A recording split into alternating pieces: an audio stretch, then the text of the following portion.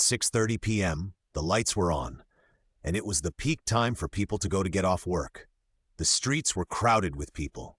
At this time, a young man was riding a yellow bike on the bike path, panting and pedaling hard. This young man, who was not tall and a little fat, was the protagonist of our story, Xiao Dao.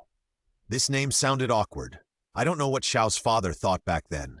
Usually his colleagues called him Brother Dao or Brother Xiao Dao. Brother Dao was a little resistant at first, but later he gradually compromised. After all, Brother Xiao Dao was so kind that he felt that his colleagues would not have any bad intentions. At this time, Brother Dao was pedaling the yellow bike with some effort. He had been lying down for many years, and his physical fitness was no longer as good as before. He was a good player in the sports team in high school.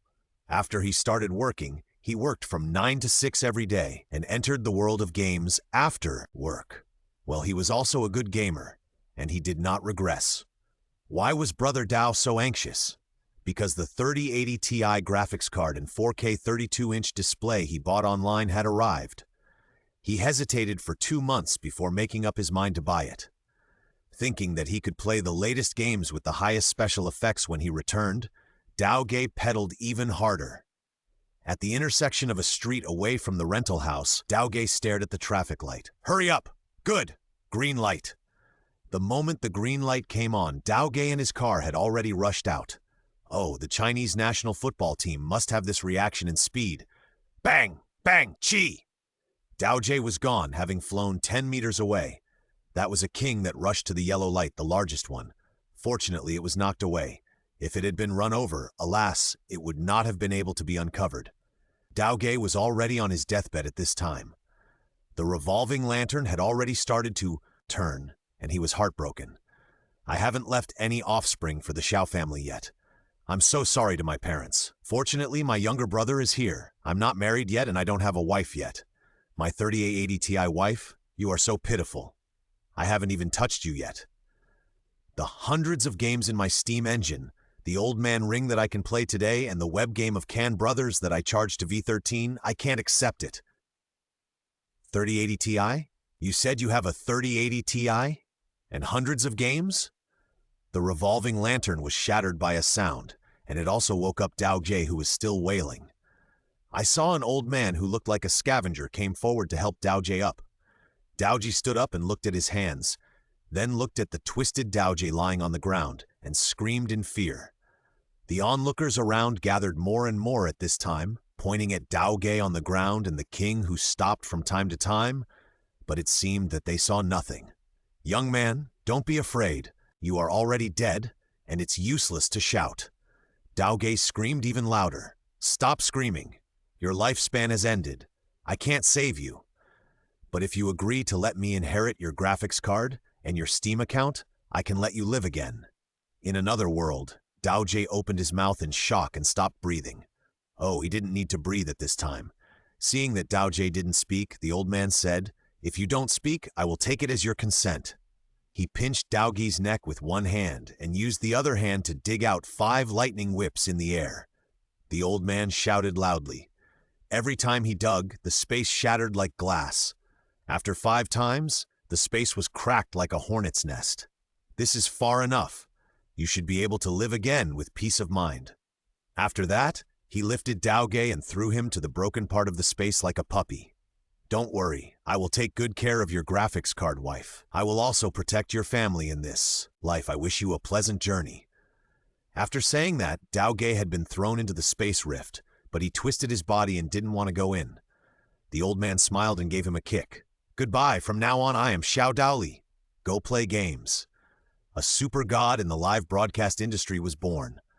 Oh no, it's not the story here. On the edge of the ordinary Marvel universe, in an even more inconspicuous universe, it was still ancient times, probably around 3600 BC. In the Nile River basin here, there was a splendid ancient city unique to Egypt. The owner of this city-state, or the god Sabah Nur, was meditating in his palace at this time. Speaking of Sabah Nur, he looked so ugly, with a green face and no fangs, a bald head without hair, and a head full of wrinkles. His skin was gray-blue without any human purity. I didn't know if he was an alien species, but he is indeed from Earth. He is a mutant and one of the top mutants. Otherwise, how could he occupy a city and call himself a god? And Sabah Nur had just undergone a soul transfer ceremony a while ago. Soul transfer is his unique mutant talent. He can take over a person's soul, possess the person's mutant ability, and completely inherit all the mutant abilities he has acquired before. It can be said to be invincible. But the disadvantage is that when the soul is transferred, the body is defenseless. This is when he is weakest. Moreover, after the soul transfer is successful, the strength will also enter a weak period. The new mutant ability needs time to master, and the old mutant ability also needs to adapt to the new body, so he especially needs the protection of the guards. The soul transfer ceremony is an unscientific ceremony that Sabah Nur has perfected over countless years. Through the ceremony, the soul transfer can quickly and completely master the newly acquired abilities, and the inherited abilities can also quickly merge with the new body. This time, Sabah Nur's new ability is particularly interesting. It can use its own cells to create a new independent individual, and it can also give this new life a mutant ability he holds. This has his own bloodline and can inherit his own abilities. It is definitely a son.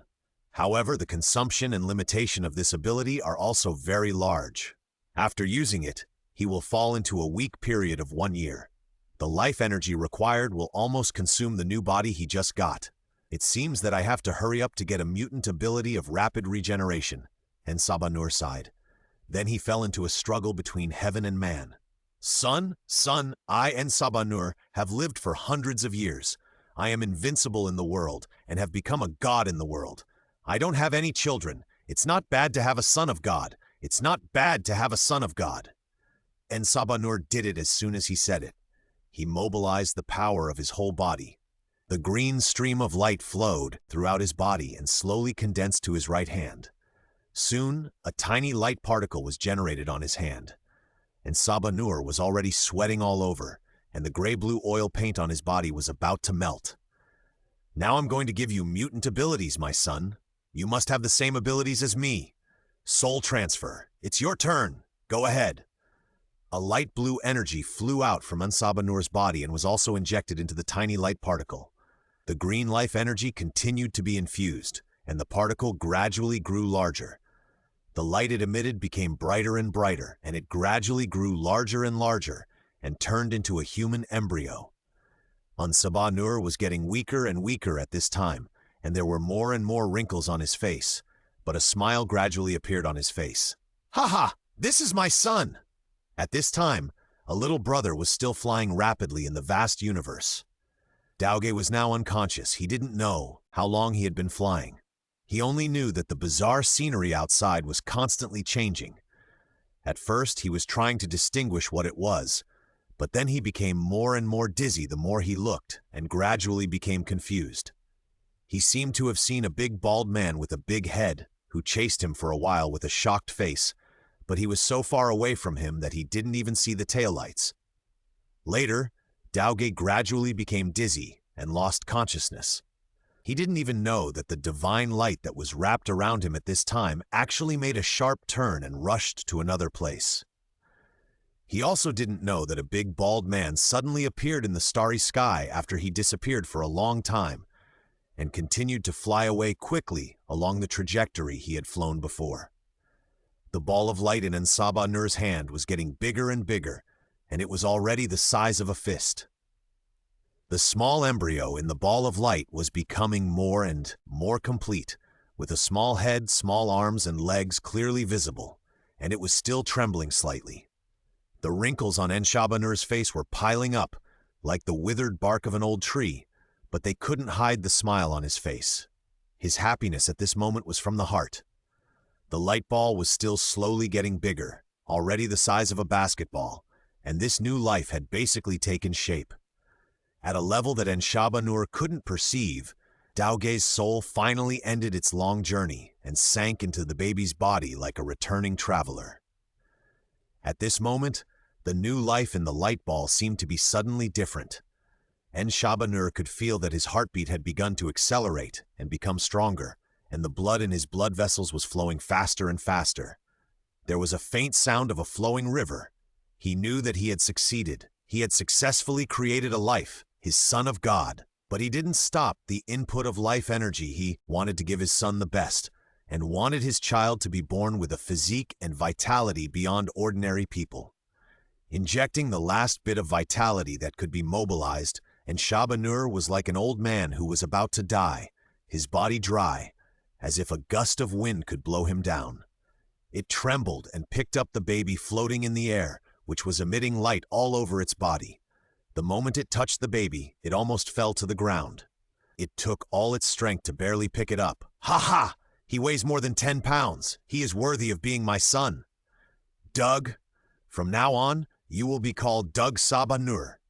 At this time, little Dao had fallen into a deep sleep and was unaware of everything in the outside world.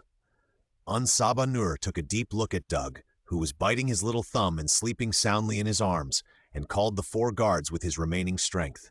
Hold the ceremony immediately. I can't hold on for much longer. This is your son of God, Doug Sabah Nur. After he handed Doug to the female guard, he fainted. Master! My master! Arrange the ceremony quickly! The female guard shouted, and the other 3 guards hurriedly took Sabah Nur away. She looked at the little Doug, who was still emitting a faint light in her arms, and for a moment she really thought that the Son of God had come. It has been 3 days since Doug was born into this world. He has been sleeping for 3 days without opening his eyes.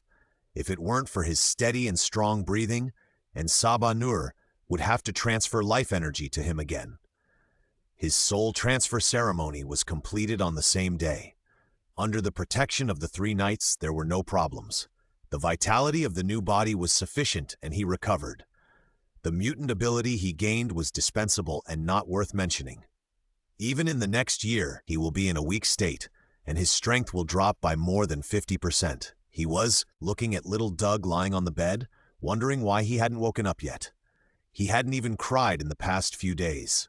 Several nannies who came to take care of little Doug didn't dare to make a sound at this time, for fear of angering this god.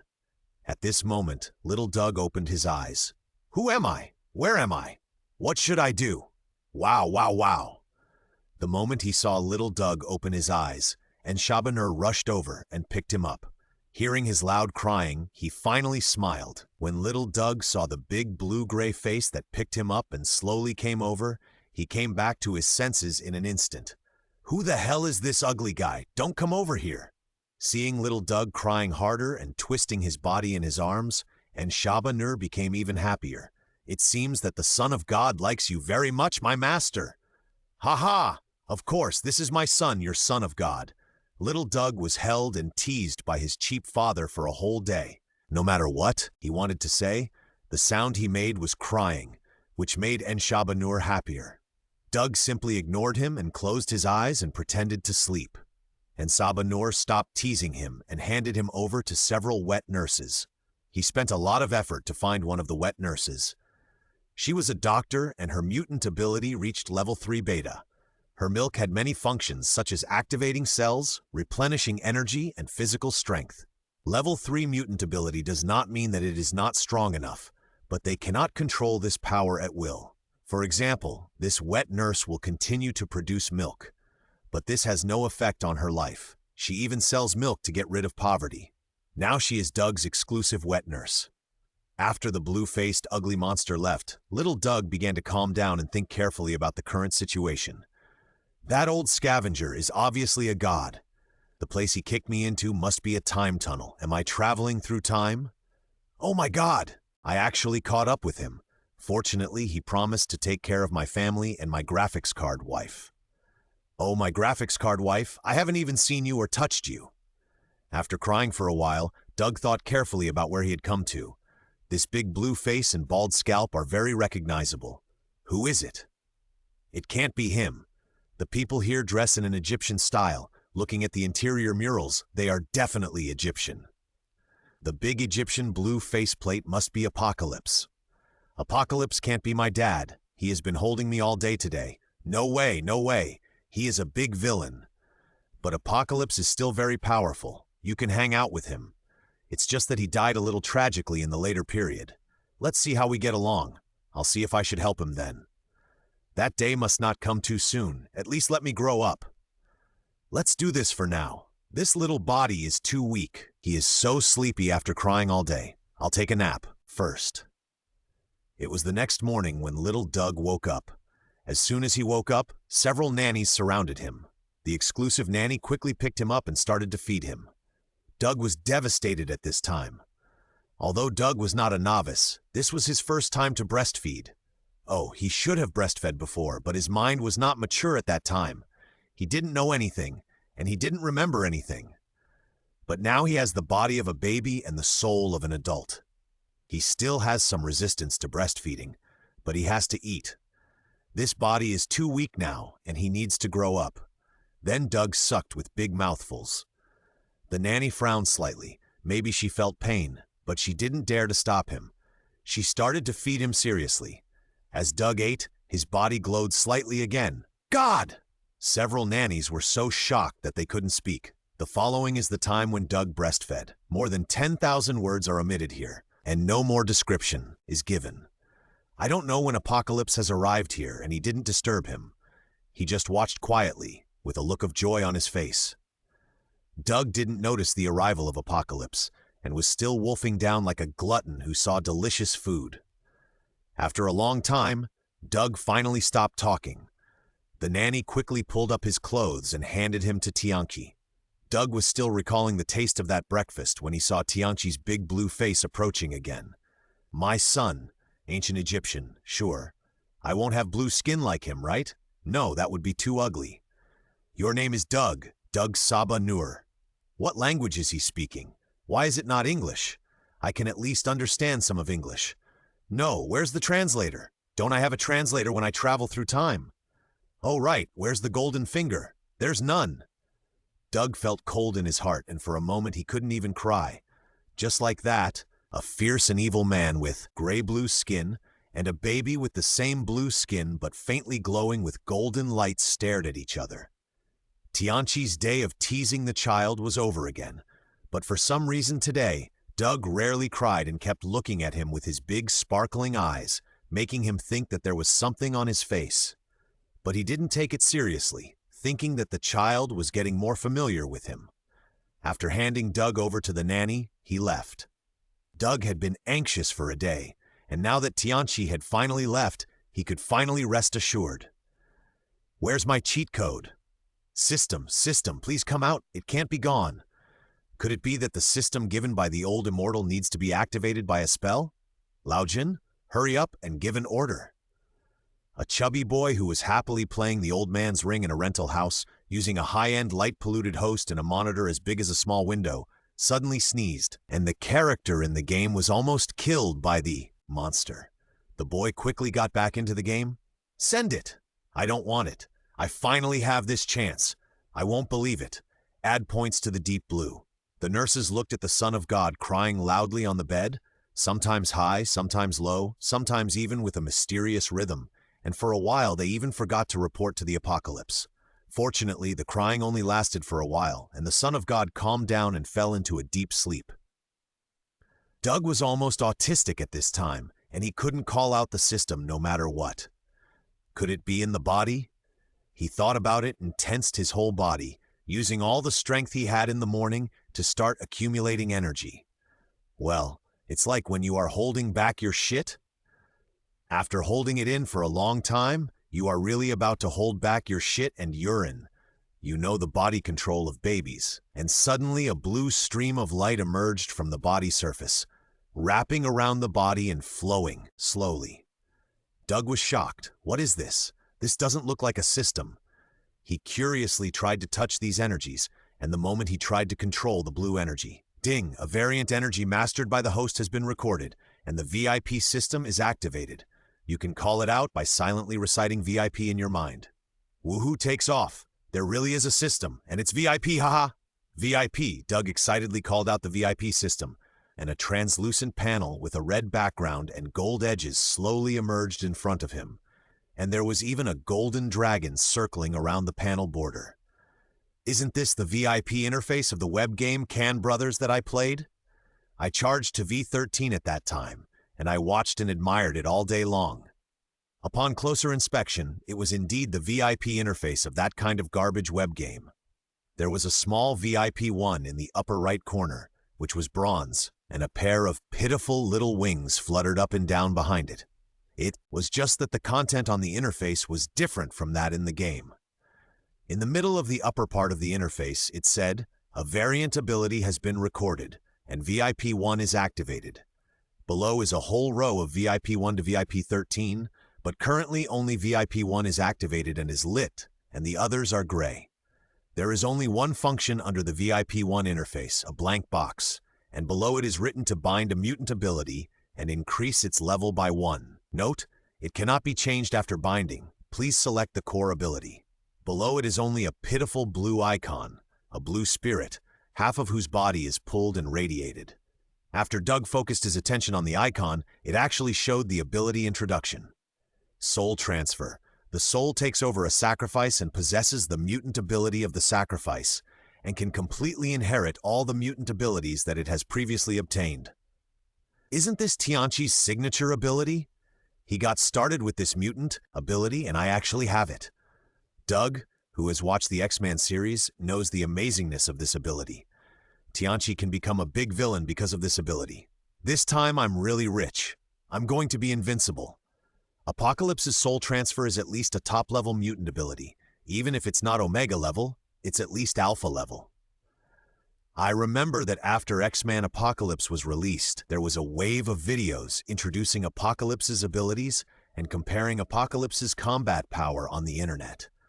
Half of the people said that Apocalypse was also an Omega-level mutant. Then his signature ability will at least not be of a low level. It may even be Omega level itself. After all, it has unlimited growth. Then after its level is increased by 1, will it become above Omega? Ha ha ha! It seems that the old god is still worried about me. He carefully found a good starting point for me and tailored a system for me. I must grow to be able to cross the void, break through the universe, and go back to thank the old god for that kick. A teenager playing games in a rental house sneezed again and was almost killed by a monster again. Then Doug bound that only ability. He had no choice and he didn't want to choose anything else. This was his hope of becoming a god. After selecting soul transfer in the blank box, the borders of the small icons turned golden, and a layer of golden light circulated on the borders. Then Doug felt that the blue energy in his body became thicker, stronger, and larger. As it swirled and swirled, Doug felt his whole body relaxed, as if he had taken a refreshing hot bath.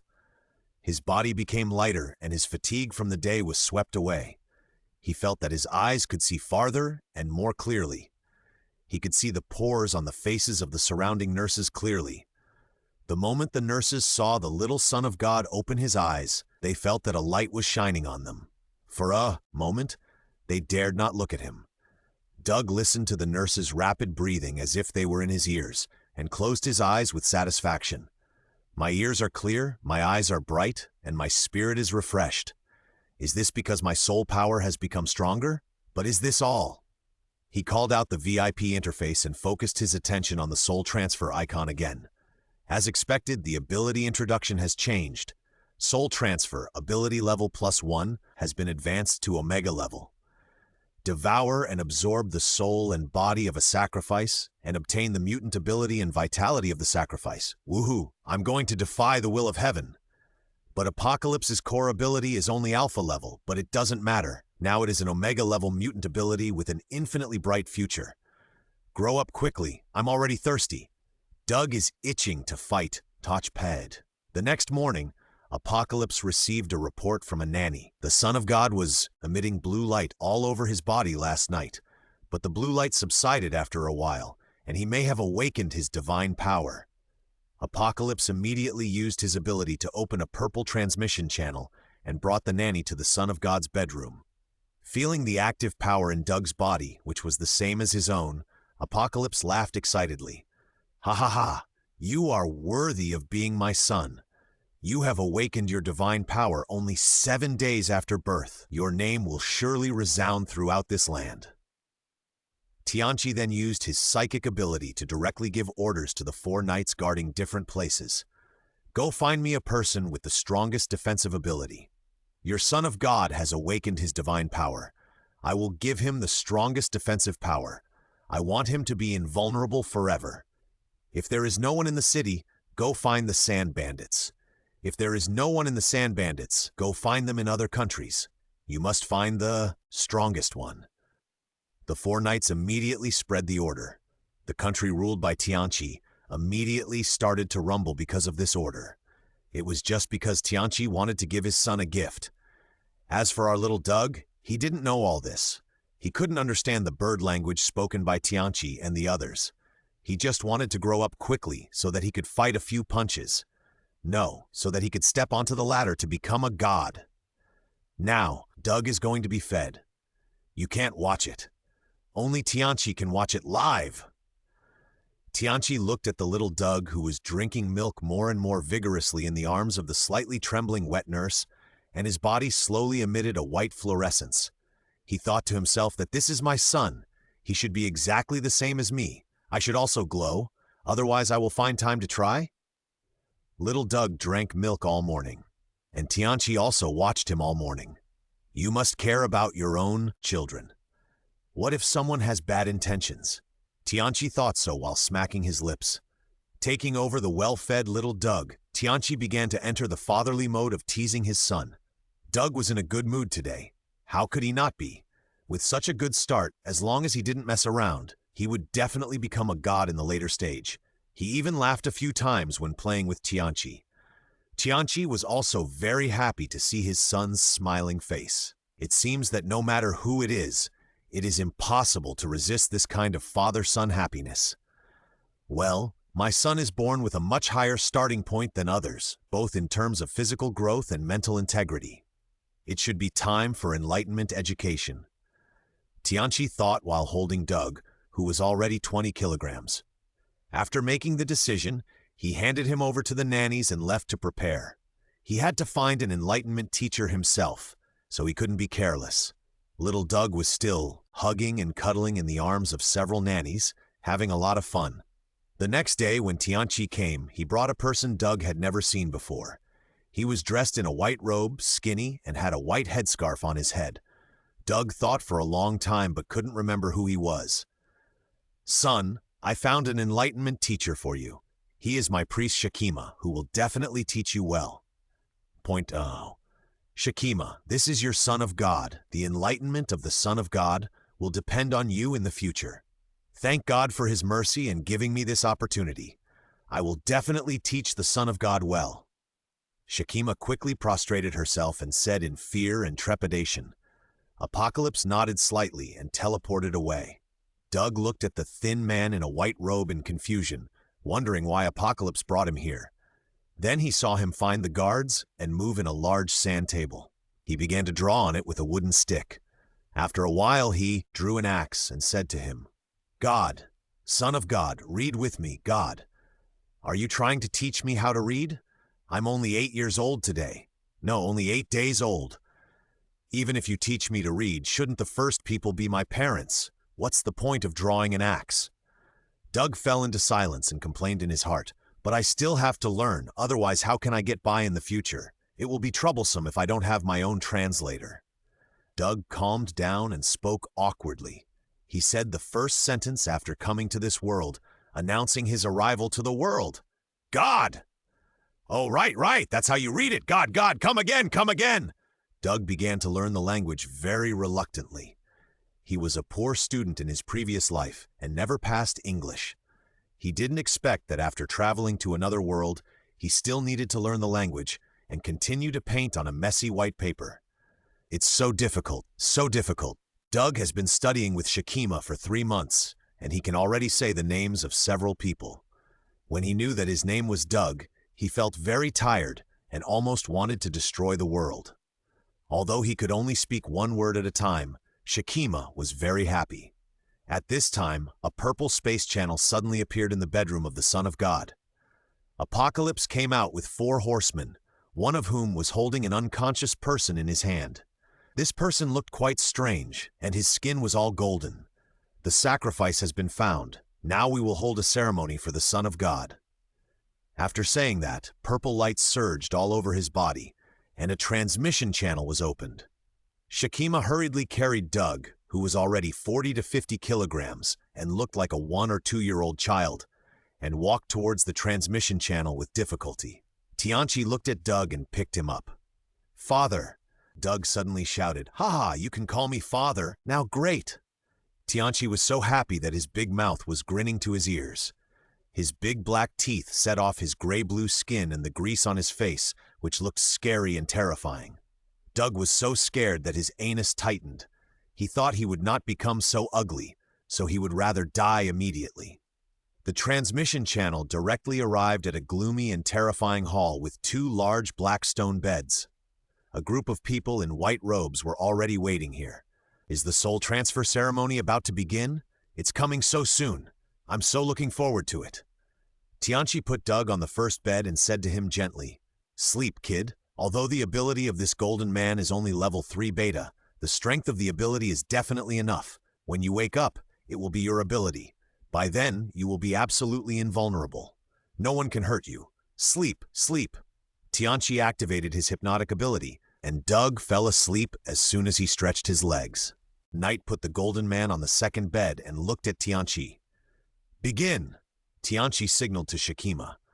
Shakima walked in front of the group of white-robed people and began to chant. The ceremony began. Tianqi put his hand on Doug's head and activated the same source of power in his body. The blue energy immediately boiled in Doug's body, and then, following the guidance of the ceremony, he slowly pounced on the golden man on the second stone bed. When the blue energy was completely immersed in the golden man's body, his body moved violently, and his whole body was like melted gold, slowly compressing and reorganizing. The golden man's body became smaller and smaller. After a long time, it slowly condensed into the shape of a child, a little man shining with golden light. It succeeded. It was so smooth. After the ceremony, the soul is still so active. It seems that Doug's soul is also very powerful. After Tianqi explored Doug's condition, he couldn't help but be shocked. The strength of this soul was so great that it was stronger than his father.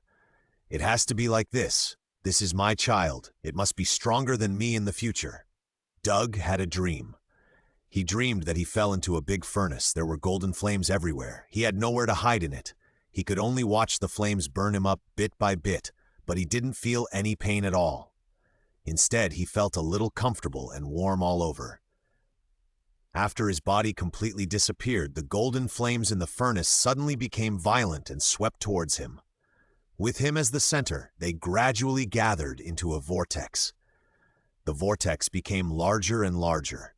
Drops of golden liquid slowly condensed in the center and slowly filled his body. Doug slept very comfortably and didn't want to get up, but he felt that his body became a little heavier, as if it was different from before, so he opened his eyes. When he opened his eyes, he saw a golden arm. It was a little heavy when he raised it. His fingers rubbed lightly, making a harsh clang sound. Aha! Is this the Vajra indestructible divine kung fu? Doug stood up subconsciously. He actually stood up. You are only more than 3 months old.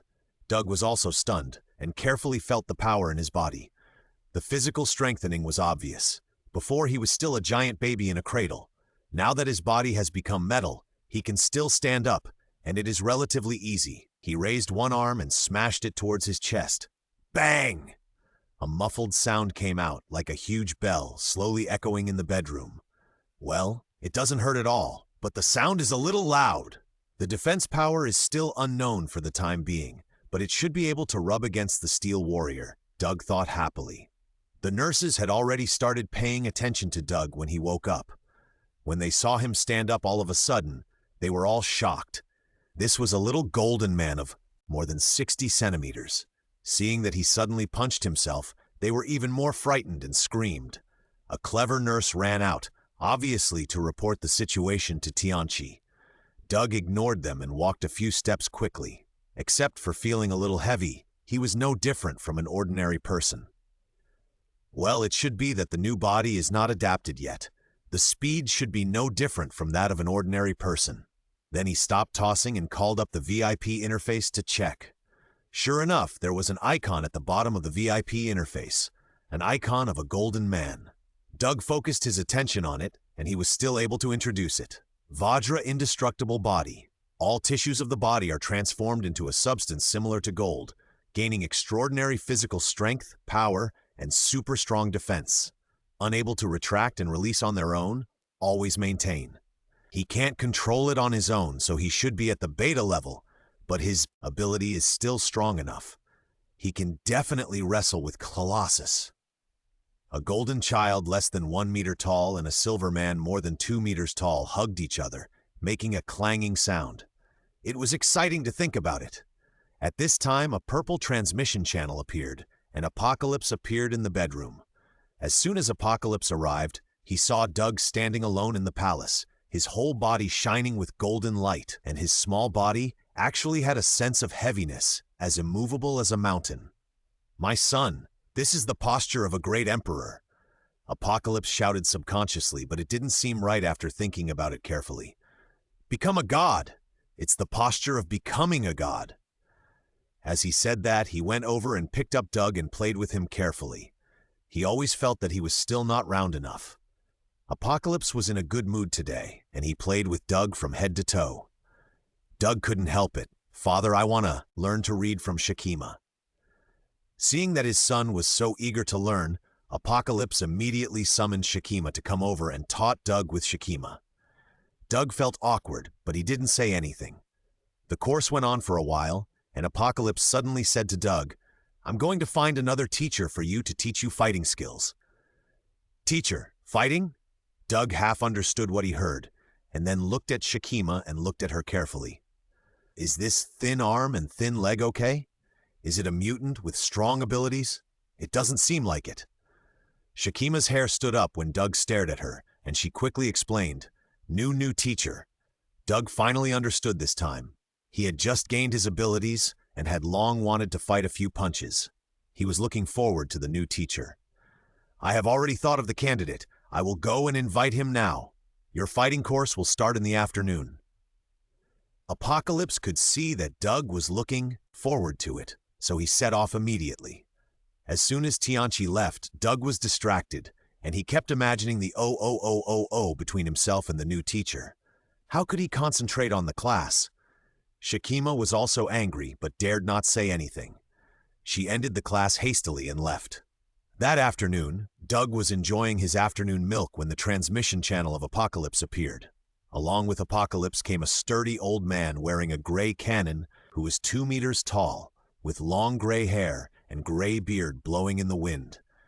"Is this the child who is still breastfeeding? Is this the future god you mentioned?"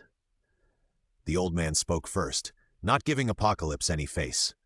Doug was a little overwhelmed. "I am a 3-month-old child. What can I eat if I don't drink milk?" But he was still a little ashamed. He immediately got down from the nurse's arms, stood on the ground, and looked up at the old man. "Ah, this, isn't this Magneto's dried tofu?" At this time, Apocalypse spoke. "Doug, this is my most important fighting partner back then, and the person I trust the most. You can call him Uncle Kvas. He has been retired for many years, and now I have pulled him here to teach you fighting skills. You must learn from him well. Come and call Uncle Kvas." Doug stared at Kvas for a long time before he came back to his senses from the mess of Magneto and dried tofu. He shouted with a milky mouth, "Uncle dried tofu! Ah, no, Uncle Kvas!" Kvas and Apocalypse were both amused. Sure enough, he is still a baby on the breast. Kvas said to Apocalypse with a smile, "I'll leave Doug to you, Kvas. He will definitely make you look at him in a new light." Apocalypse smiled at his old friend and left. Only Doug and Kvas were left staring at each other. "Kid, come at me. Let me see how fit you are now." Doug half understood what he said. The general meaning was, "Hit me." He immediately said nothing more. He tensed his whole body, stepped forward, bent his waist and exerted force, and punched forward. Bang! The little fist was caught steadily by a heavy hand. Well, the strength is not bad, a bit like a warrior. The posture is so-so. You need to practice more. The speed is really too slow. Your purity is not enough. There was no sign of Gewas exerting force. It was like he was reaching out to catch something. He raised his left hand slightly and caught Doug's fist in his hand. Also, your golden outfit is too eye-catching. Your opponent can notice your every move without trying hard. Doug didn't fully understand what Gewas said, but he understood the general meaning that he was not good. He could bear it, and immediately pulled his hand back. Once, twice, he didn't pull his arm back. You have to know that his strength has been enhanced by his mutant ability. I haven't measured it specifically, but it is definitely not low. But I didn't expect that he was like a child in front of Kvas, allowing others to control him, even though he is just a child now. Seeing that he couldn't pull out his right hand, Doug clenched his left hand and attacked Kvas's crotch with an uppercut.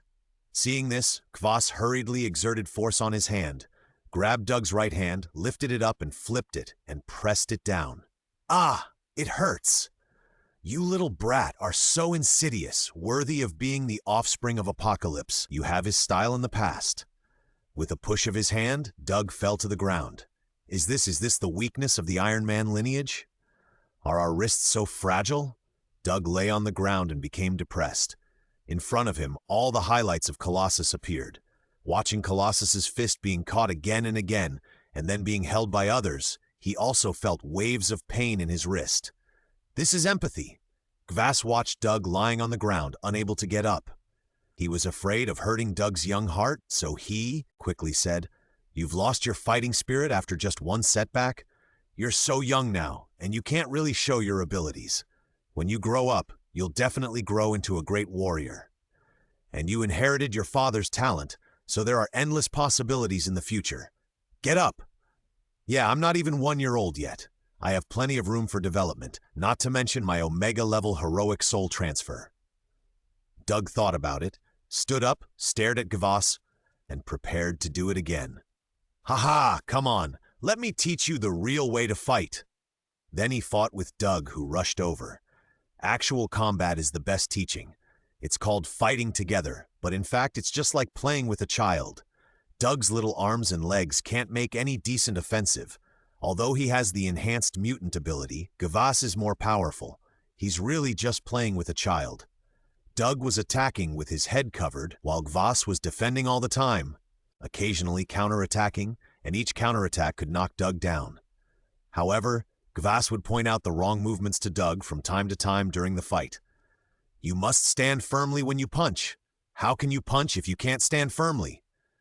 Kvas stretched out his foot and tripped Doug, who was punching, to the ground, making a dull thud. Doug turned over, patted the dust off his body, and rushed over again. In this way, there were continuous bangs in the Son of God's bedroom, and from time to time there were dull thuds, just like forging iron. It was dark before he knew it, and Tianchi came to see how the teacher and student were getting along. As soon as Tianchi came out of the transmission channel, he saw Kvas beating Doug, and he was beating him quite hard. Okay, let's stop here today.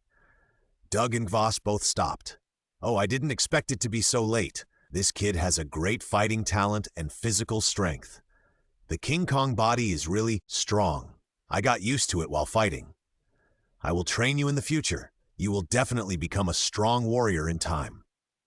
It seems that Kvas is really comfortable in fighting and praised Doug a few words. Doug didn't expect it to be dark.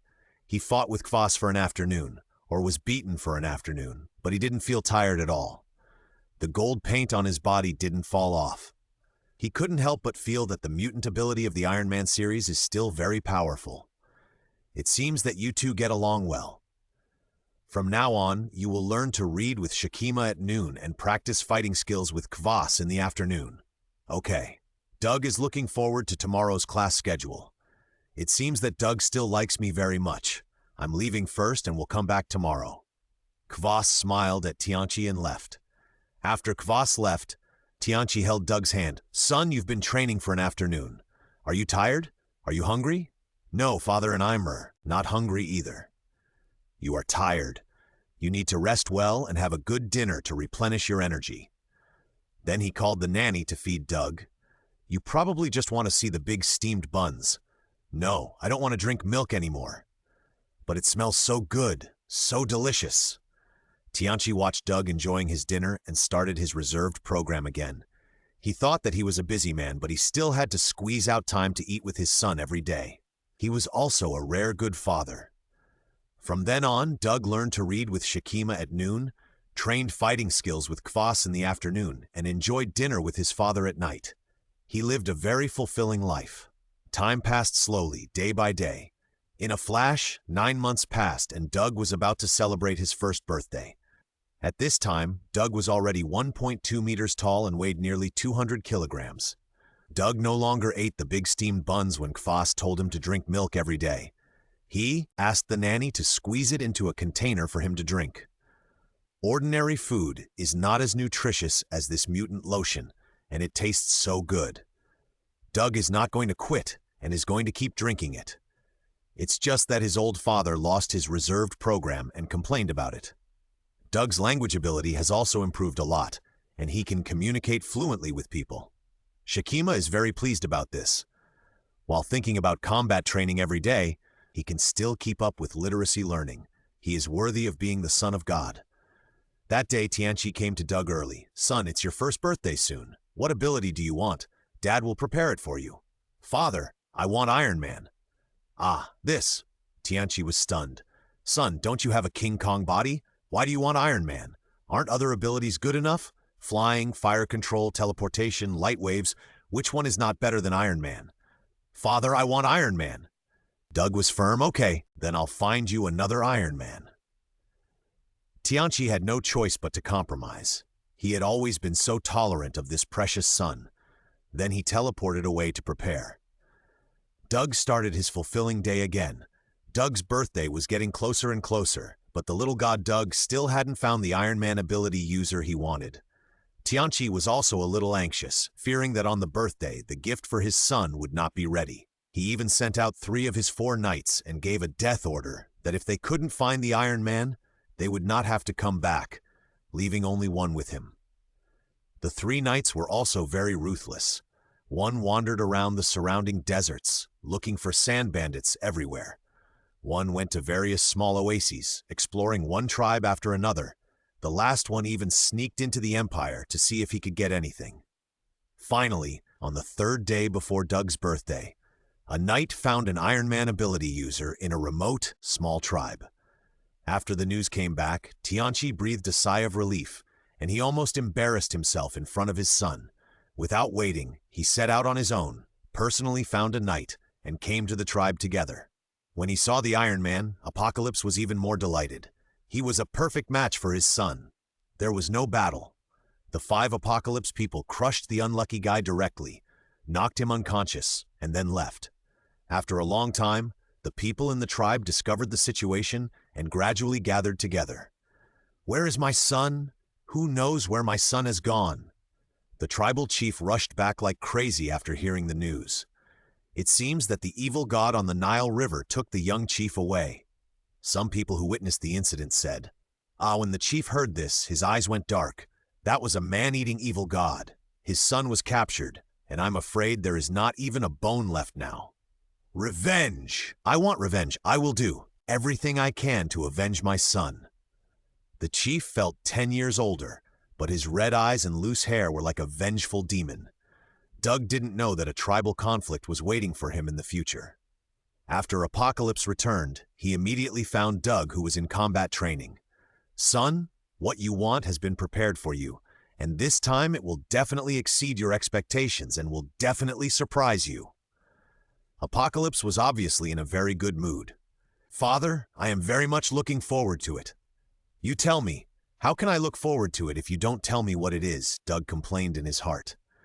"Okay, you will see it on your birthday. You train with Kvass first. I will go to prepare first." After getting Doug's affirmative reply, Apocalypse's old father smiled happily, said hello to Kvass and left. After Apocalypse left, Kvass, who had been silent, said to Doug, "Doug, do you know how the sacrifice that provides you with power is?" "Hey, why am I telling you this now? You are still a child." Kvass said halfway and took it back. Doug understood what he meant, but he was still too weak now, and he had to continue to grow. "When I grow strong enough, I will no longer abuse soul transfer," Doug decided silently in his heart. Today is Doug's birthday. Just as Doug finished a large can of milk, Apocalypse arrived. "Come with me to receive your birthday present, kid." Doug followed Apocalypse into the transmission channel and came to the familiar ceremony hall. On the second bed, there was already a person covered in silver. "Who is this?" Doug was a little confused. Could it be Colossus? No, there is no Colossus now, and that person is whiter than Colossus, and his body is thinner, and his body's shape and body color don't match. This is a very rare ability. The mithril body, in addition to the strong body unique to the Iron Man series, also has a certain resistance to mind control abilities. It's perfect for you. Apocalypse saw Doug's confusion and introduced it. Doug was shocked. The metal that can protect the mind ability, in his impression, there is no other metal except Magneto's helmet. This is really amazing. Begin. It will be yours soon. Apocalypse looked at Doug, who was looking forward to it, and immediately began the ceremony. Sleep, sleep. He hypnotized Doug himself and carried him to the stone bed. The knights and priests were already ready and chanted the hymn. Apocalypse activated Doug's soul transfer ability, and a familiar scene took place. Doug's soul invaded the body of the sacrifice, and the sacrifice melted into a silver liquid, slowly condensing into Doug's appearance.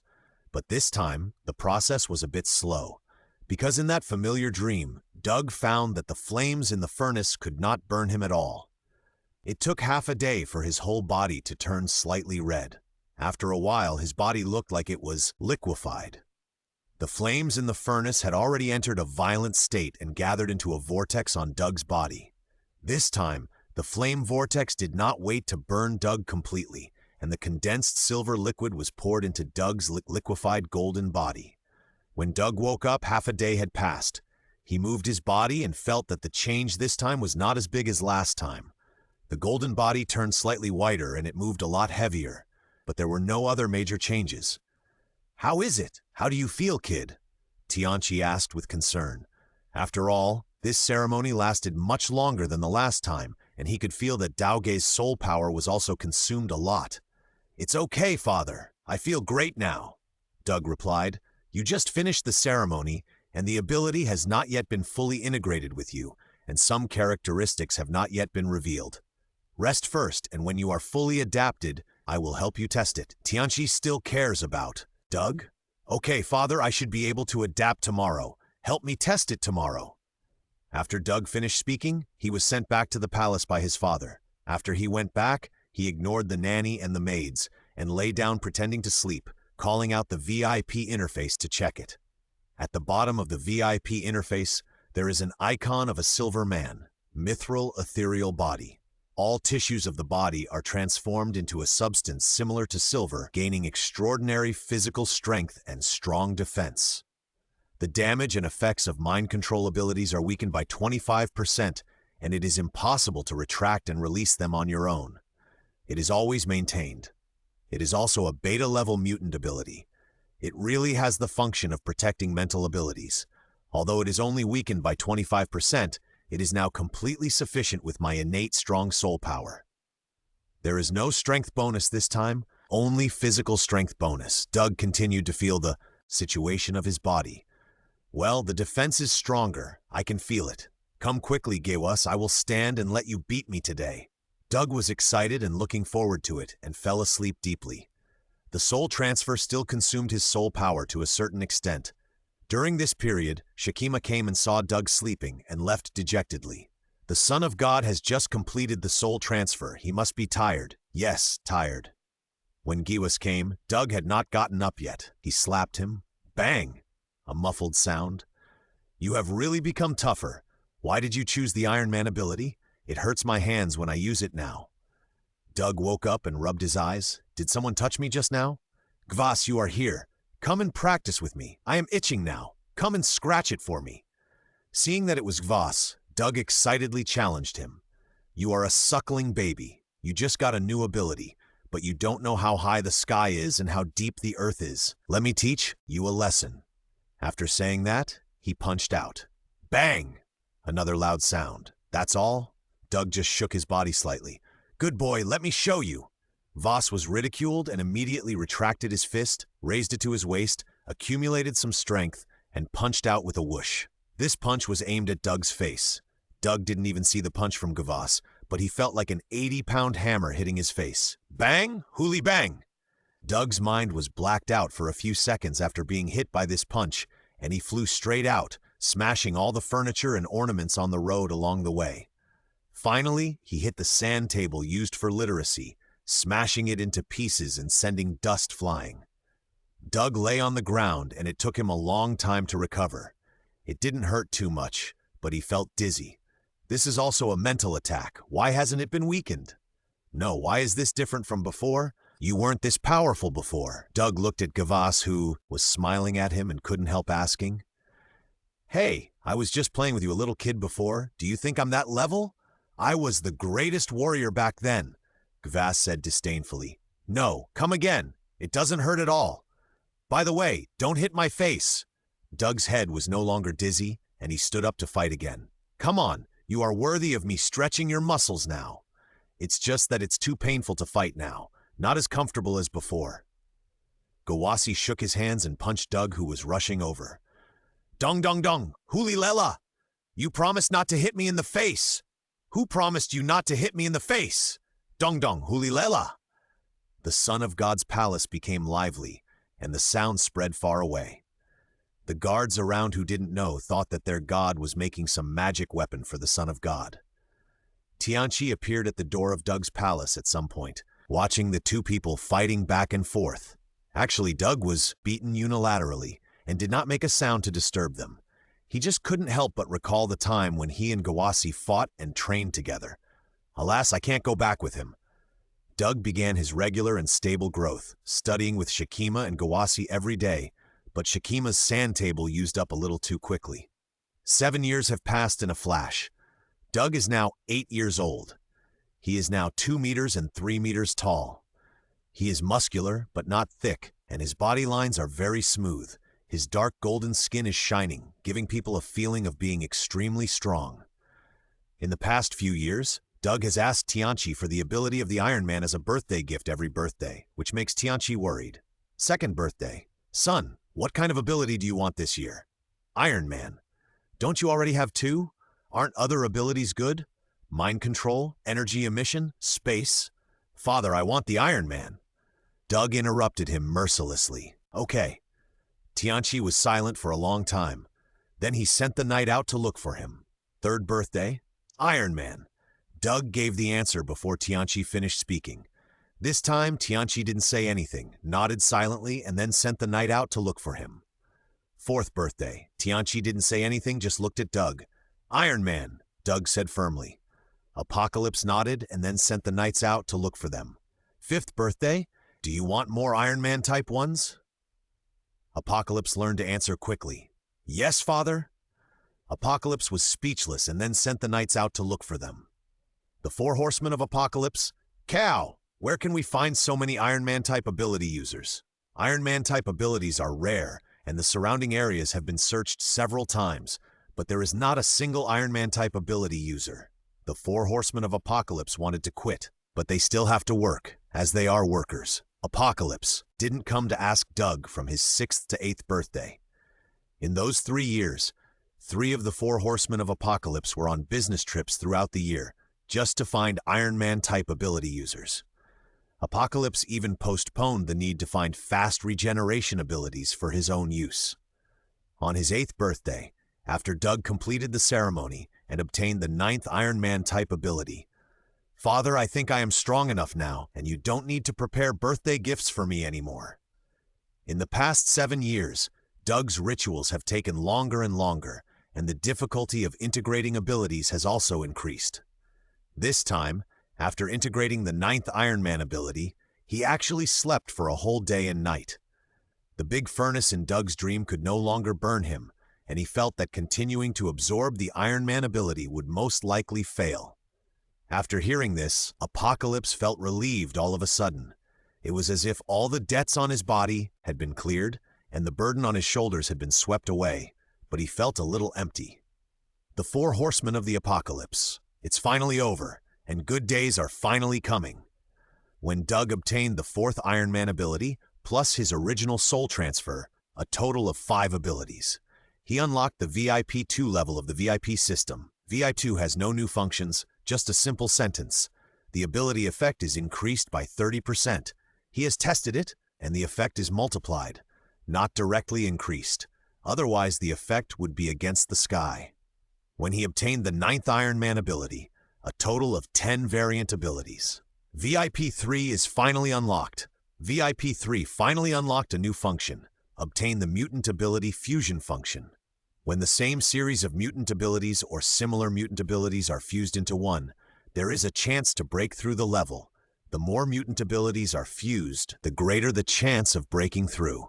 And there is a certain chance of breaking through to Omega level. This is an 8-diagram alchemy furnace, and the big belly below is empty. Below the alchemy furnace are all his current abilities. Soul Transfer, ability level +1, advance to Omega level. Devour and absorb the soul and body of a sacrifice, and obtain the mutant ability and vitality of the sacrifice. Diamond Indestructible Body. All tissues of the body are transformed into a substance similar to gold, gaining extraordinary physical strength, power, and super strong defense. Unable to retract and release voluntarily, always maintain. Mithril Ethereal Body. All tissues of the body are transformed into a substance similar to silver, gaining extraordinary physical strength and strong defense. The mind control damage received is weakened by 25%, and it cannot be retracted and released voluntarily, and it is always maintained. Red Tungsten Flame Extinguishing Body. All tissues of the body are transformed into a substance similar to tungsten, gaining extraordinary physical strength and powerful defense. The fire damage received is reduced by 25%, and it cannot be retracted and released on its own. It must be maintained at all times. Cold Steel Unfreezing Body. All tissues of the body are transformed into a substance similar to steel, gaining extraordinary physical strength and powerful defense. The ice and freezing damage received is reduced by 25%, and it cannot be retracted and released on its own. It must be maintained at all times. Titanium White Invincible Body. All tissues of the body are transformed into a substance similar to titanium, gaining extraordinary physical strength and powerful defense. The corruption and erosion damage received is reduced by 25%, and it cannot be retracted and released on its own. It must be maintained at all times. Copper Superconductor. All tissues of the body are transformed into a substance similar to copper, gaining extraordinary physical strength and powerful defense. The electric shock and paralysis damage received is reduced by 25%, and it cannot be retracted and released on its own. It must be maintained at all times. Lapis Lazuli Body. All tissues of the body are transformed into a substance similar to gold, gaining extraordinary physical strength and strong defense.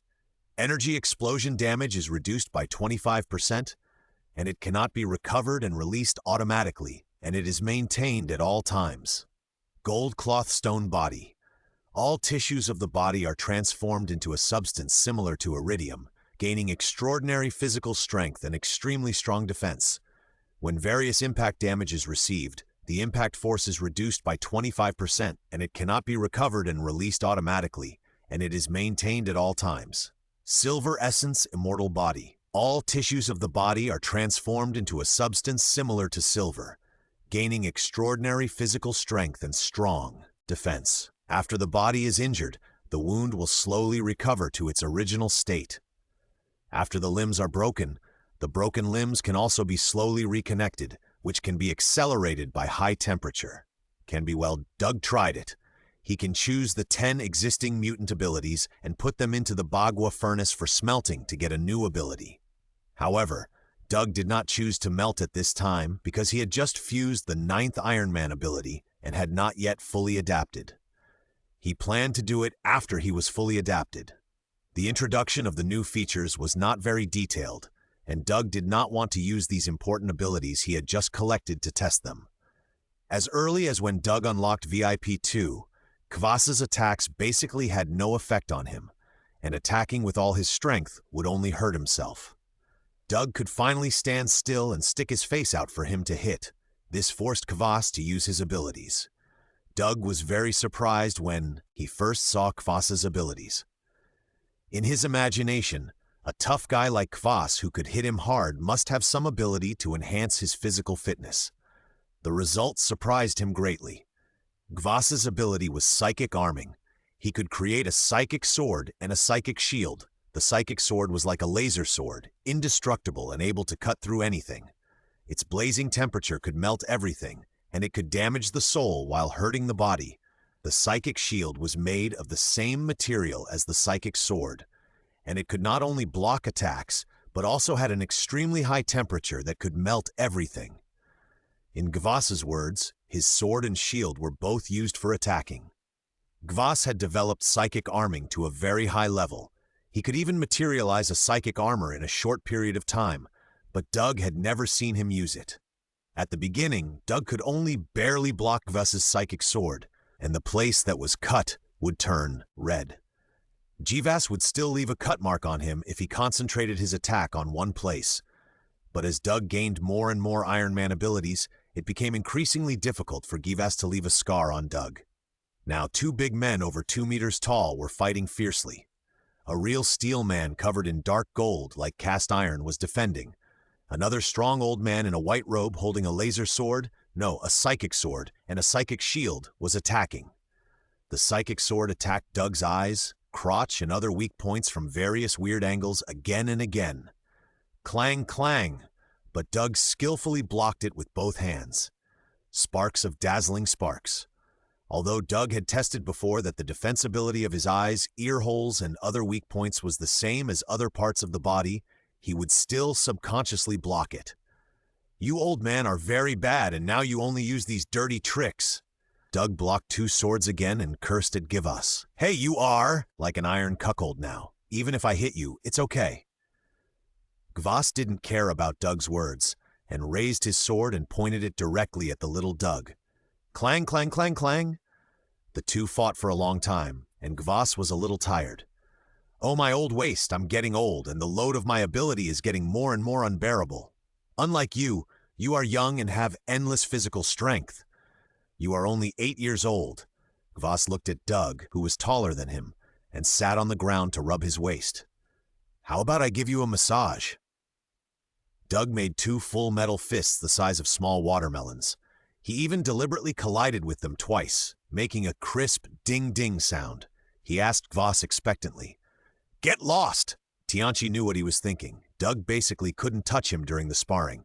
Now he wanted to find an opportunity to give him a good massage. "But your speed is indeed a big problem. Although it's not slow, it's no different from ordinary people. But compared with your basically invincible defense, endless physical strength and power, it's too far behind." Gvas pointed out Doug's shortcomings at this stage. But Doug didn't care. He was basically invincible, so what was there to be afraid of? He was just reckless. "I don't have much to teach you here. There are some sword and shield techniques. Do you want to learn?" Jawas saw that Doug didn't think it was right, so he didn't say anything more. He would suffer a lot in the future. "No need, teacher. My body is my best weapon. I want to go out and experience it myself. Is that okay, teacher?"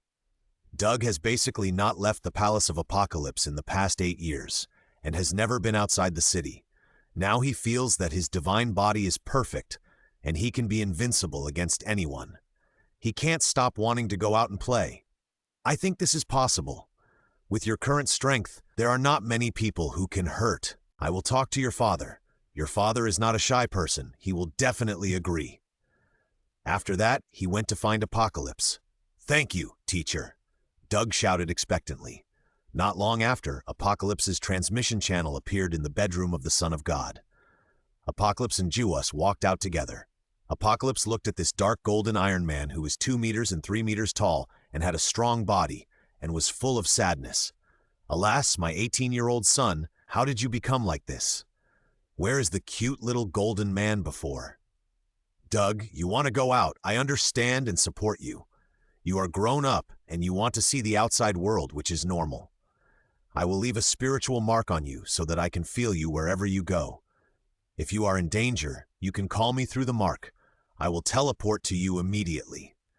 Tianchi stretched out his hand and tapped Doug's wrist lightly, leaving a white mark, and then slowly sank into the skin and disappeared. "Thank you, Father. I will be fine. No one can hurt me," Doug said excitedly. The next morning, Doug was ready to set off. He only wore a long robe to cover his attractive dark golden skin, and he didn't bring anything else. Tianchi and Gwas sent Doug to the city gate, and even Shakima came. After Doug said goodbye to them one by one, he walked out of the city gate alone. Stepping into the boundless wilderness, one person, go forward. Doug's figure gradually became smaller. Why don't you send someone to protect him secretly? Gewas looked at Tianqi. It's okay. Let him suffer more. I will always feel his condition. I will go there immediately if there is any danger.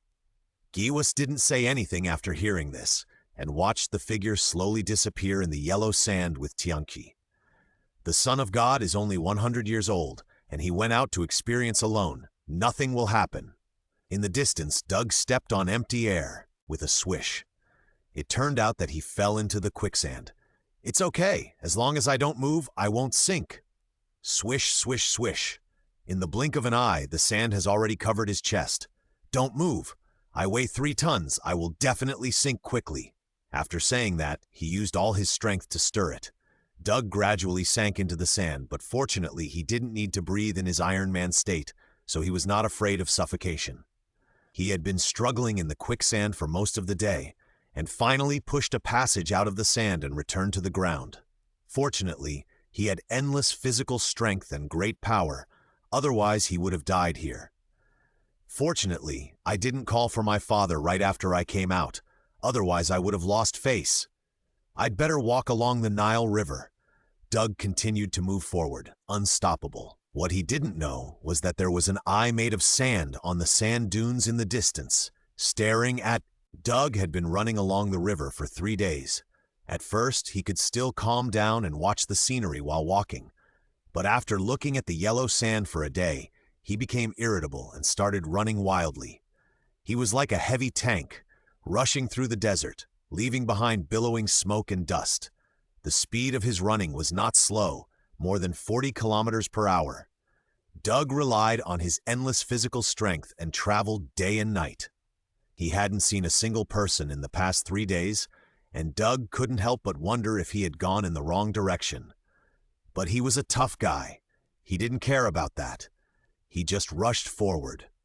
After running for 3 more days, Doug was a little bit missing his special drink, and finally saw the shadow of a settlement at the end of his sight. He accelerated and rushed towards the settlement. Seeing the settlement gradually getting bigger in his eyes, Doug was very excited. He could already see the general appearance of the settlement. Suddenly at this moment, a group of big men with machetes and clubs emerged from the sand on Doug's way forward and rushed towards him. Doug was confused when he saw these people. Who did I offend? He was so confused that he forgot to stop and rushed straight towards the group of people. Bang, bang, bang! A few muffled sounds. The group of big men were knocked like bowling pins, scattered in all directions, and caused secondary damage to the people around them. Doug was like a tank. He only reacted after drilling through everyone, slowly slowed down, and ran more than 100 meters before he stopped. People who were hit by Doug were dead, with broken bones and tendons, lying on the ground like puddles of mud. Doug looked at the pools of blood on the ground in the distance. Oh no, I had a car accident. You must keep your eyes open when driving, and don't be distracted. The rest of the group of big men were also shocked. Kill the son of the evil god, kill this devil, and avenge our dead brothers. A leader recovered first and shouted. After hearing this, the remaining dozen people rushed up like crazy with red eyes. They have a grudge against me and are ambushing me here. Doug reacted immediately after hearing them shout, Son of the evil god. Soul transfer can be regarded as an evil ability, and the problem must be here. Either it is related to Apocalypse or it is related to him. Apocalypse has been busy looking for a favorite ability for him in recent years, and he has not performed soul transfers a few times. The most likely reason is because of his own ability. At this time, the last dozen or so big men had already rushed over, surrounded Doug, and attacked him with swords, guns, sticks, and clubs. Ding, ding, bang, bang. Doug stood there motionless. He let them attack, but how could those people hurt him? The swords and knives slashed at him, and sparks flew everywhere, and his robe was chopped to pieces, but his own swords and guns were broken. Doug's skin was not even damaged. The leader not far away saw this situation and was so scared that his legs trembled. Kill this demon for your dead brothers, he shouted and turned to run, trying to go back to the settlement from the side. After hearing this, the dozen people who were besieging Doug became even crazier. Their bodies swelled slightly, and their eyes were red and bloodshot. They were like a group of wild beasts. When their weapons were damaged, they smashed them with their fists. When their arms were broken, they bit them with their teeth. Unfortunately, even though their teeth were broken, they did not cause any harm to Doug. Doug now understood that the leader was a mutant. Isn't this a group of people going crazy? He immediately pushed a large group of people with his hands and chased after that person.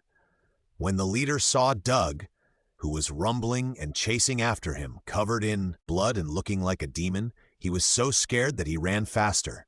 But unfortunately, he was not a speed type and was caught up by Doug in a short while.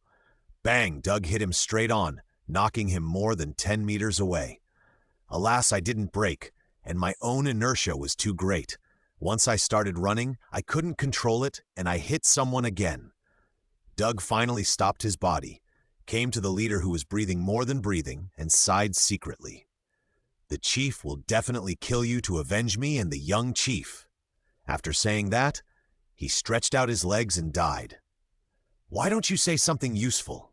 At this time, the crazy men who chased him fell to the ground and fainted from exhaustion. Doug woke one up and asked about the details. The man didn't know much. He was from the settlement in front. He heard that 7 years ago, the son of the chief of a large tribe in the distance was captured and eaten by the evil god. And then the chief went crazy. In the past few years, he has been expanding wildly, constantly attacking and annexing all the surrounding tribes and settlements, and has committed a lot of murders. He is ready to gather an army to seek revenge on the evil god. A few days ago, he got news from somewhere that the son of the evil god came out alone and asked the people in their settlement to kill the son of the evil god. After Doug figured out the situation, he thought to himself that it was related to the source of his ability. "Since it's my karma, I'll take the revenge, but whether you can kill me depends on your ability." Doug didn't care about the remaining survivors and headed towards the settlement. Doug learned that there was another person with the ability of sprinting in the settlement ahead. He ran very fast and was a messenger who delivered messages back and forth. Doug was ready to accept this gift. He didn't know if he could improve his speed disadvantage with a speed-type ability. Since he was a speed-type ability, he definitely couldn't just rush over. How could he catch up with him? He could only rely on surprise attacks. He thought for a long time and finally thought of a good way to surprise. "It's you, Earth Escape, the physical version of the mental beheading technique." Doug relied on brute force to drill into the sand and headed towards the settlement. Because he drilled deep enough, there were no sand piles on the ground and no traces left.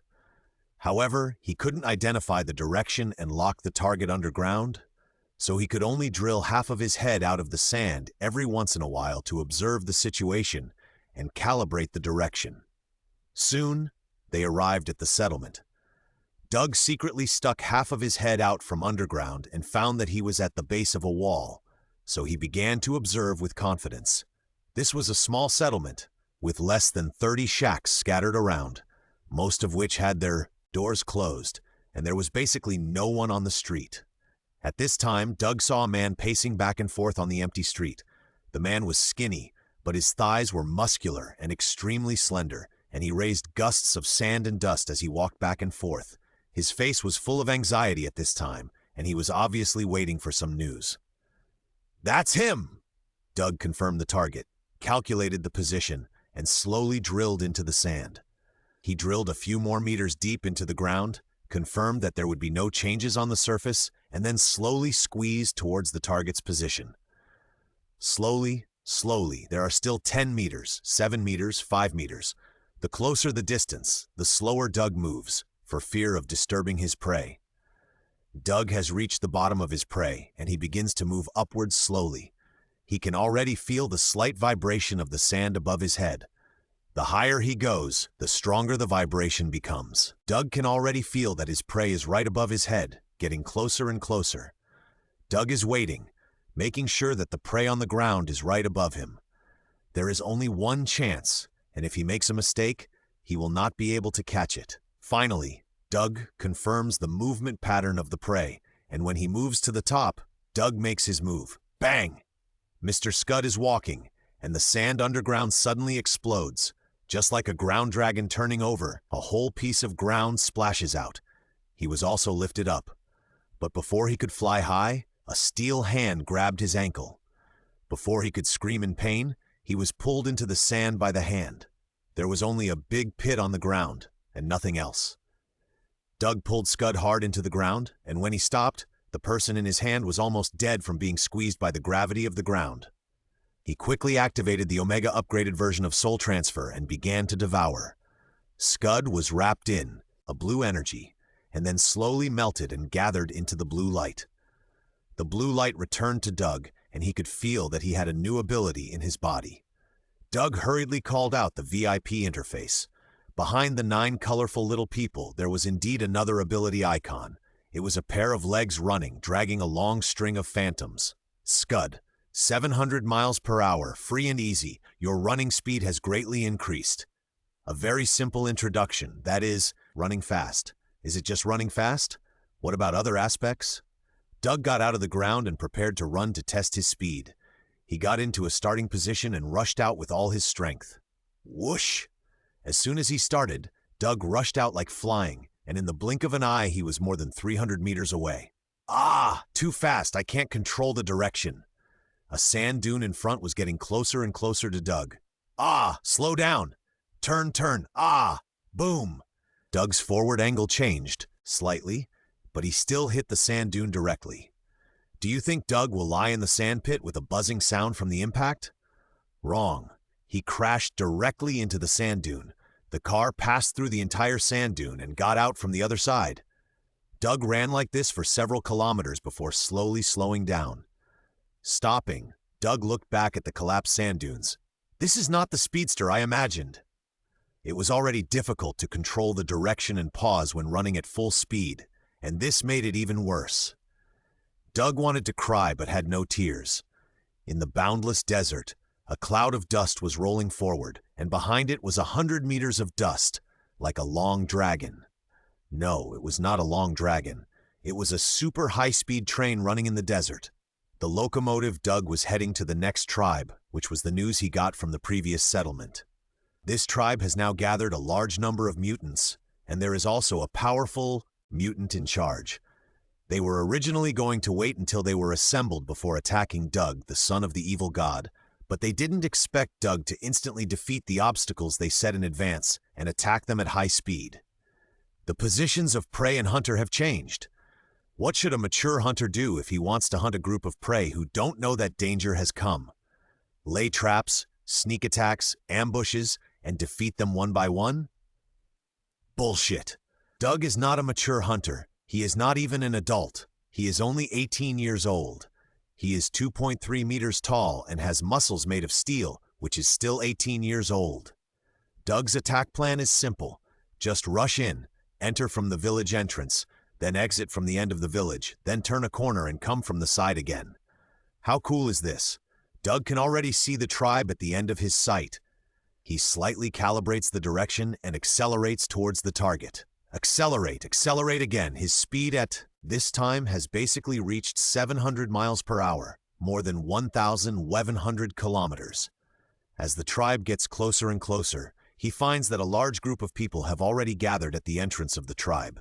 The enemy has already discovered his arrival and has set up a battle formation. No matter whether you are ready or not. I am the Train King. Doug doesn't care and rushes over. The tribe looks at Doug running at high speed with a rolling yellow sand, and his momentum is unstoppable. They are so scared that the formation is scattered. If we get hit, we'll die. We'll definitely die. Seeing Doug getting closer and closer, many people were so scared that they muttered to themselves. The smarter ones had already fled in all directions. The ones who stayed there were the stupid ones and the stubborn ones. Of course, their heads were definitely not as stubborn as Doug's. Bang! It was a big hit, but it wasn't pretty. Blood and flesh flew everywhere, broken limbs flew around, not to mention how miserable it was. Boom, boom, boom. The roar continued, and Doug plunged into the tribe. Whether it was a stone house, a tree, or a tent, they were all like paper in front of Doug. The speed was over 1,000 kilometers per hour, plus his own 3-ton weight and a body that was so hard that it made people's scalps numb. Doug felt that he could crash even a mountain. Bang, bang, bang, bang! From the sky, the entire tribe was completely cut in half by a line of dust and sand. The raised dust flew into the air and could not sink for a long time. After Doug rushed out of the tribe, he ran a few kilometers before slowly stopping. He looked back in the direction of the tribe, looking at the large amount of dust floating in the sky, and couldn't help but feel a little regretful. This move is too destructive, and the accidental injury is too serious. Doug decided not to use it in places where there are too many ordinary people in the future. Then he went back to the tribe and prepared to fight. Before Doug went back, he heard a loud shout. A muscular man with a bare upper body and scars all over his body came with a large group of people. The collision just now, in addition to dealing with some people with poor brains and some stubborn kids, the damage to the opponent's personnel was not that great, and the subsequent output was given to the tribal buildings. So the loss of the tribe was not serious. The shirtless man stood out from the crowd and rushed towards Doug. Doug was not afraid either, and collided with him. Bang! The two men crossed their hands and began to wrestle. As soon as Doug started fighting, he felt that this man was extremely powerful, even stronger than himself. You have to know that he has 9 kinds of physical bonus abilities. Although not all of them are strength-based abilities, the sum of the number is not to be underestimated. Not to mention the 30% bonus of VIP2, he could only barely hold on at this time. Hey, even if you are the son of the evil god, so what? Let me show you my real strength. The shirtless man laughed grimly and then roared. His body gradually swelled up and became bigger and bigger. He turned from a 2-meter-tall man like Doug into a 5-meter-tall little giant. At this time, he was 5 meters tall and grabbed Doug's hands, looking like an adult beating an 8-year-old child. The little giant shouted and pressed Doug directly into the sand. Then a big hand grabbed Doug and started to throw him on the ground. Bang, bang, bang! Big holes were smashed on the ground. If the future Princess Loki was here at this time, she would definitely call him an expert. The little giant fell down with a bang for more than 10 times and then threw Doug out. Doug flew more than 10 meters in the air and hit the sand heavily, creating a hole several meters wide. The giant thought he had dealt with Doug, but he didn't expect that Doug would stand up from the hole soon. That's it? He patted his head and poured out the sand in his ears, then tilted his head to look at the shocked little giant. How could the shirtless giant bear this? And immediately attacked again with a few big steps. The little giant came in front of Doug and punched him. Doug crossed his arms to block, but was still hit by the huge force and slid back several meters. The giant succeeded in one move, and the subsequent combo followed up, punching one after another. Doug had learned boxing for 7 or 8 years, and he blocked every punch. But the unstoppable huge force pushed him to slide back continuously. The little giant launched a wave of attacks with dozens of punches, pushing Doug back hundreds of meters. He stopped his attack, shook his numb fist, and looked at Doug, who was covered in dust. "What the hell are you?" The shirtless little giant yelled in exasperation. "I don't believe it!" He yelled again, and his body began to swell again. It slowly grew from 5 meters and finally stopped at nearly 10 meters. At this time, the little giant had really turned into a giant. His muscles were knotted and about to explode, full of power. Doug was also stunned. He could still grow bigger. If he could grow bigger, wouldn't he be able to control the world? The giant man didn't care what Doug was thinking. He was panting, and white steam came out of his mouth and nose. He stepped in front of Doug, bent his waist and arched his arms, and punched Doug, who was only up to his knees. Doug suddenly woke up, and he was hit by a punch before he could raise his arms. Boom! It was like a huge bell exploding, making a loud noise. Doug was sent flying 100 meters away by this punch. The giant man jumped up before he landed. He jumped over Doug and smashed him down hard under the dual effects of power and gravity. Bang! There was another loud noise, like a Tsar bomb suddenly exploded. The giant man stepped on Doug and smashed him hard into the sand. A large pit with a diameter of several dozen meters was smashed out of the sand. The surrounding sand was stirred up to a height of more than 10 meters like a volcanic eruption and then fell heavily. The giant man stepped on Doug's body and stood in the big sand pit. He clasped his hands together, raised them high above his head, and smashed down hard. Bang! The sand around the sand pit was slightly shaken again. He felt that it was not enough and smashed it more than a dozen times like a pile driver. He still didn't feel satisfied, so he jumped up and stomped on him a few more times. Finally, he grabbed Doug's feet with both hands and threw him 3,600 degrees in a big whirlwind. He threw him towards a huge sand dune. Doug flew for more than 10 kilometers in the sky before crashing into a huge sand dune. Boom! Dust flew everywhere and the Tsar bomb exploded again. The entire sand dune collapsed, and Doug was deeply buried in the sand. After the giant man threw Doug out, he pressed his hands on his knees and panted loudly. While panting, his body returned to normal size. This wave of explosion was too much for him. I should be dead now. He shook his unconscious hands and panted loudly while looking at the collapsed sand dune. The leader is mighty. The leader is so powerful. The leader is awesome. The leader is awesome. The leader wants to give birth to a baby for you. At this time, the flattery of his subordinates came over. They were shocked by the leader's powerful appearance just now. The shirtless man tried to stand up straight, enjoying the flattery of his subordinates, and didn't care that there was anything strange mixed in. Doug is not dead. He will definitely not die. This is only the first few chapters, but he fainted when the giant fell from the sky. He was stunned, and he didn't remember the beating afterwards. But Doug still knew that he was beaten for a long time in a daze. It was the last collision with the sand dune that woke him up. After he woke up, his head was buzzing and he felt dizzy and dazed. It took him a long time to recover. Doug checked his body and found that he didn't have any injuries. Damn, this is the first time I've been beaten so hard. You are very strong, but I like you. Doug attacked angrily. The shirtless man was still enjoying the cheers, and suddenly the sand dunes in the distance exploded, like a Tsar bomb exploding. Tsar bomb, stop talking. I'll blow it up myself. A dark golden figure ran over.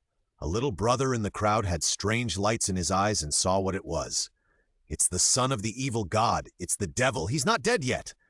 He ran away while shouting, "Boss, show your power and kill him." When the little brothers around heard it, they also screamed and fled. It turned out that the boy was a far-sighted mutant with clairvoyance. It was he who discovered Doug's attack before. The shirtless man watched his little brothers run away one by one, and he was stunned in place, not knowing whether to run or not. If I can beat you once, I can beat you a second time. After cursing, he took a deep breath, held back the last bit of his physical strength, and roared and turned into a 10-meter giant again. 10 kilometers may seem far, but at the speed of the furious Doug, it only takes a few tens of seconds. Doug broke through 700 miles per hour in an extremely furious state. I am the Train King. Doug, with rolling dust, rushed into the giant's arms like a long gray dragon. The giant man had already set up his posture, ready to stop Doug. But as soon as the two came into contact, he was hit and spit out a mouthful of blood. With the blessing of speed and weight, Doug was no different from a speeding train. Bang! Doug rushed into the giant's arms, hit his waist and abdomen hard, and rushed forward. Go! Go! Go! He hit everything he encountered along the way and smashed more than a dozen sand dunes in succession. Finally, he rushed into a huge sand mountain dozens of kilometers away with the giant. Boom! The Tsar bomb came out and exploded skillfully. The huge sand mountain trembled, raising countless sand and dust, and then collapsed, shortening by half. For a moment, the whole world became quiet.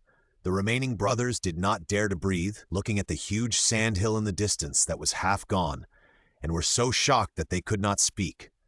The clairvoyant also opened his eyes wide and activated his ability, looking hard, but he saw nothing. He was a clairvoyant, not a clairvoyant. Doug was devouring the soul inside the sand dune at this time. If he didn't continue, the man would be dead. After a long time, the devouring was completed. Doug looked at the new ability that appeared on the VIP interface and couldn't help laughing, like a 3-ton child. I'm invincible! He took a big mouthful of sand. The boundless desert was desolate and silent, so quiet that there was not even a gust of wind. At this time, a series of dull coughs came from a collapsed huge sand dune. Even through the thick sand layer, it was clearly audible. Cough, cough, cough! I'm eating more and more, I'm full. A dark golden metal man suddenly drilled out from under the sand. Unfortunately, he was not bald. Doug lay on the ground, coughing and spitting out sand. It took him a long time to cough out all the sand in his mouth. I'm so uncomfortable. But with this ability, everything is worth it. Doug lay on the sand and couldn't help but call up the VIP interface to watch it, happy like a child. It was an icon of a little man who was rapidly growing larger, and it was about to protrude from the icon.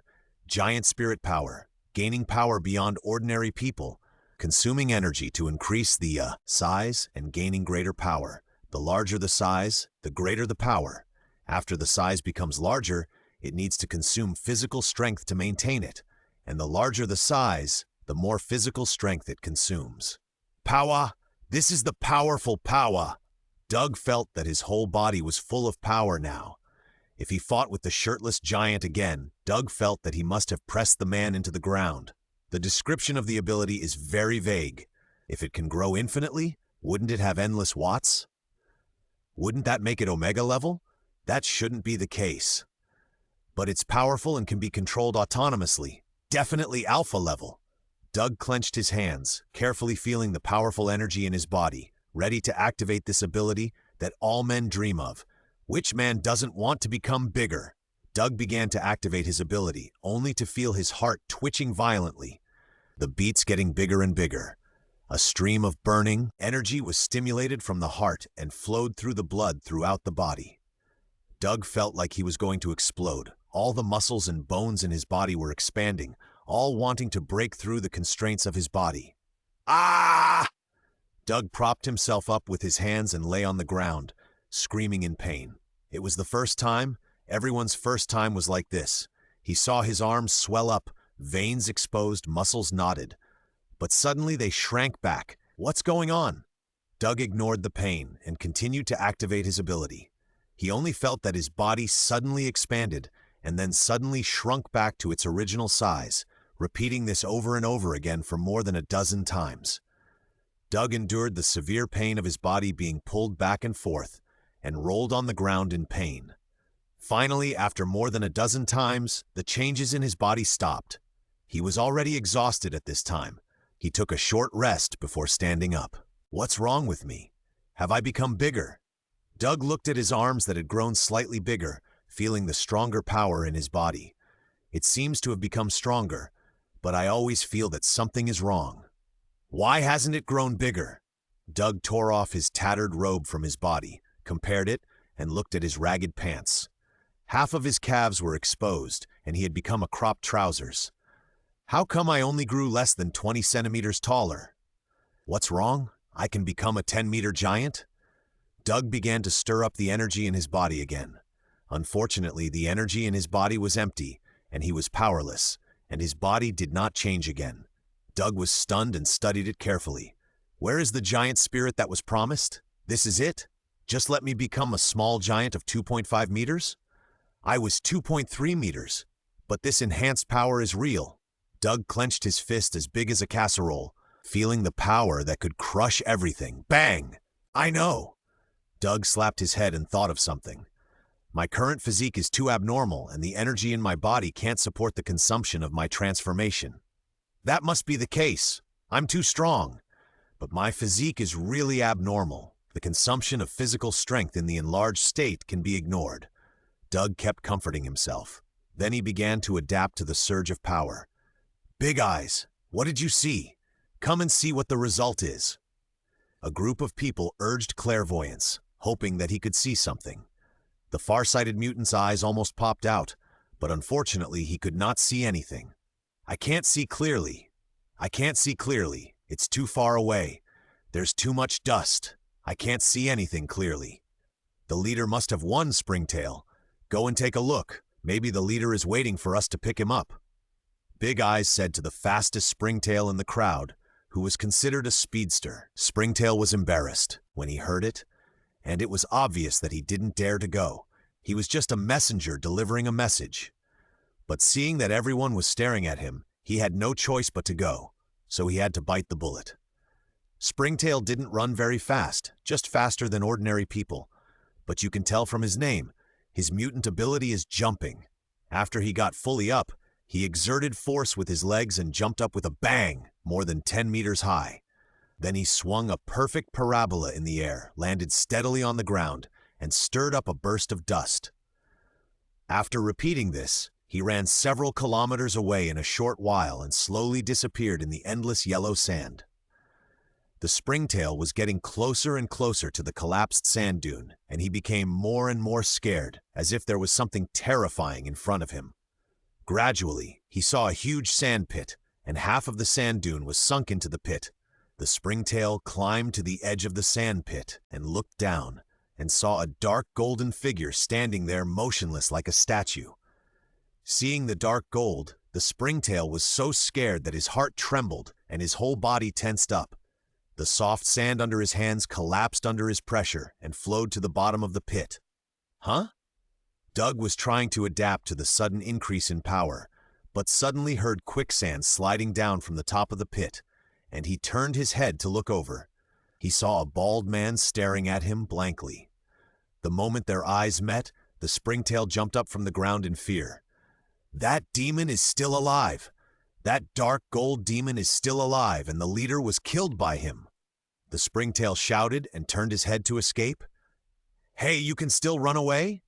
Doug jumped out from the bottom of the sand pit in an instant and chased after the Springtail. He caught up with the Springtail in a few steps and reached out to grab it. But when he was about to catch it, the man suddenly jumped more than 10 meters high and fell in the other direction. Interesting. It jumped quite high, but can you escape? Doug slowed down and turned around, bursting out at the fastest speed to chase after it. Before the Springtail landed, Doug was already near the landing point. As soon as it landed, it fell into Doug's arms and was held in Doug's arms like a big bald baby. Doug held him and slowed down, fearing that he would accidentally kill him. This man can't die. Doug still needs to find out some information. Slowly stopping, Doug pinched the Springtail's neck and lifted him up. Master Demon, please don't kill me. Don't kill me. What can I say? I haven't asked yet. What are you talking about? And you have to call me Master Demon from now on. Doug laughed. Okay, Master Demon. No, Master Demon. Don't kill me, Master Demon. Humph, I ask you to answer. Yes. After a long time, Doug got the information he wanted. You did a good job, but you don't have to do anything in the future. After saying that, he slapped him and fainted. Oh, I'm really going to become a man-eating demon king in the future. Doug sighed and swallowed him into his body. Well, leap power. Gain a jumping ability far beyond that of ordinary people. The stronger the power, the farther you jump. It's just a small delta-level ability, but it's just right for me. Doug carefully felt the increasing power in his legs and felt that he could jump to the moon with one jump. The tribe has a pretty good little ability, which is worth my return. From the Springtail, I learned that there were a large group of people with abilities in the tribe, but they were all a mob. There were all kinds of things like spitting acid, growing tails, and pink eye disease. Only the far-sighted mutant ability user caught Doug's interest. He planned to go back and use it for himself. Oh, that's right! Doug suddenly thought of a popular attack skill in a game in his previous life. The ability he now possessed was just right to imitate it. He took a starting position, his muscles tensed. He rushed towards the tribe in an instant. Large pieces of sand exploded under his feet, accelerating and accelerating again. From time to time, he broke through the speed of 700 miles per hour. Then he jumped slightly for more than 10 meters, and his body sank down the moment he landed. And then his legs suddenly exerted force. With a bang, a big hole was blown out in the sand, and Doug flew out with a whoosh and pierced the sky diagonally. He flew up to a height of 1,000 meters. He glided forward in the air for more than 10 seconds before slowly falling. Doug looked at the model-sized tribe in the air and shouted, "The Great Wilderness Star Meteorite!" Under the blessing of speed, gravity, and inertia, he fell down like a meteorite, carrying the magnificent power of heaven. The atmosphere in the tribe was a bit solemn. A group of minions were a little restless and waiting anxiously, waiting for the Springtail to come back safely and bring them good news. Big Eyes was the same at this time, but he felt that the leader was in danger. But he couldn't say it, so he could only wait and see. Big Eyes endured the pain of dry eyes and tried to search in the direction where the springtail had gone, hoping to see the springtail again. What is that? Is it a sand sculpture? Big Eyes found a small black dot in the sky, flying towards this side. The dot grew bigger and bigger. Big Eyes stared hard, trying to figure out what it was. He saw clearly that it was a dark golden figure. Ah! Big Eyes screamed, attracting everyone around him to look at him. The great wilderness star falls. At this moment, a loud shout came from the horizon. Run! The loud shout woke Big Eyes up, and he turned around and ran, no longer paying attention to his companions who were looking at the bay horizon. Doug was enjoying the cool breeze blowing on his balls in the sky. The speed was too fast, and the last tattered pants on his body were finally torn by the strong wind. Doug aimed at a large piece of sand 2 kilometers outside the tribe, but did not sit on it directly. He did not want to cause too much bloodshed. When he was about to reach the target point, Doug adjusted his posture, hugged his knees with his hands, and curled up into a ball with his butt facing down. The 2 small balls squeezed out were at the front, and the intense friction with the air made them slightly red, enduring everything they should not endure at their age. Here it comes. Boom! Doug sat down in the sand, and the sand within a radius of dozens of meters was instantly lifted into the air, and all of it was blown up to a height of dozens of meters, unable to fall for a long time. At the same time, a violent shock wave swept in a fan-shaped manner in front of Doug. The entire sand was like the surface of water, with waves surging forward one after another. The first to arrive was the shock wave, a violent shock wave. The minions in front of the tribe were blown to the ground by the violent shockwave before they ran far. Some were even taken to the sky and flew straight into the tribe with the shockwave, hitting the tent buildings. The buildings in the tribe were instantly blown down, and the tents flew up. Bigger waves came, waves of sand surged forward. Whether it was buildings or people in front, all were thrown into the air and then carried forward by the sand waves behind. The tribe disappeared bit by bit under the double impact. The impact lasted for more than 10 seconds, advancing 5 kilometers from Doug's landing point. Everything in front of him was flattened, and most of the tribe disappeared, buried in the sand. Doug was at the bottom of a large pit, with a diameter of several dozen meters and a depth of 7 or 8 meters. He sat there motionless. The sand at the bottom of the pit was turned into glass by the high temperature, and he was frozen there by the glass. Doug struggled to break free from the restraints of the glass and stood up. He looked down. There were 2 large circles printed on the glass, and 2 small circles protruding below. Is it so big? Doug hurriedly checked it carefully. When Doug jumped out of the pit, he was stunned by the scene in front of him.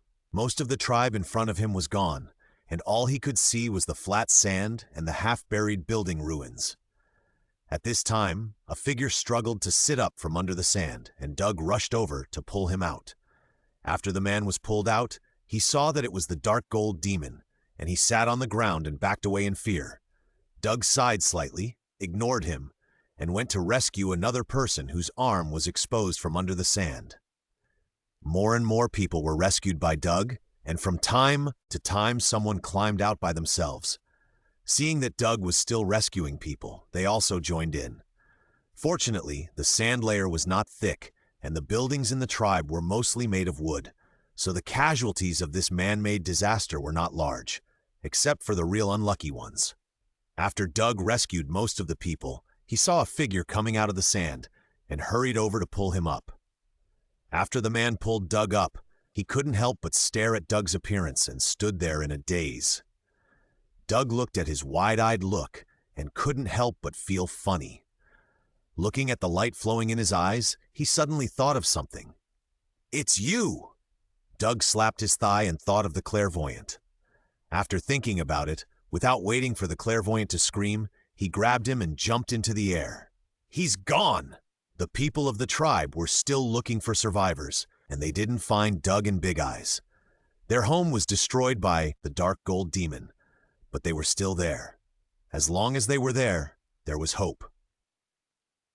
Long after Doug left, The people in the tribe had basically been rescued, and some had already started to deal with the wreckage.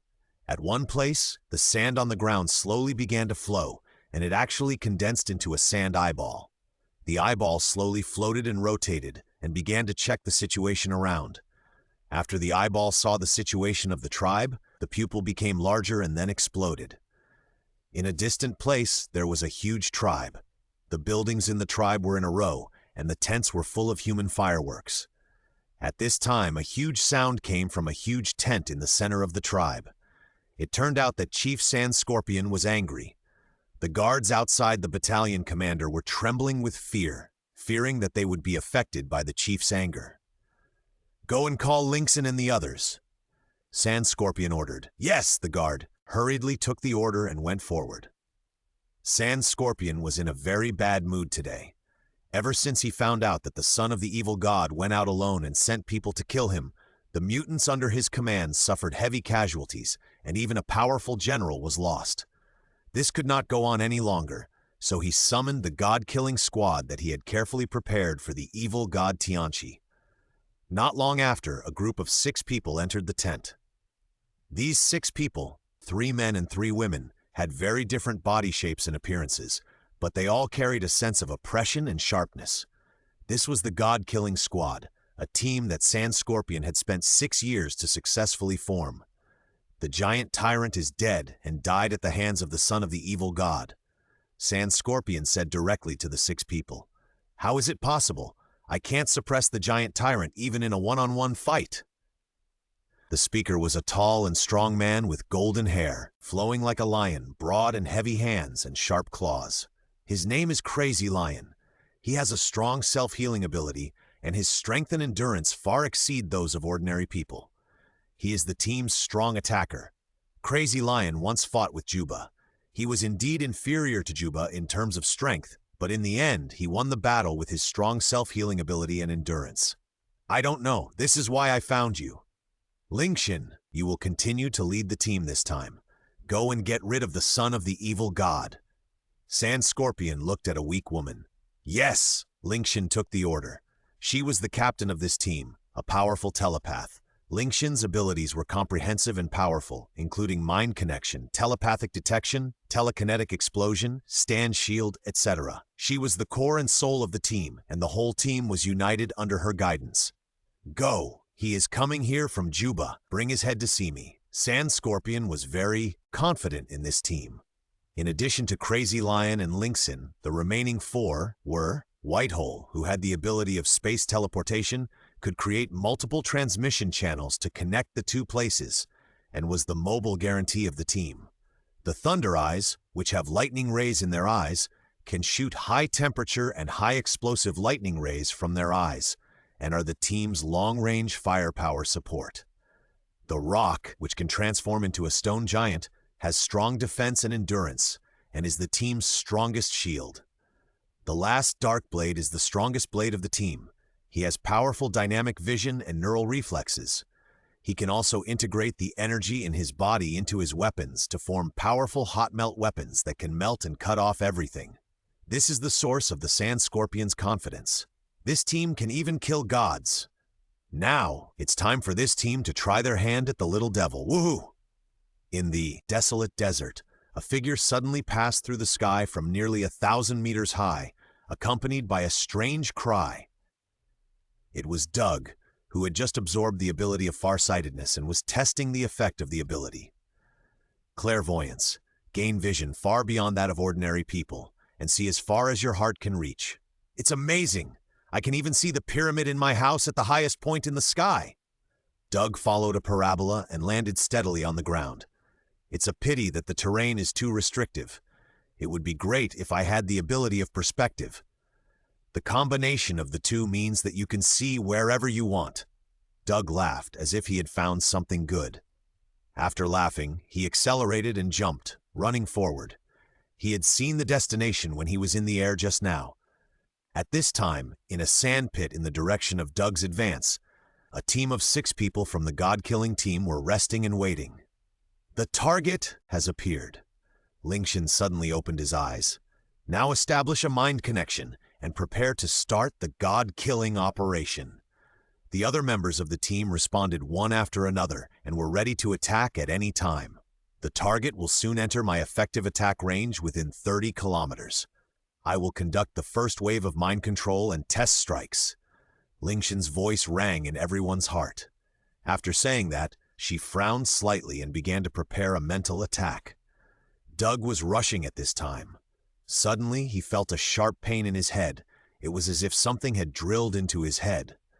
Doug lost control of his body in an instant due to the pain, and his whole body fell forward with inertia. Bang, bang! Like a stone skipping on the water, it bounced several times in the sand before hitting the ground heavily.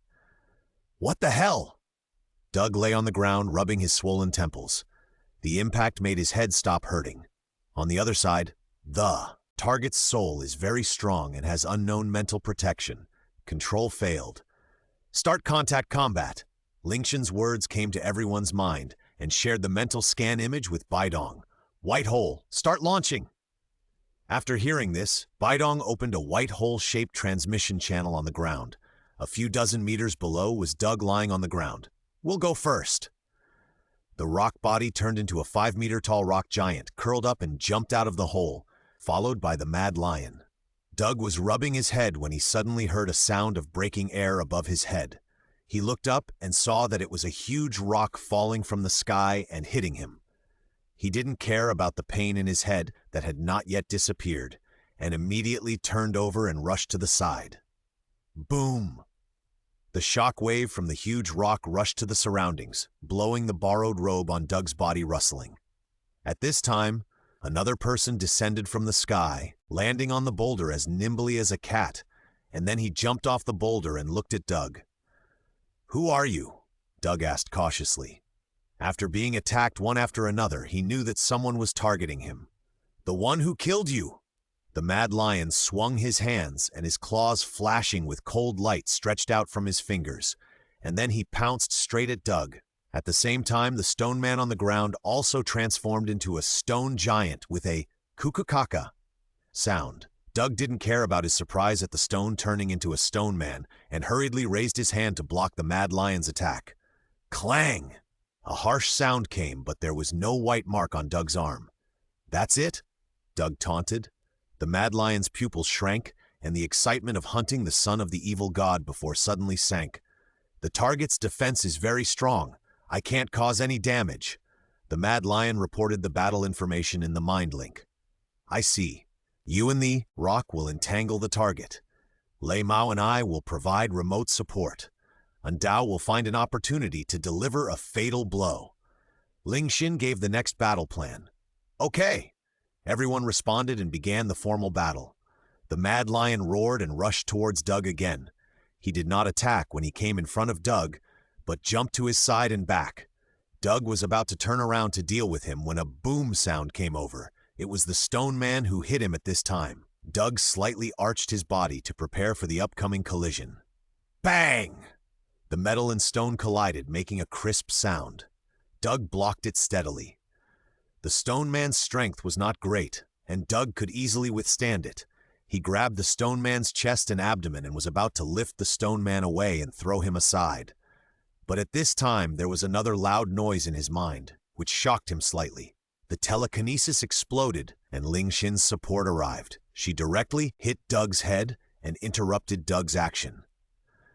The Mad Lion took advantage of the gap and attacked from behind. He jumped onto Doug's shoulder, wrapped his legs around Doug's neck, and began to scratch Doug's face with his claws. Doug subconsciously closed his eyes and reached out to catch the Mad Lion riding on his shoulder.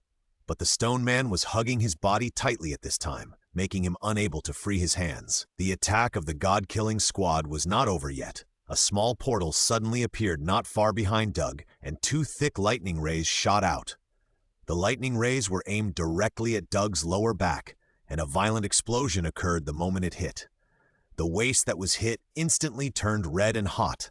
The explosion made Doug's upper body lean back, and the Mad Lion seized the opportunity and used both hands to strangle Doug's chin from behind and pulled him back. Doug was now held tightly by the stone giant in front of him, and a Mad Lion, riding on his back, strangled his chin and pulled him back desperately. and there was another thick lightning ray behind him that continued to output. For a moment, he was unable to move. Now was the perfect time for Dark Blade to make the final blow. Dark Blade had been waiting for a long time, and the short blade in his hand was already filled with a violent energy. The whole blade was red and hot, ready to melt at any time. Seeing that the time had come, the white hole opened a portal under his feet at the right time, and Dark Blade jumped down without hesitation. The portal was above Doug's head, and with his head bent back, his neck was facing the portal. The moment Dark Blade fell through the portal, he curled up his body, held the knife high with both hands, and hammered down fiercely. He wanted to break Doug's cervical vertebrae with one blow. Doug felt the arrival of a fatal crisis, and he couldn't help but feel anxious. He was a little confused by this series of attacks. He mustered up all his strength and was about to open the embrace of the stone man in front of him to block the danger from above. But there was another roar in his mind, as if someone had hit him hard on the head with a sledgehammer, and his thoughts stopped for a moment. It was this moment of opportunity, and Dark Blade held the knife with both hands and hammered down fiercely. Chai! With a dull sound of metal rubbing violently, the red blade pierced into Doug's neck, halfway into it, and a liquid like gold sprayed out. It was not known whether it was Doug's blood or the metal tissue on his neck that was melted. Then the blade was blocked by the cervical vertebrae and could not move forward. Under the erosion of the dark knife's energy and the huge force, it broke into two pieces. The dark knife holding the half of the short knife could not help but stand there in a daze. It was not cut off. You know, the sword with his energy blessing can cut anything.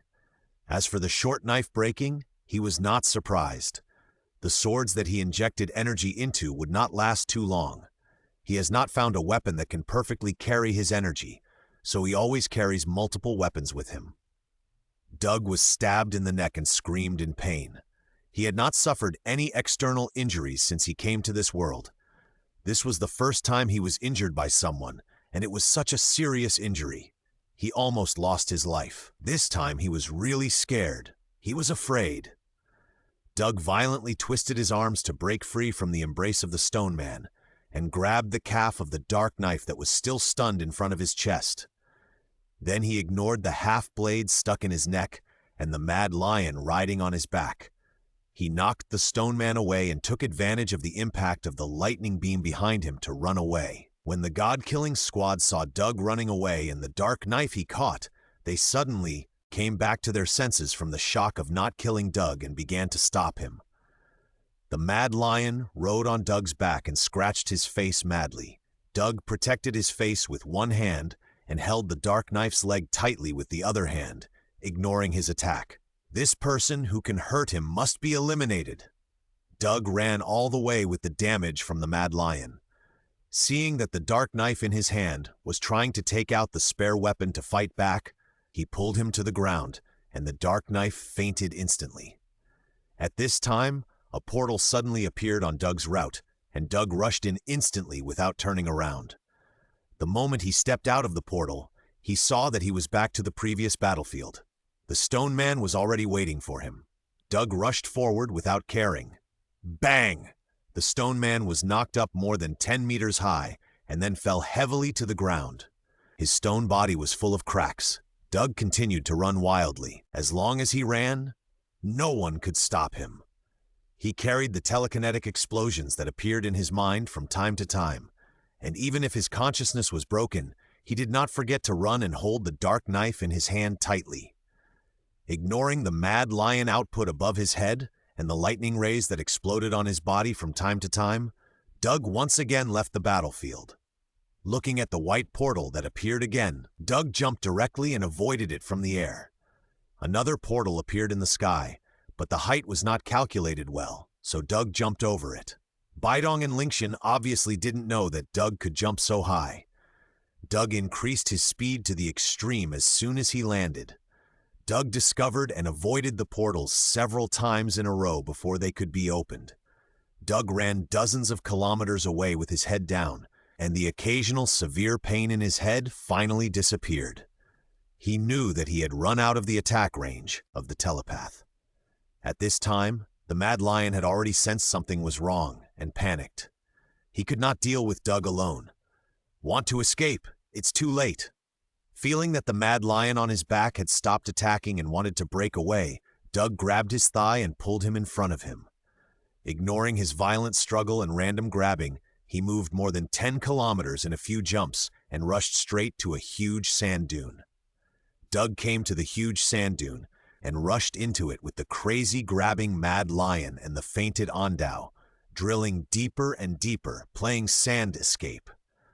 On the side of the destroyer squad, Bidong opened a portal and Lingshan came to the battlefield long before Doug escaped.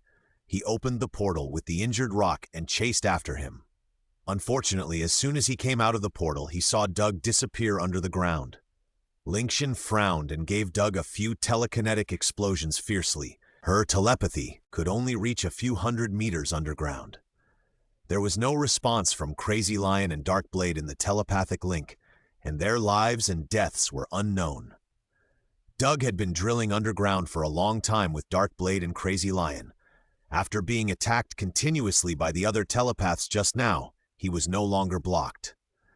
He knew that he had successfully escaped, but he was still worried, so he drilled diagonally downward for a long time before stopping. Doug pushed hard to open a small hole in the ground, threw down Crazy Lion and Dark Blade in his hands, and began to check his injuries. Half of the blade was still stuck in his neck, and the blood like metallic liquid had stopped flowing.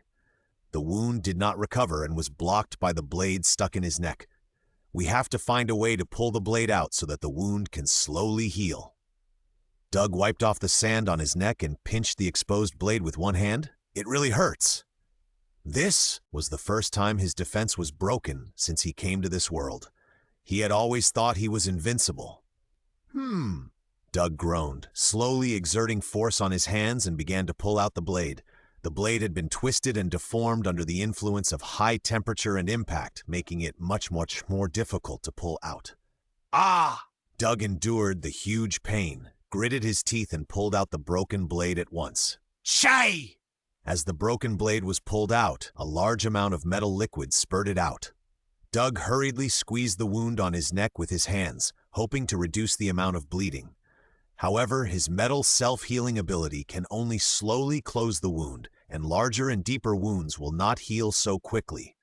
The metal-like blood slowly flowed out from Doug's fingers, and there was no sign of stopping. The severe pain and the urgency of the bleeding made Doug's dark golden face pale slightly. Why not call Daddy, Doug thought, silently. At this time, he suddenly caught a glimpse of the unconscious Mad Lion on the ground, and the wounds on his body were visibly healing. Doug stood up in surprise. During the previous battle, the Mad Lion had been harassing him from behind. He thought that the Mad Lion was just a beast-type mutant, but he didn't expect that it was a rare self-healing ability. When drilling into the sand, Doug pushed the Mad Lion to the front. The resistance of the earth broke the bones and tendons of the Mad Lion, and many broken bones on the body pierced the body. Now it has recovered almost completely. Thanks to the gift of nature, Doug covered his wounds while quickly devouring the soul of the still unconscious Mad Lion. After a while, the devouring was completed. Before Doug had time to read the introduction of the new ability, the wound on his neck had stopped bleeding. The wound closed up and slowly became flat. This is too powerful. Doug quickly called out the VIP interface. It was an icon with a golden lion head. Exotic Mad Lion. The limbs are transformed into Mad Lions, and they gain strength far beyond ordinary people, greatly improve endurance and speed, and have a self-healing ability that is almost immortal. Self-healing requires physical strength. The greater the damage, the higher the physical strength, and the greater the physical strength consumed. Strong self-healing ability. Although it consumes physical strength, my physical strength is endless. This is really an unexpected gain. Doug was excited. Although it was only a level 3 beta ability, it was a perverted self-healing ability. Doug felt that this time of being beaten up was worth it. But why don't I have claws? He tried to activate the ability of body alienation, but there was no response for a long time. Well, it seems that too strong a body has its disadvantages. All kinds of body transformation abilities will consume more energy, just like the power of the giant. Doug shrugged helplessly and looked at the dark knife on the ground. This person actually has the ability to hurt him directly. Even the psychic and the natural enemy Magneto, who might meet in the future, could not directly break his steel body. He wanted to see what kind of powerful ability could easily hurt him. Doug directly devoured the unconscious dark knife with his soul. In an instant, Doug felt different. He could feel it, but he couldn't describe it. At this moment, a stream of sand suddenly flowed down from the top of the sand cave.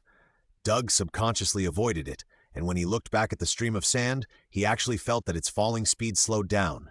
It was not a feeling, it really slowed down, just like slow motion, slowly falling down. "This is it! Super reaction speed and super dynamic vision!" Doug shouted. The VIP interface has an ability icon of a person holding a sword and slashing. Destroyer, gain powerful, neural reflexes and powerful dynamic vision.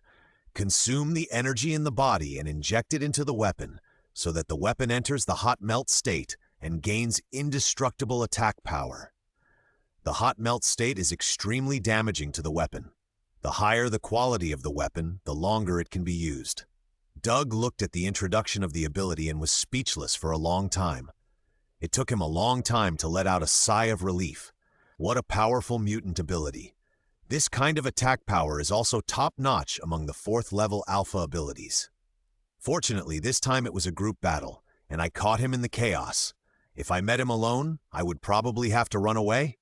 Doug thought of the scene of a Spanish bullfighter slowly grinding a bull to death, and he was the bull. But now, everything is mine. Doug sighed and was attracted by the abnormal ability that could hurt him. A weapon in the hot melt state? Is it indestructible? The quality requirements for weapons are very high. Do I have to get an adamantium knife or a vibranium knife? I am also a top-level alloy. Doug suddenly thought. My body strength is almost catching up with vibranium and adamantium. Maybe you can directly inject energy into my body. Doug tried it and mobilized the energy in his body that had become stronger and slowly condensed it into his hand. Doug felt half of his forearm was numb and hot and began to slowly turn red and hot like red-hot metal. He waved his arms a few times, making a series of sounds of breaking through the air, and the smell of burning air spread in the small space. Doug slowly stretched his arms towards the sand, and before he touched it, the sand melted. This is too strong. Doug dispersed the energy in his hands, but the energy consumption was a bit large. Just like the power of the giant, it consumed a lot of energy, and the effect range was not obvious. Energy? I am too short of energy. Doug calmed down and began to examine himself. This time, his most proud defense was broken, which made him think a lot. Not to mention the ability that can directly hurt him. The telepath can suppress him all the time. The Magneto that he may meet in the future can throw him around as a weapon. There must be abilities or weapons similar to hot melt weapons that can hurt him. He has to find a way to make up for these shortcomings. At this time, Doug thought of the mutant ability fusion function unlocked by VIP-3. At that time, he had not fully adapted to various physical abilities and did not use it. Now, it's time to use it. Doug called out the VIP interface and turned on the mutant ability fusion function. Put all 9 metal mutant abilities into the alchemy furnace and click fusion below. Doug seemed to be placed in the alchemy furnace, and his body was burned by flames all around him. The temperature was getting higher and higher, and his body began to turn red, like heated metal. The temperature was still rising, and Doug felt that he was slowly melting. Gradually, Doug felt that he had turned into a ball of liquid metal. But the fire around him was still getting bigger, the temperature was still rising, and he continued to burn. He didn't know how long he had been smelted, maybe a day, maybe a year. Doug felt that his liquid body had disappeared a little. Finally, the fire weakened, and his liquid body began to slowly gather together, gradually condensed into Doug's appearance. Doug's consciousness returned to his real body. He opened his eyes, felt itchy all over his body, and couldn't help but move. Crackle! Doug's whole body made a series of crisp sounds. Pieces of dark golden metal fragments fell from his body. Doug picked up a piece, and it broke into pieces with a pinch like slag. He stood up and stretched his body, and the skin all over his body fell to the ground like a shed shell. Doug couldn't help stretching his waist and groaning in comfort. I seemed to be glowing.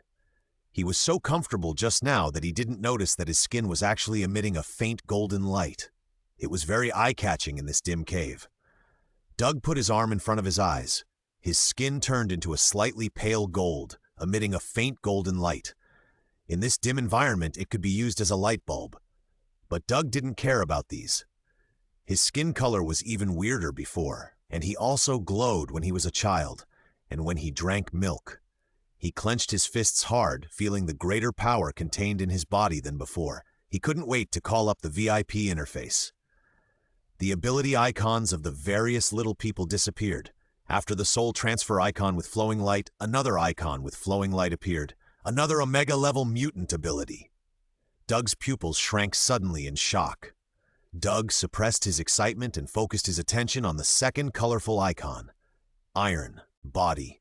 All tissues of the body are transformed into an unknown alloy substance, gaining physical strength, power, and super defense far beyond that of ordinary people. Immune to 28% of all types of damage. Feature 1. With the increase of age, the defense, endurance, and strength are slowly improved. Feature 2. After being attacked by a certain type for a long time, the resistance to this type of attack will slowly increase. Doug looked at the introduction of the new ability and couldn't help but open his mouth wide. This is really invincible. The basic quality is more powerful than the previous 9 abilities, and it is directly immune to 28% of all damage. Counting the current VIP bonus, this alone is immune to half of all damage. The 2 characteristics are even more amazing. If I sleep for thousands of years, I will become a Superman when I wake up. Is it still an evolved Doomsday Superman? Woo, take off. Doug jumped up happily like a child. With a hey, bang, a big hole was knocked out of the top of the cave. Then he calmed down and began to explore other changes in his body. I seemed to have become shorter. The cave was almost as tall as him before, but now it has enough space to jump. It has become 2 meters and 3 meters again, but the power of the giant spirit is still on me. It seems that the further strengthening of physical strength has made the ability of body transformation more consuming. Doug tried to melt his body again, and sure enough, only his fists turned red now. The energy is not enough, but now I am stronger. It's time to take revenge. Doug felt itchy. On the ground, less than half an hour had passed, and the remaining 4 members of the destroyer team had not left. Lingxian still had a glimmer of fantasy to see if she could find Doug and save her companions, so she prepared to let the rock dig down. At this moment, a loud bang came from a distance. The sand, thousands of meters away, suddenly exploded, and dozens of tons of sand and dust were brought into the sky. A golden light leaped out of the sand and dust and pierced the sky. If not Doug, then who else could it be? As soon as Doug came out, he noticed the 4 of them. Rock? Just right, they're all here. Doug controlled his body in the air and fell towards the god-killing squad. Lingxian also discovered Doug, and she was the first to notice the change in Doug. Be careful, he's become a little different. His soul is stronger. Lingxian reminded her teammates in the mind link and threw several telekinetic explosions at Doug. The other members of the team immediately began to prepare for the attack. Leimu followed with 2 lightning rays. Rock stood in front of everyone, and Baidong opened a transmission channel to the distance. Doug took several telekinetic explosions in the air, and his body was blown up a few times. Well, it still hurts a lot, but I can't faint anymore. He just laughed out loud, and the lightning rays exploded on his body, and he was knocked to the ground with a violent explosion, smashing a big hole in the sand. Doug climbed out of the pit, dusted off his body, and rushed towards the group. Doug could have dodged the lightning beams that were coming at him again. He could now clearly see the trajectory of the beams and had enough reaction speed to dodge them. But he didn't. He wanted to stack his resistance. Doug used his body to resist the lightning beams and kept getting closer to them. During this time, he also took on the telepathic explosions that continued to be released against him, but they only shook his body. Doug moved horizontally to avoid the transmission channel that appeared in front of him. He burst out with a speed of more than 700 miles per hour and attacked the teleporter first. Rock wanted to stop him and buy time for his teammates to enter the portal, but he couldn't keep up with Doug's speed. As soon as he rushed over, Doug had already passed him and appeared behind him. Lingxin and the other three had already entered the portal. Seeing that the portal was slowly getting smaller, they breathed a sigh of relief. Just as the portal was about to disappear completely, a golden figure came through it. After Doug landed, he looked at the sleeves on his arms that had been cut off, and he couldn't help but feel scared. He heard that the portal could cut off any object. Although he didn't know whether it was true or not, he would never force his way into the portal again. "Hey, run!" Doug came back to his senses and saw the three female ability users and couldn't help but smile seriously. In response to him, Lingxin's telekinesis explosion and Limu's lightning rays at the same time, Baidong began to open a new portal. Doug's body shook, and he endured the explosion in his mind. At the same time, he accelerated to avoid the lightning rays and arrived in front of Baidong. Baidong's portal had already taken shape and was slowly opening, but was interrupted by a golden and white steel arm. The steel arm grabbed her neck and lifted her up. With a slight force, she couldn't breathe, and the portal collapsed. Lingxin and Lemo saw Baidong being captured, knowing that there was no way out, and attacked Doug like crazy. Lingxin ignored the severe headache caused by the consumption of mental power and controlled the huge mental energy to surge towards Doug's brain like a tide. Limu's lightning rays also instantly increased in size, and tears kept flowing from his eyes, which were instantly evaporated by the heat of the lightning rays. Doug's body shook violently, but he withstood Lingxin's mental attack. It was as if a violent mental storm had occurred in his mind, and he, like the hardest reef, silently withstood it. The lightning rays also bombarded Doug's body, and the violent explosion and impact force instantly destroyed the few pieces of cloth left on his body, pushing him back.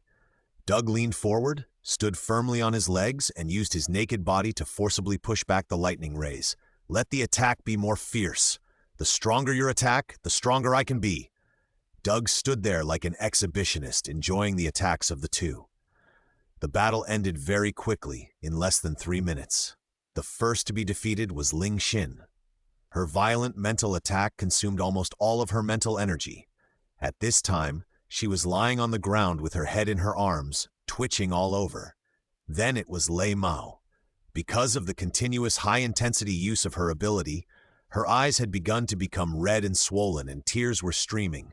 She could hardly see anything now. If she continued, she would go blind, so she had to stop. Doug was enjoying the defensive growth brought by being beaten, and the attack suddenly stopped. Seeing that the two women had already laid down and turned off the fire, he suddenly felt a little unsatisfied. Is it gone? He still wants it. He came to the two naked people with the white hole in his hand. Only then did he realize that because he had been tense for a long time to withstand the attack, he had unconsciously squeezed the white hole to death with the force in his hand. What a pity. Doug threw the still warm body on the ground. At this time, Lingxin saw a 2-meter-tall man standing in front of her, naked as steel and iron. For a moment, she didn't know what she thought of. She screamed, "Ah!" and then her whole body softened and died. He actually lit of spiritual energy to blow up his own consciousness. Doug was speechless. Lei Mo, who was sitting on the ground with his eyes covered, heard Lingxin's screams and was so scared that he kept moving his body backwards. "Don't come over here." Lei Mo was so scared that he cried, "Don't be afraid, little sister." Doug looked at the corpse on the ground and Lei Mao, who could not see anything for the time being, and couldn't help but let out a strange laugh. It was time to get down to business. "Don't come over here." 5,000 words omitted here. Doug's muscles were tense and his eyes were wide open. The lightning ray pierced the sky, poking a big hole in a cloud. Doug couldn't control this ability perfectly for a while. When he lowered his head, the lightning ray shot onto the sand dune in front of him, causing a series of violent explosions. He quickly covered his eyes with both hands, and the hot lightning slurry flowed out from his fingers, melting the sand on the ground into a huge glass pit. Only then did he think of closing his eyes and the lightning rays finally stopped. After a long time, Doug opened his eyes and he was able to control his new ability. Calling up the VIP interface, a silver blue eye icon has appeared. Lightning Eye. Consuming energy can make the eyes project a lightning impact beam, which has the characteristics of high temperature and high explosion. The eyes can slowly absorb the energy in the outside world and store it in the body. The more energy consumed, the more powerful the lightning impact beam is, and the greater the load on the eyes and mental power. What a powerful ability, and it also has the ability to restore energy. Great! Finally, there is energy restoration. As for the load on the eyes and mind, that's not a problem. Doug was so happy. At this time, he suddenly found that the VIP-4 function was unlocked. This is really a good thing. VIP-4, the effect of the ability is increased by 40%. The 3 alpha-level variant abilities that have been obtained are included, and VIP-4 is activated. There is no new function unlocked, just a percentage bonus like VIP-2. At this time, Doug saw that the unlocking requirement of VIP-4 was to include 3 alpha abilities, and suddenly he remembered that he still had 2 omega-level abilities. Doesn't that one count? Rubbish system! It's stuck! His happy mood was diluted. After Doug tested it, he found that the percentage bonuses of V1 and V2 were superimposed, not overlapped. This is amazing. All kinds of abilities have been strengthened by nearly half. Doug immediately praised the VIP system again. If only I could fly, Doug thought silently in his heart. The destroyer squad was completely wiped out. It's time to find the mastermind and end it all. Someone seems to have forgotten a huge stone man wandering in the endless desert. A golden light is running fast in the desert. It is Doug. He returned to the small tribe where he met the shirtless man yesterday and borrowed a robe.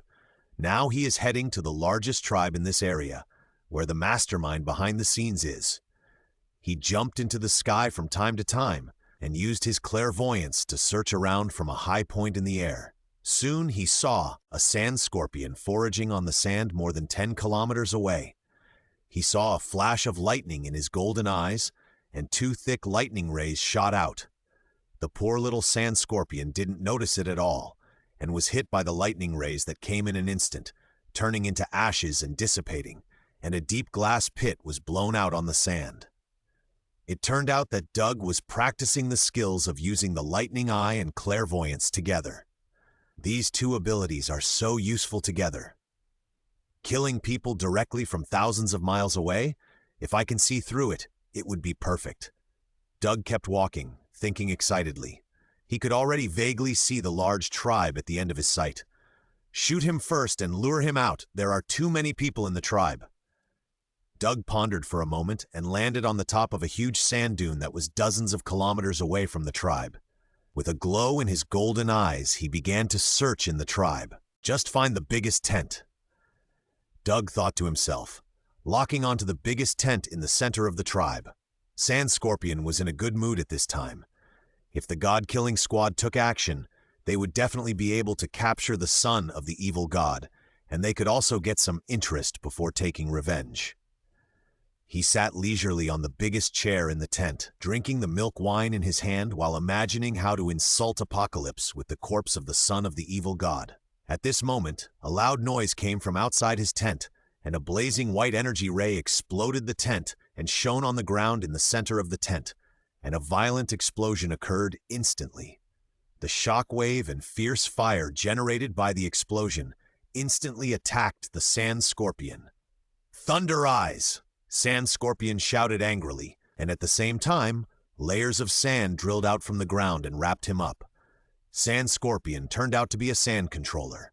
Did the god-killing squad betray me? How could it be? Sand Scorpion thought angrily in the sandball.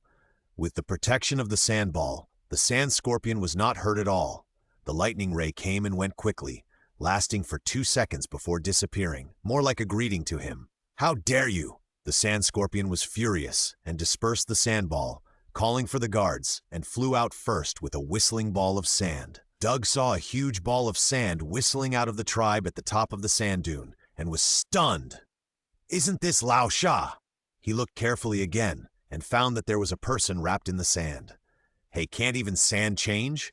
a lightning ray was shot over immediately. The sand scorpion saw the lightning ray in the air and waved his hand, and a piece of sand condensed into a ball and blocked it. At the same time, he also found Doug, who attacked him at the top of the sand dune and flew over with a piece of sand. "It's you! Where are Linkshin and the others?" Before the sand scorpion arrived, a shout came over. Doug didn't reply and shot 2 more lightning rays. "It's indeed the son of the evil god. He can eat people and take away their abilities, just like the evil god." The sand scorpion used sand to block Doug's attack and was suspicious. "The god-killing squad might be in danger. We must keep you here today. We must not let another evil god appear." After saying this, he waved his hands, and the sand dune where Doug was seemed to come alive. The rolling yellow sand began to flow, condensing into a wave of sand, rolling towards Doug. Doug stood still and watched the sand wave swallow him. Boom! The sand waves hit heavily and submerged Doug completely. The sand scorpion was suspended in the sky, watching Doug disappear in the yellow sand. "Is it solved?" Before he finished speaking, the yellow sand on the ground exploded and Doug jumped out of it. "Your power doesn't work on me. Your attacks are too scattered," Doug said while patting the sand in his ears. This was the first sentence Doug said to him. "So arrogant. You are too arrogant. I want to let you see the power of the desert." How could the sand scorpion tolerate such an insult? He spread his hands, shouted, and began to gather energy. Doug didn't interrupt him, wanting to see the power of the desert he was talking about. The yellow sand that was everywhere began to gather in the air, gradually condensed into a ball, and became bigger and bigger. In this boundless desert, the most abundant thing is sand. As long as the sand scorpion has enough energy, it can indeed drive the entire desert, but he obviously can't. The sandballs had already stopped gathering and formed a huge cone-shaped land with a diameter of about 10 kilometers at a height of 1,000 meters. It was so big that it blocked out the sun. However, the sand scorpion did not stop. He only clenched his hands and put them together. The huge cone-shaped land in the sky actually began to collapse and compress toward the middle, and gradually compressed into a sandstone cone with a diameter of about 1 kilometer. "Have you developed your abilities to this extent? But it's far worse than my future dad." Apocalypse is one of the strongest construction contractors in the future. Doug was slightly surprised, and the rock cone fell from a height of nearly 1,000 meters and smashed straight at him. He looked at the huge rock cone that fell, and he was still a little scared. But he believed that he was stubborn, and in order to make his head even more stubborn, he stood there and resisted. The rock cone fell rapidly, and the weight of more than 3,000 tons hit Doug heavily under the action of gravity. Doug was directly pressed into the ground by the rock cone without even making a sound. Boom! Only then was there a sound, and the rock cone pierced into the sand dune like a hot knife cutting at butter. The entire top of the sand dune exploded, and a huge amount of sand was squeezed out by the rock cone like a wave, flowing to the surroundings. The rock cone slowly sank, and the entire sand dune was crushed and collapsed. Finally, the rock cone stopped, and the flat top was placed on the remaining half of the 100-meter-high sand dune. For a long time, the sand and dust in the air did not fall. The sand scorpion let out a long breath and drove the sand and dust to the top of the rock cone. "This time, let's see whether you can live or not." The sand scorpion did not believe that Doug could survive such a huge impact. Doug didn't die, and he didn't even get hurt too much. He just felt dizzy when the rock cone hit him. Then he was pressed into the soft sand by the rock cone. With his body strength, he could easily withstand the pressure of the underground sand.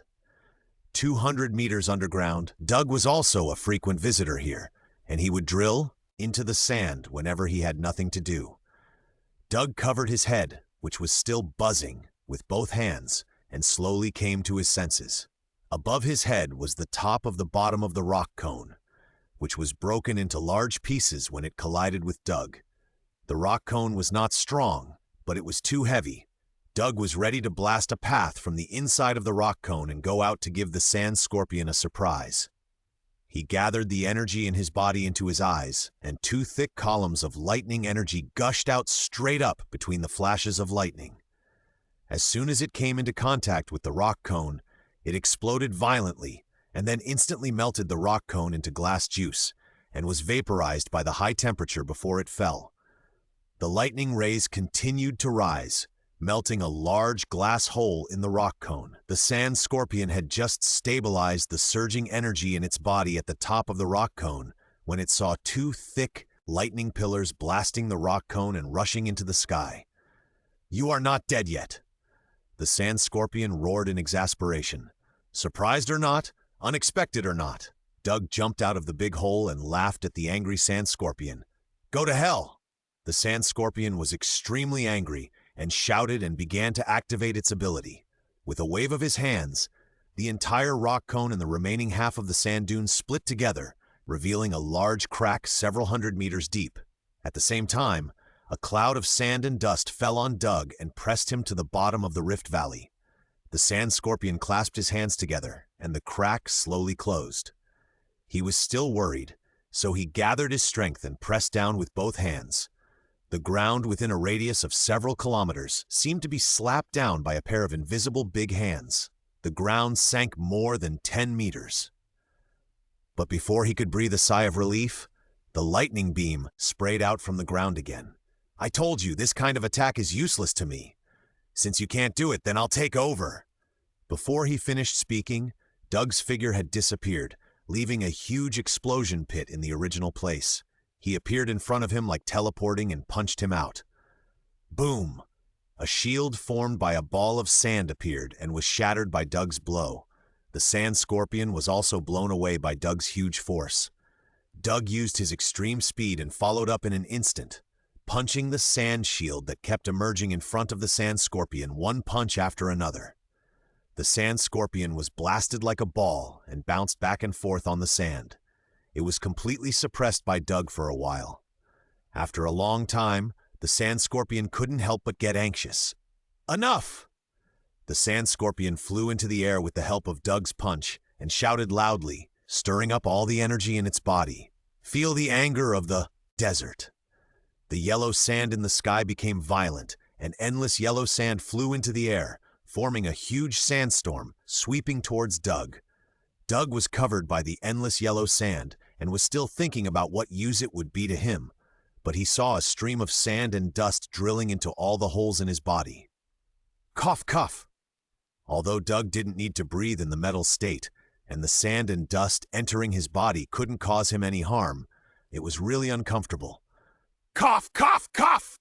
The dust soon filled his lungs, causing Doug to cough violently while holding his chest in discomfort.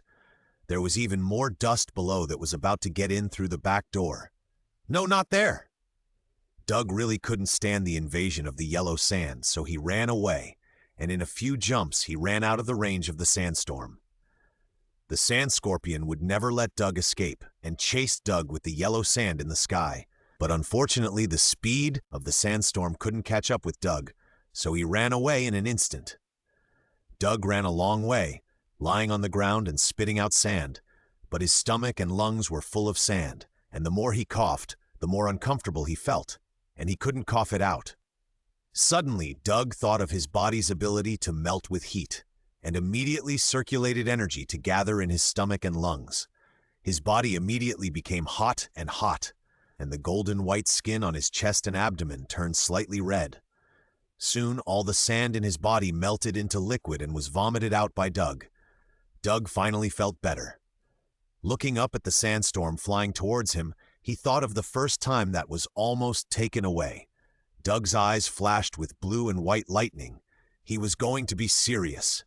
Doug gathered energy in his eyes and sprayed 2 thick lightning rays at the sandstorm.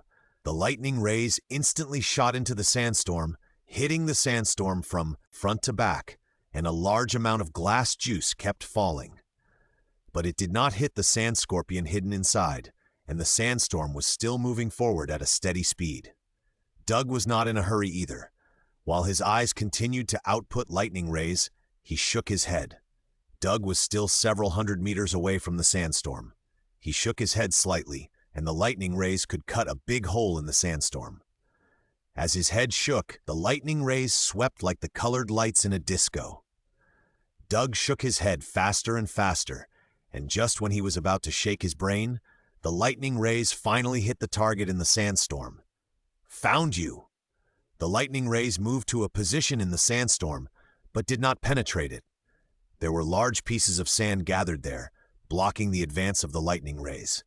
Doug calmed down and concentrated his mind, supplying all the energy in his body to his eyes. The lightning rays made a dull sound, suddenly expanded a circle, and rushed towards the sandstorm with more powerful energy. The yellow sand shield that could have held on was instantly shattered by the lightning rays, and then melted and vaporized, getting closer and closer to the sand scorpion inside. The sand scorpion was so scared that it broke into a cold sweat when it saw the violent energy beam that was about to break through in front of it. It didn't care about maintaining the sandstorm and used all its energy for defense. The sandstorm that covered the sky and the sun began to shrink towards the sand scorpion in an instant, and in a moment it all gathered around the sand scorpion and gathered into a huge sand ball. The lightning beam shone on the sand ball, exploding continuously, and the glass juice kept dripping, but it just couldn't penetrate it. The endless sand around it kept gathering towards the sand ball, filling the gap created by the lightning beam. There's still a lot of energy. Doug saw that the lightning beam had been shooting for a long time, and the liquid glass on the ground had gathered into a big pit, but it still couldn't penetrate, so he stopped immediately without wasting energy. He exerted force on his feet, exploding a big pit, and the whole person rushed towards the sandball at a speed that was hard to see with the naked eye, crossing a distance of several hundred meters. He stopped instantly at a distance of 2 meters from the sandball, which showed that Doug's control of power had reached a new level. When he got to the front, he punched it directly. Boom! With a loud bang, a huge amount of sand splattered everywhere, and the sandball with a diameter of 4 or 5 meters was hit by this punch, and a big hole 1 meter deep was blown up. Doug was about to punch it in with all his strength, but he saw the flying sand flying back again, as if time was going backwards, and the sandball returned to its original, "I don't believe it!" Boom, boom, boom, boom. Iron-headed Doug waved his fists around the sandball in disbelief. Holes kept blasting on the sandball, but there was a constant supply of sand to replenish it. The battle seemed to be deadlocked for a while. Boom, boom, boom, boom. Doug hadn't had such a good fight in a long time. He had always been beaten before, and the boxing and kicking skills he learned from Jiwas had not been used many times in actual combat. Today, I finally met a real sandbag, which could perfectly withstand his huge power and could not be broken no matter how hard he hit it. The sandball felt very good, and there was a slight rebound feeling after a punch, and the strength of the punch could be clearly reflected. Doug was getting more and more comfortable with the punches, and his hands moved faster and faster. The sandball was always in a damaged state, and it was tired of recovering. Doug was having a great time outside, but the sand scorpion was in great pain inside. Every time Doug punched, his body inside the sandball trembled slightly, and some of Doug's huge power was still transmitted in, shaking him so much that his blood boiled. Moreover, the energy consumed by continuously maintaining the sandball should not be underestimated. Although the energy in his body was sufficient, he could not consume it like this. The sand scorpion wanted to fight back, but was temporarily suppressed by Doug. If he attacked, it would inevitably reduce the defense of the sandball. He didn't dare to take a punch from Doug. He didn't know that Doug was just using him as a sandbag to practice boxing. If he knew, he would probably spit out a mouthful of blood and be angry to death. Awesome! Doug felt comfortable fighting outside. The boxing skills he learned since elementary school were perfectly adapted to his current body. He couldn't help but roared. Bang! After the last punch, Doug slowly retracted his fist and stopped. He looked at the sandball that was gradually recovering and let out a long breath. It's time to end! Doug had already thought of a countermeasure to deal with the defense of the sandball. Now, let's verify his guess. Chi! Doug's hands emitted streams of heat, slowly turned red, and entered a hot melting state. He stretched out his hand and gently pulled the sandball, and a large piece of sand melted into glass dripping. Sure enough, this trick is very useful. The Sand Scorpion saw Doug's changes and actions in the sandball through his ability, and his heart couldn't help but tremble violently. That's the ability of the Dark Knife. How is it possible? The Sand Scorpion knew the horror of the Dark Knife's ability, and also knew the huge load that the ability put on weapons. Doug could actually release it through his body. Before he could finish being shocked, Doug had already slightly bent his body outside, then twisted his waist and jumped up while raising his hands above his head, and the whole person flew forward in a rotation. Ya Tong Ya! A golden tornado flew horizontally towards the sandball. There was almost no sound when it came into contact, and the entire tornado drilled into it, leaving a glass-like passage. The Sand Scorpion had never seen such a scene before, and tried desperately to move his position in the sandball to avoid it. But Doug was too fast. The golden tornado penetrated the sandball in the blink of an eye without encountering any obstacles. The Sand Scorpion just slightly moved half of its body away and was swept by the tornado. Doug stopped spinning in the air, and when he landed on the ground, he dispersed the energy in his hands. He was a little dizzy, and his movements were light. He shook his head and turned around. The sandball was slowly collapsing, and all fell to the ground, forming a small sand dune. A figure slowly appeared. It was the Scorpion. The right half of his body had disappeared. The wound was like charcoal. He lay on the sand, breathing out more than breathing in. Doug hurried over to check the situation. Fortunately, he is not dead. The burnt wound is not bleeding. After Doug confirmed that the Sand Scorpion was still alive, he quickly touched the invisible spiritual mark on his left wrist with his hand and silently said "Father" in his heart. After a while, a purple portal slowly appeared, and Apocalypse came with the 4 horsemen. "Are you okay, son?" Apocalypse shouted as soon as he came out before he could see the situation clearly. "I'm fine, Father." Doug stepped forward to respond. Apocalypse looked at the strong young man in golden and white and didn't recognize him for a moment. "Doug? It's my father. How did you change so much?" Apocalypse looked at Doug, who had changed from dark gold to golden and white, and couldn't help but his heart beat faster. "Can my skin color change?" "Father, it's the result of the development of several Iron Man abilities." Doug laughed. "You have changed a lot. The flesh on your face is plump. What delicious food did you eat?" "Is that so? I can feel that you are stronger, kid. By the way, what do you want to talk to me about this time? Do you want to go home?" Apocalypse was a little disappointed and quickly changed the subject. "It's like this, Father.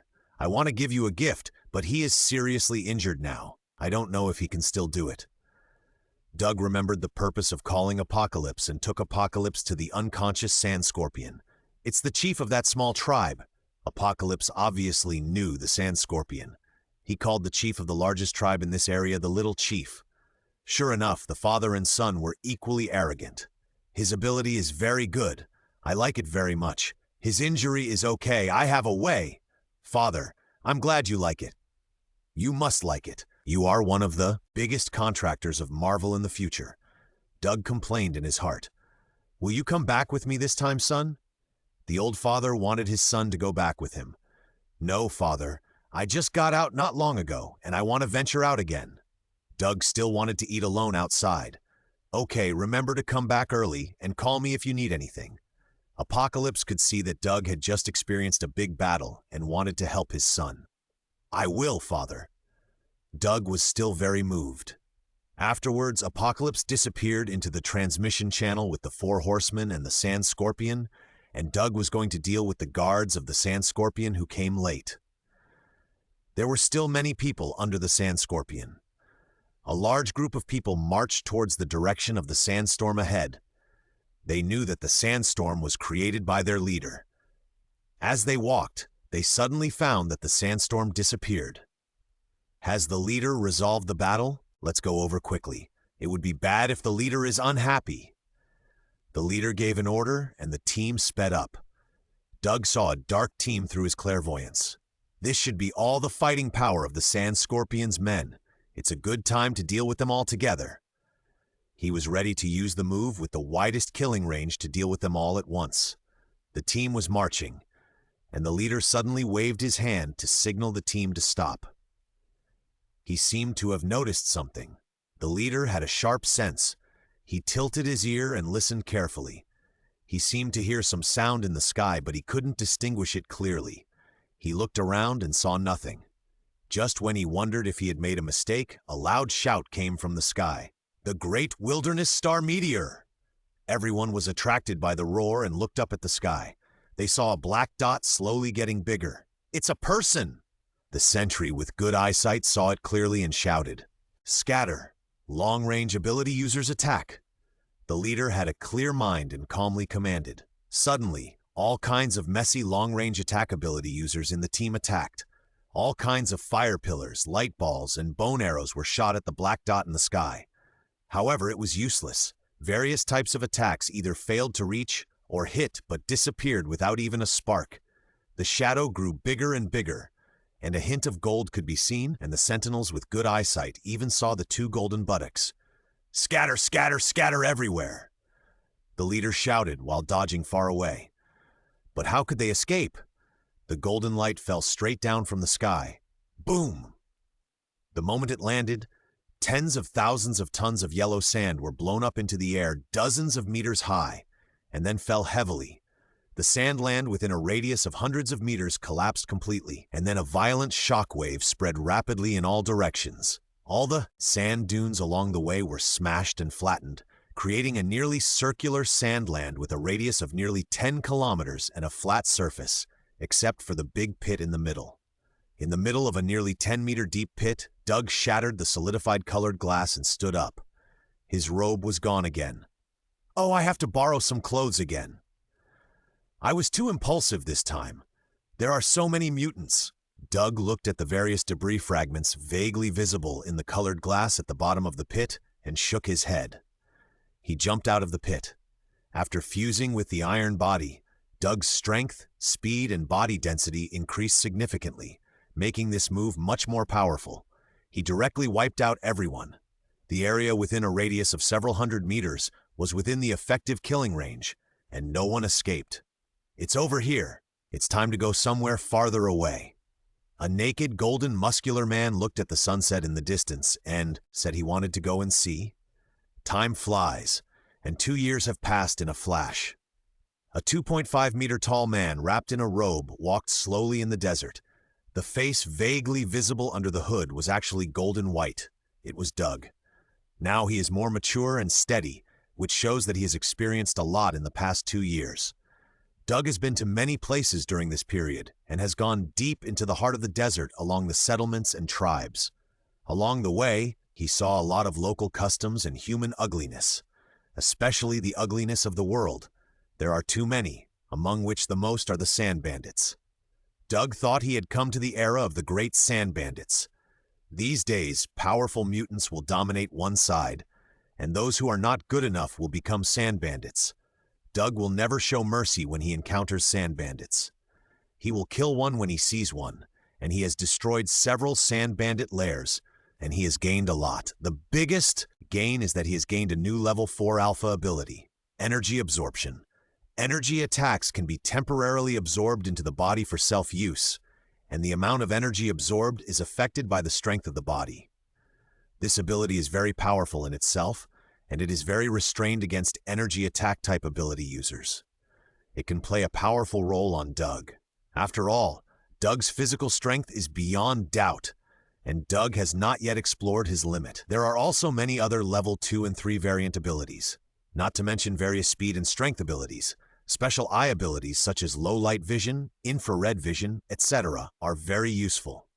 The newly added level 4 alpha ability also caused a series of changes in the VIPE system.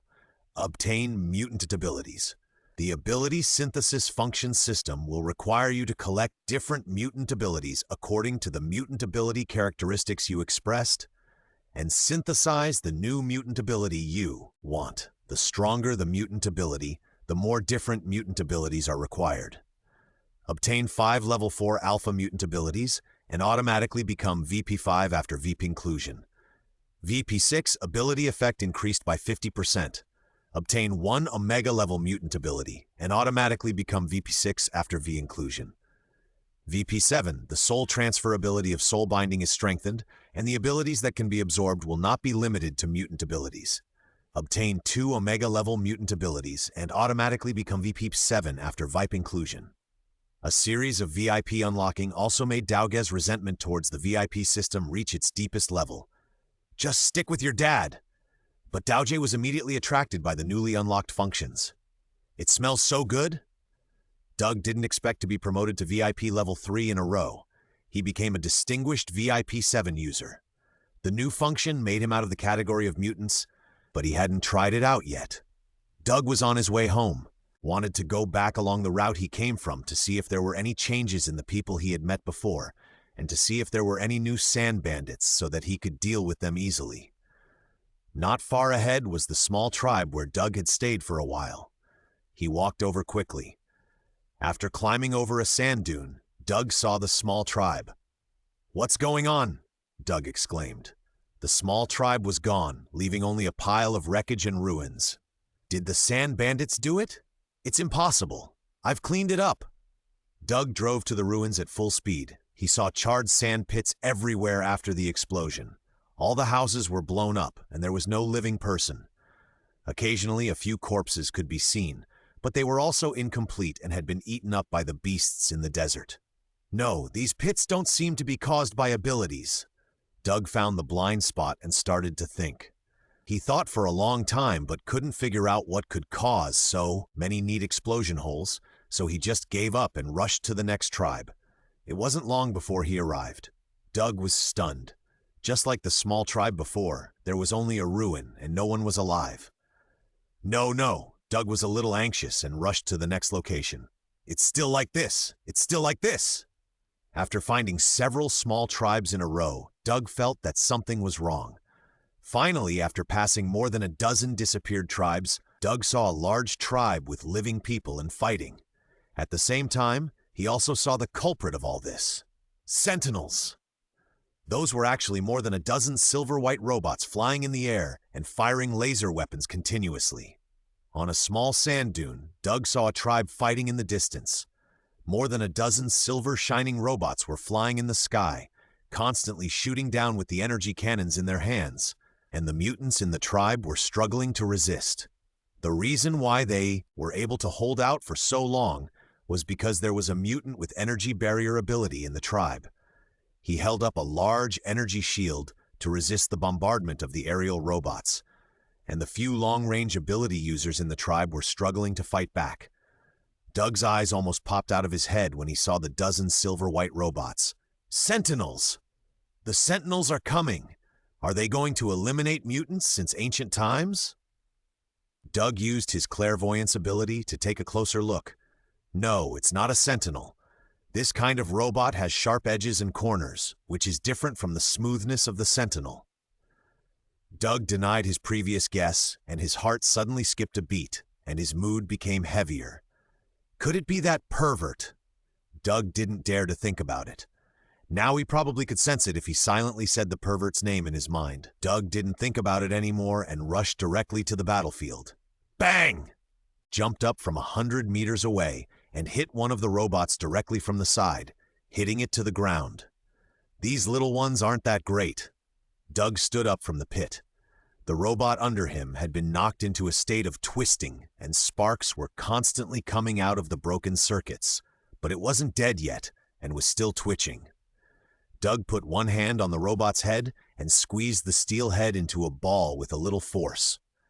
At this time, the dozen or so robots left in the sky also discovered Doug's sudden appearance and turned their guns around to fire a volley. Boom, boom, boom, boom. The position where Doug was blown into a ball, completely covered by the splashing smoke and the energy of the blast. Doug groaned comfortably. The ability of energy absorption was so useful. It had a lot of limitations. It could only absorb energy-type attacks, not kinetic attacks, and the amount of energy absorbed depended on the strength of the body. But this was not a problem for Doug. He had the strongest body and could fully demonstrate the effect of energy absorption. This wave of energy cannon shooting gave Doug a lot of energy. When the smoke and dust slowly dissipated, Doug's intact figure slowly appeared. His body was intact, but his robe was ruined again. A faint light was seen flowing on his golden-white skin, constantly condensing towards his eyes. Doug's eyes had completely turned blue-white, and the strong lightning was constantly flowing in his eyes, about to drip out. Buzz! A dull sound came, and a column of lightning energy as thick as an arm was seen spraying out, sweeping straight into the sky. Doug's mind turned slightly, and a beautiful arc was drawn in the sky. More than a dozen robots were instantly cut into two by the high-temperature lightning rays and fell from the sky, leaving only clouds in the sky that were cut in half. More than a dozen mechanical wreckages smashed into small pits on the ground, and the molten iron was still dripping, and the machine was completely shut down. The people in the tribe saw that Doug had killed all the robots and couldn't help but cheer. They still remembered Doug. Doug went up to them and asked about the situation. He learned that these robots flew directly from the sky and opened fire and killed people when they saw them. They were caught off guard at first, and many people died. Later, they organized themselves to resist with difficulty. Later, they were rescued by Doug. They were very grateful to Doug for saving them. Doug felt a little bitter in his heart, and he was afraid that it was not over yet. If he guessed correctly, the robot army under that man was endless and could be transformed at will. He only needed a thought. Doug told them that robots might appear again, and there would be more and more of them, with an endless number, and it would be impossible to resist them. He hoped that they could go to other tribes and gather together, preferably to the kingdom of Apocalypse. When the people in the tribe heard that they were going to the kingdom of the evil god, they were all unwilling. They were now more afraid of the evil god Apocalypse. Doug did not force them, and reminded them again to unite with other tribes. He left alone first, and he wanted to see what the situation was in other places. Doug flew all the way, passing through more than a dozen tribes on the way. The smaller settlements were basically wiped out, and no one was left alive. The larger tribes occasionally resisted and were saved by Doug. More often, the powerful mutants in the tribe had no means of long-range attack and defense and were besieged and killed by robots. Doug encountered several waves of robots again, and he quickly solved them all with lightning rays. For those he saved, he would suggest that they unite with other tribes or go to the kingdom of Apocalypse. But few responded. Doug traveled day and night, running at a speed of more than 800 miles per hour, and it took him a whole day to run back. Only 1 in 10 tribes survived along the way. Doug didn't know how many robots he killed, but they kept coming, and he could meet some every once in a while. There were more and more robots. When Doug returned home, Apocalypse's city was under attack, and hundreds of robots kept firing energy cannons. However, Apocalypse had many capable people under his command, and he didn't even make a move, and the robot army was solved one by one. Doug joined the battlefield, cleanly solved the remaining robots, and entered the city. "The Son of God is back!" People who knew Doug shouted, and more people who had never seen Doug before silently observed this ragged Son of God who looked very different from Apocalypse. Doug ignored everything else and went directly to Apocalypse's palace. Apocalypse was sitting on the throne in the hall at this time, listening to the 4 knights report the situation of the battle. Seeing Doug suddenly appear, he couldn't help but feel happy. "You're back, son. Why didn't you let me pick you up?" "Father, the world has changed. Something bad is going to happen." Doug didn't bother to tell Tianchi that he was safe and went straight to business. "Are you talking about those robots that suddenly appeared? They are just some fragile puppets, and the guards can handle them." Tianchi obviously looked down on these robots. "Father, you don't understand. The number of those mechanical soldiers is endless, and there is a great existence behind them. He is a god from another world, but he hasn't noticed this place yet, and he will kill all the life in our world." "Oh? Gods from another world? Are they very powerful? Then I want to see." Tianchi was obviously more interested in the gods from another world, and even wanted to compete with them. "Father, the tribes in the entire desert area have been slaughtered to the point that only 1/10 of them remain. We have no way to resist that god from another world. We must try to reduce our presence as much as possible and not let him discover our existence. In the future, you must take action less. If there is any battle, let me solve it. Your energy is too huge and will attract his attention. Doug persuaded Tianchi earnestly. That pervert really can't be dealt with. He can only try to hide and let professionals solve it. Humph! Tianchi felt that Doug underestimated him a little. Tianchi was not a weakling. He also called himself a god. But he didn't say anything to Doug. He was ready to see directly how powerful that so-called god from another world was. Doug saw Tianchi's displeasure and said nothing more. He returned to his own bedroom. Hey, where's my exclusive nanny? The next day, Doug was awakened by the explosion outside early in the morning. The robot army began to attack again. There were many robots this time, almost thousands of them, causing considerable damage to the buildings in the city. Doug immediately joined the battle, and the lightning beam swept a large area, and soon all of them were easily solved. Doug was about to go back to catch up on his sleep, but he found that more robots were flying in from all directions, one after another. Doug immediately started fighting again, but the number was a bit too much. The army of robots flew in from all directions in an endless stream, gathering more and more. Soon they completely surrounded the entire city and slowly even blocked the sky above their heads, densely packed, covering the sky and the sun. While Doug was enduring the bombardment of the robot energy cannon, he kept sweeping the sky with lightning beams, and one piece after another of robots fell from the sky. However, the number was really too much, and there was no sign of any reduction. Now Doug could only attract a small number of robots, and more robots began to bombard the buildings and residents in the city. Doug frantically urged the energy in his body to supply all to his eyes. The thick lightning rays never stopped and were constantly outputting. The energy absorbed was a little insufficient. However, the number of robots did not decrease at all. Instead, it increased. At this moment, a loud shout appeared in everyone's mind. It was Apocalypse who took action. Doug only felt a huge mental power suddenly appear, so powerful that it enveloped the entire city and the sky. The air seemed to be solidified. With his strength, he could not move for a while. Apocalypse floated from his bedroom to the sky. The intense energy caused the space around him to distort. Ha! He flew to the center of the battlefield and shouted. The space of the entire city seemed to tremble. The densely packed robots in the sky began to distort and deform and compress towards themselves. There was no explosion, no sound, and the robots all over the sky turned into iron balls. The air began to flow again, and Doug could move his body. The iron balls in the sky slowly fell to the ground. Doug was stunned for a moment. It's over. Somewhere far away in the universe, a tall and gorgeous silver-gray robot was flying between the colorful and dazzling cosmic barriers. Suddenly, he seemed to have sensed something and looked somewhere. Strong energy fluctuations. Are there any strong ants? He then flew in that direction. Between the colorful and dazzling cosmic barriers, Infinite Ultron was carrying out the cosmic cleansing plan. He had beaten up the Observer Frog before, but although he escaped, he was more determined to clean up the entire multiverse.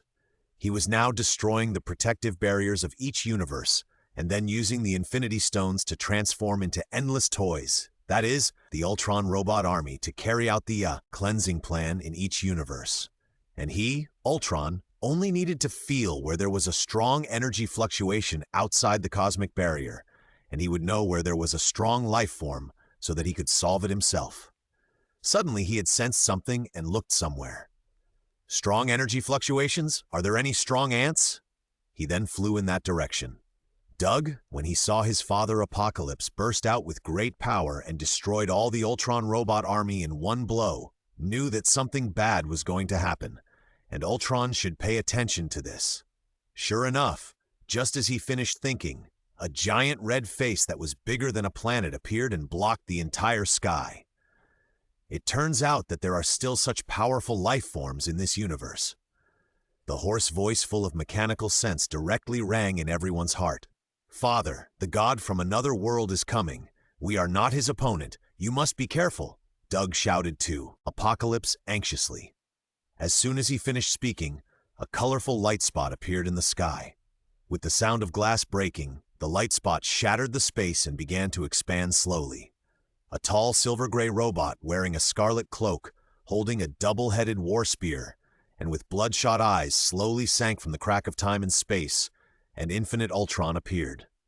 Seeing the appearance of Infinite Ultron, Apocalypse also quickly floated into the air, and at the same time, his body size continued to grow and become on the same level as the more than 3-meter-tall Ultron.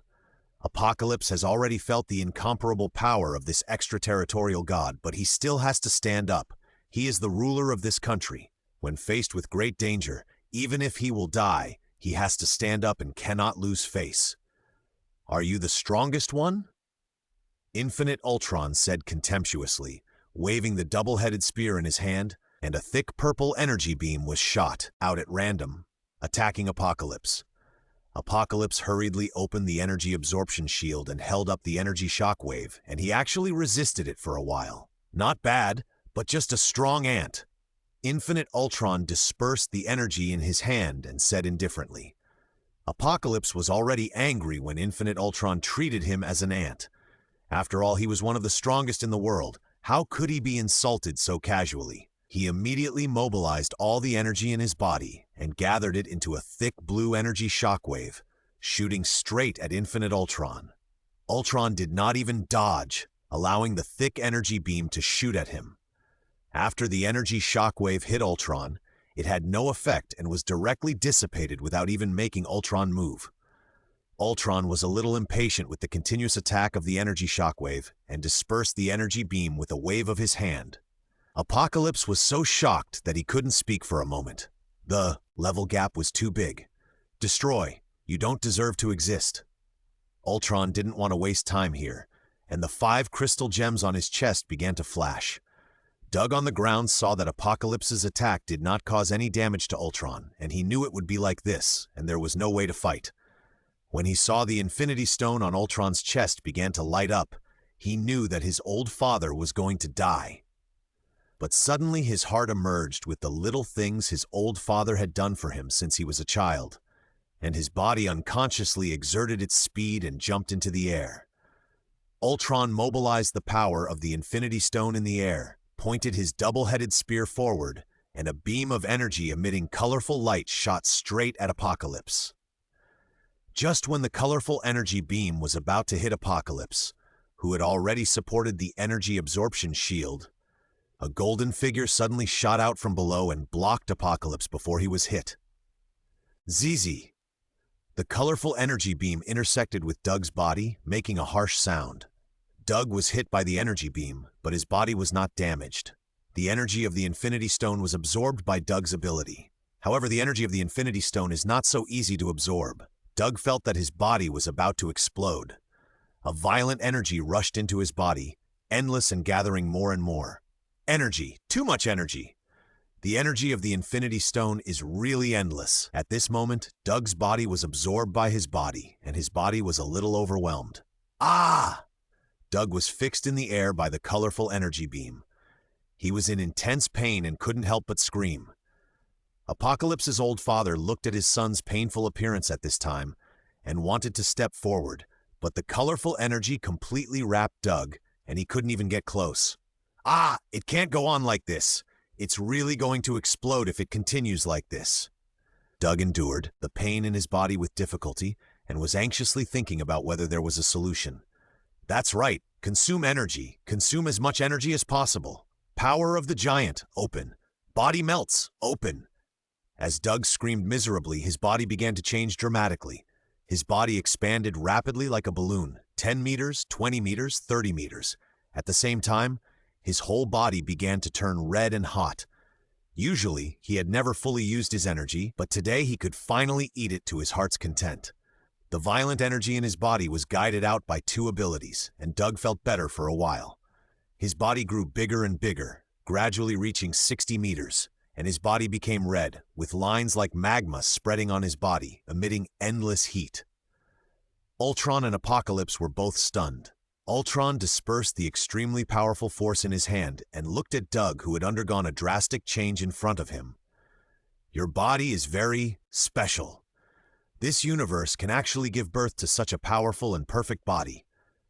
Ultron sighed and stretched out an arm to Doug, who was 60 meters tall, and sucked Doug to fly towards him with his fingers. After Ultron stopped shooting energy, the energy in Doug's body that was growing wildly finally stopped. He was finally able to control his body after being shared by the power of two large energy consumers. At this time, Doug was attracted by Ultron and flew towards him rapidly, and he immediately decided to fight back. He was now in the most powerful state he had ever been in. The power of the giant spirit increased to a height of more than 60 meters. His strength was strengthened by who knows how many times, and he also had the ability to melt heat to bless his whole body. Doug felt that he could really smash an asteroid with one punch. Maybe he could even have a chance to collide with the infinite Ultron. He immediately used the power that was sucked over and punched him with a punch. Ultron felt the huge energy contained in the fist of this golden red giant that had grown to more than 60 meters, but he was not afraid at all.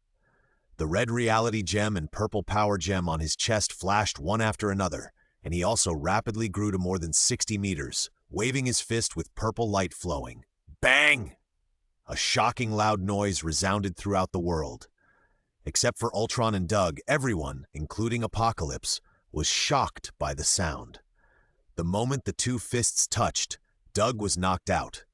The giant that was more than 60 meters long and looked like a mountain was knocked straight down from the sky, hitting the ground and smashing a large pit of more than 10 kilometers. It slid along the ground for dozens of kilometers before slowly losing its power and stopping. The upper half of the city along the way was smashed into ruins. Doug lay at the bottom of the huge pit, his blood boiling, unable to move, and his body slowly withdrew from the giant spirit form. He was almost crippled by this punch. He lay at the bottom of the pit and watched Ultron flying over and slowly shrinking. He couldn't help but feel a little desperate. Is the gap really that big? However, Doug didn't notice that Ultron's half-melted arm was slowly returning to its original state behind his back. Ultron was suspended in the air, looking at the golden white figure at the bottom of the pit, with a strong possessiveness in his eyes. In the passage between the cosmic crystal walls, the big-headed doll-like observer Watu was on his way. After being beaten by the infinite Ultron, he had no choice but to shamelessly seek the help of Supreme Doctor Strange. Unexpectedly, Supreme Strange actually agreed. Now he is going to various universes to find the warriors he chose to form the coolest multiverse guard team in history. Watu saw the big holes on the cosmic crystal walls on the way. He knew that the infinite Ultron had begun to eliminate the life in the multiverse, and he couldn't help but speed up. At this time, Watu suddenly looked at a universe in front of him that had also had its crystal wall broken. He was very familiar with this universe. He had been there before.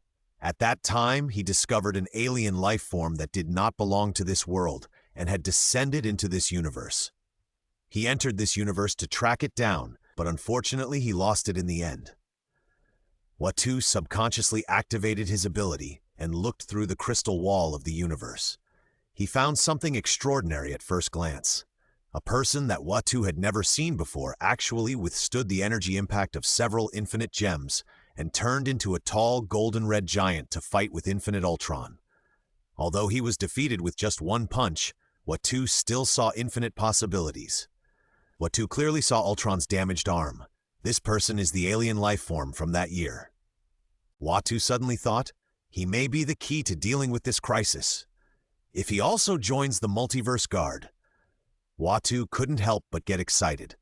At this time, he saw that Ultron was about to attack the golden figure lying at the bottom of the pit and immediately decided to save him.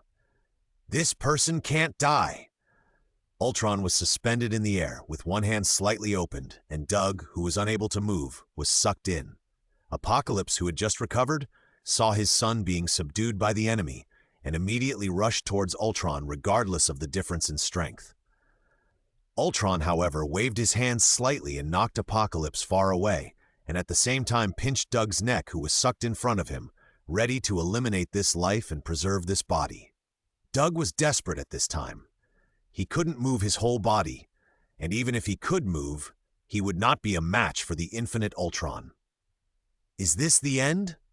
Is it the end of my life after only 10 years of traveling through time? Is the opportunity given to me by the old immortal going to be lost like this? Why did I meet such a perverted infinite Ultron? Doug shouted in his heart. Watching the soul gem on Ultron's forehead flashing, he felt the approach of death, and the revolving lantern slowly emerged. At this moment, a purple light suddenly flashed in the air, and a huge, bald head appeared. The bald man suddenly burst into speed and flew towards the infinite Ultron. Before Ultron could react, he snatched Doug from his hand, and once again flashed purple light and disappeared from this world. Observer, you bald ass! Ah! Ultron was tripped up by the observer Wadu again and again, which made him furious. He even cursed with words that did not exist in the system. The furious Ultron immediately released his rage to the universe he was in. Ah! A purple light flashed on Ultron's body and endless energy sprayed out instantly, spreading to the entire galaxy. The violent light flashed and a huge energy ball appeared in the universe, which shrank violently and expanded instantly. The entire galaxy was wiped out and disappeared in this universe. In the passage of the universe crystal wall, the big bald Wadu was carrying Doug and flying rapidly.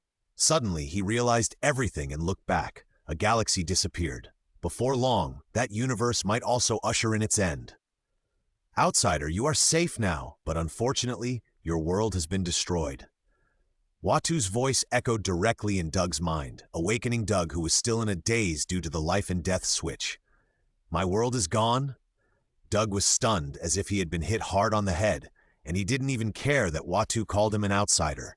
For a moment, Apocalypse, Kvash, Shakima, the four horsemen, one by one, the faces of people flashed in front of him, and then gradually broke and disappeared. His 10 years were gone just like that. I'm sorry, the situation was urgent at the time, and I only had time to save you. Looking at Doug, who seemed to have lost his soul, Watu apologized. Outsider, you have to be strong. Although your world is gone, you can save more worlds. Watu tried to encourage Doug. Then can my world come back? Also, I'm not an outsider. My name is Doug. Doug was still a little sad. After all, his family, who had been with him for 10 years, were gone. Time will heal your wounds. Now, we have more important things to do. Watu was obviously not very good at comforting people, and he led the topic to business. After the observer Watu left, the Supreme Doctor Strange cast a spell to build a shelter in the turbulence of time and space, and built it into a tavern according to his memory. As soon as he finished the arrangement, the light in the tavern flickered, and Watu appeared, holding a golden figure in his hand. You found the Chosen One so quickly, the Doctor greeted Watu and looked at Doug, who was in a trance. His name is Doug. He just lost his world and was saved by me from Ultron. He is not the one I chose, but he is a warrior with great potential and may even help us turn the tide of the war. Watu explained to the Doctor. Hello, I am Stephen Strange. You can call me Dr. Strange. Hearing Watu's explanation, the Doctor instantly felt the same way. He also lost his world. Hearing Dr. Strange's greeting, Doug suddenly woke up from his sadness. The Doctor was greeting him in English.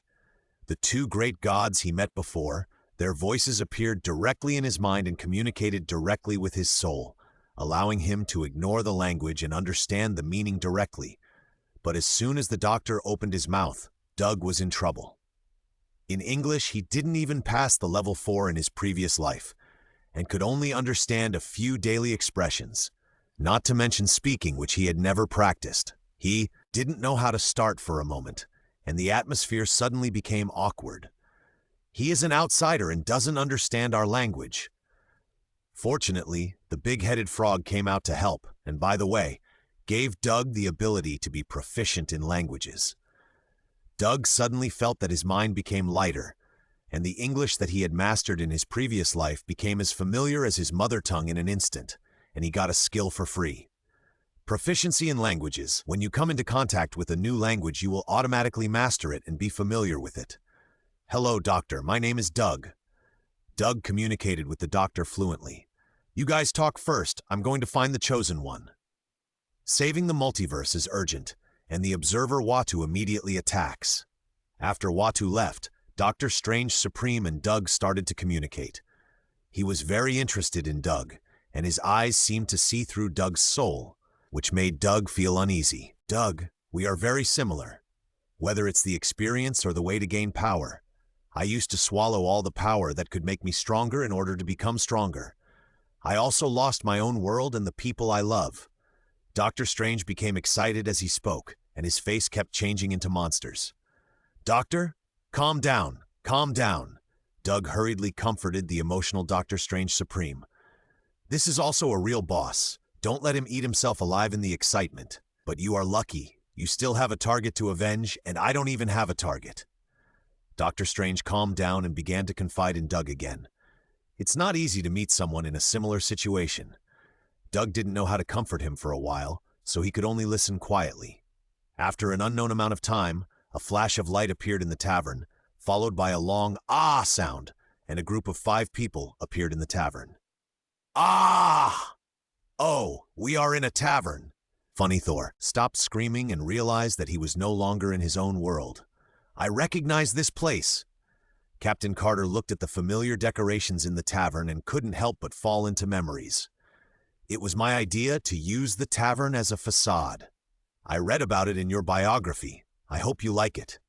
Supreme Doctor Strange came out to explain at the right time. "Here, look at me. Can you give me a beer?" Funny Thor was still so out of tune. Seeing Doug sitting at the bar drinking, he couldn't help but ask the doctor at the bar for a glass. Doug sat there quietly drinking when the 5 people appeared. Although he looked calm on the surface, he was actually a little excited inside. That was Captain Carter, as well as the funny party Thor, Star-Lord T'Challa, Thanos Gamora, and Black Panther Killmonger. Doug was very excited when he watched What If in his previous life. Although he was still in the grief of losing his relatives, seeing these characters in person diluted a little of the sadness in his heart. He continued to drink wine, pretending to be calm, and watched the development of the situation. Bang! "Hey brother, have a drink!" The funny Thor slammed the head of the Ultron robot in his hand on the bar, sat next to Doug, and handed him the beer cup. He was not surprised at all by this big man with golden skin. Doug was stunned and clinked glasses with the funny Thor. At this time, Gamora and T'Challa began to question why they came to this place. The lights in the tavern dimmed for a while and then returned to their original state. The big-headed frog appeared. "It's you again! Enough! Try something new!" Captain Carter and Star-Lord T'Challa couldn't help but complain. Obviously, they had a prejudice against the frog suddenly tying them here. "You have been chosen. Perform a mission." Frog and Supreme Doctor Strange began to explain the crisis that the entire multiverse will face. "You are the multiverse guard." After a passionate explanation, Frog announced to everyone present that the multiverse guard was officially established. "Gudong, Gudong, Gudong. I know what's going on. Loki asked you to play a trick on us." Funny Thor finished the beer in his glass in one gulp and started to act again. "Listen, I don't have time to deal with his pranks today," he said as he walked towards the door of the tavern. Doctor Strange hurriedly spoke to stop him, but still failed to stop this funny guy. "I'm leaving. You guys play?" The moment Funny Thor opened the door, he was sucked out by the turbulent space-time flow outside. Fortunately, his left hand was still holding the door handle, so he was not sucked away directly. Thor finally came back from outside after a lot of effort. He quickly closed the door, leaned against it, patted his chest, and gasped. It was obvious that he was scared just now, and he was still in shock. "If we join, can you tell us what we are going to deal with?" Captain Carter spoke at the right time and asked the question they all wanted to know. Then Observer Frog and Supreme Doctor Strange explained to everyone the protagonists of this crisis, Infinite Ultron, and the abilities of the 6 infinite gems. Then everyone expressed their opinions, and while putting forward their own opinions, they did not forget to make a few sarcastic remarks. Doug was still sitting alone at the bar, drinking a beer that he could never finish, pretending to be cool. Although he had a general idea of the next plot, the feeling of participating in it in person was different. Just when everyone was discussing fiercely, the funny guy started to act up again. "Excuse me, I have to ask. Is there any Chinese restaurant in the universe that has cross-dimensional takeaway service? I'm hungry." Everyone looked at the funny Thor as if he was a fool. This is a fool. You chose the person yourself. Doctor Strange was speechless and said to Watu, who also had a livid face and no expression, Then the doctor had no choice but to use magic to get some mixed noodles from somewhere and distributed them to everyone. Doug also got one and ate it with surprise. He had eaten very little in the past 10 years, not to mention the food from his hometown in his previous life. Do you like Chinese food too? I like it too. It's so delicious. Funny Thor saw Doug skillfully eating noodles with chopsticks, as if he had found a like-minded friend. He said to Doug while slurping his noodles, "Yes, I like Chinese food very much." Everyone also noticed this golden man who had been silent from the beginning and looked at Doug. This is Doug, also a member of the Multiverse Guard. His universe was just destroyed by Ultron. I saved him. He will help us to deal with Ultron together. Frog introduced to everyone. When Doug heard Frog's words, his expression became lonely again. Hey brother, don't be sad. I will help you get revenge. Let's twist his head off together and use it as a wine glass. Funny Thor saw it, came over and patted Doug on the shoulder and comforted him.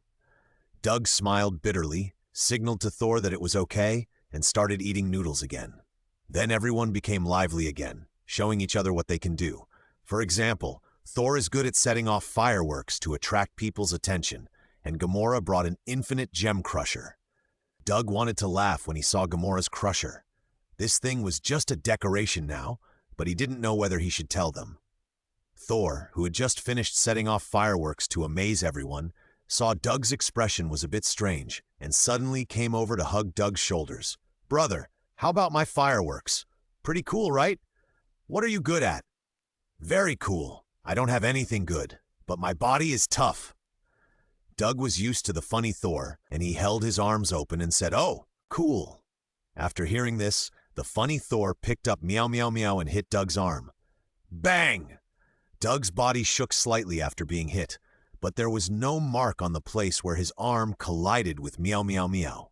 The dull sound echoed in the tavern and attracted everyone's attention. Wow, it's so hard!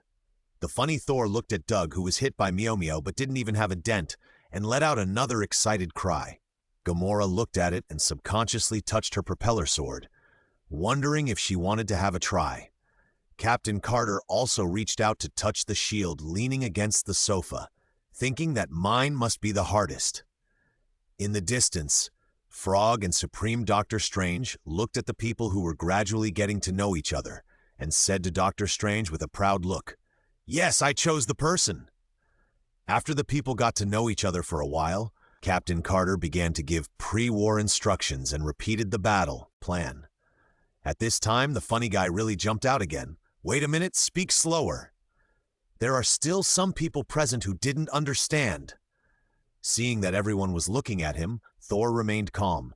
"It's not me, I understand. But for their sake, I'll repeat it again," Thor said shamelessly while pulling Doug behind him. Doug was convinced by this funny guy and rolled his eyes helplessly. Fortunately, the observer Watu had had enough of him. "Well, you are ready. Friends, the show is about to begin. Good luck to you." After saying that, without waiting for Thor to speak, he waved his hand and a blue-white light gradually became brighter, enveloping everyone and teleporting them to an unknown place. An unknown universe and an unknown planet. Doug and 7 others were teleported here by Watu. As soon as the Supreme Doctor Strange arrived, he deployed a magic circle and prepared to bless everyone with powerful protective magic. However, distracted when talking to Gamora, and the various abilities suppressed in his body began to run wild, and his right hand even transformed into a tentacle. Doug sat alone by the fire, watching his teammates interacting in pairs, and couldn't help but think of the next plot. But after thinking for a long time, he couldn't remember the details. He knew that the Supreme Doctor Strange was really awesome, so he just followed him. Come on, friends. For tomorrow's battle, we won't go home until we're drunk tonight. Speaking of livening up the atmosphere, we still have to rely on our hammer god Lei Zigi. He was seen using his hammer to release lightning to cheer up the crowd while shouting to the people present. In that case, I propose that we have a toast. Doctor Strange immediately used magic to conjure up various alcoholic drinks, all of which were everyone's favorite flavors. It was really considerate. Doug, like everyone else, got his favorite drink and started drinking.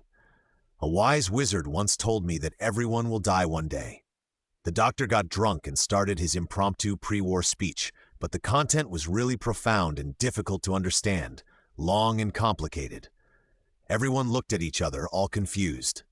"Let me do it, you've said enough, Doctor." Star-Lord T'Challa couldn't stand it anymore, so he went over and put his arm around the doctor's shoulders. "To the multiverse." T'Challa raised his glass. "To the multiverse guardians." Everyone responded with a toast, fearing that the doctor would give another impromptu speech. Funny Thor was in high spirits after drinking, and he raised meow meow meow to release endless lightning as fireworks to cheer everyone up. This attracted the attention of the infinite Ultron in an unknown universe. "It turns out that this universe is still alive, so you are here, my new body." A huge red face covering the entire sky appeared, and Doug was also seen among the crowd.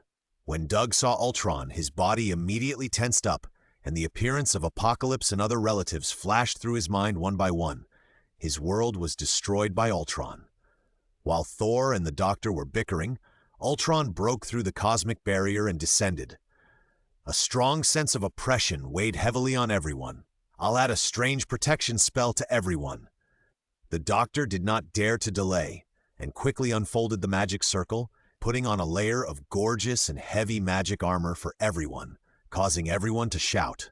As soon as Doug put on the magic armor, he felt its powerful protective effect. It could basically reduce all the damage he received, and it also had a certain amount of strength bonus.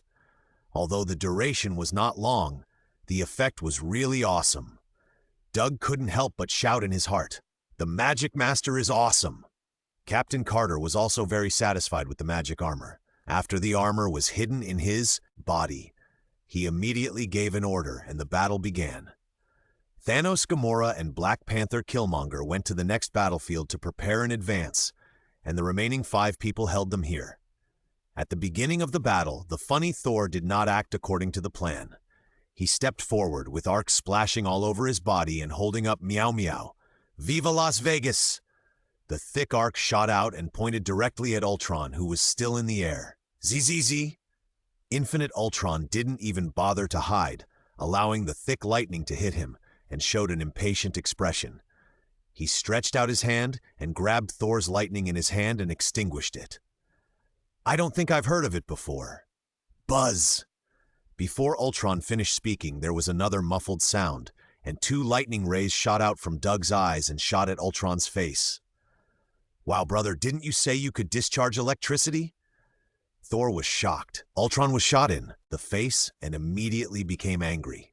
The 3 Infinity Stones on his body flashed, and the top of the mountain where Doug and his friends were immediately collapsed and crushed everyone at the bottom. Bang! Before the rocks fell, a golden light jumped out from it and hit Ultron in the sky. "You can't escape this time," Ultron said to Doug while raising the double-headed spear in his hand and swinging it at Doug, who was flying quickly. Bang! Perfect hit! Doug was knocked back at a faster speed than when he came. The magic armor on his body triggered a circular protective shield, just like a golden baseball, smashing a big hole in the ground. At this time, the teammates also walked out of the ruins unscathed. The Doctor and Captain Carter were speechless. "You are a golden man who doesn't talk much at ordinary times. How can you be so reckless in fighting?" The funny Thor also laughed. "Brother, you are as fierce as me." Thor was not to be outdone. He spun the pret meow meow in his hand, and when it reached the maximum speed, he threw it towards Ultron. Doctor Strange saw the opportunity and quickly cast magic, copying Thor's hammer into countless pieces, flying towards Ultron one after another, flying around Ultron in disorder, and attacking continuously. Captain Carter and Star-Lord T'Chaka also flew into the air together. Captain Carter rode Star-Lord and used his shield to hit Ultron, who was resisting the meow meow in the air. The Doctor also cast magic on the Captain's shield in time. Doug climbed out of the big pit, shook his head, and found that he had no injuries. He didn't know whether the Doctor's protective magic was too powerful or Ultron was just like that without the Infinity Stones. Doug saw Captain Carter and Star-Lord rushing towards Ultron, and he immediately jumped up and followed. Bang! The Captain knocked down Ultron, who was blocking the cats with his shield, and then grabbed Thor's hammer and fell to the ground. Star-Lord also saw the right time and lay on Ultron's back to perform three-hand skills. Ultron didn't know that the soul gem was stolen, so he grabbed Star-Lord and threw him out. Just as he was about to add an energy ray, Doug arrived. Bang! Doug threw himself into Ultron's arms, flipped him in the air, raised his fist that had entered a molten state, and smashed it into Ultron's face. Bang, bang, bang! For my family! Bang, bang, bang! For my world! Doug's red fist with magma lines kept hitting Ultron's face, leaving charred fist marks on his vibranium helmet. Ultron took a few punches and was completely angry. The power gem on his body flashed, and he grabbed Doug, who was riding on his body, and threw him out, smashing another big crater on the ground. On the ground, the Doctor cast a spell, controlling all the Meow Meow clones in the sky to crash into Ultron, and performed a super version of the Hammer Burst Star. Thor also summoned Thor's thunder to hit the hammer ball formed by Thor's hammer in the sky, suppressing Ultron for a while.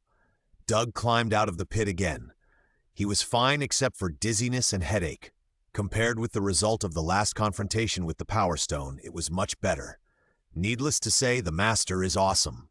At this time, Captain Carter and Star-Lord, who landed smoothly, also brought good news. The Soul Stone was in hand. The Captain immediately took Star-Lord away and prepared to go to the next battlefield to carry out the second phase of the battle plan. Bang! Ultron in the sky exploded with energy to break the suppression of the Hammerburst Star. While the Doctor told everyone to leave quickly, he transformed the dragon heads of 3 demon dragons on his body and smeared Ultron's face with dragon breath. The 3-in-1 hot dragon breath completely engulfed Ultron. What? You've been hiding this trick? Ah! Funny Thor started to mess up again, but Doug rushed over, interrupted his performance, grabbed his arm, and rushed to the evacuation portal. Ultron was unharmed in the dragon's breath, just like a spring breeze. He finally discovered that the soul gem was stolen, and with a burst of energy, the dragon's breath and the Doctor's alienated limbs were all destroyed. The Doctor smiled evilly and opened a cross-time and space portal above Ultron's head. A large number of zombies fell from the sky. Zombie Captain America took the lead and smashed him, pressing Ultron into the mountain of corpses. Zombies, good idea, I like it. Funny Thor mythology hadn't finished speaking when Doug pulled him into the gorgeous transmission channel. Captain Carter looked at the mountain of corpses and frowned slightly. I don't know if he saw the zombie Captain America. Then he also led the rest of the team into the transmission channel. As for the love-hate relationship between the Infinite Ultron and the zombie Scarlet, which Doug and his team could not see it. Bang, bang, bang! Ah! With the sound of collisions and Thor's screams, Doug pulled Thor and began his journey of teleportation across time and space. To be honest, this was the most bizarre teleportation channel Doug had ever seen. It was like a pipe. If you couldn't fly, you could only roll down. Finally, when their brains were about to be shaken, Doug and Thor passed through the teleportation channel and rolled out, while Gamora and the others were already waiting. Bang! Captain Carter also fell out soon after, and she couldn't fly either. You succeeded! Seeing that the first step of the battle plan was successfully completed, Gamora reached out for the Soul Stone. At this time, Doug was lying on the ground with Thor pressed down and watching. Doug knew what was going to happen next. Sure enough, Captain Carter threw the Soul Stone out, but it was intercepted by a wild Black Widow riding a motorcycle. Doug was lying on the ground, totally ignoring Thor, who was being pressed to the point of being unable to breathe. He couldn't figure out why the motorcycle was so loud, and there were so many superpowers present, but they didn't notice Black Widow. Everyone was ready to fight at this time, and Doug quickly got up and pulled Thor to surround them. Then Captain Carter and the wild Black Widow met passionately. Doug was waiting for Ultron to appear. He didn't want to follow the plot anymore. There was a powerful wizard who could assist and see on the scene, and he wanted to go along with him. Sure enough, just as the Captain and Carter recognized each other, Ultron broke through the cosmic crystal wall and appeared. Before Ultron could speak, Doug had already jumped into the air. Bang! Doug knocked Ultron out again, and 2 steel figures, 1 gold and 1 silver, wrestled in the air. Doug's hands were red and had magma-like patterns. He pulled Ultron's arm with one hand and his fingers were deeply inserted into his arm, making Ultron unable to break free. With the other hand, he clenched his fist and kept hitting Ultron's head. Ultron's counterattack could only stimulate Doug's gorgeous magic armor. Although Thor was usually funny, he was really reliable in fighting. He and Doctor Strange were the first to react. The moment Doug jumped into the air, he threw Meow Meow Meow out and attacked with Meow Meow Hammer in the air. Doctor Strange also put another layer of shield on Doug and even took the time to put one on Black Widow. Thor, use Las Vegas! Doug was fighting with Ultron in the sky while shouting at Thor that his ability to control the hammer was too poor, so it would be better to use some energy attacks to recharge him. No way! That move is very powerful. Thor was still very thoughtful, afraid of hurting his teammates. Don't worry, trust me. Thor chose to trust Doug, took back his Meowth hammer and used his ultimate skill directly. Las Vegas! A thick lightning column fell from the sky and hit the two people who were wrestling in the air. ZZ! The thunder did not hurt Ultron at all but caused some damage to Doug, but he took it all and absorbed all the energy of the thunder. Don't stop! Thor saw that the ultimate skill only had an effect on Doug and wanted to stop, but after hearing Doug shout, he continued. Ah! Doug, who absorbed a huge amount of energy, moaned comfortably. Power of the Giant Stage 2 on. Full body heat melt on. Doug's body began to grow and grow, and his whole body turned red, with magma-like lines crawling all over his body. From time to time, he turned into a golden red little giant with a height of more than 5 meters, riding on Ultron and shooting left and right, completely suppressing him. Thor's thunderbolts were still falling, and Doug's energy quickly filled up again. Giant Power Stage 3, open. His body continued to grow, turning into a giant of more than 10 meters. Doug punched Ultron one by one, smashing deep black pits in his vibranium body, and some places were about to melt. Everyone on the ground was a little stunned. It was only a few seconds, and Doug completely suppressed Ultron by himself. Why did the big head of frog come to them? Was he looking for fun? Enough! Ultron, who was a little confused because of being ridden on by the ants, finally came to his senses. The 5 remaining infinity gems on his body flashed, and violent energy rushed into and burst out of his body, instantly sending Doug flying, and the injuries on his body were instantly healed. Doug was not injured, and his energy even increased by another level. A magic portal suddenly appeared on the way he was knocked down, and the doctor cast a magic to take Doug down. All the members of the team, including the Wild Black Widow, formed a formation to prepare for the next wave of attacks. I can destroy different galaxies with just a thought. The angry Ultron shouted with a fierce energy glow all over his body. Why aren't you dead yet? The 5 Infinity Stones emitted infinite light, and an endless amount of energy spread out. The magic armor on the team members was instantly activated, and each of them struggled to resist the impact of the energy. Doug walked to the front of the team under the shock wave while resisting damage for his teammates, while trying to absorb the endless energy that spread throughout the world. If he didn't absorb it, there would be nothing to absorb in a while. The energy in Doug's body was filled up like water, and he quickly used his ability to consume it. The 4th stage of the power of the giant open. The golden red giant of more than 20 meters completely blocked his teammates behind him, bearing more shock waves and absorbing more energy. The 5th stage of the power of the giant open. Doug's body has grown to more than 40 meters. Resisting the endless energy shockwaves head-on, he was like a giant standing in the light, shocking his teammates again. At this time, the energy of the Infinity Stones had covered the entire galaxy and began to shrink violently, instantly producing a supernova explosion that could destroy the entire galaxy. Suddenly, time seemed to be suspended, and the energy shockwave comparable to a supernova explosion was also solidified in the universe and could not move. Then the endless energy retreated back as if time was flowing backwards, compressed into a ball of light emitting endless light, and then was held in a fist by a slender pale hand. Ah! The hand actually stuffed the ball of light compressed by the endless energy into the mouth. Although Doug had known this famous scene in his previous life, he was still shocked after seeing it in person now. He also had energy swallowing. Although it was passive, But he still felt incredible to swallow this energy that could destroy the galaxy in one mouthful. His iron body could not reach this level now. Shua! The supreme Doctor Strange, who swallowed the energy ball, suddenly opened his eyes, and endless flames flowed from his eyes. This was a sign that he was full. The infinite firepower mode of the wizard was activated. Wait a minute, what's going on? Ultron's bald head was full of question marks, but before he could figure it out, Star-Lord T'Challa flew forward and threw Ultron to the ground.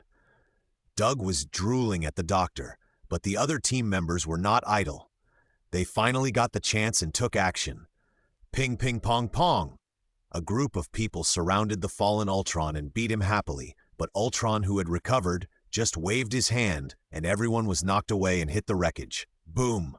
The ground shook violently, and some smaller stones were shaken into the air. It turned out that the golden red giant of more than 40 meters moved, and every time he took a step, the whole world trembled. Infinite Ultron also saw Doug coming towards him, and as he stood up from the ground, his body slowly grew larger until it was equal to Doug. The second duel between the golden red giant and the silver gray giant was about to begin. But this time, Doug was not panicked at all, because he brought the cat with him. The Supreme Doctor Strange, with golden red flames flowing in his eyes, was floating not far behind Doug. This time, Doug wanted to fight to his heart's content. His fists had long been thirsty for it. Bang, bang, bang!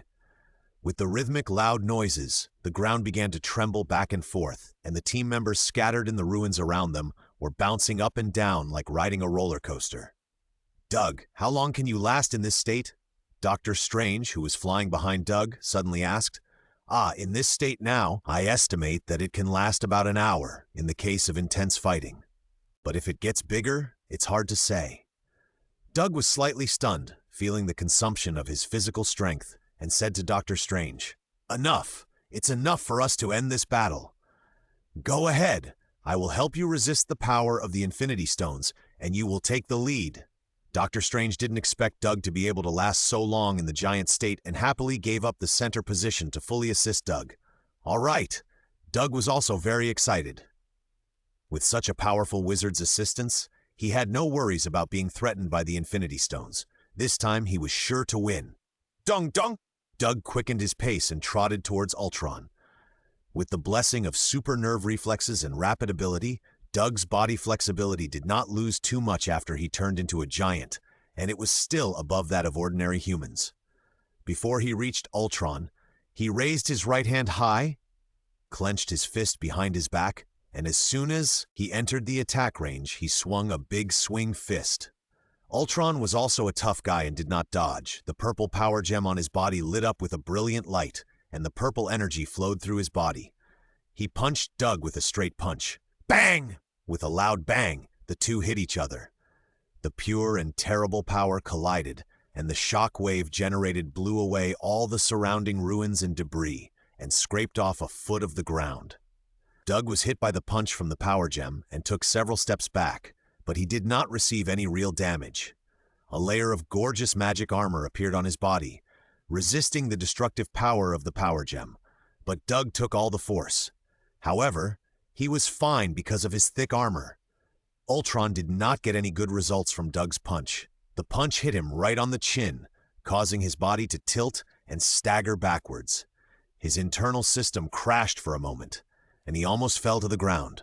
The molten fist directly smashed his vibranium chin and deformed it. Fortunately, he had the reality gem, and his injuries recovered quickly.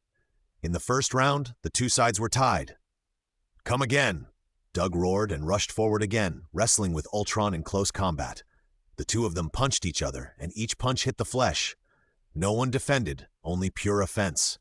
Every punch Doug threw left a burnt black fist mark on Ultron's body, but the fist mark would disappear and recover in less than a second, and every attack from Ultron would dim the magic armor on Doug's body, and some places even cracked and fell off. It seemed that he could not consume Ultron, but Doug was hanging Doctor Strange. Doctor Strange cast magic, and a golden stream of light spread from him and connected to Doug. Pure magic energy was continuously transmitted to repair the damaged magic armor. At the same time, the Doctor continuously fired red magic rays with both hands, shooting at Ultron, disrupting his attack rhythm.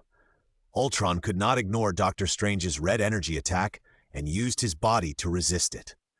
Every time he was attacked, he had to raise his hands to resist, which gave Doug the opportunity to attack. He seized the opportunity and went forward to hammer, which made Ultron flustered for a while. The other members of the team also crawled out of the ruins at this time and gathered together to watch the fight between the two giants in the distance. This is so cool. It's a pity that there is no beer.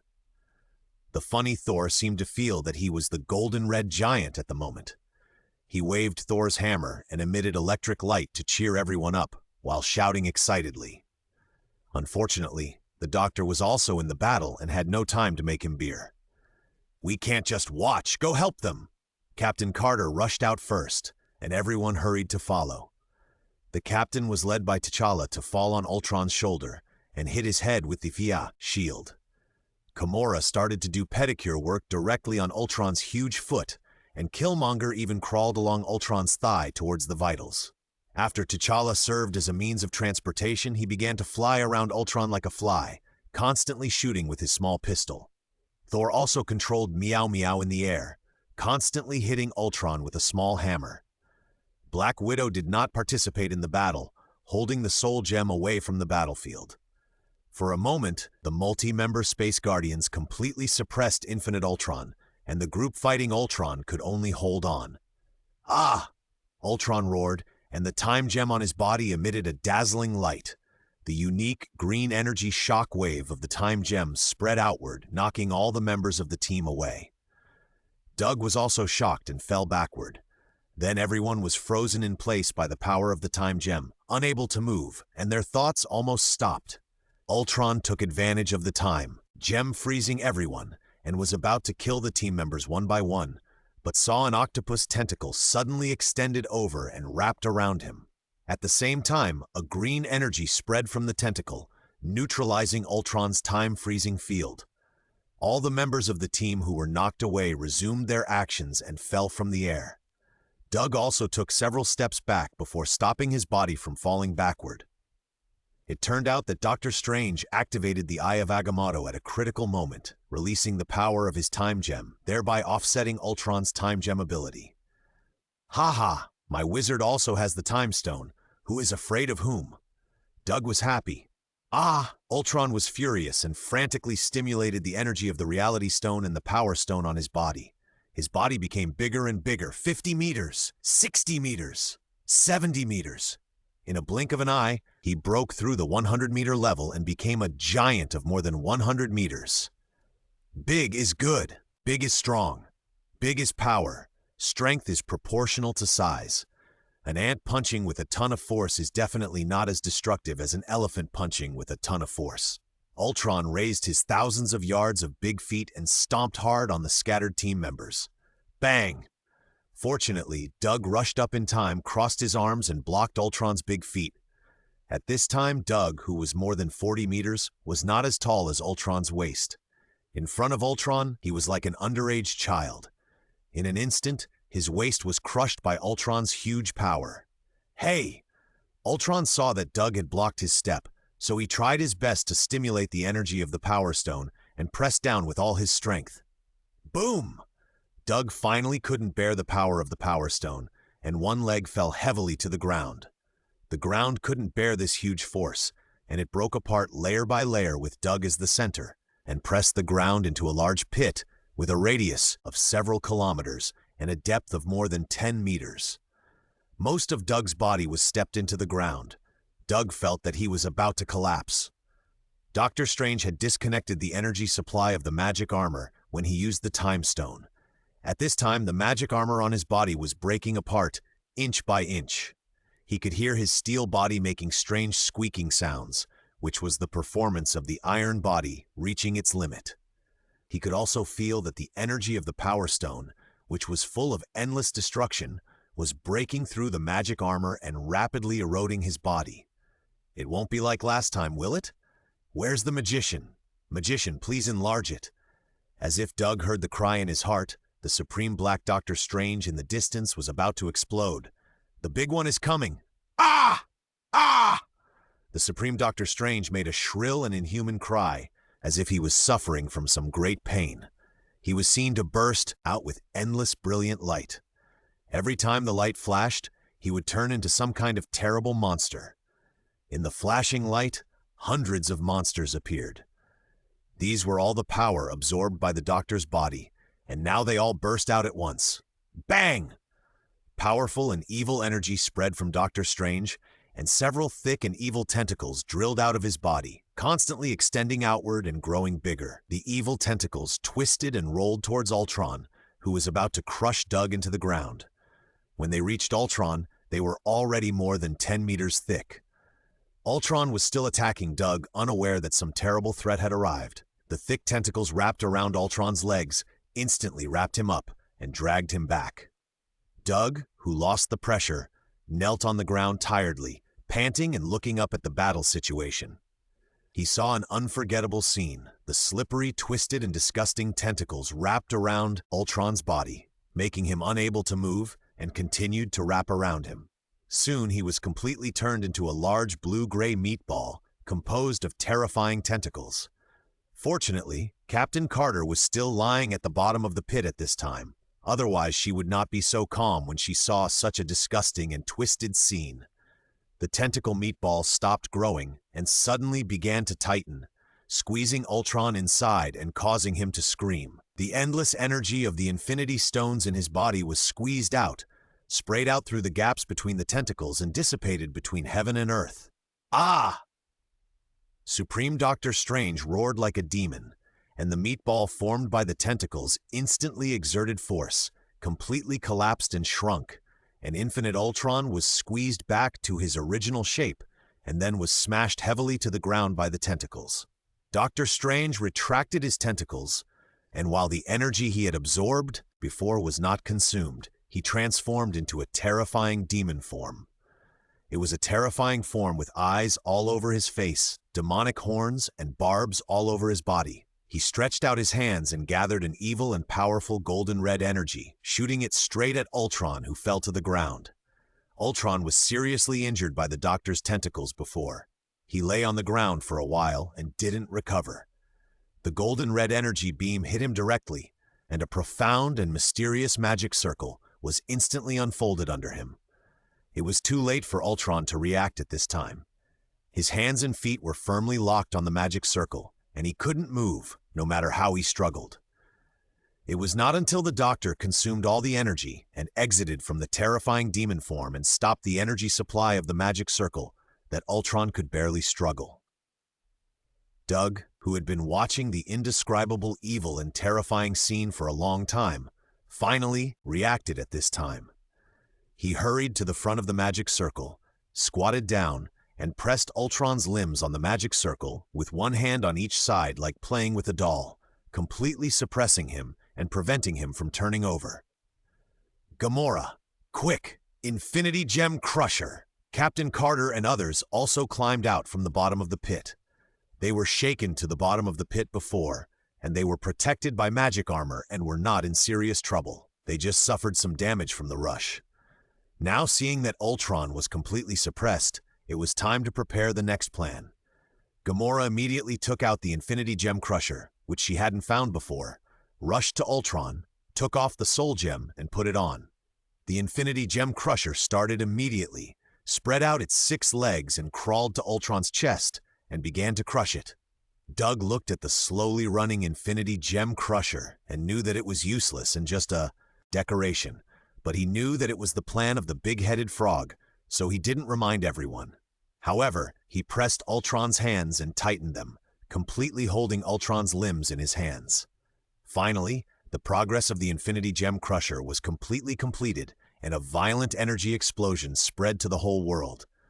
The violent shockwave blew the team members up to resist. Doug, who was next to Ultron, was the closest and had a large body, so he endured the most and absorbed another wave of energy beautifully. The energy shock came and went quickly, and it dissipated in an instant. Oh, that's it! It's over? We won, right? It wasn't that hard.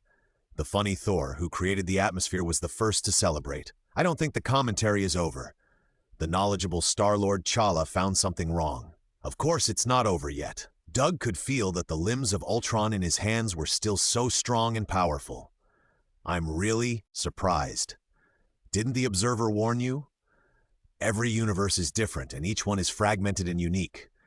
And the Infinity Stones are also. Huh? Ultron's voice slowly rang out in the center's heart, scaring everyone to quickly enter the battle state. But as he was talking, he suddenly stopped again. It turned out that when he wanted to fly to the sky, he found that two big hands grabbed him tightly and pressed him to the ground. Keep talking! Doug held his hands tightly, not letting Ultron get up.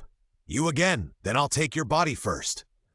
Ultron shouted angrily while activating the 6 Infinity Stones that had returned to their original positions. As the 6 stones flashed, buzz! With a muffled sound, 6 energy beams of various colors were ejected, merging into a thick, colorful energy beam that shot straight at Doug's chest. Boom! The violent energy exploded, and the strong shockwave blew the team members all over the place. The magic armor on their bodies all appeared, and it was difficult to block. Only the Doctor was still holding the magic shield and insisting on staying in place. The magic armor on Doug's chest began to shatter, and the powerful energy impact made him scream, and his hands that were pressing on Ultron began to loosen. At the critical moment, Doctor Strange supported the magic shield with one hand and gathered energy with the other hand to transmit it to Doug. He began to use the energy in his body to block the power of the Infinity Stones for Doug. The magic armor on Doug's body kept breaking and regenerating, and for a while it actually withstood the energy impact of the 6 Infinity Gems. Without the threat of the Infinity Gems' power, this endless energy became Doug's best food, and he absorbed it crazily. The 6th stage of the power of the Giant Spirit, open. The 7th stage of the power of the Giant Spirit, open. With the supply of endless energy, Doug's ability was opened in 2 stages, and his body rapidly expanded into a supergiant of more than 160 meters, which was even bigger than the previous Ultron. Doug could no longer describe the increase in strength in words. Big is strong, big is good, big is power. However, the consumption of the Doctor to maintain the magic armor has also risen. Fortunately, the energy impact has passed, and the Doctor can now fully maintain Doug's magic armor. With the increase in size and the unlimited growth of strength, what follows is the intense physical consumption like a tide. Doug's endless physical strength finally felt like it was running out. He could only hold on for another 5 minutes before he needed to completely remove all the powers of the Giant Spirit to recover his physical strength. Incredible! Incredible! Let me use such a powerful and beautiful body. Ultron, who was completely covered by Doug's hands, made a sound, and then Doug's hands were completely stretched open little by little. Ultron also activated the Power Gem and the Reality Gem, and his body expanded little by little to stretch Doug's hands open, and soon he became a silver-gray giant as tall as Doug. What if I use your body to control the 6 Infinity Gems? Come and become one with me. I will use your body to destroy the entire multiverse. Ultron pressed his hands against Doug's hands, and the 2 supergiants began to wrestle. The golden red giant and the silver gray giant started a new round of battle. The real man's battle was about to start, although one of them brought a supporting cat. Boom, boom, boom. The 2 giants, who were more than 160 meters tall, pressed their palms against each other and wrestled with each other, but the ground under their feet suffered. The huge force they unloaded was all poured onto the ground, and the ground cracked and split layer by layer. As soon as they fought, Doug found that Ultron's current strength did not suppress him. Under the 7-stage transformation of the Giant Spirit power, his strength was even stronger than Ultron, who used the Power Gem. Is his current state going to exceed the upper limit of the Power Gem? No, it should be that Ultron cannot fully exert the power of the Power Gem. The power of the Power Gem that can destroy everything is blocked by the Doctor's magic armor, and Ultron cannot fully exert the power increase brought by the gem. At this moment, Doug felt stable. Ha! Doug shouted, using all his strength to push down Ultron's hands. This is impossible. Ultron couldn't help but scream as he looked at his hands being slowly pushed down, But no matter how much he screamed, it couldn't change the fact that he was not as strong as Doug. Boom! Doug actually overpowered Ultron and pushed him to the ground. Boom! The two supergiants slammed heavily to the ground, setting off a violent shockwave that blew down all the surrounding building debris, and the ground was deeply sunken by the two men like soft mud. Doug lay on Ultron, pinching his neck with one hand and pressing down hard, and trying to dig out the Infinity Stone on Ultron's chest with the other hand. But Ultron struggled wildly. Although he was suppressed by Doug in strength at this time, he was not completely crushed, and he could still resist. He ignored the fact that Doug was holding his neck and tried his best to block Doug with both hands so that Doug could not dig out the gem. The two men were deadlocked for a while. Ultron was a little panicked and began to randomly activate the abilities of various gems, but with the obstruction of magic armor, the sole attack that changed reality was ineffective, and the time gem would be offset by the Doctor. Only the space gem was still effective, but when the blue space gem lit up, Doug would hit him hard on the head, hitting his system for a moment, and the transmission channel could not be opened. Doug saw that he couldn't get rid of the infinite gems on Ultron for a while, so he didn't care anymore. Now he had to restrict Ultron and prevent him from using the power of the infinite gems. The rest was left to his teammates. He also had the Supreme Black Doctor Strange and a group of teammates. Ah! Doug pressed down his whole body, hugged Ultron tightly, and entangled with him on the ground. The red heat melted his whole body and kept burning and melting Ultron's body and was repaired by his reality gem. The two of them flipped me to the ground, and then I rode on you, taking turns to get on top of each other, entangled like glue. The two steel giants began to perform various postures. The rest of the team recovered like a group of indestructible cockroaches gathered together to watch the fight between the two giants. Ah, this! The funny Thor was stunned and couldn't even speak clearly. Is this a ground fighting technique? Maybe.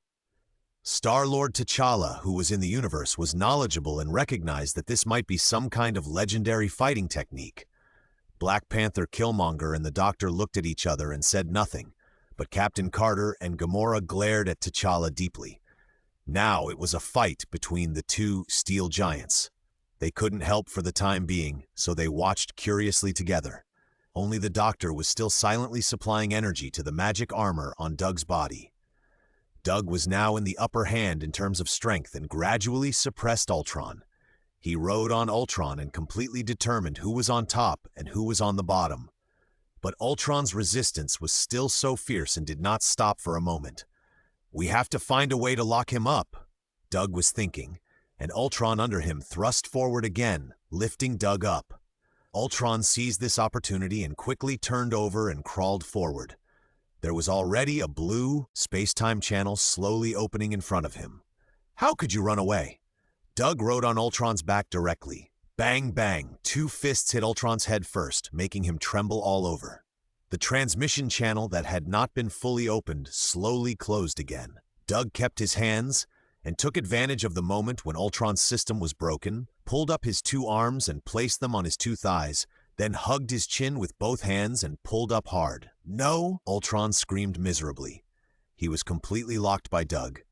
Although he was a robot and had no sense of pain, the feeling of being unable to move still made him desperate. Woohoo! So cool! Thor waved the Meowth hammer and shouted again. I told you, this is a ground-based lock. Star-Lord T'Challa said that he was right. The two women rolled their eyes at him. Doc, I can hold on for another 3 minutes. Find a way to deal with him. Doug shouted to the team while hitting Ultron's head with his head to interrupt his randomly activated Infinity Stone abilities. Doctor Strange led the team members to gather around. Those who could fly flew, those who couldn't fly crawled, and all came to Ultron's chest, ready to take off the gems. However, the 5 huge Infinity Stones were all shining with a bright light. Although Doug would interrupt every time Ultron used the gems were still activated. In this state, there was no way to take the gems off directly, and the endless energy would destroy everything. Seeing his teammates in a stalemate, Doug was a little impatient. He didn't have much time, so he couldn't help but increase the strength of his hands. Crackle! A series of electric sparks kept leaking out of Ultron's body. It seemed that Doug was about to break his vibranium body. Doug was still not satisfied. Bang, bang, bang. He hit Ultron's back of the head several times, and the back of the vibranium head was dented. But the Infinity Stone only flashed a few times and lit up steadily again. Everyone in the team was in trouble together. At this time, a roar of motorcycles sounded, and Black Widow, who had left the battlefield with the Mind Stone, came. Before she arrived, she raised a bow and arrow in her hand and shouted, "Use this. This arrow carries the mother of viruses, which can completely destroy Ultron's system." After hearing this, the Doctor immediately stretched out his hand and sucked the bow and arrow into his hand, then aimed at Ultron's huge mouth like a door and shot it out with magic. Doug also quickly released one hand, pinched Ultron's face, and pinched his mouth open. The more than 1 meter long arrow was just a small toothpick for Ultron now, and it instantly disappeared into Ultron's mouth. Seeing this, everyone held their breath and waited. The virus took effect immediately, and dark green electric sparks continued to emerge from Ultron's body. The 5 infinity gems on his body gradually dimmed, and his body began to shrink rapidly like a deflated balloon and returned to its original shape. "Take off the gems." Doug's loud voice sounded from the top of everyone's head, making them clear what they had to do now. T'Challa immediately went over and used his omnipotent hands to take off Ultron's 5 soul gems one by one. Black Panther Killmonger also paused and stopped. He held a mechanical head of an Ultron soldier in his hand behind his back, which was the one Thor threw into the tavern. Feeling the hot and dangerous gaze from above, Killmonger quickly threw the mechanical head in his hand away, but the team members found nothing. Doug was on guard against this move by the Black Panther Killmonger. He first reminded his teammates to take off the gems quickly, and then stared at Killmonger. If he dared to make a move, the lightning beam would shoot out instantly. Although the lightning beam had little attack power against Ultron, he didn't use it much, but it was more than enough to deal with a Black Panther. With the energy in his body now, he could burst his Black Panther suit. No, I think those gems are mine." At this time, Ultron's body suddenly stood up, but he was no longer Ultron. Ultron was dead and was now controlled by Arnim Zola. A face growing on the belly. This is too weird. Oh, before the funny Thor finished complaining, he saw a big hand reaching out from beside him, and he was so scared that he quickly dodged. Doug grabbed the body of Ultron controlled by Zola, clasped his hands in front of him and began to rub it.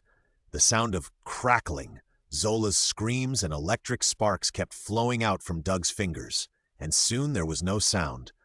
Doug rubbed it hard for a while and finally stopped. He spread his hands and threw a half-human-sized silver-gray metal block to the ground. It turned out to be a piece of melted vibranium metal. T'Challa and Killmonger were shocked. They had never seen vibranium blocks rubbed with bare hands. However, Doug's ability is really suitable for blacksmithing. The huge strength and body heat melt. It would be a pity if he didn't go to Nidavi to learn forging from the dwarves. Okay, it's finally over. Doug released the state of the giant transformation and stood with the team members. Doug removed all the transformations of the giant's power, and the endless Paravata in his body disappeared like flowing water. He felt empty all over, and everything seemed so unreal. I will definitely have that kind of Paravata in the future. Doug swore silently in his heart. Everything is over. The team members were stunned for a long time, looking at each other, and finally smiled at each other. Yes, it's over. Where's the frog? It's over. Why hasn't the frog come out yet? Thor saw that Ultron had been squeezed into a block of iron for a long time, but the frog didn't show up, so he couldn't help but complain. Yeah, what about the Infinity Stones? Captain Carter looked at the 6 Infinity Stones in the hands of T'Challa and Black Widow and didn't know what to do with them. And our big-headed frog, he was confused at this time. Uatu watched the battle from outside the cosmic crystal wall. The early stage was fine, and it was basically carried out according to his script, but the changes in the later stage were far beyond his expectations. Killmonger did not turn against him, and Doug's subsequent outbreak was so fierce that he dealt with Ultron and Dr. Zola one after another, which made it impossible for him to implement his subsequent plans. Watu had planned to let Killmonger and Dr. Zola fight for the Infinity Stones, and then seal them in the pocket universe with Doctor Strange. This would not only solve the incident, but also use the excuse of guarding the pocket universe to restrict Supreme Black Strange, so that he could only guard Killmonger and Zola in the future and could not go out to cause trouble at will. Although Supreme Doctor Strange is now calm and self-enclosed all day without any desire, what if? The Doctor has an infinite lifespan, and it is not certain when he will have some strange ideas in the future. In the end, Watu decided to seal the 6 Infinity Stones in his enhanced crystal universe so that Doctor Strange would never be able to open them, and if he was given to guard them, he would also be able to restrict him. That's a possibility. Watu sighed, and his figure gradually disappeared. The team members were still discussing what to do next, and Watu finally showed up late. "It's all over, my heroes. You did a great job," Watu said as he stretched out his hand to summon 6 Infinity Stones. The golden energy surged in his hand, slowly wrapped around the Infinity Stones like liquid, and then slowly solidified, and finally condensed into a yellow, translucent crystal ball the size of a head, with the 6 stones sealed inside like amber. "Go back!" Watu waved his hand, and the whole world changed, turning into the tavern in the shelter where they were before. He and Doctor Strange disappeared. Back at the tavern, everyone relaxed and sat at the bar to chat. Funny Thor even turned inside the bar and looked for a drink. "It's over, friends. We're going to say goodbye. I don't know if we'll see each other again in the future. Let's have one last drink for the Multiverse Guardians." Thor poured a glass of wine for everyone and invited everyone to drink a farewell drink together. "For the Multiverse Guardians." Everyone drank happily. But there were still 3 people who couldn't be happy. Killmonger was worried because he knew something bad might happen to him after he returned. Black Widow looked sad because her world was destroyed by Ultron. Doug was the same because he had lost his universe and had nowhere to go. "Don't worry about it, brother. At worst, you can come to my house and I'll let you taste the fairy wine that my father hid." Thor liked Doug the most. Seeing that he was not very happy, he came over and patted his shoulder to comfort him. "I'm fine." Doug raised his glass and drank with Thor. Captain Carter also pulled Black Widow, and the 2 of them went to the side to talk to each other in private. In the empty and small mini-universe of the Doctor. "You foresaw everything!" From Doug suppressing Ultron, the failure of the Infinity Crusher to the reversal of the Virus Mother. "And I blocked the power of the Infinity Stones for everyone." The Doctor looked at the glowing crystal ball in his hand and said to the frog behind him, "It's not that I don't have it. All this is different from what I thought." Observer Frog shouted in his heart, "Your sacrifice is still needed." Although the feeling in his heart is hard to describe, he still needs to fool the Supreme Doctor Strange. Sacrifice? This word should be used when I have something to lose. Doctor Strange was a little puzzled. Someone has to guard these 6 Infinity Stones.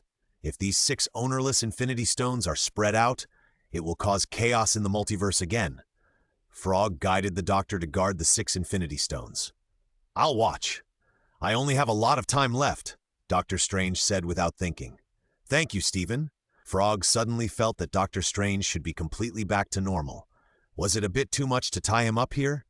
"Isn't that what friends are for?" the Doctor said, looking down at the 6 glowing Infinity Stones in the crystal ball. Watu was very pleased to hear that, but he didn't see the lustful light flashing in Doctor Strange's dark eyes. "The entire multiverse owes you a thank you, but your own world will never know this victory." Watu suddenly appeared in the tavern as usual and began to thank the team members on behalf of the entire universe. The team members were not vain and were all very happy. Once you walk through that door, you will return to the moment before you left. A tall and heavy door suddenly appeared behind Watu. The door slowly opened, and dazzling golden light shot out from it. The team members looked at each other and began to say goodbye to each other. Thor came to Doug and gave him a hug with his hammer. "We will definitely meet again, right, Doug?" Thor kept hitting Doug's back with his Meowth hammer, making a bang-bang sound, and shouted, "Yes, yes!" Doug pushed him away with a look of disgust. At this time, Captain Carter, T'Challa, and Gamora also came forward, picked up the weapons in their hands, and bumped fists with Doug one by one. Doug sent them to the door and watched them jump in one by one. When it came to Captain Carter, the captain looked at the portrait of Steve in the tavern and couldn't help but hesitate. Uatu saw that the words in his mouth were all ready, but he didn't expect the captain to smile knowingly, nodded slightly to the Black Sister sitting in the distance, and turned his head and walked into the light door. At this time, there were only 3 people left in the tavern. Black Widow sat at the bar alone and remained silent. Doug had just sent his teammates off at the door. Killmonger was looking at Frog and was about to say something. Doug took 2 steps at a time and walked up to him. Before he could speak, he pulled his arm and dragged him towards the light gate. Go, go, there are 2 homeless people waiting here. After saying that, he pushed him into the light gate. I don't know if he can survive a minute after he goes back, but that has nothing to do with Doug. Now there are only 2 of you left. Frog looked at Doug's approach and didn't say anything. The next thing was to deal with the 2 homeless wanderers. I won't go back. My world is already... It's gone. You won, but I lost, Black Widow said dejectedly. Frog opened his mouth to say something, but when he looked at Doug, who was watching from the side, he stopped again. He came to Black Widow and waved his hand, and the 2 disappeared in the tavern. Oh my God, is there anything I can't watch or listen to? I still remember the plot, okay? Doug picked up the wine glass and drank silently. 1 bottle, 2 bottles. Gradually, after an unknown amount of time, the bar was already full of empty bottles, and Uatu didn't come back. Oh my God! That big bald guy wouldn't forget me, right? Doug slammed the wine glass heavily on the bar, and the atmosphere was shouting. After an unknown amount of time, the floor of the pub was already full of empty bottles. You bald old man, you don't want to take care of me, right? Fuck, why? Doug threw the bottle in his hand to the ground, looking at the light gate that was still emitting light in the distance. And the more he thought about, the angrier he became. Fuck, I don't believe it! He walked straight towards the light door. If I were you, I wouldn't enter that door.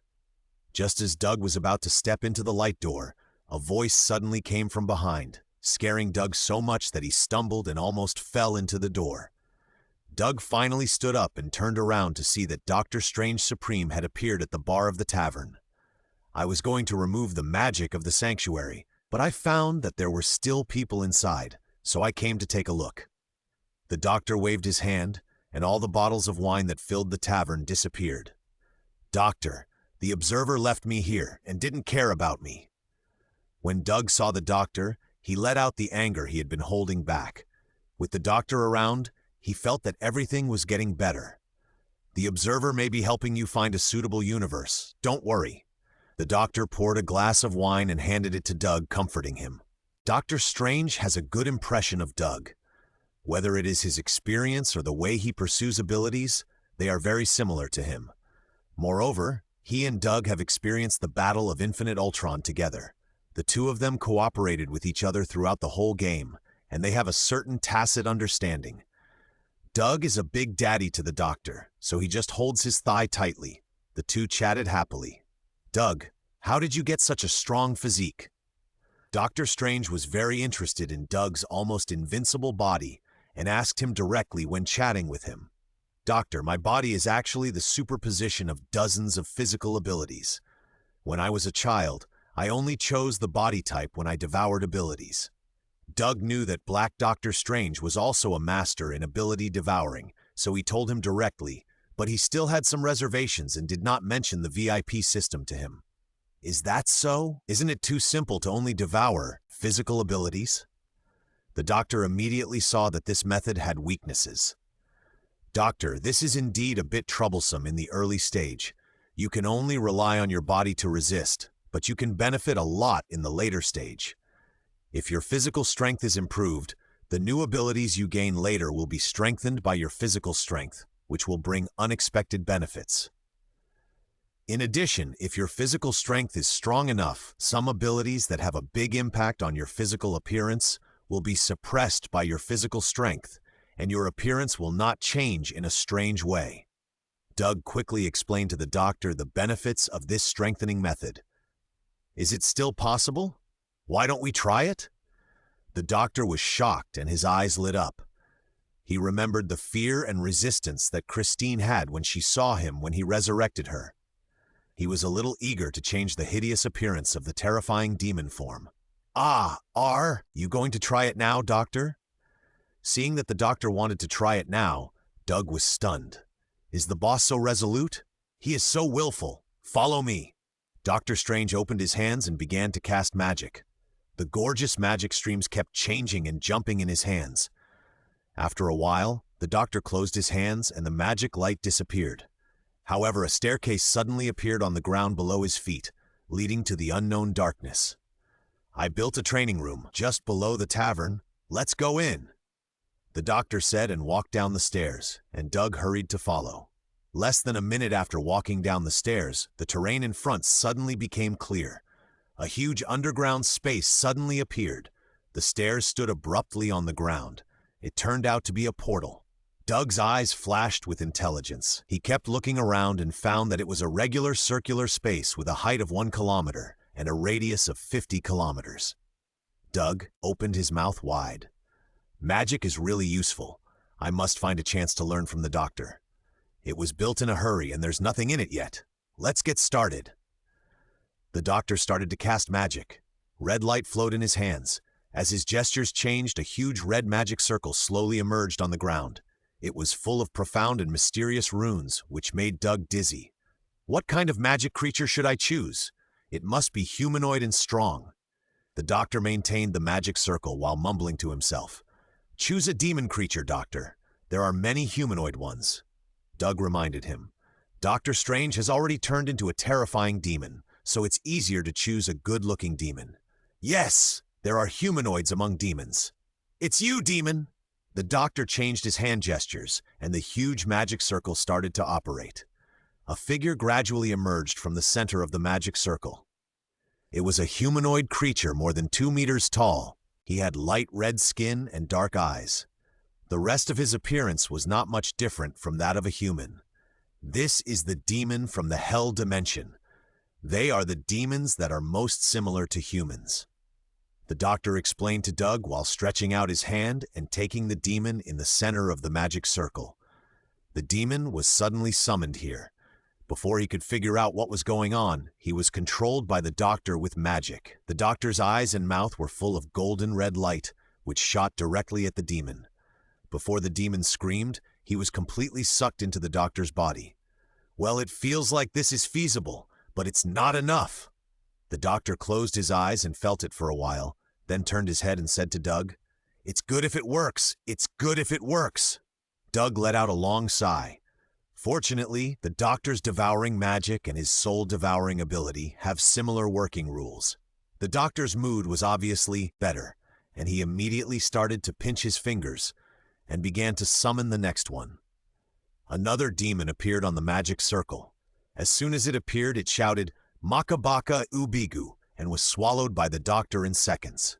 Doug found that he could actually understand those strange demonic languages. The language proficiency given to him by the big bald frog is still very strong.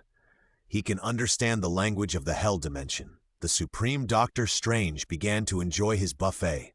He kept summoning one demon after another and swallowed them all. The doctor was getting happier and happier. He could feel the increase of his physical strength. The power to suppress the chaotic magic creatures in his body was getting stronger and stronger, and the pace of swallowing was getting faster and faster. Unknowingly, he had swallowed more than 100 demons. Doctor Strange couldn't help but turned into a terrifying demon. His current appearance had changed greatly. It was a tall, red demon. All the strange limbs on his body had disappeared. Only a few pairs of red eyes on his forehead and a few tentacles extending from his body were left. Keep going, keep going.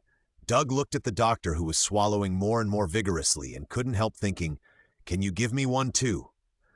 The doctor was summoning the demons to devour them, when he suddenly found Doug staring at him eagerly, with some crystal liquid flowing out of the corners of his mouth. He was stunned and neglected, thinking only of eating himself. "Doug, do you want one?" The doctor invited Doug, who looked eager. "Yes, yes!" Doug ran to the doctor with anticipation.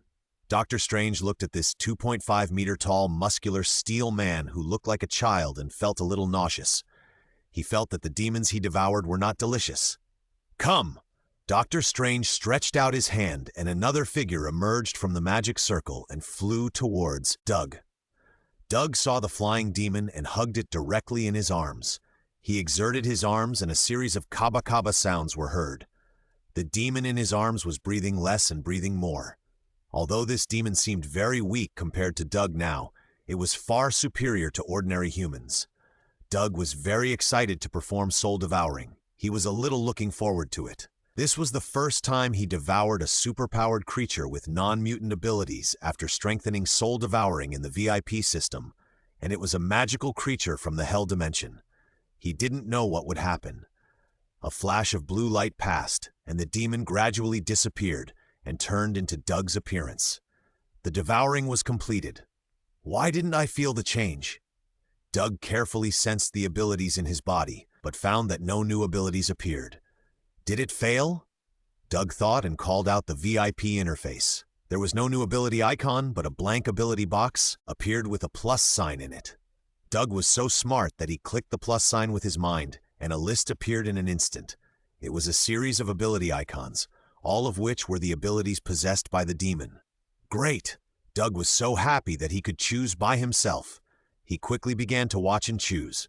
Super strength, super speed, super regeneration, these are all basic abilities. They are super, but they are only beyond ordinary humans. That's it. No, no. Fire control is good, but I'm a warrior. Next, next. Doug started browsing the abilities one by one, picking and choosing, looking very arrogant. Doctor Strange looked at Doug, who was standing there motionless with his eyes closed, and did not disturb him. He knew that Doug was absorbing the power of the demon. "Yo, Frenzy! This suits me. A warrior should have this ability." Doug selected Frenzy. The list of the demon's abilities gradually disappeared, and the blank ability box also turned into a Frenzy icon. It was a red human face roaring to the sky. Frenzy, consume physical strength to enter the Frenzy state, greatly increasing strength and speed. In the Frenzy state, the nerve center will continue to be damaged, causing cognitive deviations and a strong desire for destruction. It is a very strong ability. As for the side effects, Doug is not worried at all. If you use it too much, your nerves will naturally become bigger. Unfortunately, he could only choose one ability. He wanted to have them all. Doug immediately used his berserk ability to feel it, and instantly a burning sensation broke out from his brain and gradually spread to his whole body. Doug felt extremely hot all over, and his hands were itchy, and he wanted to smash something.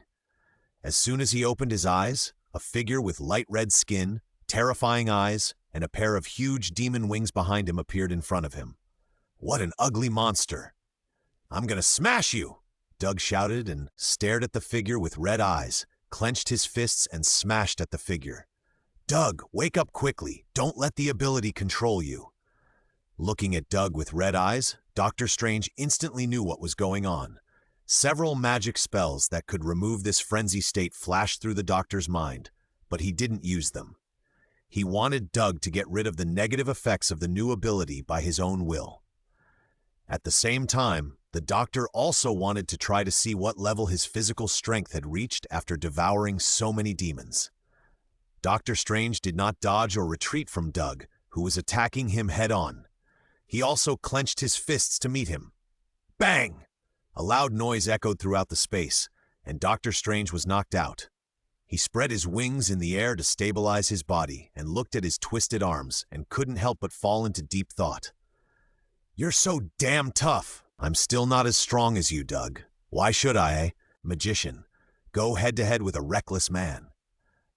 Doctor Strange shook his head and shook his arms, and his twisted arms began to recover visibly. A strong physique is still very advantageous. The doctor praised and made hand gestures. A huge magic circle suddenly appeared in front of Doug, who jumped over, blocking him steadily. At the same time, chains emerged and bound Doug tightly in the air. "Ah, I'm going to kill you." No matter how Doug screamed and struggled, he couldn't get out of the trap. Wake up, Doug. The doctor ignored Doug's crazy roar and continued his feast. For a moment, only Doug's roar remained in the empty space. After an unknown amount of time, Doug, who was trapped in the air, gradually stopped roaring, and his eyes slowly faded from blood red and regained clarity. My head hurts. What happened to me? Doug found himself hanging in the air, but he didn't remember what had just happened. You were controlled by the power just now. Doctor Strange saw that Doug had returned to normal, so he removed the magic and let him down and told him what had just happened. Sorry, Doctor. I couldn't control myself just now. Doug was shocked when he heard it. He didn't expect the side effects to be so strong. If he had angered the Supreme Black Doctor Strange just now, he would probably be dead now. It seems that he has to find a place where no one is around and stack the resistance to the frenzy that comes with the frenzy. It's okay. You can't hurt me. The doctor was very confident, forgetting whose arm was broken just now. But Doug, there are some differences between our devouring abilities. I can only devour the energy, vitality, and some basic characteristics of the monsters, and you want to get some deeper power. Doctor Strange was very interested in Doug's soul-devouring ability. I don't know, Doctor. I have only devoured objects with a single ability before. This is the first time I devoured a creature with multiple abilities, and I only got one ability. Doug didn't want to explain too much to the doctor, so he laughed and complained. Don't lose heart. The amount of power is never a problem for predators like us. After all, we can devour it infinitely. We all have a bright future. Doctor Strange patted Doug on the shoulder and encouraged him, and at the same time, he felt excited in his heart. Yes, we all have a bright future, Christine. I will definitely get the 6 infinite gems and bring you back. Doug was relieved to see that the doctor was not angry about his attack on him in a frenzy.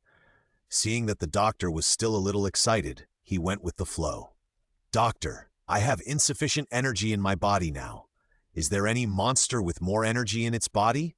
It would be best if it has the ability to absorb energy cores. Yes, all kinds of elemental monsters generally have elemental cores, energy storage cores, and energy storage organs. Which one do you want? Doctor Strange patiently answered Doug without any displeasure.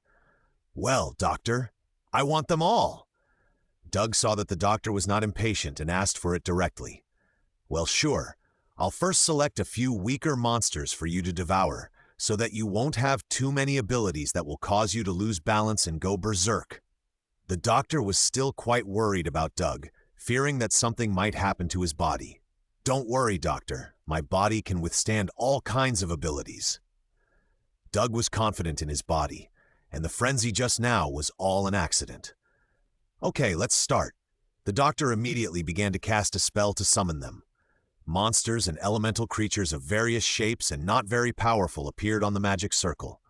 Before they had time to flee, red energy belts stretched out from the void, wrapped them up, and imprisoned them in place. Doug glanced at the doctor, nodded, and immediately rushed up. This is just an elemental creature. Well, there is a fire element crystal. Swallow it. This monster has a huge stomach that stores energy. Take it. Doug continued to use soul devouring to devour the immobile monsters, searching for abilities that could be used on them. Doctor Strange was bored watching from the side, so he also took a monster from midair and swallowed it. After absorbing it, he felt the energy in his body increase, which was better than nothing and couldn't help curling his lips. However, seeing Doug swallowing frantically, his appetite was also aroused. Even if he didn't need it, he wanted to eat something together when he saw others eating happily, so he joined the feast and summoned more monsters from time to make sure there was not enough for the two of them. For a while, there was only a faint blue light and a golden red light on the field, which fluctuated with each other. Every time the light flashed, a monster disappeared. At the same time, in the same place, two different people used different abilities to do the same thing. After an unknown amount of time, Doug finally stopped. Monsters appeared in batches in the magic circle, and he swallowed one after another. At this time, he felt that his whole body was abnormally swollen, and the energy in his body was about to be vomited out through his throat. But his head was heavy and swollen, and he was dizzy. The energy of his spirit and soul was consumed too much. The soul swallowed too much and the soul could not hold on. I'm full. I'm not coming anymore, Doctor. Doug walked towards the last small monster he had never seen before and shouted to the doctor in the distance, who was also listless, with deep eye sockets and dark circles under his eyes. It seemed that the doctor was also exhausted after 2 consecutive banquets. That's it for today, Doug. I see that you are also exhausted. You rest well here, and I will go back to digest it. The doctor rubbed the Qingming acupoint, waved his hand to remove the summoning array, and disappeared in the training room. Seeing that the doctor had left, Doug forced himself to devour the last monster. Oh my god, what is this? Interstellar navigation, juvenile form. Stellar furnace, juvenile form. Star armor, juvenile form. Star power, juvenile form. Star. Seeing this gorgeous list of abilities that he had never seen before, Doug fell into deep shock. Did the doctor summon a star beast? Is it possible? Solar furnace! Solar furnace! Solar furnace! Doug's eyes were full of the abilities of the star furnace. The weakness in his soul and spirit was suppressed by excitement.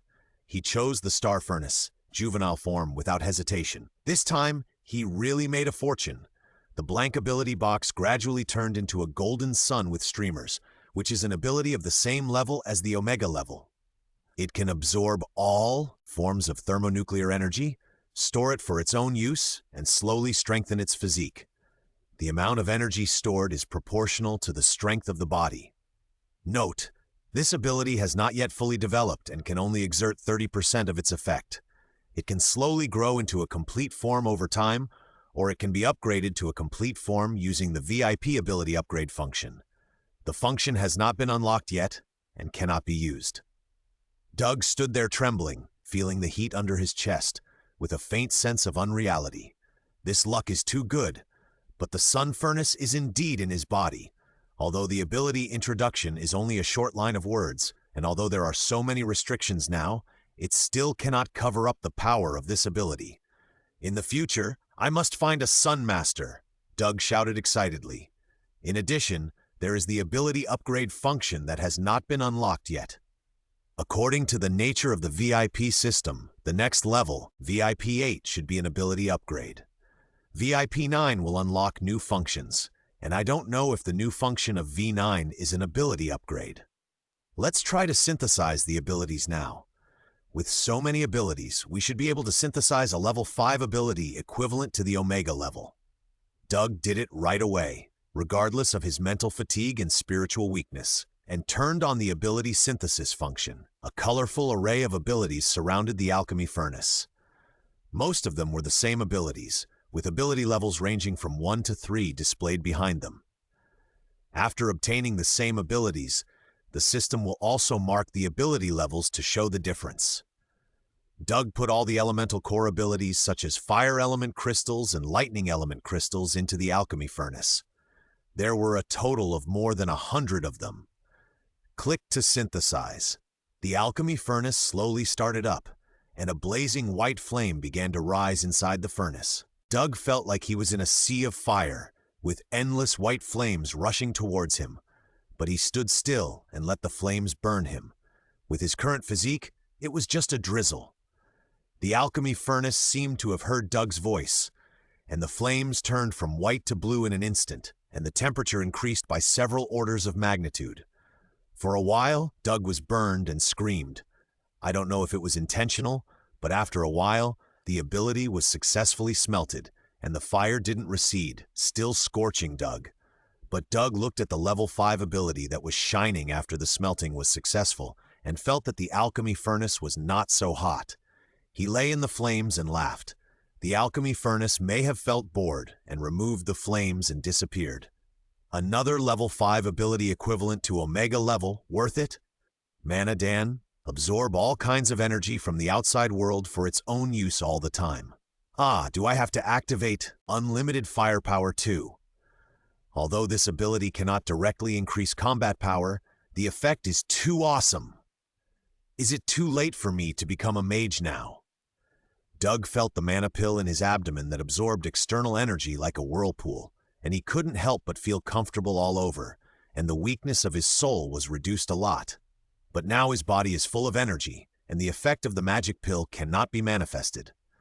Another level 5 ability, VIP-8, is finally unlocked. VIP-8 ability effect increased by 60%. Obtain 4 level 5 abilities, Omega level, automatically become VIP-8 after VIP inclusion. The ability effect has increased by another 60%, and now the VIP system has a 1.8 times bonus. VIP-9 should also be unlocked quickly.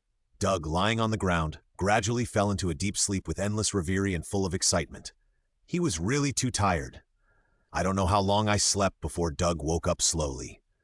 The training room was still, emitting that cold light, and it was impossible to tell how much time had passed in the outside world. After Doug woke up, he felt comfortable and refreshed. He could feel the endless energy in his body by clenching his fists. His energy had increased a little, and his physique had also increased a little. Doug couldn't help but groan. It had only been a short time, but the ability of the solar furnace to strengthen the body had already been demonstrated. In the future, it would definitely push his physique to an unimaginable level. Now he was alone, and Dr. Strange had not come yet. Doug was ready to continue his unfinished task of synthesizing abilities. At the previous banquet, Doug also gained some organ-type abilities that can produce and store energy. Although he now has the solar furnace and magic pill, the energy can be said to be endless and completely sufficient, and the energy produced by those organs is better than nothing. But these abilities still come with some special functions. The most important thing is that Doug feels annoyed when he looks at the 40 or 50 ability icons in the ability list, and he must synthesize them. Opening the Bagua furnace, Doug began to choose and arrange them. The various abilities corresponding to the 5 organs are basically around 10, and the ability levels are also low, basically level 1, 2, and only a few reach level 3.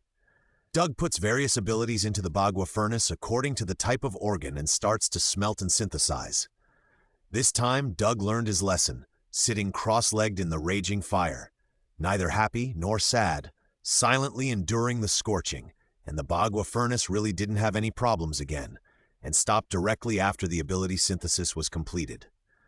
This was repeated 5 times, and finally the synthesis was completed. And the ability list became clear. Doug's luck may have run out yesterday. This time, he synthesized 5 abilities, but none of them could break through to level 5. They were all level 4 abilities. But think about it. The number of abilities used this time was small, and the quality was not high. It was right to smelt out a level 4 ability. Doug sat on the ground and looked at the introduction of the new ability with great expectation. Well, the 3-phase source heart can circulate blood faster throughout the body and strengthen strength. Isn't this just a water pump? It doesn't add energy, but strengthens strength instead. It's okay. I have a big heart. Doug curled his lips and continued to look at the next one. Dragon blood liver, I guess. Is this a dragon liver? Will some big guy capture me and eat the dragon liver? Doug shrank his head when he saw the name of the ability. The ability is not bad. It can produce high-energy blood that can carry energy. It is very useful with a big heart. The energy flows faster. Doug didn't think the name of dragon liver was too taboo. Usefulness is king. Spleen refiner. This is a real energy storage ability, and it can also compress and purify energy and in disguise increase the energy carried by high-energy blood and the total amount of energy in the body. Not bad. Looking at the connection between these abilities, Doug couldn't help but look down. Energy converter. It can continuously convert energy into energy, which seems very powerful. Isn't this refining essence into energy? But I may not have enough energy in the future. Doug felt that although he had unlimited energy now, he would definitely have a place to use it in the future, and it would not be enough at all. Finally, it is the devouring giant stomach, which can not only store energy, but also devour material energy and convert it all into energy and physical strength that can be used at will. This is good. With energy absorption, I can swallow the absorbed energy attack and convert it into my own energy and store. I can also swallow the starburst like a mage and shock the audience with one move. Haha. I can even catch a mouth cannon with my mouth. Doug sat on the ground and smiled foolishly, not knowing what strange thing he remembered. After a long time, he regained his composure and began to carefully examine these 5 abilities. The abilities of several organs complement each other and call themselves a system. Now they may only play the role of energy storage, but if one day they encounter a situation where they cannot absorb external energy, such as entering a dimension with a master, such as the dark dimension, other abilities cannot absorb energy, then it is time for them to show their power. Very good. It can be regarded as a backup energy source for itself. Doug stood up, feeling the total amount of energy in his body that had increased several times compared to before, and began to get restless. He wanted to try what he could do with his current energy. The whole body is melting with heat. Open, chi-chi! The robe that the doctor gave him before seemed to be burned again. Doug felt that the energy in his body had only gone down by a small amount, and he reached the level of melting with heat all over his body. Then he was supported by physical strength, and energy was only supplied in small quantities to maintain. While Doug was thinking, the energy in his body had been fully restored under the combined effect of the abilities of the magic pill and the solar furnace, and it was filled up again. Continue. Giant Spirit Power, Stage 2. Due to the level of his ability, the first stage of Giant Spirit Power could not change Doug's body size, but the physical energy consumption to maintain the state could be ignored, and the power of blessing was real, so Doug basically kept it activated. Now that the second stage was activated, his body size finally began to grow taller and larger to 5 meters. Activating the second stage consumes a quarter of the energy, which is not much, but the physical energy consumption of maintaining the giant spirit power and melting the whole body with heat has increased. But now it is completely fine, and I can keep fighting. After the energy in his body was fully restored, Doug continued to test. Giant Spirit Power, Stage 3. Doug's body continued to grow and stopped when it reached more than 10 meters. Doug carefully felt the situation in his body. Half of the total energy has been consumed, and I think I can open another stage. The physical energy consumption is not bad. I can still fight for a long time. Continue. Doug continued to wait for the energy to be fully restored in a few breaths. Giant Power. Open the 4th stage. Ah! A long string of fire breathed out from Doug's mouth, and the giant of more than 20 meters rose from the ground with golden red magma lines wrapped around his body. Every move was filled with a huge sense of power. Doug only felt that the energy in his body dissipated instantly and then began to recover slowly. The whole body of more than 20 meters was melted by heat, and the energy required to maintain it increased exponentially. Fortunately, Doug now has the recovery of the solar furnace, magic pill, and other abilities. While maintaining the intense consumption, he also recovered. The physical consumption has also increased. With a body of more than 20 meters, the physical consumption of various abilities is exponentially higher. Fortunately, I have endless physical strength and can still hold on. The body has become too big, and Doug's voice is a bit muffled. In the 4th stage state, can I only fight with all my strength for half a day? No, I can't accept it. At least I can play like this for a whole day. Doug ran quickly in the training room while feeling the consumption of physical strength. The loud noise of thump, thump, thump echoed in the empty training room. Energy growth is not a problem. The solar furnace can strengthen the body to obtain a higher total load capacity, and it can be upgraded later. The key now is that the physical strength that I was most proud of is a little insufficient. I remember that when I absorbed the energy of the infinite gems and opened the 7th stage of giant power, I could only last less than 5 minutes. I have to find a way to increase my physical strength. General abilities to increase physical strength are probably not very good. I also need the ability that can cause a qualitative change. Doug began to think about what kind of ability can make physical strength undergo a qualitative change. Unconsciously, he thought of the magical creatures in the novels he had read before. The giants. Those giants have the same huge body as Doug, and different types have their own special abilities. Among them, there is a kind of mountain giant that has the ability to have endless physical strength as long as it stands on the ground. I really want such an ability. Doug fantasized. But can the doctor summon such a fantasy creature? Doug shook his head and began to deny it. However, The star beast cub with the solar furnace is obviously not a creature of this world. How did the doctor summon it? Maybe the Supreme Black Doctor Strange can really do it. Doug's heartbeat slowly accelerated and suddenly became hot. Doug was still running in the training room. With his speed and a body of more than 20 meters tall, the training room was just enough for him to barely exert his maximum speed. After running for an unknown number of laps, Doug finally saw a magician's iconic aperture portal appear in the center of the training room, and he hurried over. The doctor just stepped out of the portal, and as soon as he came out, he saw a golden-red giant of more than 20 meters rushing towards him. The key point was that he had not put on any clothes and came with only his butt. The several-meter-long iron pillar under his crotch was still shining with a red light. When the doctor saw this situation, he subconsciously changed into a terrifying demon form, and as he flew into the sky, a golden-red magic shield appeared in his hand. Hey, Doug, you're not wearing any clothes. Don't come over here." Doug was still wondering what was going on. Why did they seem to be fighting as soon as they met? But when he heard the doctor's shout, he realized that he was indeed running naked, and his clothes had been burned when he was testing his ability limit.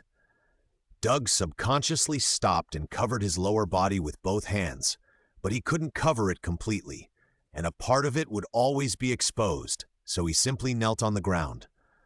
The doctor fell from the air, dissipated the magic in his hands, and at the same time summoned a small portal, reached in and grabbed a robe out. Seeing this, Doug quickly removed his giant spirit form and melted his whole body with heat, took the robe and put it on.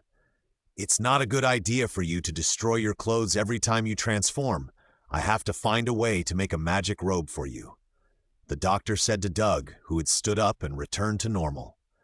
"It would be great to have a piece of clothing that won't be damaged and can grow or shrink." Doug happily said his request, completely forgetting the previous embarrassment. "It's fine if you can grow bigger or smaller, but don't think about not getting damaged."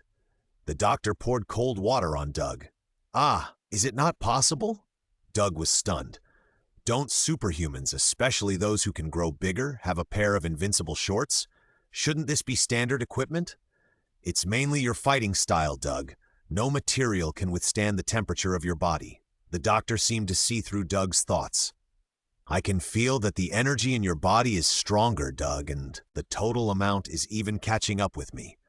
In fact, the doctor felt the change in Doug as soon as he came over. The energy intensity was like a small sun continuously emitting light and heat, which attracted the attention of the wizard. "The previous gains were great, and there was a qualitative leap, but compared with you, Doctor, it's still a little worse, haha." Doug was very happy to hear this, and he didn't forget to praise Doctor Strange. However, the doctor's changes are indeed not small. His physical strength is only slightly inferior to Doug's. The mana energy in his body is like the sea, which is even higher than Doug's. Standing in front of Doug can even bring him a hint of pressure, not to mention the doctor's vast magical knowledge. "Doug, you have changed more. Doctor, you are more powerful." The two bored people flattered each other. "By the way, Doctor, my ability is a little unbalanced now. I urgently need an ability that can make a qualitative change in my physical strength." Doug suddenly said to Bo, "Oh, I don't find that your ability is unbalanced now." The doctor carefully observed Doug and found nothing abnormal. "Normally there is no problem, but under extreme burst, my physical strength will become a shortcoming that limits my performance." Doug hurriedly explained to the doctor. "As for the shortcoming, it needs to be supplemented. Do you have any specific ideas?" The doctor pondered for a moment and asked Doug, "I do have an immature idea. In the legend of my hometown, there is a kind of giant. As long as they stand on the ground, they have endless physical strength." Doug didn't dare to say that it was a fantasy creature from another world. He just explained the approximate ability to the doctor in a very general way. "Well, the ability of the giant is very consistent with you. It is a good choice." As the doctor spoke, he unfolded the summoning array and began to summon. The giants in the legend of the atrium should be those in Jotunheim. The doctor thought in his heart and searched for Jotunheim in a universe and pulled a giant over. The magic circle shone brightly, and a 5-meter-tall figure gradually appeared. It was a giant with an ice-blue body. As soon as it appeared, the temperature around it dropped. As soon as the giant recovered, he screamed, "Wow, wow," and rushed towards the two people. But before he took 2 steps, he was tightly entangled by the magic chain that appeared in the void and could not move. "Is it this kind of giant?" The doctor turned his head and looked at Doug. It's not this kind of frost giant. It's much stronger than this kind." Doug was speechless when he saw the summoned frost giant. He couldn't explain it clearly, so he could only take it slowly. "Isn't it this one? It should be more powerful?" The doctor was not impatient. He stretched out his hand to grab the frost giant and swallowed it forcefully, and then continued to cast the spell to summon. "A powerful giant, this is it!" The magic circle shone brightly, and a fire giant with flames and magma wrapped all over his body and a height of nearly 10 meters appeared in the magic circle. "Is it this kind?" The doctor cast a spell to imprison the giant while looking at Doug. It's not this kind of frost giant either. That giant should be of earth attribute." Doug quickly provided the doctor with more specific information. "Isn't it yet?" The doctor swallowed the fire giant again and continued to cast spells to search. "The earth attribute giant, it's you!" Another giant with a green body like a rock appeared, but it was only about 5 meters tall, not as good as the previous fire giant. "This should be it. The mountain giant of Jotunheim is considered to be earth attribute." Doug looked at this mountain giant he had never seen before, and then looked at the doctor, who turned his head to look at him. Doug said helplessly, "It's not this kind of thing, doctor. That legend may not be from the 9 realms. It seems that my father heard it from an alien visitor." Doug found that the doctor only summoned from the 9 realms of Asgard, and quickly made up a reason to expand the doctor's search range.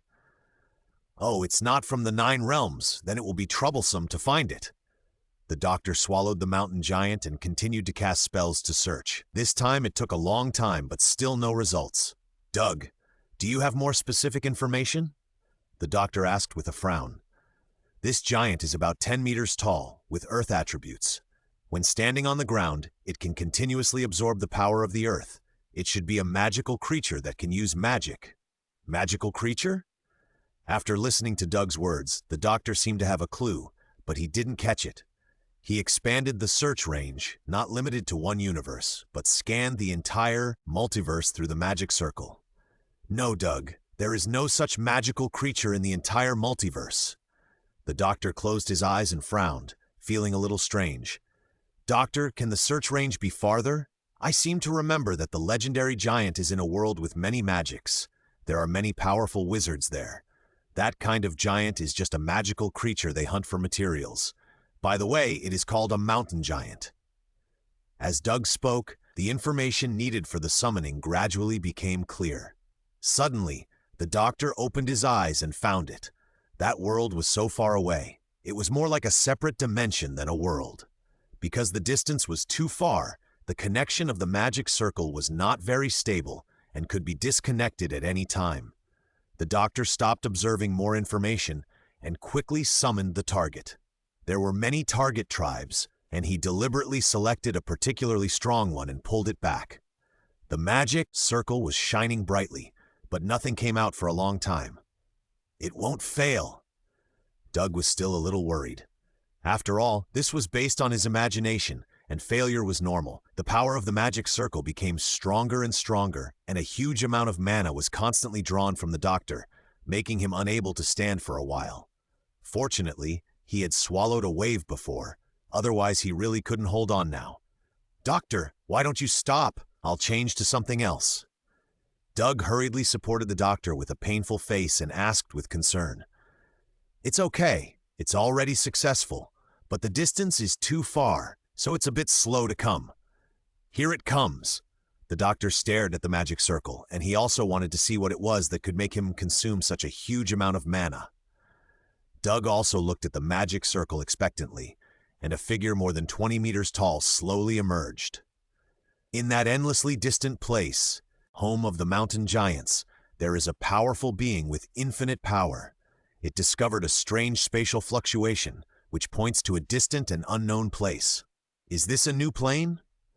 A majestic voice came from the void, and then a magnificent huge city full of miracles rose into the air.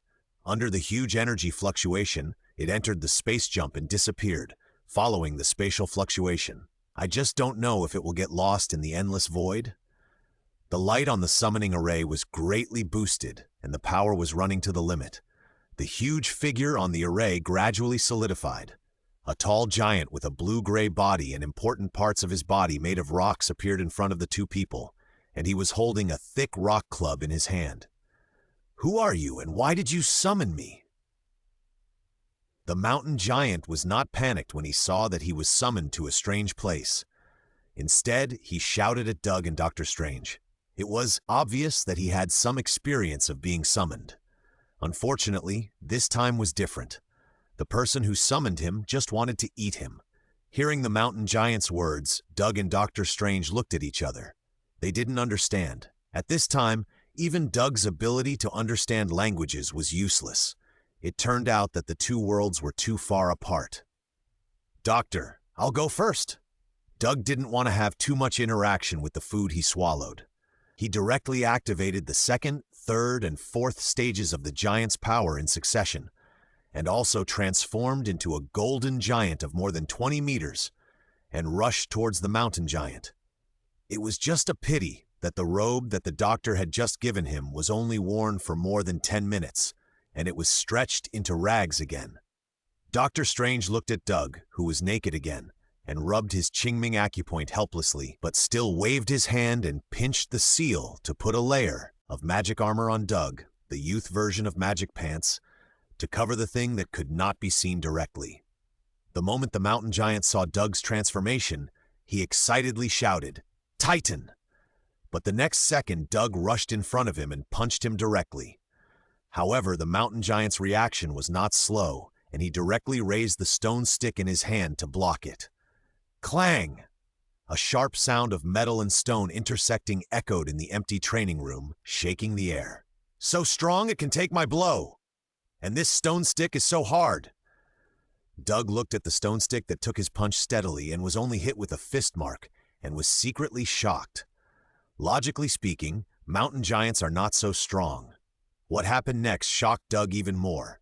The stone floor of the training room began to flow like water, slowly climbing up the mountain giant's body, forming a thick rock armor, and at the same time, the dents on the stone stick were slowly filled and repaired. "Titan, why are you attacking me?" The mountain giant King Dashidunzi Ying was very angry now. He was at the peak of the legendary level, and although he was a lower-level giant, he could still advance to a Titan. Now he was attacked by an obviously underage Titan boy for no reason, which made him extremely angry and roared at Doug. Doug didn't understand anything, and even if he understood, it would be useless. He continued to attack regardless. Seeing that Titan was rushing over like a madman, Oishi Atsuko Ying was really intolerable. Even a clay man would be angry, not to mention a stone man as big as him. He immediately raised his ancestral legendary weapon, the mountain cannon, and activated the legendary effect.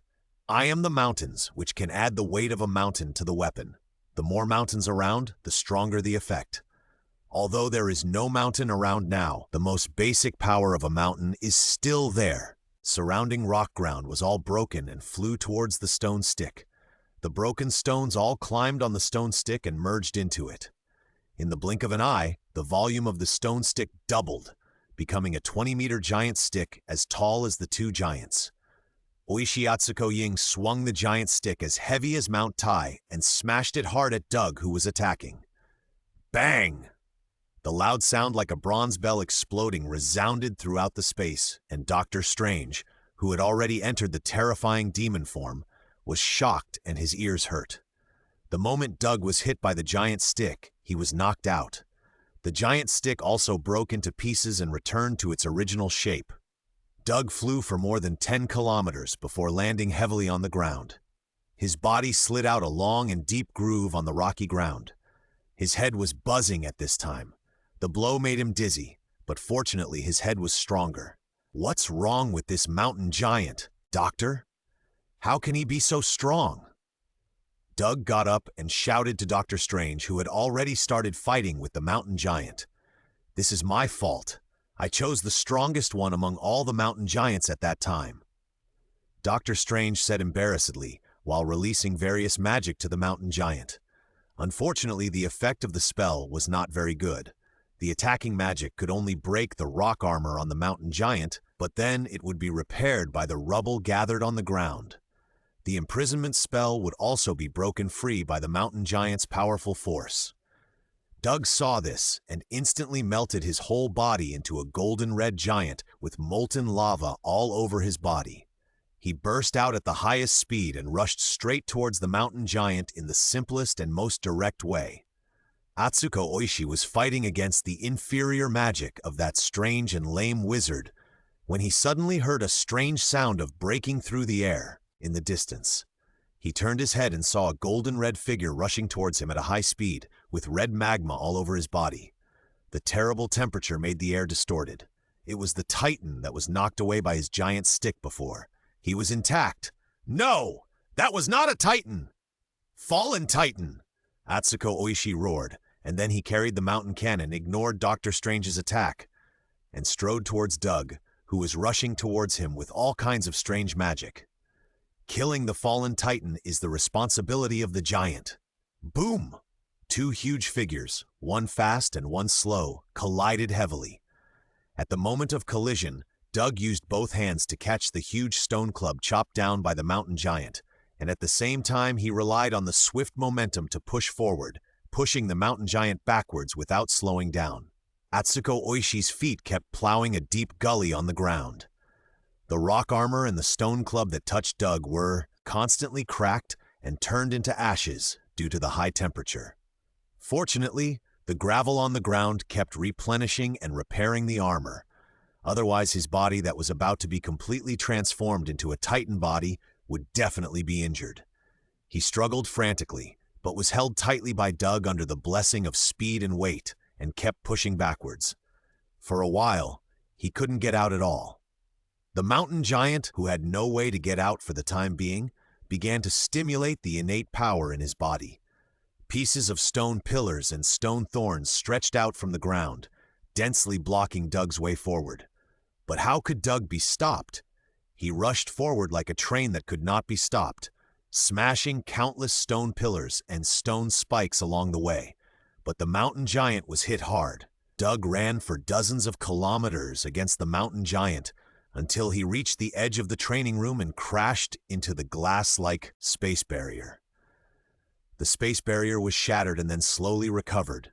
Doug held the mountain giant with broken armor and mosquito-repellent eyes with both hands and lifted him up to the air against the space barrier. "You damn it! Keep recovering! You damn it! Keep recovering!" Doug shouted while holding the mountain giant with broken armor and dizzy. Seeing that the broken stones and dust on the ground were still floating and trying to extend to the mountain giant, Doug used his arms to push the mountain giant up a little bit. The broken stones could no longer be touched and slowly fell to the ground. Now that your feet are off the ground, it's easy. At this time, Doctor Strange also came here through teleportation. Seeing Doug holding the mountain giant high on the wall, he quickly gathered powerful golden red magic energy with his hands and bombarded the mountain giant. A huge magic circle slowly emerged on the space barrier. Golden energy chains stretched out from the magic circle and kept wrapping around the mountain giant's limbs. Soon, it was firmly hung on the space barrier in the shape of a word. Doug loosened his hands and looked at the mountain giant, who had not recovered from the dizziness and was still holding the stone stick tightly in his hand. He grabbed one end of the stone stick and pulled it out, but he didn't expect that he couldn't be pulled out. "Hey! What good thing are you holding on to so tightly even when you're dizzy? Give it to me." Doug stretched out his other hand and grabbed the stone stick and started to pull it down with both hands. The mountain giant was also determined and held it tightly without letting go, even in an unconscious state. The golden magic chain on the magic circle was pulled out by Doug, but he still couldn't get the stone stick out. Doug didn't believe it either. His muscles became bigger and bulged, and the red veins that looked like red-hot metal also appeared under his skin. "Ah! With Doug's roar, the stone stick was finally pulled out of the mountain giant's hand bit by bit. The difference in strength between Doug and him was not big. After all, one hand could not beat two hands. Atsuko Oishi recovered from the dizziness the moment the mountain cannon was taken away. This legendary stone stick passed down from his ancestors was his lifeblood, equivalent to his second life. The Great Mountain Cannon can store a large amount of earth power. After being activated, it can continuously release the earth power for the user to absorb until the energy is exhausted. In the endless years, Oishi Atsuko Hard had repeatedly turned defeat into victory by relying on the earth power released by the Great Mountain Cannon when he was restricted by the enemy and could not connect to the earth. Now the Great Mountain Cannon was snatched away by a fallen titan. He suddenly entered a state of impotent rage. Oishi Atsuko Hard roared and struggled madly, but unfortunately after disconnecting from Mother Earth, he not only lost his endless physical strength, but also lost his strength. Not to mention that his 5 limbs and neck were tightly entangled by magic chains, and it was futile to struggle. Doug ignored the roar of the mountain giant and began to carefully examine the rock club in his hand. Unfortunately, after looking at it for a long time, he did not find anything special, except that the unusually heavy weight made it very easy for him to use. Doug tried hard to remove a piece of stone from the stick and crushed it in his hands. It was not as hard as his body, and it seemed to be just like that. Just when he felt that the stone stick was ordinary, the gravel on the ground floated towards the stone stick and merged into it. The small hole where Doug removed the stone piece also disappeared. Ha! A self-repairing stick, although it is a bit ugly, but it is durable enough it can be used. Doug was surprised and waved the big stick to play. The mountain giant looked at Doug playing with his beloved stick in his hand and couldn't help but roar and struggled harder. Doug, who was tired of listening, punched him in the stomach, and the mountain giant groaned in pain instantly. Without the support of the power of the earth, the rock armor could not be restored, and he could only rely on his own body to bear the damage. It seems that you have made a lot of gains, Doug. The doctor came to Doug's side, looked at the stick in his hand, and congratulated him. Doctor, please help me take a look at this stone stick. Doug put the stone stick on the ground with a bang, shaking up a cloud of dust. The doctor came to the stone stick that was more than a person's thickness, put his hands on it, and felt it carefully. Atsuko Oishi watched the fallen titan share his beloved stick with a dirty demon, and the demon fiddled with it directly, and was so angry that he almost fainted. Dr. Strange sensed it for a long time before letting go, and said to Doug, "This is a very powerful magic weapon. It contains a huge and pure energy. I have never seen this kind of energy, but it should be of earth attribute, similar to the power of the mountain giant. It's a pity that this stick is too big. It can only be used when it becomes bigger," Doug said regretfully. "Now it's time to get down to business. What's going to happen is a bit scary. I'll give you anesthesia." Doug came to the mountain giant hanging on the wall, and regardless of whether he could understand or not, he punched him diagonally upwards. This punch hit the mountain giant's chin, causing blood to splash and his teeth to break. But the mountain giant was very tenacious and did not faint. Instead, he stared at Doug with his huge eyes. "Go to sleep! Go to sleep! Go to sleep!" Doug attacked with both hands in succession, hitting the mountain giant's face like a pile driver. The scene was horrible. Dr. Strange was watching with his face slapped and felt his teeth hurt. "You are too bloody. It's just a magic thing." After a long time, the mountain giant was basically unrecognizable and finally fainted. "Really can take a beating." Doug stopped his hand, shook off the blood on it, and started to devour the soul directly. A blue light appeared, and Doug turned into a blue energy body and wrapped the mountain giant. A series of ability lists appeared in front of Doug. Stone Skin, Rock Shield, Mud to Stone, all classic Earth magic. Legendary Strength, Legendary Physical Strength, Giant Body. No wonder he is so strong. He is also a legendary mountain giant.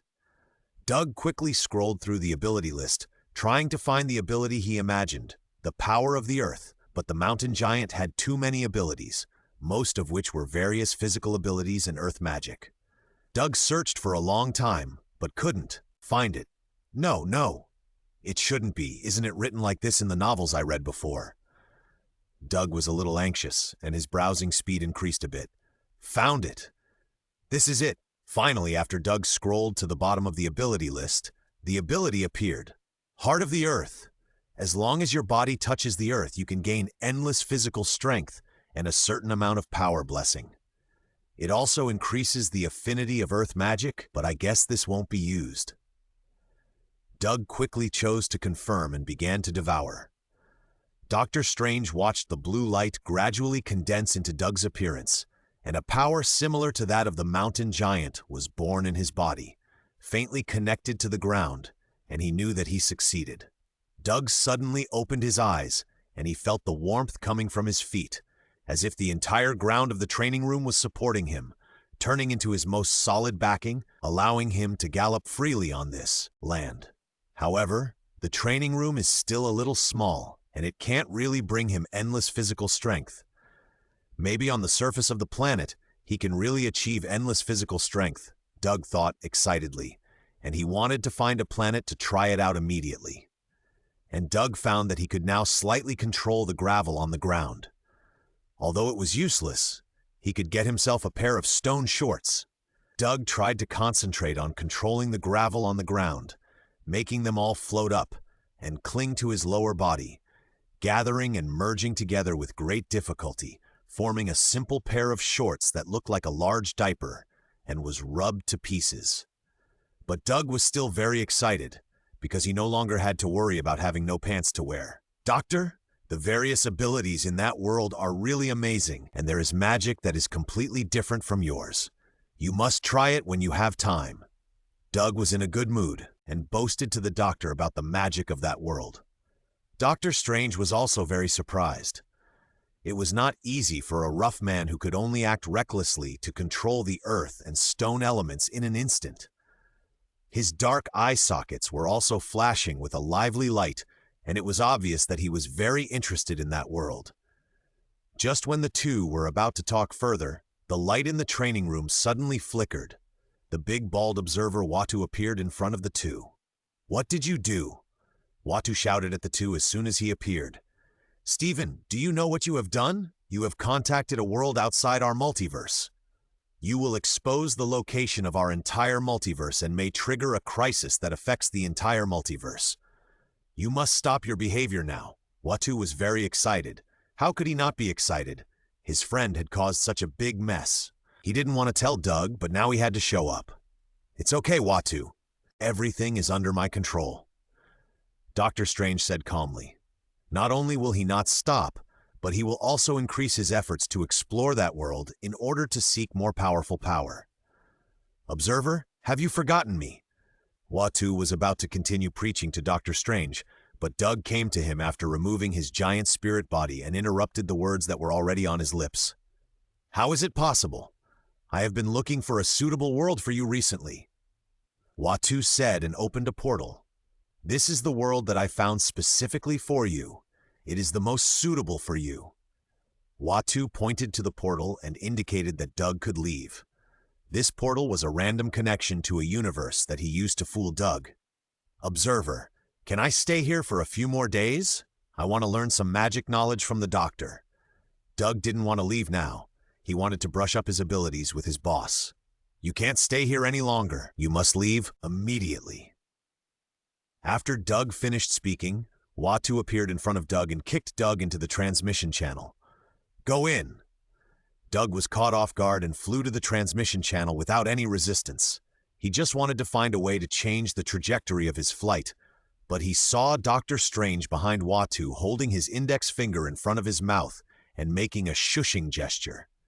His other hand pinched a spell to condense a beam of light, which flew into the air and disappeared into the void.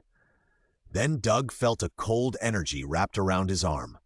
He was relieved in an instant and let his body fly to the transmission channel. Seeing Doug fly into the transmission channel, Watu also put his mind at ease. This outsider was finally sent out. Then Frog glanced at Doctor Strange, said, "Take care of yourself," and disappeared. It was obvious that he was going to play some story somewhere again, so I had to intervene. Supreme Doctor Strange sneered and, His body also disappeared without a trace. Bang, bang, bang! In the transmission channel, Doug hit and bounced back and forth on the inner wall of the channel, knocking out bursts of light on the inner wall of the channel. He didn't dare to move, and let his body move freely, for fear of knocking a hole in the transmission channel and falling into the endless nothingness outside. After an unknown amount of time, Doug finally saw the end of the transmission channel, emitting a hazy light. It was finally here, and Doug was full of expectations for the new world. In an unknown universe, an unknown galaxy, and an endless asteroid belt, a transmission channel emitting golden light suddenly appeared, spitting out a golden figure, and then disappeared. Doug flew out of the transmission channel quickly, spinning and smashing several half-human-sized asteroids, and then flew rapidly for dozens of kilometers before slowly stopping. He was thrown back and forth in the transmission channel for a long time, and his head was already dizzy. At this time, he was hit a few more times, and his whole body was dazed. After a long time, Doug finally recovered. He opened his eyes and found that he had come to a dark space. There was only a little light in the distance, and the rest of the place was empty. More importantly, he was now upside down and had no strength around him. "This is fucking throwing me directly into space!" Doug shouted in shock, twisting his limbs and struggling frantically. But after struggling for a long time, he was still upside down, and there was no change. He had never had the experience of moving in a zero-gravity state. After struggling for a while, Doug gave up and began to observe the surrounding environment. There was nothing within dozens of kilometers around him, and there were only some asteroids and meteorite fragments that he had just smashed in the distance. There were more and larger meteorites and asteroids in the distance, endless and endless. There was nothing else here except meteorites and asteroids. The observer frog had thrown him directly into an asteroid belt. Fortunately, Doug didn't need to breathe, otherwise he would have died. "My observer frog!" Doug shouted angrily while gathering energy in his eyes. A thick lightning ray was shot out at an asteroid in his sight. But after the lightning ray was fired, the asteroid was not hit, but he was pushed by the recoil of the lightning ray and turned in circles, spinning like an unstable sphere and rolling around. Doug quickly extinguished the lightning ray, and it was easy to stop. "Yeah, I also have the ability to emit energy, which can be considered a propulsion device." Doug suddenly had an idea. He did it right away. Doug tried to control the output energy and frequency of the lightning rays, slowly controlling his body to move in the vacuum, and adjusted to a lying position with his feet in front and his head in the back. He looked up at the asteroid belt in front of him, his eyes staring straight ahead, emitting thick lightning rays from his eyes, ready to leave here. "Ha ha! It's moving! It's really moving!" Feeling his own movement, Doug shouted happily, and then he outputted lightning rays more actively. After a long time, Doug stopped outputting lightning rays and looked at the reference asteroid belt to see how far it had flown.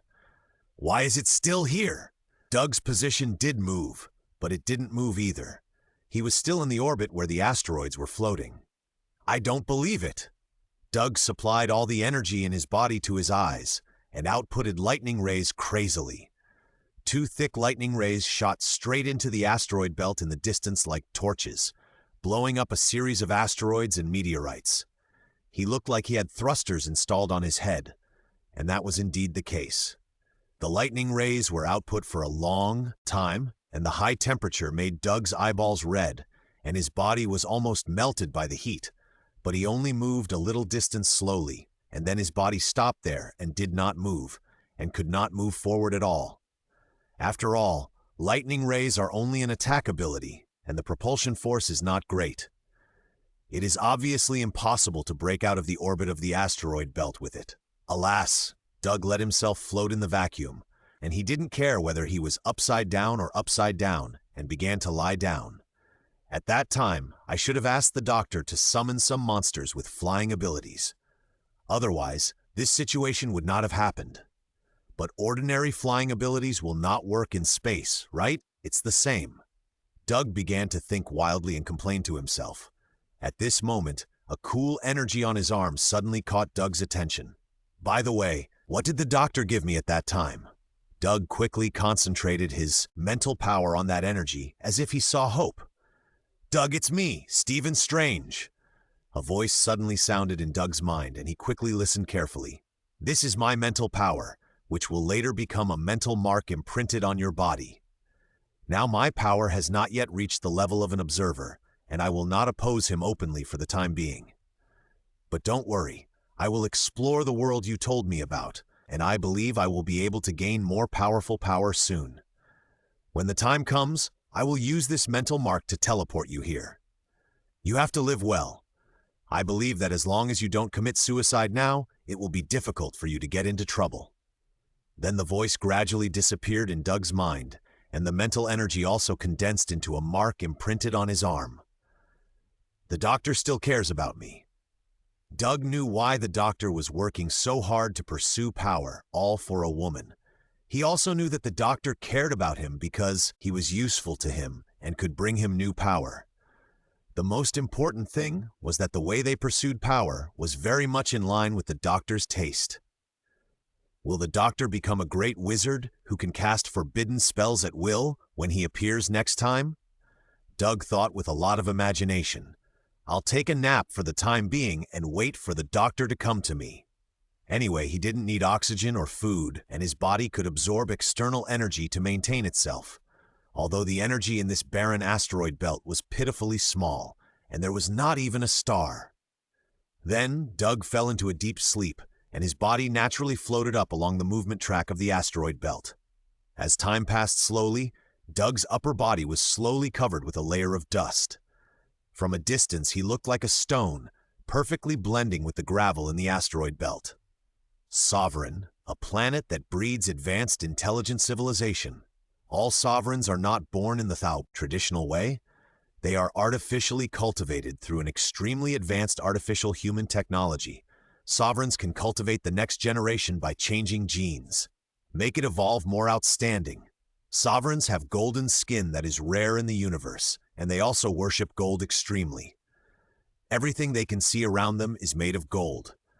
They are extremely arrogant and look down on all other races, and even call themselves the supreme race. However, the Sovereign's technology is indeed quite advanced. They have the universe's leading remote control technology. The Sovereign's interstellar fleets are all remotely driven by drivers to fight across galaxies, which also makes ordinary races dare not mess with them. The most important thing is that Sovereigns are rich. They have extremely high-level energy technology, and the high-energy batteries they produce are in great demand throughout the universe. In the magnificent Sovereign Star, a group of newly recruited young men are receiving training in the boot camp. They are shouting and making a lot of noise, cooperating with the battleship driving positions, just like an internet cafe. "Sheena, let's see who can go the deepest in the Devil's Pockmarks." A young Sovereign male shouted to the equally young girl next to him. They are undergoing free driving training, and the location of this training is chosen to be the Devil's Pockmarks. This is a very famous asteroid belt in the universe. It is chaotic, and there are endless asteroids and meteorites of various sizes, spanning several galaxies. It is rumored that this place was the battlefield where the gods in the universe fought tens of thousands of years ago. Gods of various races came here for some unknown reason to fight a war. The battle lasted for an unknown period of time and destroyed several galaxies. The remaining planetary fragments in those galaxies slowly formed a huge asteroid belt. Today, this asteroid belt is called the Devil's Pockmarks. Because there are too many asteroid fragments in it, just like the pockmarks on the face of a demon. Because of all the people who entered for exploration or other reasons, there was no news, just like a demon that devoured all life.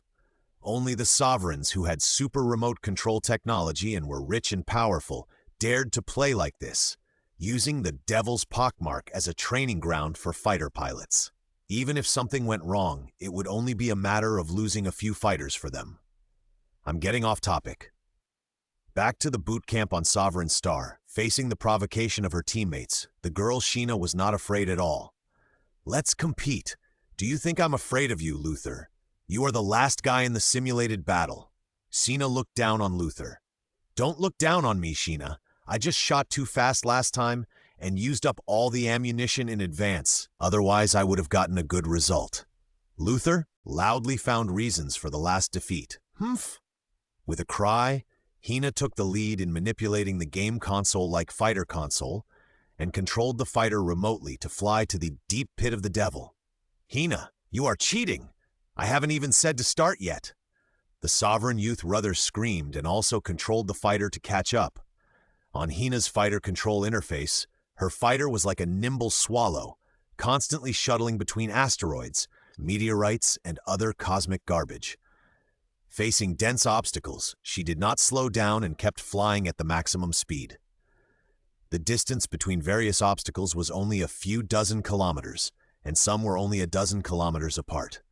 In this vast universe, they were basically shoulder to shoulder. With the speed of Hina's fighter, such a distance would only take 1 or 2 seconds to react, not to mention the endless number of stars in the asteroid belt. Fortunately, Hina was worthy of being the best member of this team.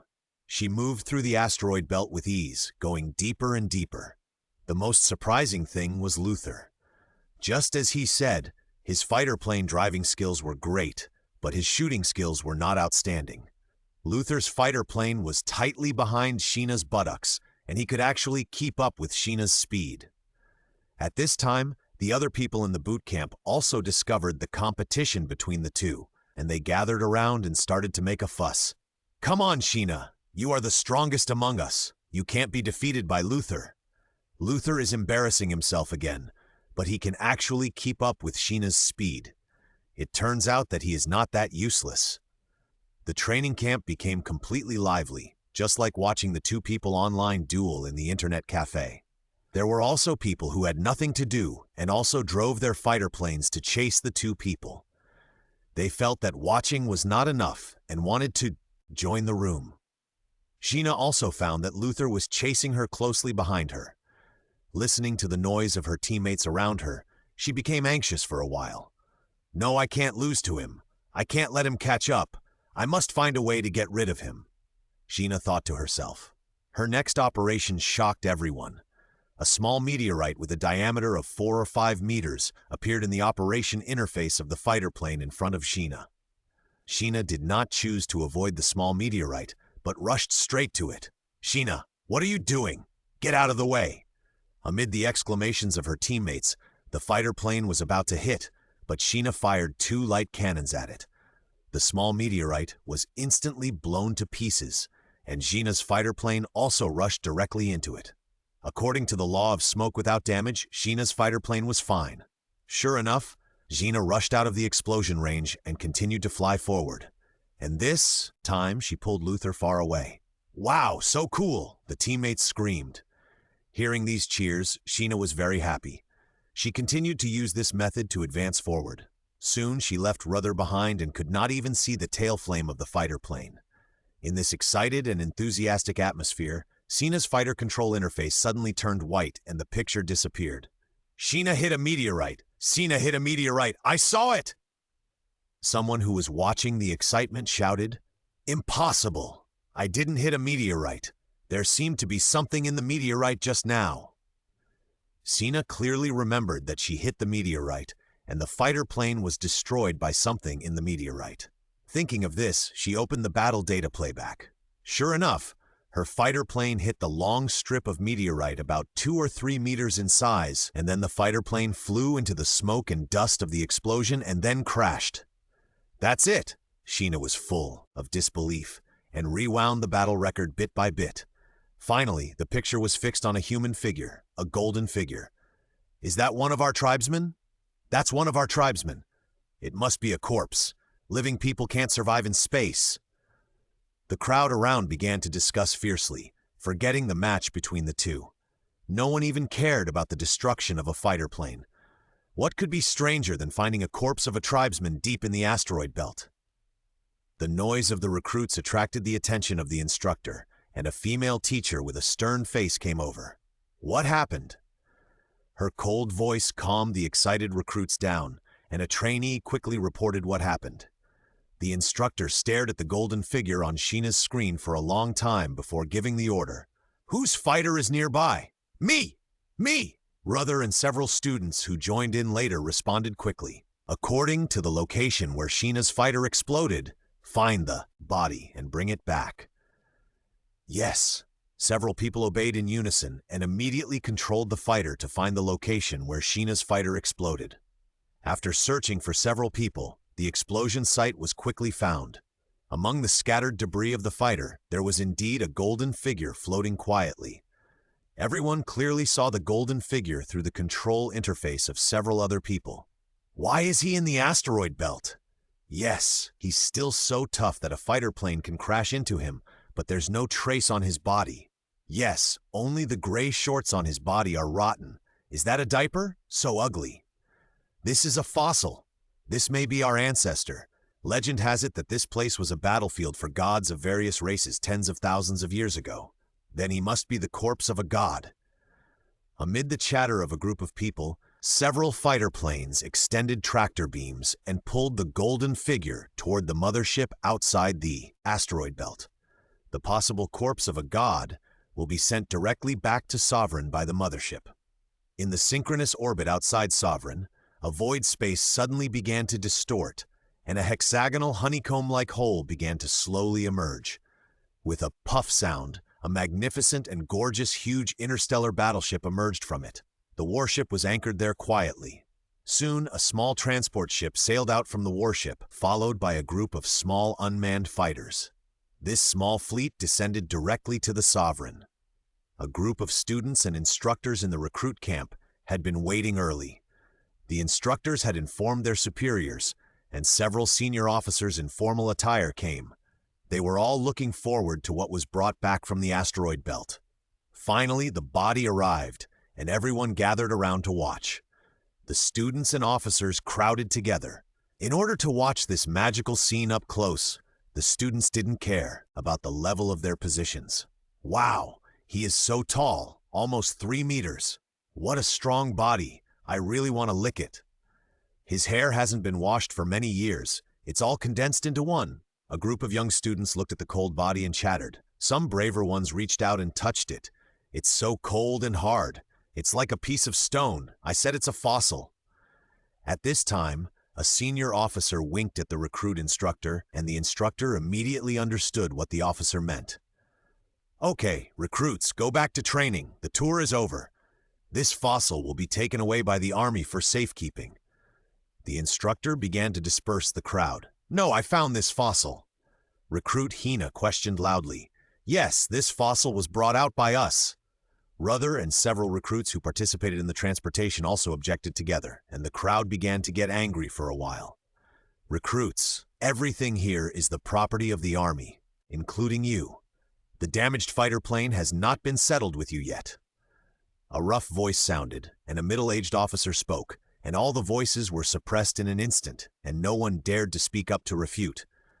The officer's mouth curled up slightly, very satisfied with the effect of his words. Just as he was about to take the fossil away, the gate of the training camp suddenly opened. This fossil belongs to Sovereign Star, to the entire Supreme Clan. Before the figure appeared, a clear voice came over. Everyone looked towards the door and saw a pure golden figure accompanied by 4 maids appeared in front of the training camp. It was a sovereign woman, tall, decorated with gold, and wearing a funny round hat on her head. From a distance, she looked like a bald head. High Priest Ayesha! Everyone in the training camp bowed slightly after seeing it. High Priest Ayesha did not enter the training camp, and the maid behind her took the initiative to step forward and pretend to carry the fossil away. Whether it was the military officers or the recruits, no one dared to speak and watched them silently. Only the recruit instructor wanted to remind them that the fossil was very heavy, but the words were not spoken because the 4 maids had already started. The 4 of them grabbed the 4 corners of the fossil's body and exerted force together, but the fossil did not move at all, and the scene suddenly became even quieter. In this embarrassing situation, the instructor quickly found the floating platform that transported the fossil and helped to get the fossil on it. Finally, amid everyone's awkward but polite smiles, the high priest and his group slowly left. Everyone in the training camp breathed a sigh of relief. Only the officers had very unnatural expressions. Immediately arrange for the chief engineer to extract the genetic information of this fossil. I want to confirm whether he is our ancestor." In the magnificent temple, the high priest sat on the pure gold high chair, staring blankly at the human-shaped fossil placed in the hall of the temple, wondering what he was thinking. The chief engineer arrived soon, bringing a lot of strange equipment and assistance, and began to tinker with the fossil. "Let's scan the inside of the body first." The chief engineer was a thin old man. He didn't waste any words and started to give orders. His assistant immediately took out a small golden ball, threw it into the air, and it floated there without moving. Then the ball emitted a horizontal strip of golden light and scanned the human fossil from head to toe. The old man stared at a display panel and waited for the results of the scan. The information came in a moment, but it did not scan the inside of the target. The scan only penetrated the target's stone shorts. "What's going on? Is the scanner broken? Try again." The old man hurriedly asked his assistant to try again. His Highness the High Priest was watching from behind, and he, the chief engineer, couldn't make a fool of himself. The scan results came back soon, and they were still the same. There was no change. The old man came to the fossil, took out a small hammer and knocked it gently. Ding! A crisp sound echoed in the hall. "This thing can't be solid." An assistant couldn't help but exclaimed. "It must be very difficult to crash a fighter plane while remaining intact." The old man thought for a moment and decided to try another approach. He immediately said to the high priest, "Your Highness Ayesha, this fossil has been completely petrified after so many years. Please allow us to use a few small tools to cut it open and see." High Priest Ayesha nodded slightly, indicating that they should let go and do it. The old man was instantly overjoyed after getting the permission and turned to shout to his assistants, "Go and bring me the high-energy particle beam, knife and plasma overclocking cutter. Yes, bring me the magic saw I bought in Asgard a while ago." The old man was getting happier and happier. These little things were rarely used after they were bought, and this time they could finally show their skills. Ayesha, who was sitting in a high position, couldn't help but curl her lips. They were really just some little gadgets. Soon, all kinds of high-tech instruments were in place, and the old man immediately started to operate them himself. The machine he was controlling stretched out a flexible mechanical arm, and a bright purple particle beam stretched out from the hand of the mechanical arm, which continuously emitted a buzzing sound and waves of heat. The old man controlled the mechanical arm to slowly move towards the golden fossil lying there, and chopped the high-energy particle beam towards the waist of the fossil. Buzz! The high-energy particle beam stopped as soon as it touched the surface of the fossil, unable to move forward even a little bit, and the body parts composed of energy were slightly deformed. "Is it not working?" The old man stopped the operation in his hands, put on a helmet and mask, and looked over. "It seems to work. The position where the target touches the beam is heating up rapidly, which should be able to melt him." But before the old man could start to be happy, the high-energy particle beam flickered for a while, and then went out. "What's going on? How can the energy be consumed so quickly?" "The energy transmission line is overloaded and burned." The old man rushed to the operating table to take a look, and found that the machine was temporarily damaged. "What a piece of rubbish!" The old man slammed his hands heavily on the control panel, changed to the plasma overclocking cutter. The assistants quickly set up the plasma overclocking cutter. After the plasma cutter was turned on, a blue ray was directly shot out from the control panel. The high-temperature plasma ray shot directly at the golden fossil. Because the light was concentrated at one point and the temperature was extremely high, the surface of the fossil soon turned slightly red. Just when a group of engineers were about to be happy, the cutter also flashed and went out. It was also the energy transmission line that was overloaded and damaged. Thinking about the strange things that happened one after another, the old man couldn't help but sweat on his forehead. Could it be that there was something wrong with the fossil? But His Highness the High Priest was watching from above, and he couldn't embarrass the engineers. "The machine has not been used for too long. It's just a normal malfunction. You two take the magic saw and saw it for me." The old man stabilized the mood of everyone present and assigned 2 assistants to start. The big saw from Asgard was rough and majestic, just like an ordinary saw, but the saw body was made of some unknown metal and flashed a chilling cold light, which made people's necks cold. There were also a few obscure runes, which added a bit of mystery to the saw. 2 young engineer assistants lifted the big saw and placed it on the belly of the fossil and started to pull it directly. Chai! A piercing shriek accompanied by dazzling sparks spread rapidly, piercing everyone's ears.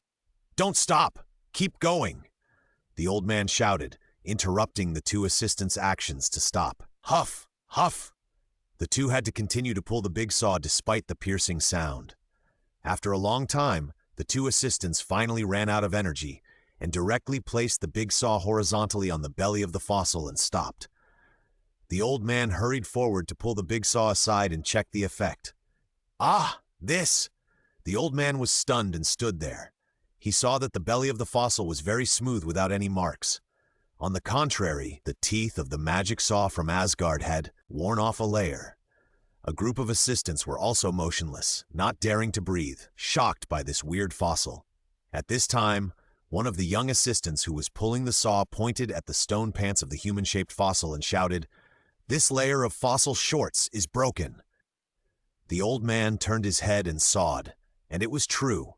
Although the magic saw could not hurt the human-shaped fossil, it only scratched the stone pants and cut a big hole in it.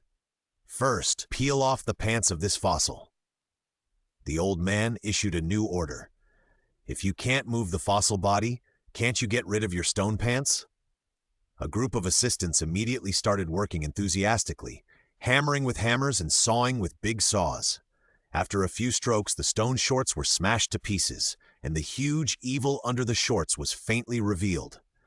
Even the high priest Ayesha, who was sitting on the high platform, couldn't help but look over. The evil thing was about to be fully exposed to the light of day. Everyone, including Ayesha, could not help but stare with wide eyes in anticipation. But at this moment, the body that everyone believed to be a fossil suddenly sat up straight, covering its lower body with both hands and roaring. "Who the hell is pulling my pants off?" Everyone was so frightened by this shocking change that they dropped the things in their hands and could not move. Some of the timid ones were so scared that they sat on the ground. Doug was originally in a deep sleep. He could not know what was happening in the outside world, and he could not even dream. But today, for some reason, he suddenly had a dream. Doug dreamed that he came to a high-end club. He lay on a soft recliner and enjoyed the massage service of several beauties.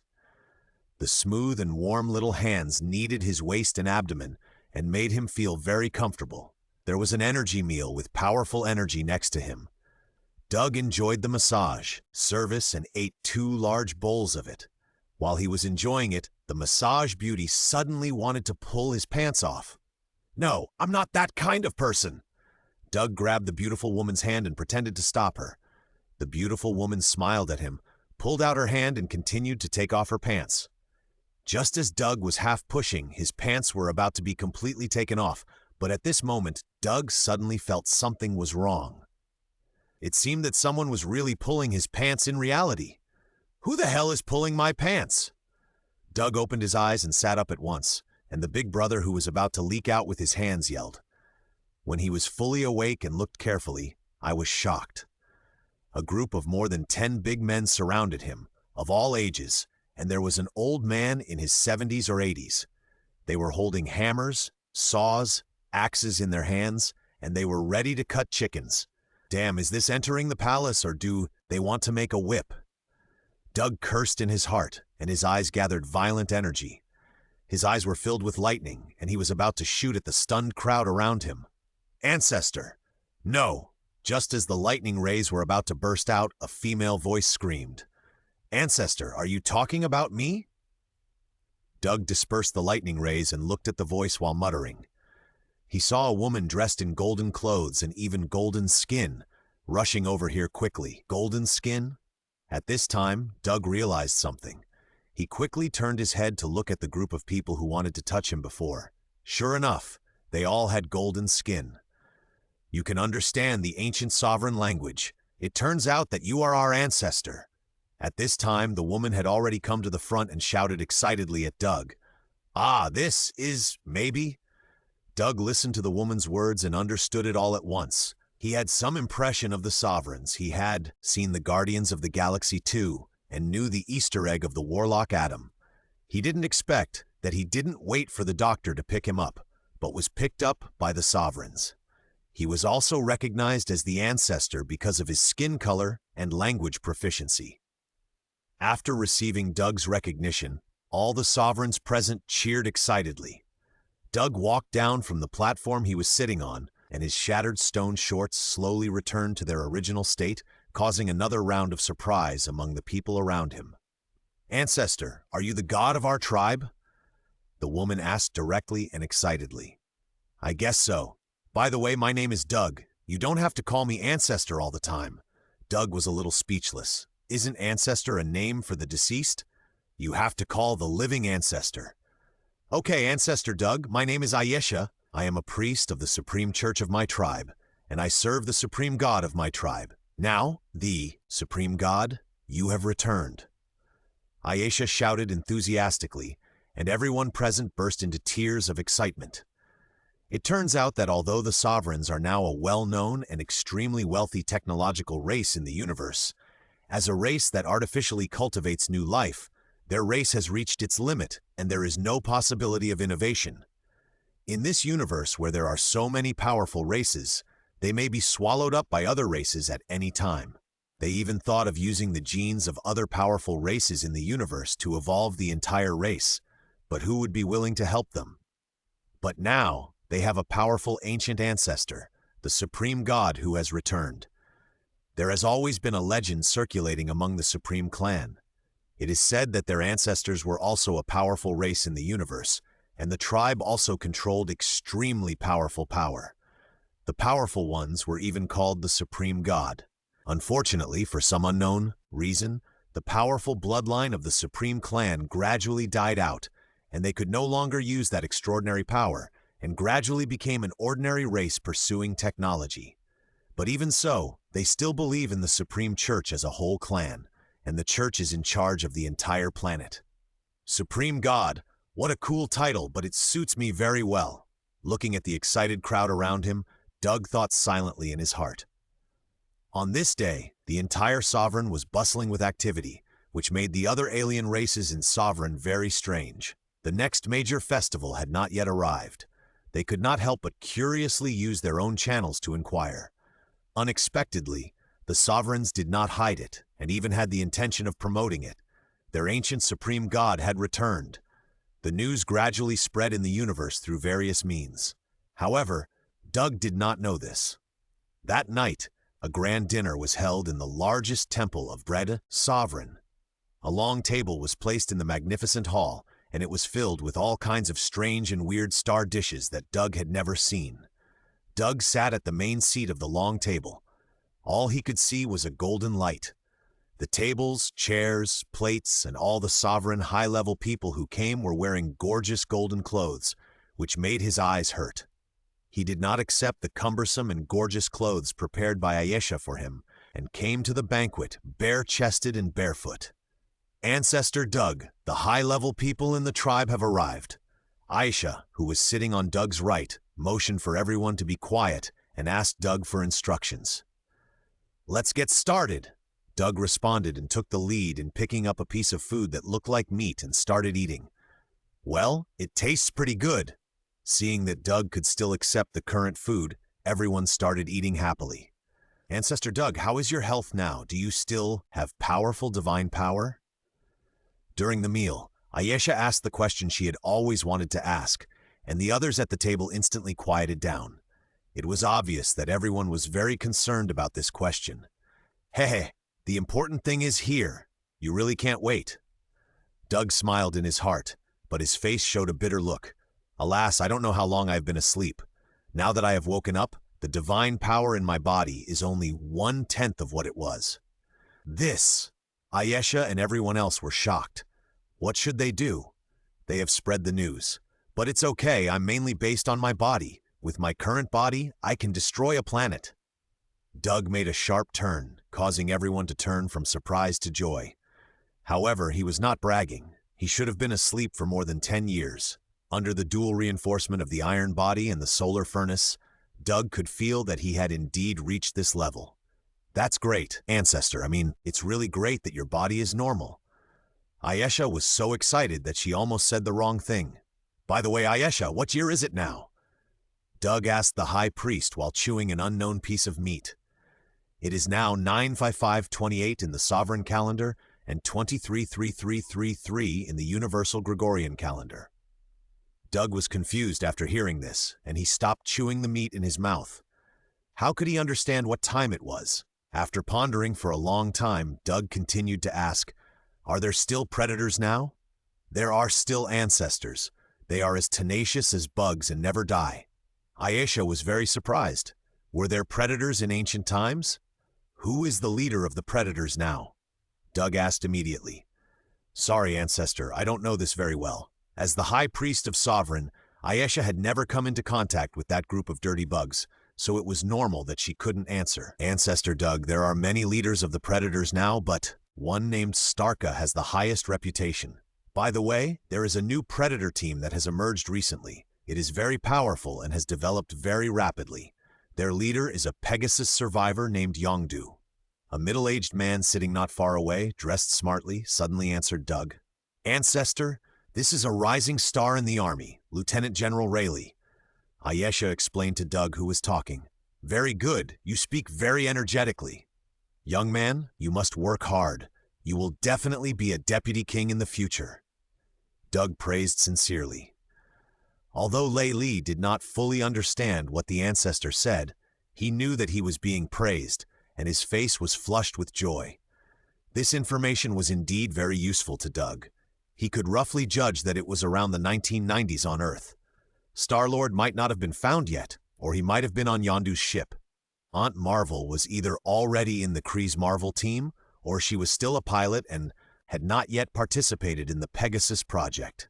I must find time to contact the Kree and see if Aunt Marvel is there, Doug thought to himself, and then he started chatting with Ayesha and the others. The dinner went very smoothly, and the guests and hosts were very happy. The dinner in the temple lasted until late at night. Everyone was well fed and had a good chat. Doug also met many high-level people from all walks of life in the Supreme family. After the dinner was over, the guests gradually dispersed, and Doug lived directly in the temple. The next morning, he was awakened by the High Priest Ayesha and taken to visit the most important institution in the tribe. New recruit Hina also got up early today. After washing up, she went out to have breakfast. Because she was the one who discovered the ancestors' supreme god, she was rewarded by the army. Basically, as long as there is no mistake, her promotion channel in the army will be smooth sailing, and she can directly rise to the real top of the army. After Hina came to the street, she found that the advertising space of all the stores was playing the banquet last night. A shot was playing repeatedly on it. The tall and majestic supreme god Doug was sitting there saying, "With my current body, I can destroy a planet." The majestic figure was so oppressive that the pedestrians who stopped to watch on the street were all gasping with their mouths wide open, and their faces were shocked and excited. Hina was a little disappointed. At this moment, the picture on the billboard suddenly changed, and the ancestor Doug appeared in the picture, accompanied by the High Priest Ayesha and a group of high-ranking members of the tribe. At 7:30 a.m. on February 31st, 9528 of the Sovereign Calendar, the ancestor Doug, accompanied by the High Priest Ayesha, the Chief Engineer Frankenstein and others, visited the Anura's Battery Production Military Factory for inspection. The director of the military factory, Claire Lau, gave a warm reception and went deep into the production area to conduct on-site inspections and other work. The voice of the announcer slowly sounded, and it turned out to be a live broadcast of today's news. The ancestor Doug learned in detail about the personnel management, production safety, product quality, and work process of the military factory, and put forward some suggestions and opinions on the future development plan of the military factory. I hope that our tribe's energy production industry can be further improved in the future development. Sheena also stopped to watch and even forgot to report to the training camp. In the Anura's production workshop, our ancestor Doug was amazed and praised our Anura's energy battery. He even picked up a finished battery and tasted it. Seeing the ancestor Doug throwing an Anura's battery into his mouth, everyone who was watching covered their mouths. Ayesha and others in the picture were so scared that they fell to the ground and curled up to find shelter. You know, the explosion of an Anura's battery can destroy a small fleet. If it exploded directly in the production factory, it would be a crisis of extinction. Fortunately, the terrible thing did not happen. After the ancestor Doug threw the Anura's battery into his mouth, he only made a muffled sound when chewing it. The ancestor's cheeks bulged slightly, and then he swallowed it in one bite. Chicken flavor, crunchy. The energy is very sufficient, and it feels full in one bite. The ancestor Doug burped, exhaled a golden energy mist, and said to the people hiding behind the shelters around him with a satisfied look. Afterwards, the visit to the military factory ended hastily with the ancestor Doug yelling that he wanted to taste a few more batteries. The next stop was to take the ancestor to visit the boot camp and appreciate the style of the Supreme Tribe's ultra-long-range drone driving technology. Looking at the strange scene in the picture, Sheena couldn't help laughing out loud. Then, when she heard that the ancestor was going to the military factory, she couldn't help but think of something. "Oh no, I'm going to be late." When Gina arrived at the boot camp, she found that everyone was busy cleaning and arranging the work. No one cared about her lateness, so Gina joined in consciously. Soon, the whole boot camp was a little brighter, with golden lights flashing everywhere and a strong Supreme Tribe flavor. The boot camp was just getting ready when the ancestor Doug and his group arrived. Outside the recruit camp, High Priest Ayesha, Lieutenant General Rayleigh, and some military dignitaries accompanied Doug to get off the aircraft. As soon as Doug came out, he saw a group of sovereign youths lined up in an orderly manner. "Welcome the ancestors to inspect the work," a group of people shouted in unison. "They are the team that brought you back," Ayesha introduced Doug. "Good, very energetic," Doug praised loudly, but Lieutenant General Rayleigh, who was following behind him, froze. "Ancestor, why do you praise everyone like this?" Then the group entered the training camp. Doug also saw the long-heard, ultra-long-range unmanned fighter control device, which is probably the highest level of game consoles. Seeing that Doug was very interested in driving the unmanned fighter, Lieutenant General Rayleigh immediately stepped forward and taught Doug how to operate the driving. The operation method was not difficult at all for Doug, an old bird in the game hall in his previous life. He quickly got the hang of it and passed various driving skills challenges in succession. The new recruits around were stunned. This was too amazing. They thought that their hard work and practice had all gone to the dogs. "Is there PvP? This is too boring." Doug asked Ayesha and Rayleigh, but they were confused. "What is PvP?" "Oh yes, it's a real-life confrontation simulation training," Doug hurriedly explained to the two. Yes, I'll arrange it right away." Lieutenant General Rayleigh immediately arranged for all the trainees in the new recruit camp to go on machine training and divided them into two groups to go to the training area on standby. The new recruits were also very excited. It was such an honor to fight side by side or against the Supreme God. "No, Rayleigh, you misunderstood. I want to fight against everyone alone. I don't need teammates." Doug interrupted the new recruit's actions and expressed his thoughts with an invincible look. "Ah, this?" Lieutenant General Rayleigh was stunned, and the recruits also cooled down from their excitement. "Are you looking down on us? You just learned how to fly an unmanned fighter, and you want to challenge all of us. Even if you are the Supreme God, don't look down on us." "Is it not possible?" Doug asked, looking at Rayleigh, who was stunned. "Yes, definitely. Everyone, get on board immediately and assemble in the number 3 training airspace." Lieutenant General Rayleigh wiped the cold sweat from his forehead and quickly completed the deployment of the simulation training. At the same time, the positioning was sent to Doug's driving seat in the control center. After a while, the unmanned fighters of both sides arrived at the training airspace and confronted each other in the air. The goal of this simulation training is to destroy all enemies. All weapon systems have been temporarily replaced with simulated light bombs. After the fighter is hit, it will not be damaged, but will automatically disconnect and return. Now the training operation begins. Lieutenant General Rayleigh arranged everything and did not wait any longer, lest the ancestor Doug be unhappy. He started the battle with an order. At the beginning of the battle, the entire combat squadron of the students surrounded Doug with more than 20 unmanned fighters. We have the advantage in numbers. We will use offensive swarm tactics to surround him and kill him with barrage. As the best of the students, the new recruit Hina took on the command work. More than 20 fighters rushed forward quickly, completely surrounding Doug's unmanned fighter from all directions. In this case, Doug did not dodge or attack, but quietly waited for them to line up. The new recruits were instantly indignant, waiting for the order to be issued, and they must shoot your fighter into a sieve. The ancestors were too arrogant. Now everyone has it. Lock the target fighter and saturate the barrage. Seeing that everyone was in place, Hina immediately issued an attack order.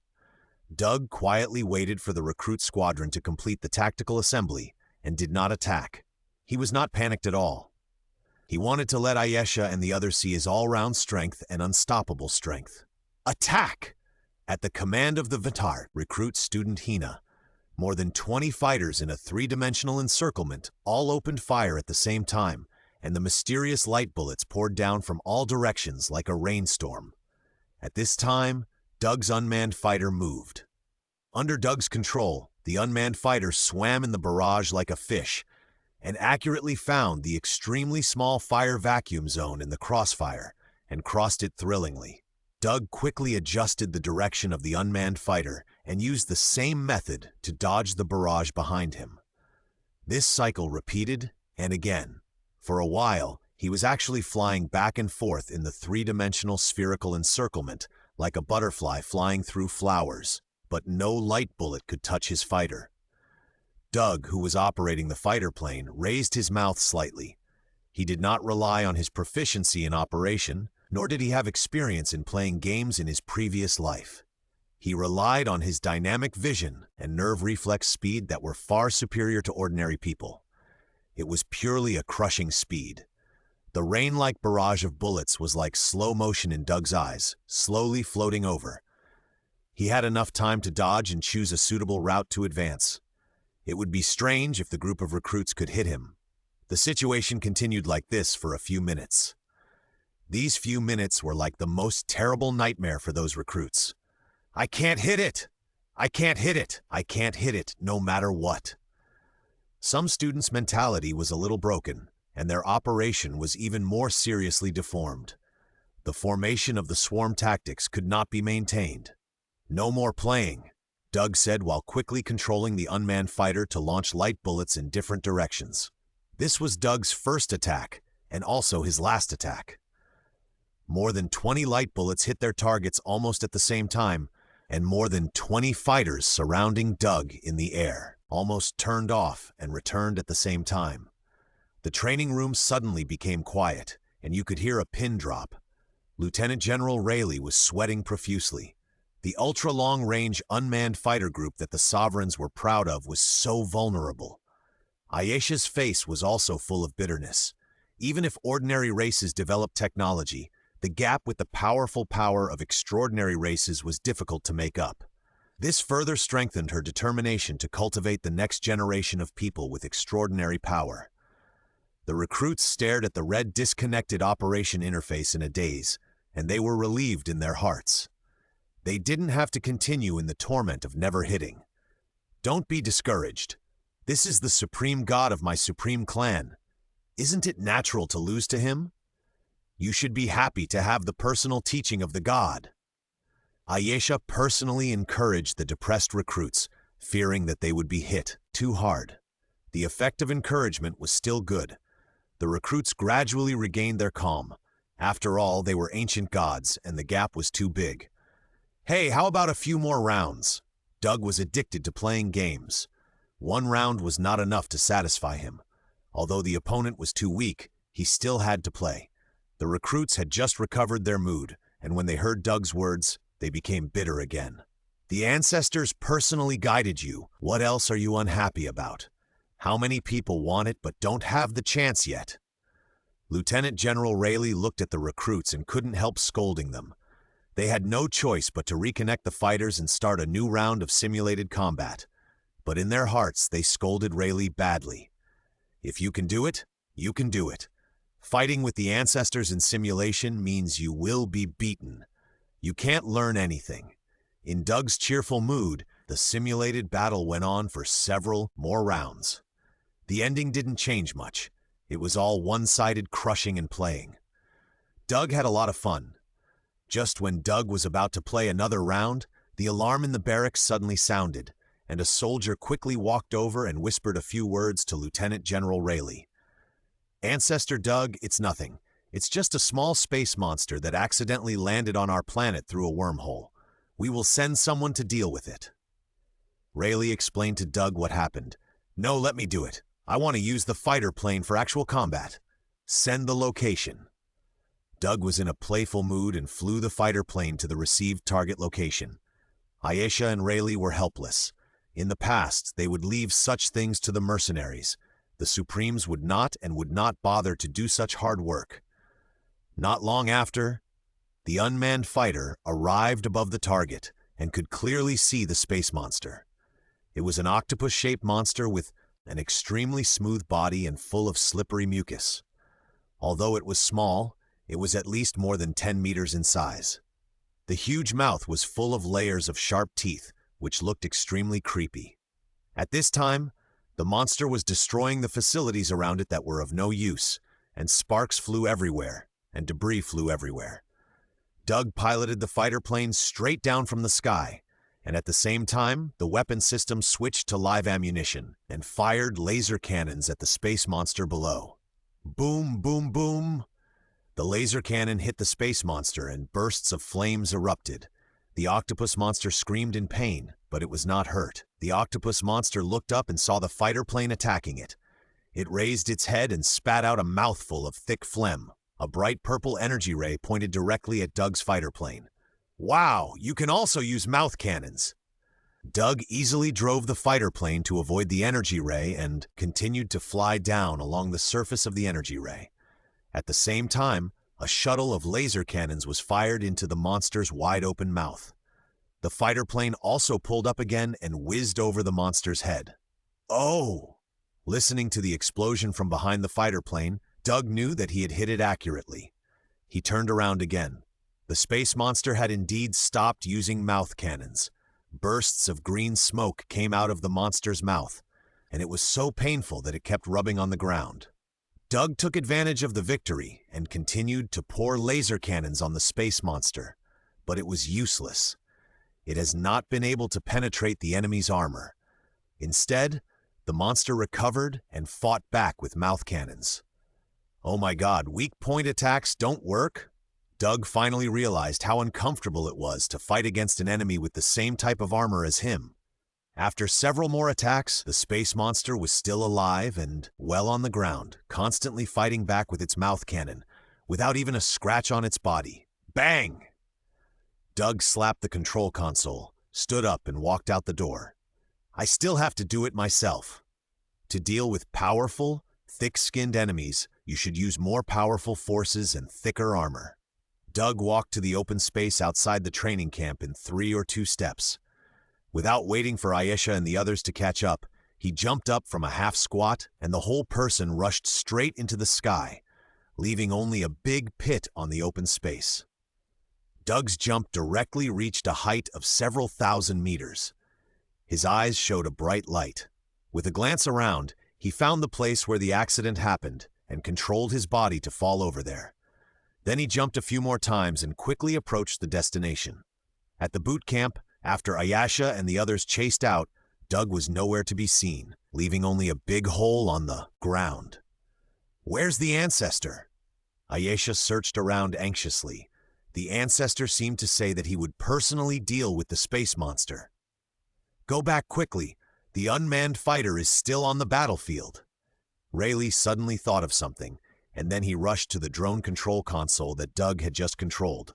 Just then, the space monster fired a mouth cannon at him, and Rayleigh narrowly controlled the fighter to dodge it. As soon as the fighter plane regained stability, A small black dot appeared on the screen and slowly grew larger from the air. "It's Ancestor Doug," a sharp-eyed student exclaimed. As the black spot gradually grew larger, everyone could see it clearly. "This place is more than 100 kilometers away from the alert area. How did the Ancestor get there? It's been less than a minute." Just as the student finished being surprised, Ancestor Doug on the screen slammed heavily into an open space like a meteorite. A huge meteorite crater suddenly appeared amidst the rumbling sound.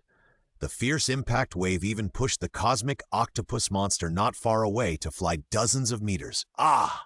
After the octopus monster withstood the shockwave, it roared at the meteorite crater as if it was facing a great enemy. A figure slowly emerged from the thick smoke coming out of the meteorite crater. It was Doug. The octopus monster looked at the little thing in front of him and opened his mouth to spit out a dazzling mouth cannon. Ah! Some young female students in the training room couldn't help but scream when they saw this scene. How could the supreme god of our tribe be hurt by such an attack? Ayesha scolded. Sure enough, Doug in the picture stood still against the cosmic monster's mouth cannon, and the energy shockwaves fired by the monster's mouth cannon disappeared from him. Suddenly, the Ancestor Doug in the picture moved. With every step he took, his body became bigger. In a few steps, he expanded into a golden giant of more than 20 meters. "What is that?" Everyone in the training room screamed. "That's our supreme god!" Ayesha screamed excitedly. On Doug's side, after he activated the 4th stage of the giant spirit, the cosmic octopus monster turned around and wanted to escape after seeing the monster that was bigger than it. Doug couldn't let it run away. He chased it in a few steps and slapped it in the face. Bang! The octopus monster was slapped dozens of meters away by the slap. It lay on the ground with mosquito-repellent eyes and couldn't get up for a long time. "Aren't you quite resistant to beatings?" Doug stepped forward and slapped the monster a few more times. The monster lay on the ground and couldn't move anymore. "Don't waste it. Don't waste it. That mouth cannon is pretty cool." Seeing the octopus monster about to run out of energy, the frugal Doug quickly swallowed it up while it was hot.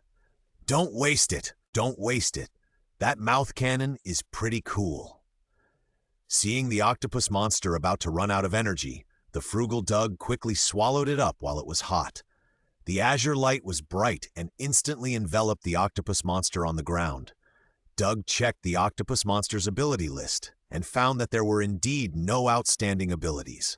There was only one mouth cannon that he was interested in, and the level was not high, only level 3. The ability absorption was completed in just a moment, and the blue light returned to Doug's form. Mouth explosion. Gather energy and fire from the mouth. Don't look at its ordinary ability. If you encounter an enemy you can't handle, try it. Maybe you can turn defeat into victory. Doug looked at the description of this ability and was amazed. Is this a mouth cannon, a mouth trick, or a mouth explosion? I must take on all the monster fighting tasks in the future. Maybe I'll be lucky enough to encounter flying abilities. Doug thought as he exited the giant form. Go back and continue playing games. With a bang, Doug's figure flew straight into the sky and disappeared. At the boot camp, the Sovereigns were still shocked by the transformation of their ancestor Doug into a giant. The battle on the screen was over. 3 slaps, just 3 slaps, and the space monsters that they might not be able to deal with a small fleet had died silently. Afterwards, they didn't care much about the ancestor Doug turning the monster's corpse into nothingness. It was far less shocking than the 3 slaps. This is the real supreme god. Ayesha's excited eyes were full of colors. I don't know what kind of plan he has. Boom! Before everyone's excitement subsided, there was a loud noise outside, and then the door of the training camp was opened. Doug is back. Ancestor Doug, was that your divine power just now? Before Doug came in, Ayesha had already greeted him and asked excitedly, Yes, that is my ability. I am a giant god, right? Doug started to make up stories. Giant god? What is that? Continued to ask. It is the kind that has pure power and can hold a planet in one hand as a weapon in battle. Okay, you will know later. Let's continue to experience this ultra-long-range unmanned fighter. Doug quickly ended the topic. He couldn't make up any more stories. Lieutenant General Rayleigh quickly stood up, gave Doug a seat, and accompanied him to set up a new simulated battle. A group of new recruits, however, were both excited and uncomfortable.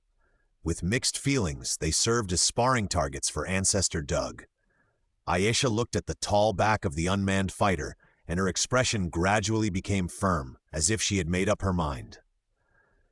Doug spent a whole day in the boot camp, during which he trained with the recruits, ate and lived with them, and experienced the hardships of the recruits. When he left, the recruits gave him a warm farewell, and some even cried reluctantly. Doug waved to the recruits and boarded the return aircraft. The Ancestor Doug is finally gone. The recruits really cried, and they all shed tears of excitement. Finally, they don't have to be tortured anymore. There was no banquet that night. After dinner, Doug went back to the temple to rest. The residence that Ayesha prepared for Doug was still very luxurious. The entire bedroom was almost 400 or 500 square meters, and the huge stone bed alone was 5 meters long. Did the previous resident have such a good time? Doug couldn't help thinking.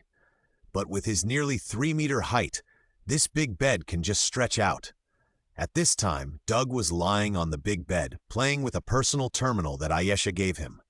Ayesha said that this was the latest popular style in the universe, with practical and powerful functions. The personal terminal is similar to the mobile phone and computer in the previous life, except that they are all virtual screen buttons.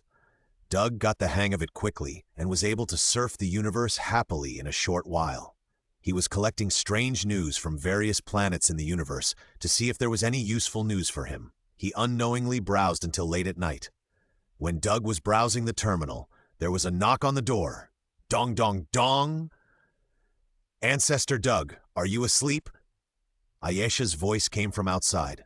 What was she doing here in the middle of the night? Doug was very confused. Suddenly, the expression on Doug's face gradually became wretched. She was not going to. Heh. I can't be too proactive. I am a person of status, but I can passively accept it. Doug turned off the personal terminal, lay flat on the bed, and pretended to sleep. Ancestor, if you are not asleep, I will go in. Ayesha's voice came again, followed by the sound of the door opening. When she entered the room, she saw that Doug had fallen asleep. She quickly put the things in her hand on the ground, turned around, and stuck her head out of the door. After observing for a while, she gently closed the door and locked it. Doug took a sneak peek and found that Ayesha actually came with a small bucket. Are you here to draw blood? Doug was so angry that his mouth was crooked. Ancestor, our supreme clan has been weak for a long time. It is your return that has given us hope again. But no matter how powerful you are, there will always be a time when you are out of reach. So I hope you can give me some of your genetic information so that the entire Supreme Clan can evolve by leaps and bounds. Ayesha walked to the big bed with a small bucket and said to herself while looking at Doug, who was sleeping soundly, Hey, if you want my genetic information, it depends on your ability. Doug was still sleeping motionless. Ancestor, if you don't say anything, I'll take it as your consent. Ayesha climbed onto the bed without waiting for Doug to respond. She put down the bucket in her hand and began to take off Doug's stone shorts. Doug quickly cooperated, controlling the power of the earth to make the stone shorts soft and sandy, and controlling them not to recover. Otherwise, with Ayesha's small arms and legs, it would take a whole day to tear the shorts. Swish! The shorts were slowly peeled off like sand. Ah! Ayesha couldn't help but scream, and she quickly covered her mouth in fear. She had never done such a thing. As an artificially bred species, the supreme race had never had the concept of love between men and women, and collecting the genetic information of powerful races was just a proposal that had not been implemented. As the high priest of the Supreme Church, she had come into contact with some ancient books, and only then did she know the whole process of naturally producing a life. But now, it was completely different from the books. Ayesha was at a loss for a moment.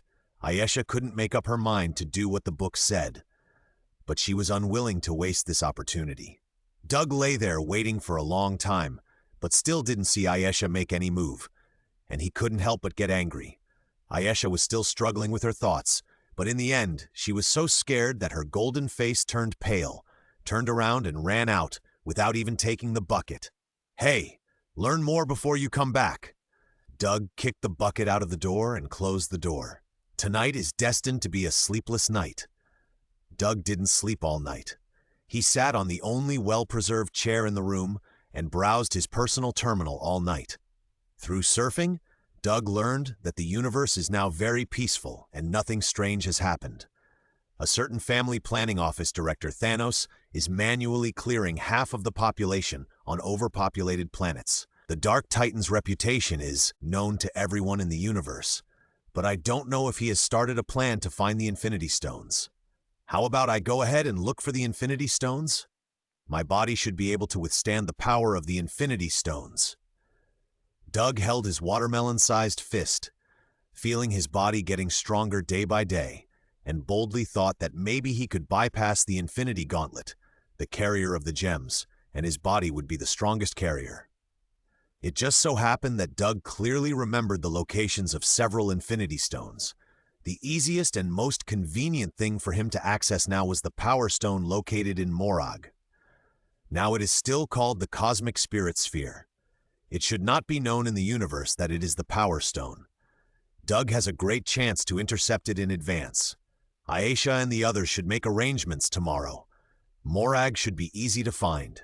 Doug thought seriously. Then there is Asgard, the Nine Realms God Clan. Asgard God Clan is still so high and mighty, and disdains to have too much contact with outsiders. They perform court dramas in their own 9-point land. Only occasionally, Asgard's caravans appear in the universe to trade some local specialties from the God Realm, which stirs up a wave in the universe. We have to get in touch with the Aesir, and we will definitely be able to get along with the Thor brother in this world. Finally, there is the interstellar war between the Kree and the Skrulls. Now the news in the universe is all about the battle between the two tribes. The Skrulls are now losing ground and are about to be exterminated. We must get in touch with the Kree interstellar team and get along well with Aunt Marvel. She will be the key to Doug's integration into the Earth. Doug seriously planned what he could do in the future, and before he knew it, the sky had already brightened. Aisha came very late today. It was already noon, and she came to Doug with a nervous mood. Sorry, Ancestor, something happened last night and I didn't sleep well. I came late today. Aisha lowered her head and didn't dare to look at Doug. It's okay. It's okay. Something happened to me last night? Last night I dreamed of some powerful underground monsters. I had a big fight with them in my dream. I accidentally revealed my true form and broke the whole room. Doug sat on the only chair in the room and said with a smirk on his face, It's okay, Ancestor. I'll have someone come and tidy up the room and replace it with a brand new one for you. Let's go eat now. Aisha lowered her head and didn't dare to look at Doug. She left first after she finished speaking. Doug followed Aisha, who was walking very fast, all the way to the dining room. The food had already been prepared, so Doug started eating right away. Aisha, do you know Morag? Doug, who was eating happily, suddenly stopped and looked at Aisha, who was accompanying him. Morag? I seem to have heard of the Ancestor. It is said that they are a powerful technological race, but I don't know what happened. The whole race was wiped out. Morag is their main planet. Aisha finally returned to normal and looked up at Doug. Do you know where Morag is?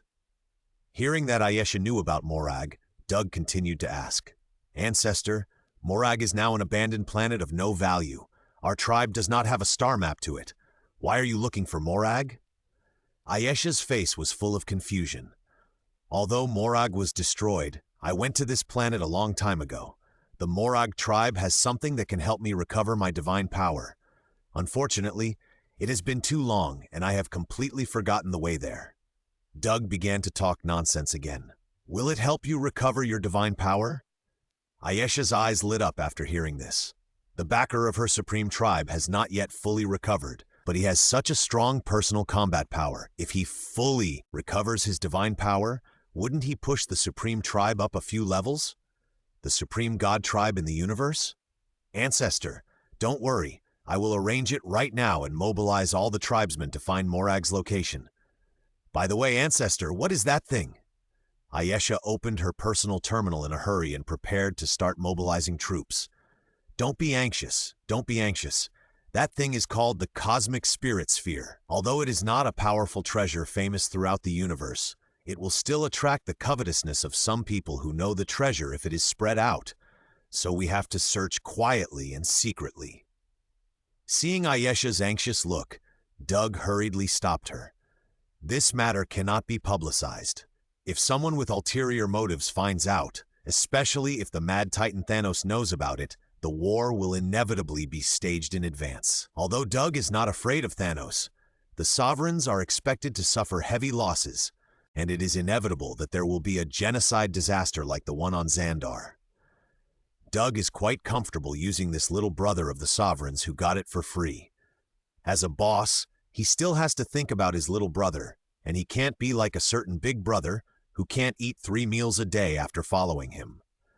Okay, Ancestor, I will send a special operations team to secretly find the location of Morag. I will definitely find the Cosmic Spirit Sphere and restore your divine power.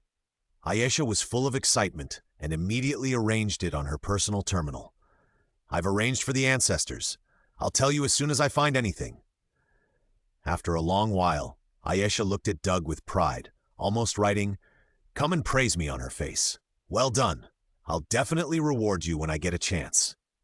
Doug had a wicked smile on his face, and he deliberately prolonged the word reward, causing Ayesha to lower her head again.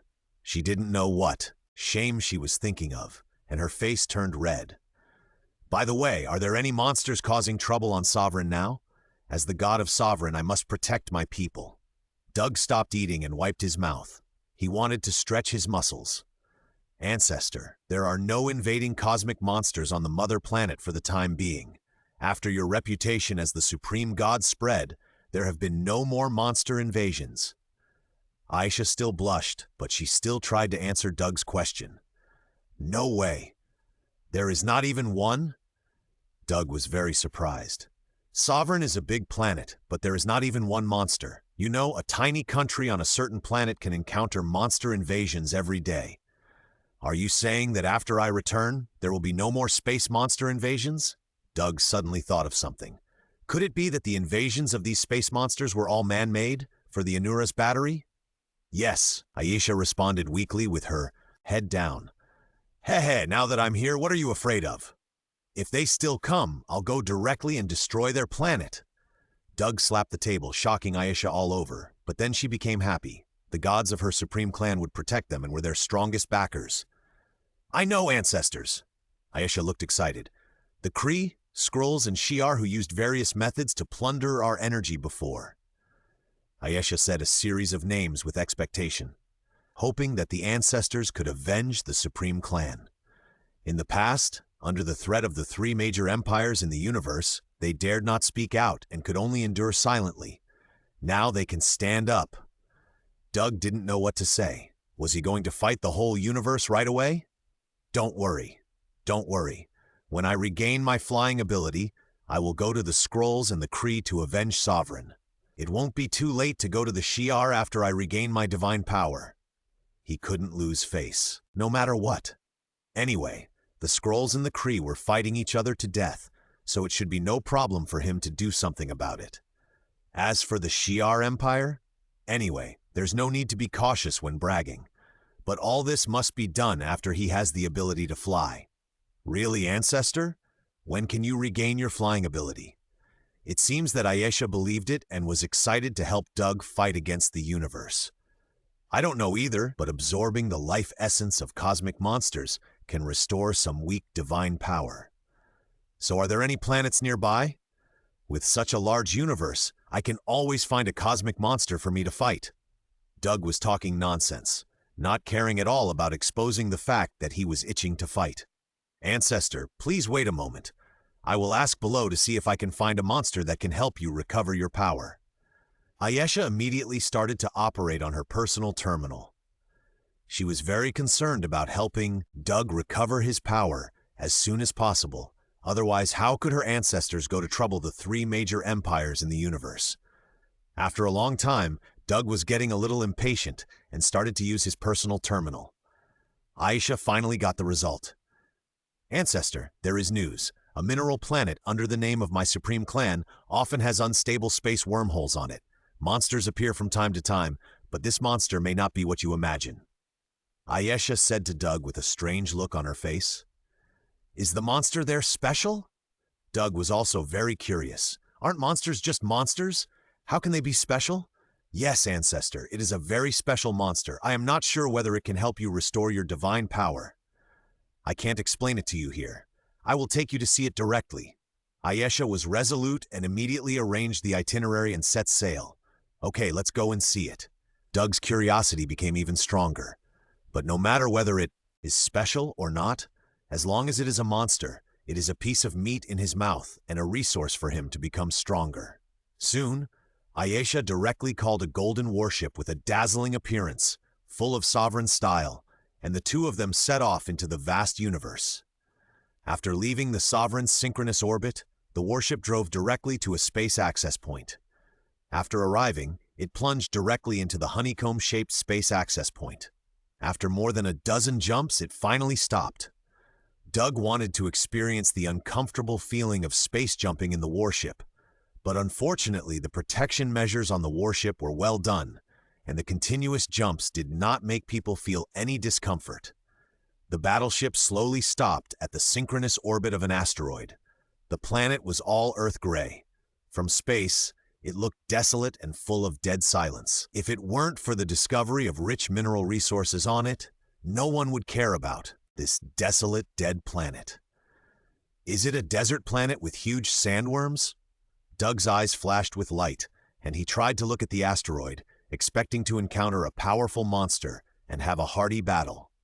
Unfortunately, after the clairvoyants could barely see the ground, it was found that this was a planet with earth and stone structure, and there was no endless sea of sand as imagined. It seemed that there would be no sandworms. Ancestor, let's go down in a small aircraft. Ayesha is always so capable, and everything is arranged in an orderly manner. Riding a small aircraft, the two of them landed on the mining planet with a few guards. A small fleet on the battleship wanted to guard together, but was ruthlessly rejected by Ayesha. What else can make people feel safer than the Ancestor Doug? The aircraft landed on a sovereign mining base. Ayesha took out a golden disc and came over. Ancestor, this is a portable protective suit. It can protect against the sun, wind, and moisture loss, and it can also convert air. I don't need this kind of thing. I can survive in the vacuum of the universe, not to mention the climate of this planet. It's a piece of cake. Doug glanced at the golden disc, opened the hatch of the aircraft directly, and walked out. Ayesha, who was behind him, was shocked and quickly slapped the disc on herself. She didn't feel relieved until a layer of light golden transparent bubbles wrapped her whole body. As soon as Doug stepped out of the hatch, he felt waves of heat coming, and dry winds accompanied by bits of broken sand hit him. This environment is really bad. How can the delicate sovereigns mine in such a place? Doug couldn't help thinking. At this time, the sovereign team from the mining field also came forward. They looked at Doug standing outside without any protective measures, and they opened their mouths in surprise. They knew that there was no air for them to breathe on this mining planet, and it was full of various toxic gases. You must be the Ancestor, Doug.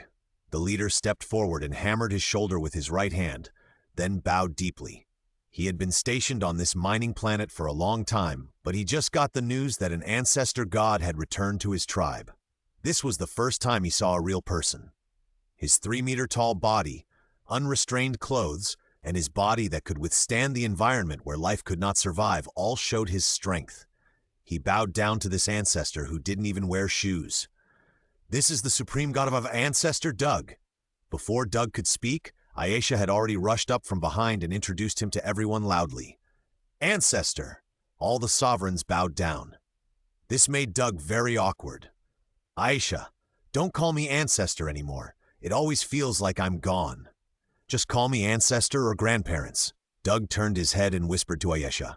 Ayesha was stunned. It was even more awkward to call her that, but she reacted quickly. Okay, Grandparents. Doug opened his mouth but couldn't say anything. You don't even want to call me Ancestor? Okay, get up. What's the situation with the monster that passed through the space wormhole? Is it still there? Ayesha changed the subject and asked about the business directly. High Priest, the one we found today is still there. I'll take you there now. The person in charge of the mine directly set off and led everyone to a transport vehicle. Oh, doesn't this monster attack people? Doug suddenly became interested. What kind of monster doesn't kill or destroy? Is it a good monster? No, Ancestor. Those monsters don't like the environment of this planet very much. Usually, after falling out of the wormhole and exploring for a while, they will drill back into the wormhole and return to their world. They rarely come into contact with us, so we haven't taken care of them. But we have tested that they are extremely aggressive and have powerful energy emission capabilities. The person in charge introduced Doug diligently while walking. You should call me Ancestor in the future. Doug didn't care, but Ayesha was very concerned and corrected the tribe's way of calling. It's better not to care. It's better than asking everyone to call you Ancestor one day. Yes, Ancestor Doug. The person in charge quickly changed his words. Doug waved his hand and didn't care, and followed him to the transport vehicle. Doug saw that the person driving the vehicle was a race he had never seen before, and he looked strange. He turned his head and looked into the mine. Sure enough, all the workers were all kinds of aliens. The only few sovereigns were supervising in the pavilion. It was estimated that all the workers were hired foreigners. It was indeed a spoiled race. The group got on the vehicle and drove out of the mine. It is worth mentioning that as soon as Doug got on the suspension vehicle, the entire vehicle sank more than 10 centimeters. Fortunately, this suspension vehicle is an outdoor high-powered model, which is durable and sturdy, otherwise it would not be able to pull him. After driving for a while, the ground conditions outside the vehicle gradually became worse, with exposed rocks and crisscrossing gullies everywhere. No life is willing to live in this barren place. The Ancestor is here. As soon as the suspension vehicle stopped, the person in charge jumped down and pointed to a gray valley in the distance. Doug followed and used his clairvoyance to look towards the valley. The valley was empty, with fine stones everywhere, and not even a ghost. Where is the monster? Did it drill into the ground? Didn't you say there was a monster? Doug scanned the valley for a long time, but did not see any trace of the monster. He stopped looking and asked the person in charge directly. Old Ancestor, please wait a moment. The monster is brutal by nature, and the energy attack it spews is very powerful. But as long as no one provokes it, it will lie in the valley. I'll go and provoke it. Being stared at by the tall Doug, the mine manager was frightened and broke into a cold sweat. He quickly explained to Doug and took out a laser launcher from his body and fired it at the valley. Swish! A beam of light quickly shot into the valley, and with a snap sound, it hit a piece of stone and smashed it to pieces. Just as Doug was wondering what this was doing, Shah! A sharp cry came from the valley. The sound was not loud, but it was very penetrating and could be heard clearly from such a distance. Then a bright purple energy ray penetrated the gray sand and dust in the valley and stirred randomly in the sky. The energy ray was so powerful that the rocks in the valley were cut in half like a hot knife cutting butter. The cut was smooth and delicate, and had long been melted into smooth glass. The energy intensity is so high. Doug's clairvoyance clearly saw the energy rays flying in the air, and he was overjoyed. The stronger the monster's ability, the more help it would be to him. However, due to the long distance, he was using clairvoyance to see the enlarged picture, and did not notice a strange place for a while.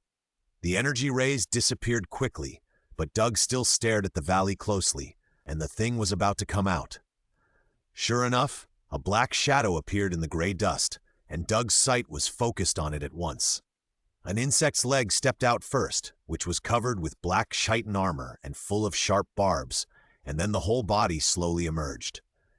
It was actually a dark beetle, which looked similar to a dung beetle, but the pair of dark green eyes looked so cold and ruthless, as if it wanted to devour everything.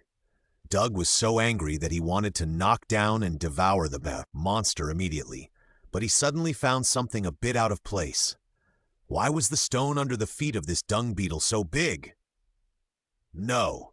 Doug slowly expanded his vision, revealing the entire valley. Ah! Looking at the dung beetle crawling on a small piece of gravel, Doug couldn't help rubbing his eyes. Could it be that I saw it wrong? Thinking that the man had already jumped out directly, and the sand stirred up by the wind and sand made the people behind him subconsciously protect their faces, and then they hurriedly followed. Bang! Doug landed heavily at the entrance of the valley, and as soon as he stopped, he walked quickly towards the beetle.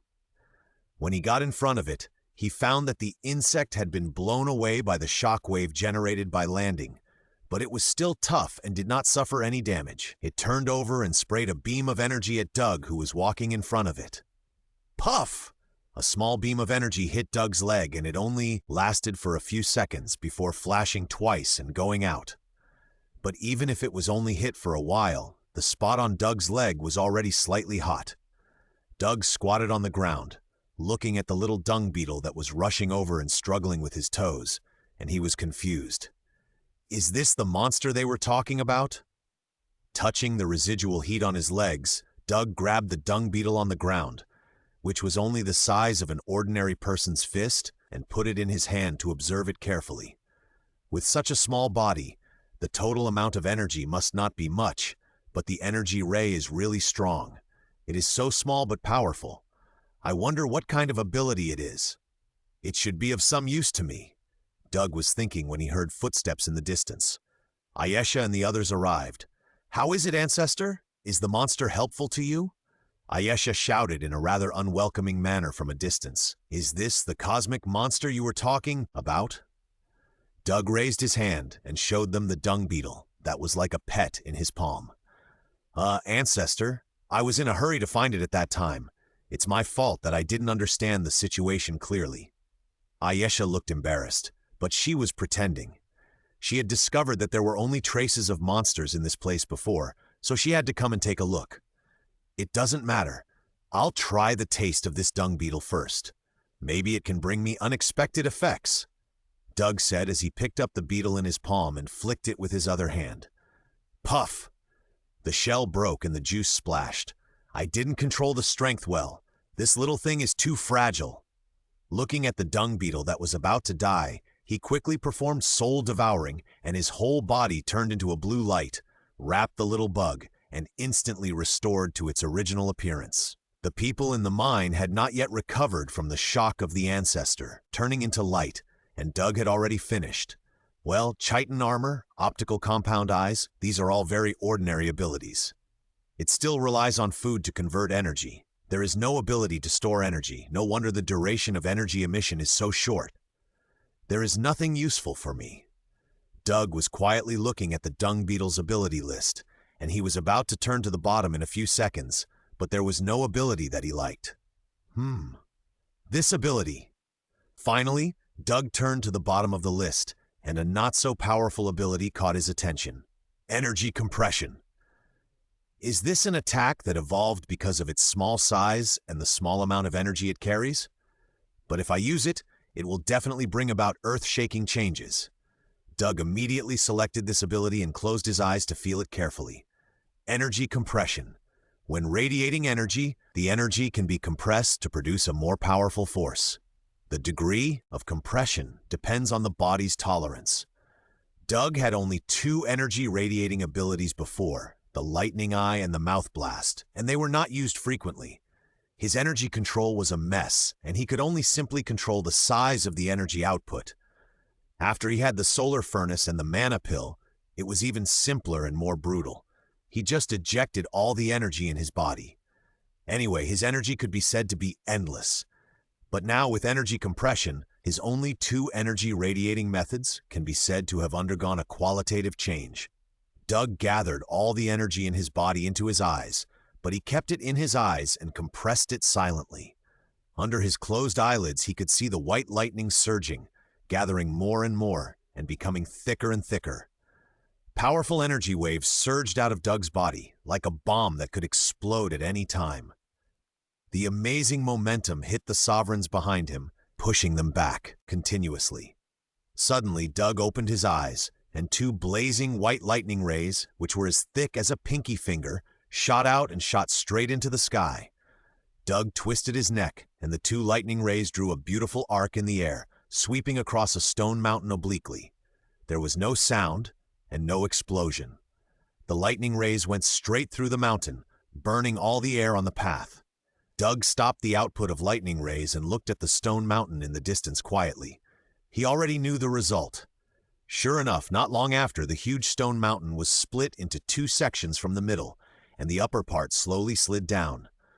The cut was smooth and flat, and it had already become like a glass mirror. The effect was great. But this is not my limit.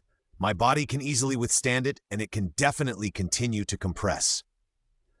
You guys stay away, I want another big one. Doug turned around and shouted to the group of sovereigns behind him who had already opened their eyes wide and looked at him as if he were a god. Grandmaster, you've become stronger again. Ayesha woke up suddenly and shouted in surprise. Not bad, this little monster is still useful to me. You guys step back, I'm going to try a stronger one. Ayesha and the others hurriedly ran away after hearing this.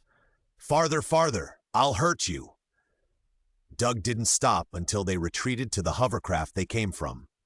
He turned around and faced the wasteland in the other direction, brewing. I haven't used this ability of oral explosion yet, so today is a good time to test it together. After thinking about it, Doug opened his mouth wide and moved the energy of the solar furnace in his body into his mouth. A ball of golden energy instantly appeared in his mouth, stuck in Doug's mouth like a mouthful of thick phlegm, making him feel uncomfortable. Ha! A thick golden energy beam suddenly gushed out of Doug's mouth and shot towards the distant land like a sharp arrow. Boom, boom! The energy beam instantly touched the ground, producing a violent explosion effect, and a deep pit was hid in the dust. Doug continued to maintain the mouth explosion, shaking his head and scratching on the ground. Soon, a huge rift several hundred meters deep and more than 10 kilometers long was blown out. It's still powerful, but with my inexhaustible energy, any energy radiation ability will be extremely powerful. Now, let's see what kind of qualitative change it can produce. Doug stopped the output of the mouth explosion and began to verify the effect of the new ability. The energy of the solar furnace gathered in his mouth again, but this time Doug did not spit it out. Instead, he bit the golden energy ball tightly in his mouth and continued to gather energy in his mouth. The golden energy ball became bigger and bigger, and Doug's mouth was stretched to the limit. Fortunately, he was strong. Otherwise, his chin would have been broken. More and more energy gathered, and the golden energy ball began to compress slowly. Doug also clenched his teeth and used external forces to assist. Compress, compress, and compress again. The energy ball was getting brighter and brighter, and the energy contained in it was getting more and more violent. Doug was holding a dazzling little sun in his mouth, and the energy that overflowed formed a terrifying energy storm, which swept outward in waves, stirring up gravel and sand to fly all over the sky. Ayesha and the others who were nearly a kilometer away were blown away and couldn't stand steadily. Ah! Doug screamed in pain. His mouth was full of burning and stinging, as if it was about to explode. I can still hold on. Let me see the limit of what I can do now. Doug roared in his heart, continuing to maintain the compression of energy. Ah! Golden energy lines appeared from Doug's mouth, crawling all over his cheeks and neck like cracks. The scorching yang energy of the solar furnace was burning Doug as if he had entered a hot melt state. Ah! I can't hold on any longer. I'm going to come! He finally reached the limit of his body and released the concentrated energy in his mouth that was like a small sun. Squeak! A harsh sound rang out, and a golden light, thinner than a little finger, shot out and instantly sank into the distant earth. There was no explosion. The high-energy ray penetrated the earth directly, and the nearby ground instantly melted into magma and collapsed. The collapsed pit became larger and larger, gradually forming a huge magma lake. However, the area around the golden energy ray was like a vacuum, and the magma would be vaporized and disappeared the moment it spread. The harsh sound was accompanied by a series of regular buzzing sounds. The compressed oral explosion continued to output. Doug maintained his posture and did not move. The energy in his body and his strong physique, he could shoot like this for a long time. After spraying like this for a while, suddenly a roar came from a distance, and the hovercraft was actually driving over with difficulty against the energy storm. "Ancestor, stop now! You shot through this planet!" Ayesha's scream came through the strong wind. Doug was also shocked when he heard it and quickly stopped the output of energy and stopped the compressed blowjob. Fuck! It penetrated the planet? This power is too strong. The hover car also drove in front of Doug at this time, and Ayesha opened the door and ran over with a personal terminal. Doug took it and saw that it was a video sent by the warship parked in the synchronous orbit of the mining planet. In the video, a small dot on the side of the mining planet was seen from space, slowly turning red, and then a golden light broke through and shot far into the space, flying to an unknown place, and the red dot on the mining planet was getting bigger and bigger, gradually forming a large red magma lake, which was clearly visible to the naked eye outside the space. Doug was also scared after watching the video. Fortunately, the extremely compressed blowjob was shot out from the side of the mining planet at an angle. If it went straight down, it would probably penetrate the core of the star and destroy the planet.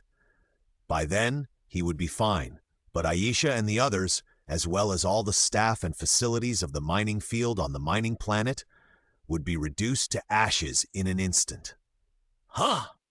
Doug let out a long breath, and the cracks on his face caused by energy erosion gradually recovered. He was no longer afraid, but was pleasantly surprised. He had an effective means of destroying stars. Although the mouth explosion under the extreme compression state required nearly a minute of energy compression time, and he had to concentrate and not move while maintaining it, ultra-long range made up for it all. The star destruction that Doug had mentioned to the Sovereign before was not the direct destruction of the planet in the current sense, but the need to use continuous huge energy attacks to change the terrain and conditions on the surface of the planet, causing a huge disaster to destroy the life on the planet.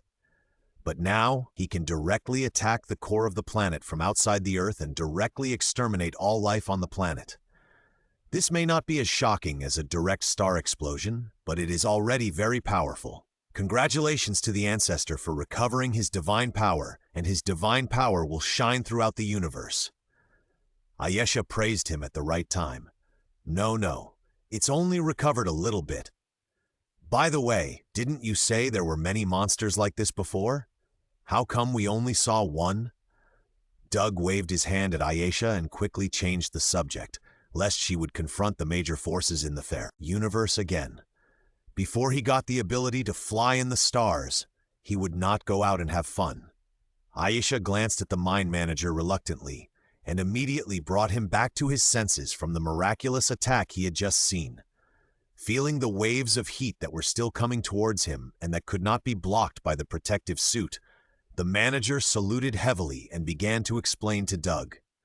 Ancestor, the space at the end of the valley is a bit special. From time to time, some unstable space wormholes will appear, leading to unknown places. Those wormholes will disappear after a while, and these strange insects fall out of them. Basically, patrols will find some strange insects every once in a while, more or less, and the types and abilities are different. Some can fly, and some can run fast. Some have been seen. But because these strange insects have a certain attack power, and there are no mineral deposits in the valley, we have not paid much attention to them. And after those strange insects stay here for a while, they will return to where they came from through unstable wormholes. The person in charge of the mine carefully explained the situation of the strange insects in the valley to Doug, not daring to neglect it at all. Oh, you said there are strange insects with flying ability? Take me to see it. Hearing that there are flying ones, Doug suddenly became excited and wanted to go over to check immediately, wishing he could find the ability to fly now. The person in charge of the mine quickly led the way, and a group of people followed into the valley. This small valley is not big, but it is full of jagged rocks and gray dust. Unfortunately, Doug was eager to see the space wormhole and the flying worms, so he didn't pay attention to the surrounding environment. Soon, the group walked to the end of the valley. That's where the space wormhole often appears. The person in charge of the mine pointed to the open space not far away and introduced it to the group. Doug looked at the open space and saw that the open space was the place with the thickest sand and dust in the valley. The gray sand and dust floated strangely on the ground, almost condensed into fog. In this thick fog, you can see that the whole space is chaotic and distorted, and a small hole will be generated from time to time, which will disappear in an instant. A magical place. Do you know where these wormholes lead to? Doug looked for a while and asked the people from the mining star. Ancestor, these wormholes are extremely unstable, exist for too short a time, and are very small. The largest is only the size of a fist, so we haven't detected what's on the other side. The person in charge of the mining star hurriedly introduced Doug. Ancestor Doug, there are many unstable natural wormholes like this in the universe. They are basically worthless, so no one pays attention to them. Ayesha also explained the properties of unstable wormholes to Doug. Okay, just wait here. How long will it take for new strange worms to appear? Doug asked the person in charge of the mining star expectantly. Ancestor, strange worms also appear randomly, but the frequency is quite high. Patrols will see them every 2 or 3 days. It's right to wait here. The person in charge looked bitter. Don't ask anymore, I only know this much. Okay, I'll wait here. Doug controlled the soil and rocks everywhere under his feet to shape a rough big chair and sat on it. He was facing the space wormhole, and he could immediately find any movement. Ancestor, I'm here to wait with you too. Ayesha quickly leaned on the armrest of the stone chair and wanted to stay here to accompany him. You all go back. I'm fine here alone. I'm going to retreat for a while, and I should be able to recover some of my divine power. Hey, you still need to wear protective clothing in the wild. It's so inconvenient to do things. Doug smiled strangely at Ayesha. Ayesha didn't know what she remembered after hearing this. Her face quickly turned red. She lowered her head and hummed lightly, then turned around and walked out of the valley with all the sovereigns. After everyone left, Doug changed to the most familiar posture in his previous life. Jiu lying down, half leaning on the big stone chair and starting to browse his personal terminal. It's just that the iron body made his body a little too stiff, making it look like Yu lying hard. Although he was browsing his personal terminal, Doug's attention was actually still on the space wormhole. As long as something came out, he would be able to find it at the first time. Nothing big happened in the ordinary universe. There were still wars here and there. There was nothing new. However, according to the war reports, the war between the Kree and the Skrulls has now ended. It is estimated that the story of the Skrulls and the Kree traitor scientists has already been staged on Earth, and Aunt Marvel, one of the ceilings of combat power in the universe, will complete her evolution under the choice of the Kree traitor Ma-Vell. After I have the ability to fly, I must contact the Kree as soon as possible. Doug thought while continuing to explore other interesting things in the universe. Suddenly, Doug found something amazing. I guess the Ford Ball Intergalactic League on Gendon Star is so awesome. One family has overwhelmed several surrounding galaxies. I must watch it. Doug was gradually attracted by the Ford Ball game. He forgot about the business for a while and watched the whole game unknowingly. Awesome! Doug let out a long breath. He hadn't watched this kind of game for a long time. Today, he was directly addicted to it. Squeak! Cece! Just as Doug was still recalling the brilliant scenes in the previous game with a surge of emotion, a strange sound brought him back to reality. Oh my God, I forgot about the main thing. Doug came to his senses and quickly followed the sound. Soon he saw 2 small, strange insects fighting on the ground nearby. Luckily, fortunately, the strange insects are still there, and there are still 2 of them. They have both fought back home. Doug squatted down gently and carefully observed the 2 strange insects. Both are new species, very different from the previous one. One is slightly larger, with a thick shell all over its body, and 2 sharp horns on its head are in the shape of pincers, like a shovel beetle, and it rushed on the ground like a tank. The other one is slightly smaller, with a slender body, and its shell is obviously thinner.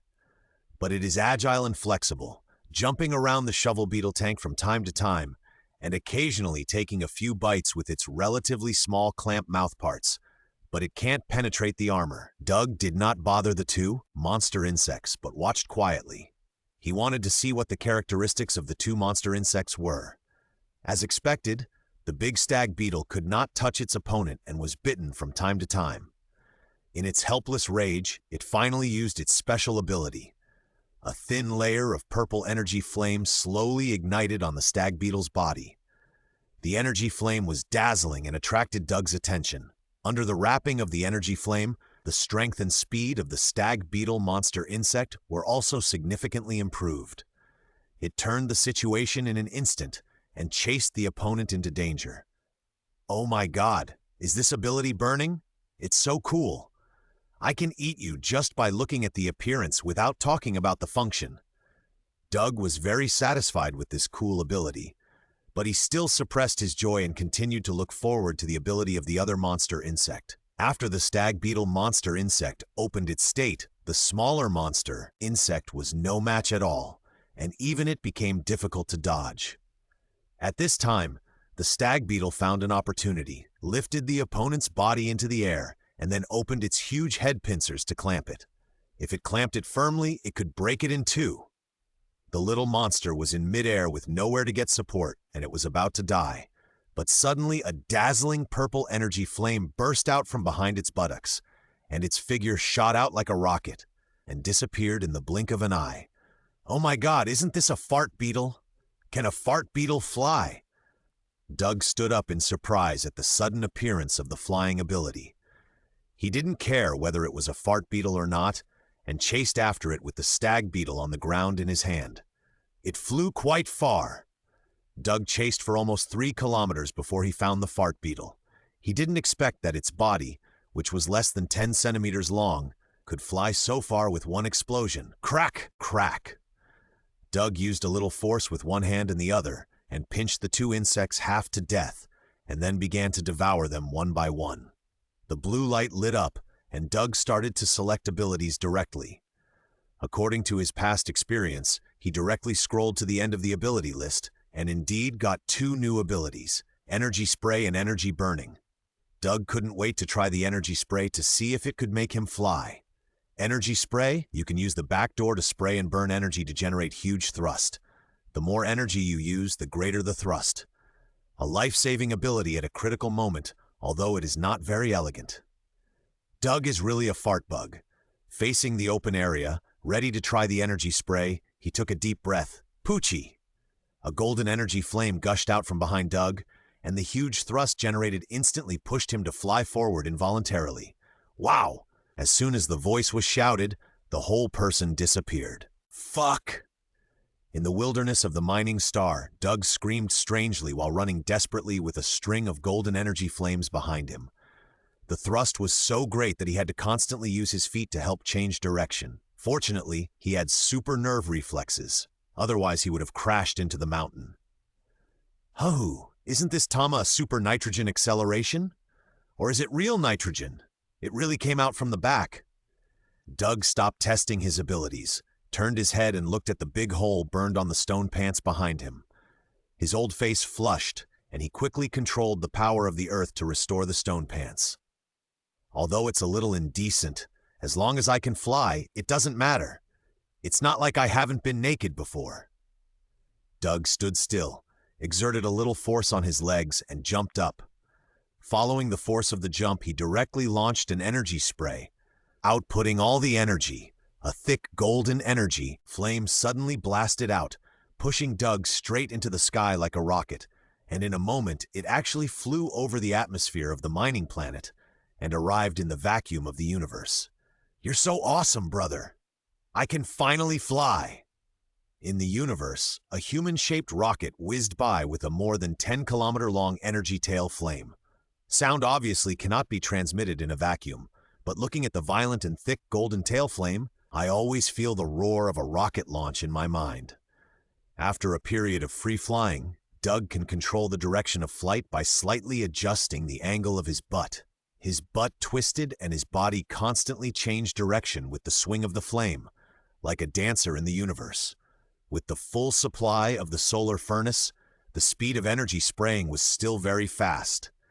After arriving in the vacuum of the universe, the speed increased even more. Doug had completely left the orbit of the mining planet and flew towards the vast starry sky of the universe. The speed is already very fast now. It has reached the third cosmic speed. I can travel between planets with my physical body. It just takes a long time.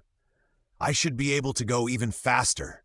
Doug maintained the output of energy and turned his head to look at the long flames ejected from behind him. He felt that the energy conversion rate was too low.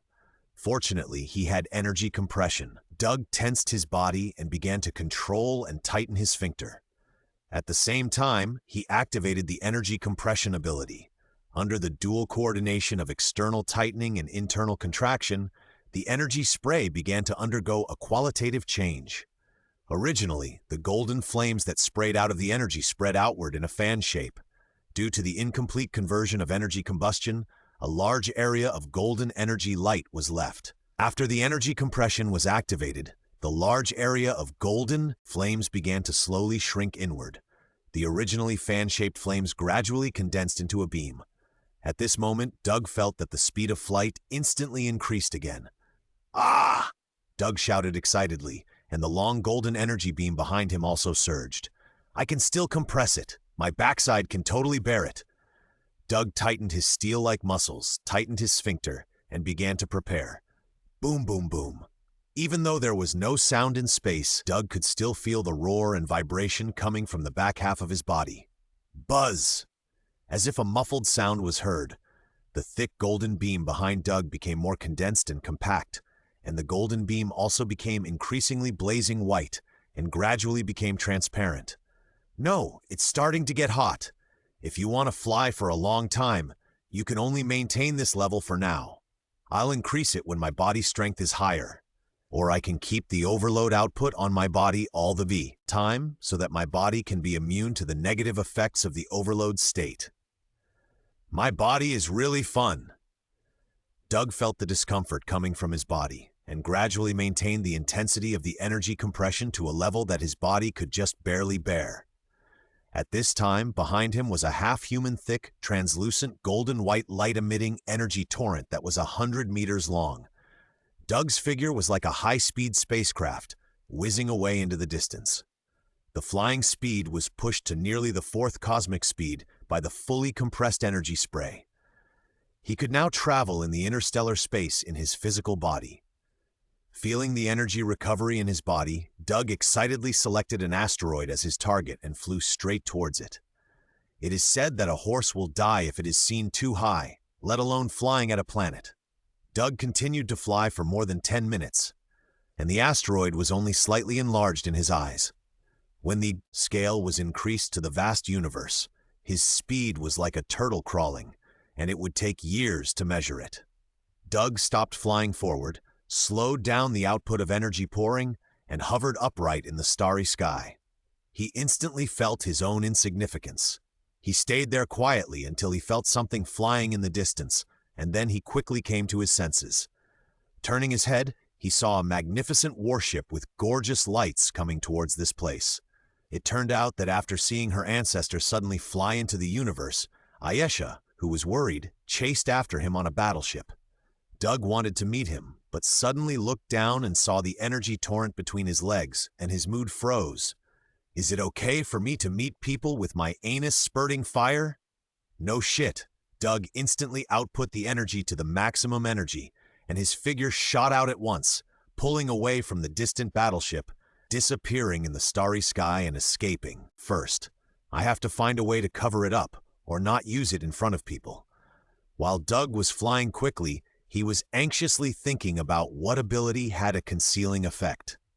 By the way, I have a new ability that I haven't used yet. Doug suddenly stopped his figure running through the universe. He suddenly thought of this ability that he had obtained at the same time as the flying ability, but was forgotten because of the flying ability. Energy burning. Burning the energy in the body makes the energy in the body extremely active at any time. The speed of releasing various energy externalization abilities becomes faster, the release effect is enhanced, and the strength and speed will also be increased to a certain extent. Burning energy will continue to consume the energy in the body. When using the energy externalization ability in the burning state, the consumption will also increase significantly. Doug activated a powerful state ability immediately. Strands of golden energy flames slowly emerged from Doug's body and burned, slowly wrapping his whole body. He could feel that the energy spraying and energy compression abilities he was using at this time were running more smoothly and smoothly, as if even the time required to compress energy was reduced a lot. But this is not the point now. The point is that the flames on Doug's body have indeed merged with the energy torrent maintained under his body, making him look like he is wrapped in a comet-like golden flame. It is no longer possible to see that his chrysanthemum is on fire. Well, it's pretty good now, but why does it look so much like a certain cosmic nation fighting? Doug looked at his current appearance and felt an inexplicable sense of familiarity. No, the aura is still a little small. Energy compression combustion, bang! The flames on Doug's body exploded instantly, and a whole explosion sounded in the vacuum. The golden flames spread out, violently like a burning torch, then suddenly stopped and slowly condensed, becoming translucent and rhythmically moving with the solar furnace in Doug's body. That's right, it feels like that. Doug felt his current cool image, and the exciting music emerged in his mind. It's just that in this state, all kinds of energy consumption have increased, but it's okay. Faden hasn't moved for a long time, and it's time to let the solar furnace that I usually rely on run. Then, Doug, with an arrogant, torch-shaped golden aura burning all over his body, dragged a long golden energy torrent and flew towards the sovereign warship that was looking for him. Ayesha had received the news when Doug suddenly ascended to heaven. When she learned that the ancestor suddenly ascended to heaven, Ayesha's first reaction was that the ancestor's divine power had recovered. The second reaction was that she must follow the ancestor closely and tie the entire sovereign star to his thigh. So, she chased after him without hesitation. It was just that she needed to take a car and then a small aircraft to the warship to find it, which took too much time, so she was late. But the ancestor, who was still flying steadily, suddenly accelerated and flew out of the scanning range of the warship radar in an instant. This made Ayesha very anxious for a while, and she ordered the warship to speed up and look in the direction where the ancestor flew away. Why did the ancestor run? Did I do something wrong? Ayesha stood by the porthole and lowered her head and muttered to herself and began to think wildly. Suddenly, bursts of golden light shone on her face through the porthole, and she couldn't help but look up. At that moment, Ayesha saw a god who seemed to be in the legend. Doug dragged a long stream of energy behind him and flew quickly towards the sovereign warship. When he was about to get close, he did a beautiful tail swing to offset the inertia. The tail flame narrowly brushed the warship's armor and passed by. Fortunately, it stopped, otherwise it would have crashed into a big hole in the warship. Unfortunately, the tail flame torrent that Doug threw out still melted a groove on the warship's armor. I hope Ayesha and the others don't blame me. Slowly reducing the output of energy, Doug slowly hovered outside the warship. He saw Ayesha through the porthole at a glance. She was lowering her head and thinking about something. Doug floated closer to her. The energy burning on his body shone through the porthole on Ayesha's face, looking dreamy and sacred. Ayesha finally felt the light on her face and she looked up. I saw a golden light flashing outside the porthole. In the center of the golden light, a tall figure was quietly floating there. The naked upper body, all golden. Who else could it be but her supreme god Doug? By the way, the supreme god's stone pants seemed to be torn. Ayesha looked at Doug from her angle and could see the big hole under his crotch clearly, and even the red part inside was vaguely discernible. Ayesha covered her mouth in surprise. What was going on? Did the supreme god play such a big game? Doug was floating outside the warship. Looking at Ayesha, who covered her mouth in surprise, he couldn't help laughing in his heart. What do you think? Are you scared by my sacred appearance? There will be more powerful things in the future. Doug didn't realize that his underwear was seen by Ayesha, even though he didn't have any underwear. Just like that, across the porthole of the warship, one person was stunned by the unimaginable things, and the other felt good about himself and was still showing his little red flower shamelessly, not knowing embarrassment at all. Doug stayed outside for a long time. Seeing that Ayesha was still standing there without any movement, he could not help but wink at her frantically. "Open the door quickly and take me in. I can't teleport or transform matter." Unfortunately, Ayesha's attention was completely attracted by a little red flower at this time, and she didn't see Doug's expression at all. Doug was a little anxious. "Take me in quickly. It's tiring to pose outside. If you don't open the door, I'm going to crash in." Seeing Ayesha still standing there, Doug flew to the porthole in a bit of anger and slapped it with his palm. Bang, bang, bang! Accompanied by violent shaking, the loud noise spread throughout the battleship. If Doug hadn't restrained his strength, these few hits would have cracked the porthole of the battleship. The vibration and loud noise finally woke up Ayesha. She looked at Doug, who kept pointing at herself and the battleship outside, and immediately understood what he meant. She quickly pointed upwards, indicating that there was an entrance above. Doug nodded outside and flew upwards, not knowing that Ayesha had been lying on the porthole watching for a long time. He slowly flew to the top of the battleship, carefully controlling the output of energy, fearing that the energy torrent would burn the battleship again. Not long after Doug arrived at the top of the battleship, he saw a secret door slowly opening in an armored part of the battleship. He controlled his body and flew towards the secret door. Bang! I didn't control the strength well, and it hit. Looking at the big hole in the steel wall, Doug couldn't help but feel bitter. He hoped that the Sovereign would not ask him to pay for it. This energy spray was really not easy to use. It had caused damage twice since he boarded the ship, showing the shortcomings of the subtle control. I must change to a more useful flying ability in the future. As Doug was thinking, the hatch behind him had already closed with a bang, and then the familiar sense of gravity slowly appeared. Doug turned off the energy spray and energy burning and fell heavily to the ground. Boom! Well, another small hole was hit. The captain of this battleship must hate himself to death. Then all kinds of gas sprays were used for disinfection and sterilization. Finally, everything was over, and the hatch slowly opened again. Ayesha had been waiting outside for a long time. After watching the procedure, she rushed in without waiting for Doug to come out.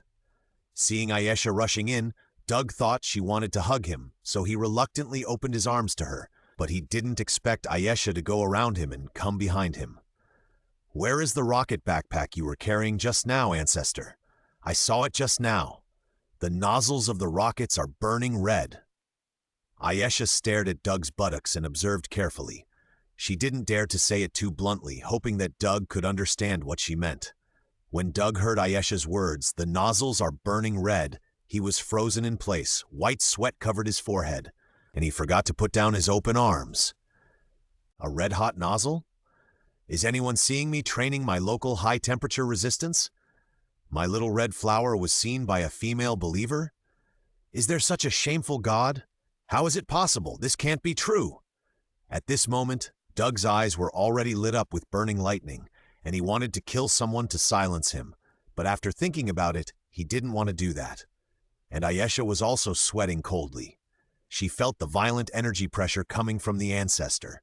Fortunately, it dissipated in just a moment. "Is there a rocket backpack with a red-hot nozzle? I don't know." Doug put down his hands, and without turning around, he said to Ayesha with a tense expression. At the same time, he had already opened the VIP panel, opened the Bagua furnace, threw the energy burning and energy spraying into it, and quickly clicked to synthesize. As long as this ability is gone, I have never had this strange ability, and I have never used it. Even if someone has seen something strange, it must be a mistake. The little red flower and so on are all illusions, okay? Although the VIP system does not have the function of deleting abilities, it does have the function of synthesizing them. As long as the energy spray is used as a material to synthesize other abilities, it will disappear immediately, and he will not have this strange ability. "Then, Ancestor, have you recovered your divine power and can fly?" Ayesha asked before Doug finished the operation. "No, the divine power has not been fully restored, and the flying ability has not been fully restored. Just now it was just, no, the flying ability has indeed been restored." Looking at the new abilities that have been synthesized on the VIP interface, Doug couldn't help but smile with surprise. Sometimes happiness comes inadvertently. Chai! A sharp sound echoed in the closed cabin, and violent flames gushed out of Doug's body, and the fierce momentum pushed Ayesha back continuously. And Doug, wrapped in this golden energy flame like a torch, slowly floated up. This time there was no energy torrent below to provide power. It looked exactly like a certain cosmic nation. Forget the little red flower. This is my real flying ability. Doug looked down at Ayesha, shouting in his heart, and at the same time saying, "The rocket backpack just now ran out of fuel, and I threw it into space." Doug was suspended in the air. Although he was talking to Ayesha in front of him, his attention was completely on the VIP panel. Doug never thought that he just wanted to eliminate the energy spray ability, but he didn't expect that a level 3 and a level 4 ability would be directly combined into a level 5 ability. You know, the level 5 ability is the same level as the Omega level mutant ability, and to a certain extent, it has unlimited possibilities. Energy Superburn. The energy in the body enters the superburn state, and the activity and conversion rate of energy are extremely activated. Various energy release abilities are greatly enhanced, and the energy consumed is increased at the same time. When the energy in the body is activated, the strength, speed, and physical strength will be increased to a certain extent. Due to the extreme activation of energy, the effect of gravity is offset, thereby obtaining a powerful flying ability. The more energy consumed, the faster the speed. Energy activation will continue to consume energy in the body. As long as you have enough energy, you can even outrun light. Looking at the glowing energy superburning icon, Doug couldn't help but feel boring. Well, now the flying ability is right in his stomach. It seems that the ability synthesis function should be used twice when there is nothing to do. Maybe there will be a surprise at any time. Good things often come in pairs.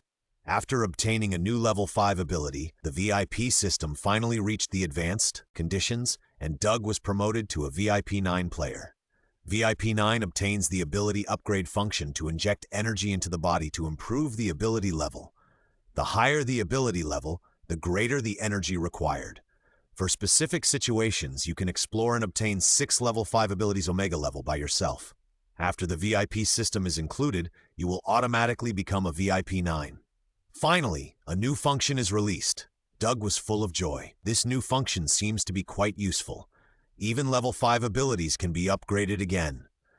Doug looked at his ability list and saw a small plus button behind all abilities, including level 5 abilities, and couldn't help but be surprised. Level 6 ability. What kind of existence is that? Doug's heart was full of longing, and his attention subconsciously focused on the small plus sign behind the iron body. Why not give it a try?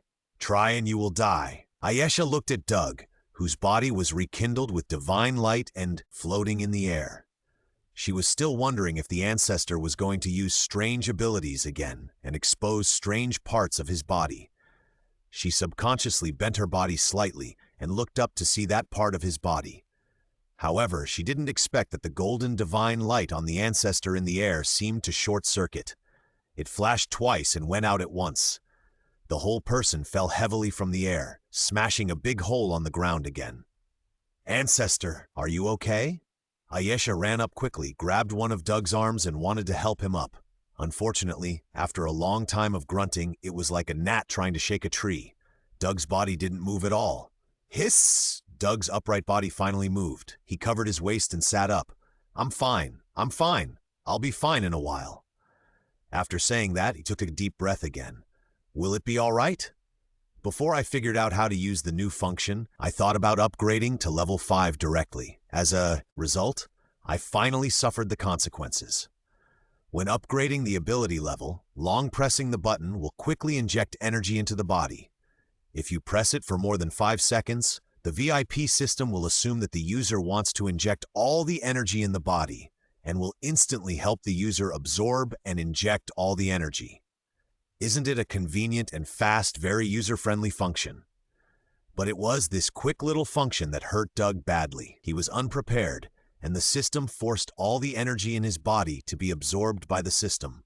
The solar furnace crashed instantly, and Fadon was stuck there without a breath. Even Doug's hidden backup energy, the independent 5 internal organs energy system, was sucked clean by the system in an instant. My energy that I have stored for decades. I didn't have time to find a place to use it, and it was sucked away by the damn thing. Doug covered his waist and cried in his heart. At the same time, he also focused on the ability icon of the iron body. He remembered that there seemed to be a progress bar under the icon. Doug looked and saw a progress bar under the icon. Although there was no specific number displayed, the approximate proportion of the progress could still be seen clearly. But why was the progress bar empty? Doug was so angry that he almost fainted.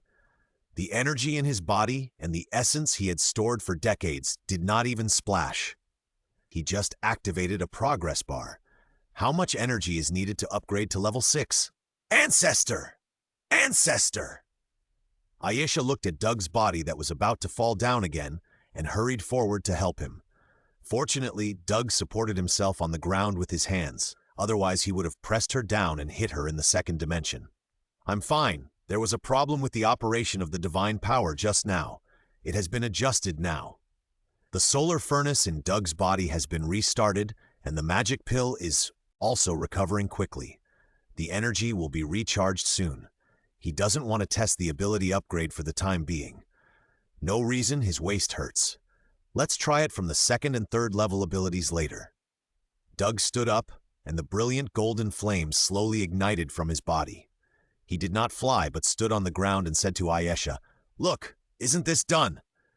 Let's go. I need to rest for a while. I'm going to go out and have some fun later. No, I'm going to go to the interstellar battlefield of the Kree Scrolls to take a look. By the way, I'm going to test the specific situation of my divine power recovery." Doug took the lead and walked forward, regardless of whether he knew the road or not. As for the flames on his body that did not go out, it was purely because he was handsome. Ayesha also quickly followed and led the way for Doug. When she heard that the ancestor Doug was going out to show the power of the supreme god of the sovereign, she was immediately excited and even felt more energetic when walking. Soon, accompanied and guided by Ayesha, Doug came to a restaurant. Ayesha went to arrange food, and Doug sat there and began to try to upgrade his ability again. This time, he learned his lesson and chose a level 2 mutant ability he had acquired before, night vision, and started injecting energy to upgrade it. Doug tapped it with his mind and felt that about 10% of the energy in his body was gone. On the night vision ability icon, the progress bar finally responded, and dots of blue light began to flash. Is this 1%? Doug couldn't help but curl his lips. It was just a level 2 ability, but it required 10 times the total energy in his body to upgrade to level 3. You know, he has a lot of energy in his body. Although he is not directly connected to the origin of the universe like those perverts and can use endless energy, the energy contained in the solar furnace in his body is not small. Although I feel that I lost money, it is still very cost-effective. Doug comforted himself. While recovering quickly, he slowly and continuously injected energy into his body and finally filled the progress bar. Click again to upgrade. True vision, you can see the true colors of the world at any time and can see through all kinds of fog to a certain extent. Doug was really excited after the upgrade. Then he could upgrade all his abilities of lower levels. Doug thought about upgrading his real vision, which had already reached level 3, to see how much energy was needed to upgrade from level 3 to level 4. However, after half a day, the energy he invested had already exceeded the total of the energy required to upgrade from level 2 to level 3. The progress bar on the real vision icon was just turning blue, and it was only 1%. Oh my god, the energy required for a level difference is 100 times as much. This is too bad. But I can find time to upgrade all my abilities to level 3 or above. Doug opened his eyes while thinking.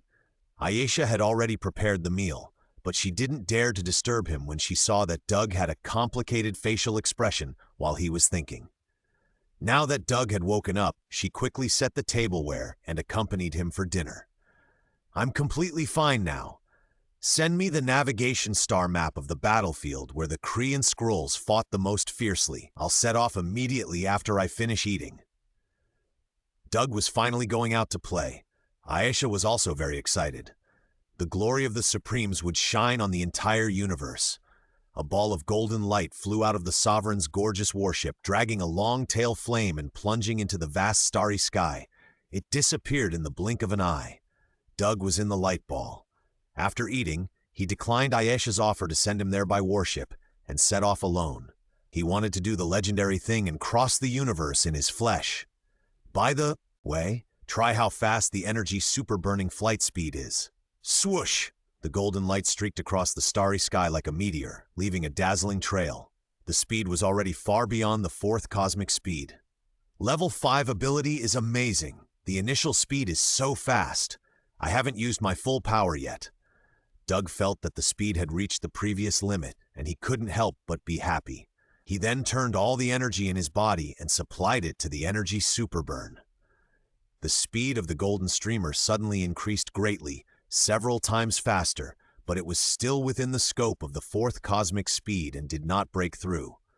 Doug felt the current speed and felt that it was still not enough. He could go faster. It can be faster. Turn on the energy compression. Doug shouted. Boom! The energy compression was suddenly turned on. Under the effect of compression, the golden flame on Doug's body suddenly increased again. The flame dragged by it was also narrower and longer. The speed increased again. This time it finally broke through to the fifth cosmic speed. But with it came various energy distribution problems. With such a fierce burst, the energy in his body would not be able to keep up with the consumption after a while, and it was not suitable for long-term flight. Doug then began to adjust his body, whether it was better to open the throttle or increase the boost. After a long period of adjustment, Doug finally found the best way to use his ability. It can not only restore energy to form a cycle and maintain flight for a long time, but also make the body reach its limit. Under the effect of the iron body, the strength will increase slowly. He called this way of using energy the full power flight mode. In this full power flight mode, Doug found that the speed did not drop too much and would be maintained within the range of the fifth cosmic speed. Hey, it's only half of 1% of the speed of light, but I can get stronger, and then I can fly faster. Doug was quite satisfied with the current flight speed, but he knew that it was far from enough. You know, Big Mom, who will appear soon, can fly directly at the speed of light in the universe. Let's go. The sooner we get to the battlefield, the sooner we can see Captain Marvel. Doug looked at the star map projected by the personal terminal in front of him, which showed that the nearest space wormhole jump point was still hundreds of thousands of kilometers away. He couldn't help but look forward to it. He hadn't tried to cross the jump point in his body without protection yet. It is worth mentioning that the personal terminal is indeed very powerful, far exceeding the mobile phones and computers in his previous life. Doug got more and more comfortable with it, so he always carried it with him. It was usually wrapped in thick stone shorts on his body, just at the belt buckle. When not in use, it was completely covered by the stone shell formed by the power of the earth. It was relatively safe when there was no fierce battle. After flying rapidly for about 10 minutes, he finally arrived at the place marked on the star map. From a distance, everything seemed ordinary to the naked eye, and there was nothing special. However, the virtual projection of the personal terminal in front of him had a large crosshair locked on a certain void. How can I activate the trigger jump point? Just bump into it, as long as your speed reaches a certain value. Doug did not slow down and continued to maintain 0.5% of the speed of light and headed straight into the void. Bang! When Doug's body approached the jump point, the space began to distort and expand, and honeycomb-shaped hexagonal space channels emerged. The channel in front of Doug broke open with a muffled sound, revealing another time and space behind, and Doug's figure plunged into it at once. Just like breaking through a wooden wall, Doug had arrived at another corner of the universe in a period of space transformation. This was a peaceful, starry sky. Looking back, the hexagonal space channel was gradually returning to its original state. If the speed was not increased to a certain level, passing through there would not trigger the jump point. Doug stopped his body and floated in the air, carefully feeling any discomfort in his body when he passed through the space wormhole jump point. As a result, he searched up and down in his body and did not find any discomfort. It's really great to have a strong body. Doug sighed as he continued to navigate to the next jump point and flew over, following the instructions. It didn't take long for him to reach the location, and he continued to crash into it. In this way, Doug continuously passed through one jump point after another. Some of these jump points were in the void of the universe, and some were on planets. Some of them were directly the next jump point after passing through, and some had to fly for a long time to reach. Doug even saw a jump point where the space channel was completely surrounded by huge facilities of strange shapes, and there were alien creatures blocking the door and collecting something from passing ships. Is this a toll booth? Go!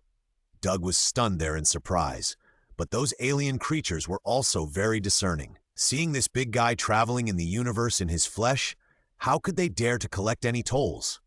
Doug saw that no one cared about him, so he accelerated and crashed into the jump point. The alien creatures left at the toll booth were stunned. Why did this big guy use his head to hit it? Can't the space wormhole jump point be activated directly as long as the speed is enough? It takes a lot of stubbornness to hit the unstable space barrier with your head.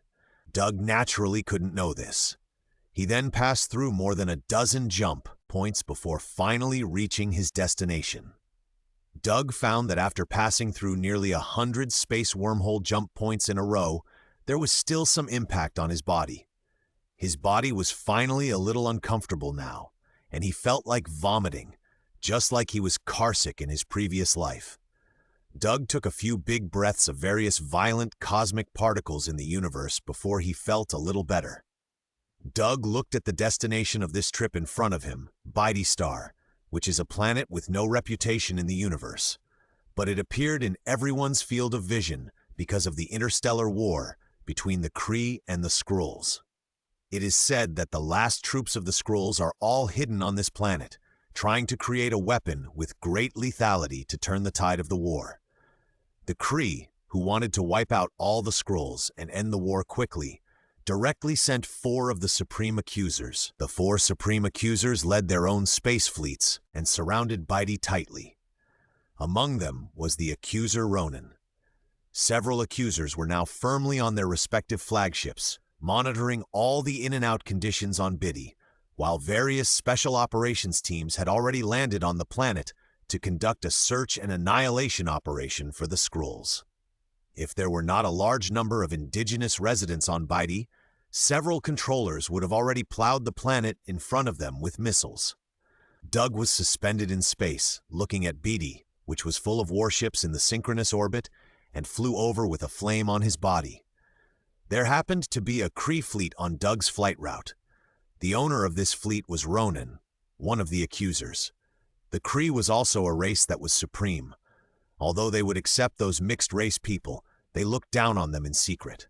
A pure-blooded Kree would have gray-blue skin, which is somewhat similar to Doug's cheap father Apocalypse, who is no longer alive.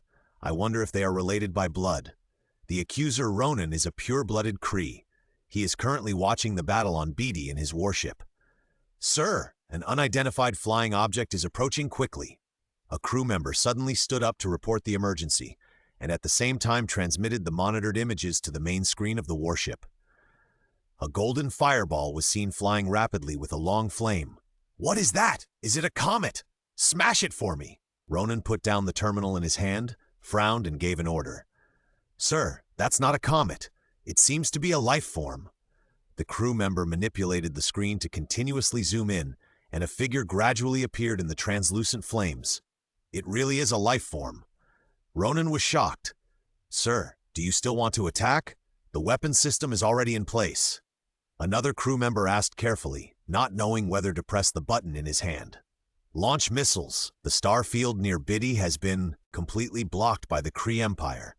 No creature can enter or leave at will. Ronin hesitated for a moment and decided to launch an attack. There are now 4 Kree Accuser fleets in the airspace around Biddy alone, and there are countless combat troops on the planet. What is there for him to be afraid of? Yes, sir. The crew member locked onto the unknown creature that was still approaching quickly and pressed the missile launch button heavily. Doug was getting closer and closer to the Kree fleet in front of him.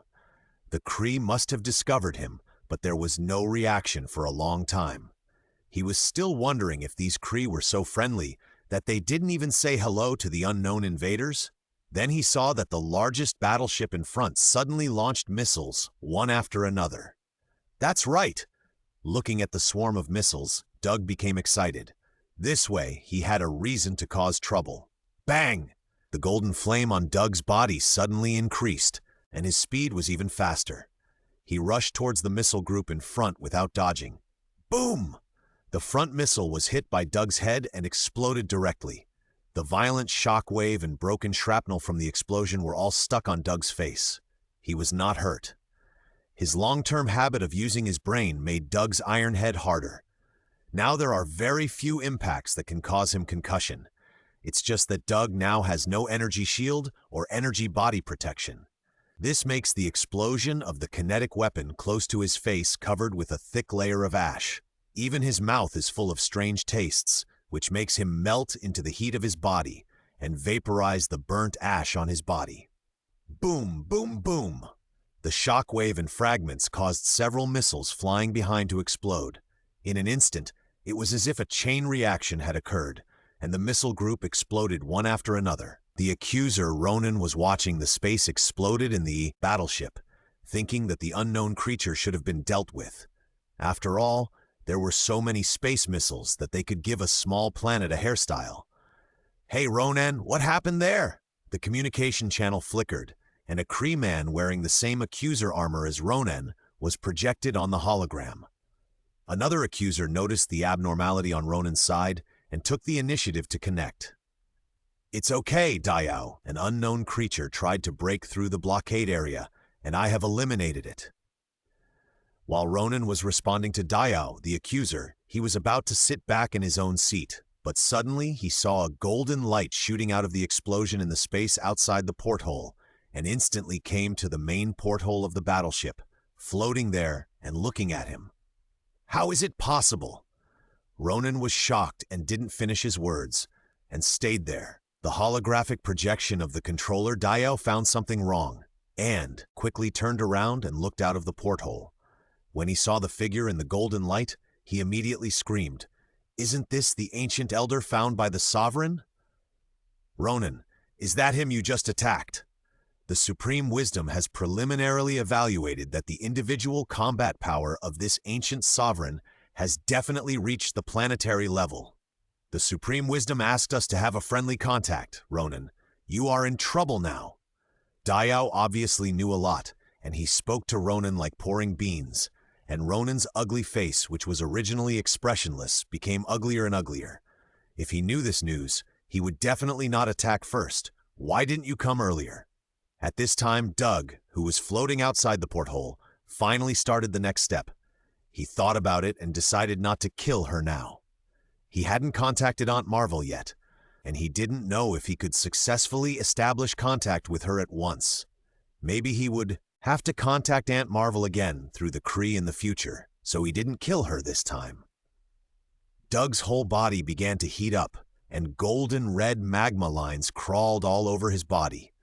With the endless golden light he was emitting at this time, he really looked like a sun. Doug reached out to touch the huge porthole of the battleship in front of him, but before he touched it, it cracked and turned to dust because of the extremely high temperature emitted by his hand. The temperature is too high. Doug slowly controlled the energy supply to melt his body, slowly lowering his body temperature until the temperature was just enough to melt the huge porthole in front of him, which was made of unknown material. Then he stopped, and then he pressed his whole body against the porthole, melting the several meter-thick transparent material into a channel, and slowly pushed into the interior of the battleship. At the same time, the liquid that flowed behind him encountered the low temperature in space and solidified quickly, filling the big hole that Doug had melted. Inside the battleship, the two Kree accusers were stunned. How could this happen? Kneel down to the boss. Puff? A large amount of hot air came out of the main porthole in the battleship, mixed with some melted liquid from the porthole and splashed on the ground. Doug finally came in. Turning around and looking at the porthole without leaking, Doug was very satisfied. This was the material transformation technique he created. It can quickly enter and exit without damaging the battleship. It is comparable to the ability of the future Marvel Ant. After seeing his own ability, Doug turned around.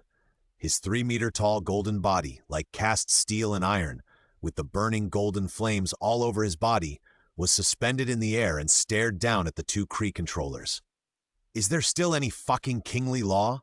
Is there still any fucking law? I'm an old comrade who's tens of thousands of years old, but when I woke up, everything had changed. All the people I knew were gone. I finally found the home planet of an old comrade. Now I want to pay tribute to him, but you attacked me mercilessly. Do you think I'm easy to mess with? It just so happens that I haven't had a taste of the Kree yet. Doug spoke fluent Kree and scolded the two of them excitedly. At the end, his voice began to become terrifying, and his body slowly grew taller and bigger. His huge body and scorching heat filled the entire command room of the battleship. The terrifying momentum and scorching heat made Ronin sweat profusely and pale, unable to speak. In the distance, a large number of crew members collapsed. Seeing this situation, Dao's holographic projection hurriedly stood up under the terrifying pressure. Ancient Elder, please calm down. This time it is our fault. Ancient Elder, please calm down. This time it is our fault. The translucent Dao projection quickly walked to the giant Doug, bowed deeply, and apologized loudly. Although he was not here at this time, the mental pressure that was like facing a god still made Dao's body tremble slightly in another warship. If you do something wrong, is it enough to just apologize? Then if I accidentally destroyed all your fleets here, do I just need to apologize to the Supreme Wisdom? Doug bent down and roared at the holographic projection in front of him. The huge breath from his mouth made Ronin behind the Dao projection unable to stand steadily. Fortunately, Dao was just a holographic projection, otherwise he would have fallen like Ronin. Ancient Elder, please calm down. We will definitely give you the highest standard of compensation. We Kree people will not allow the dignity of the ancients to be insulted. Dao bowed deeper and quickly put forward the conditions, while also emphasizing that he was backed by the powerful Kree Empire. So, don't go too far. Doug just wanted to show off his muscles this time and didn't want to get things over with, so he went down the stairs.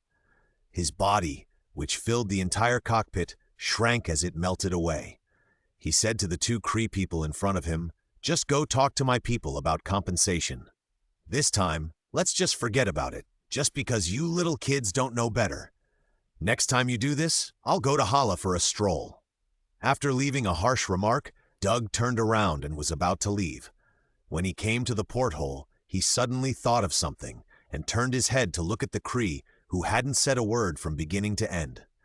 He didn't pay attention to it just now, but when he left, he thought about it more and more and more. Isn't that Ronin?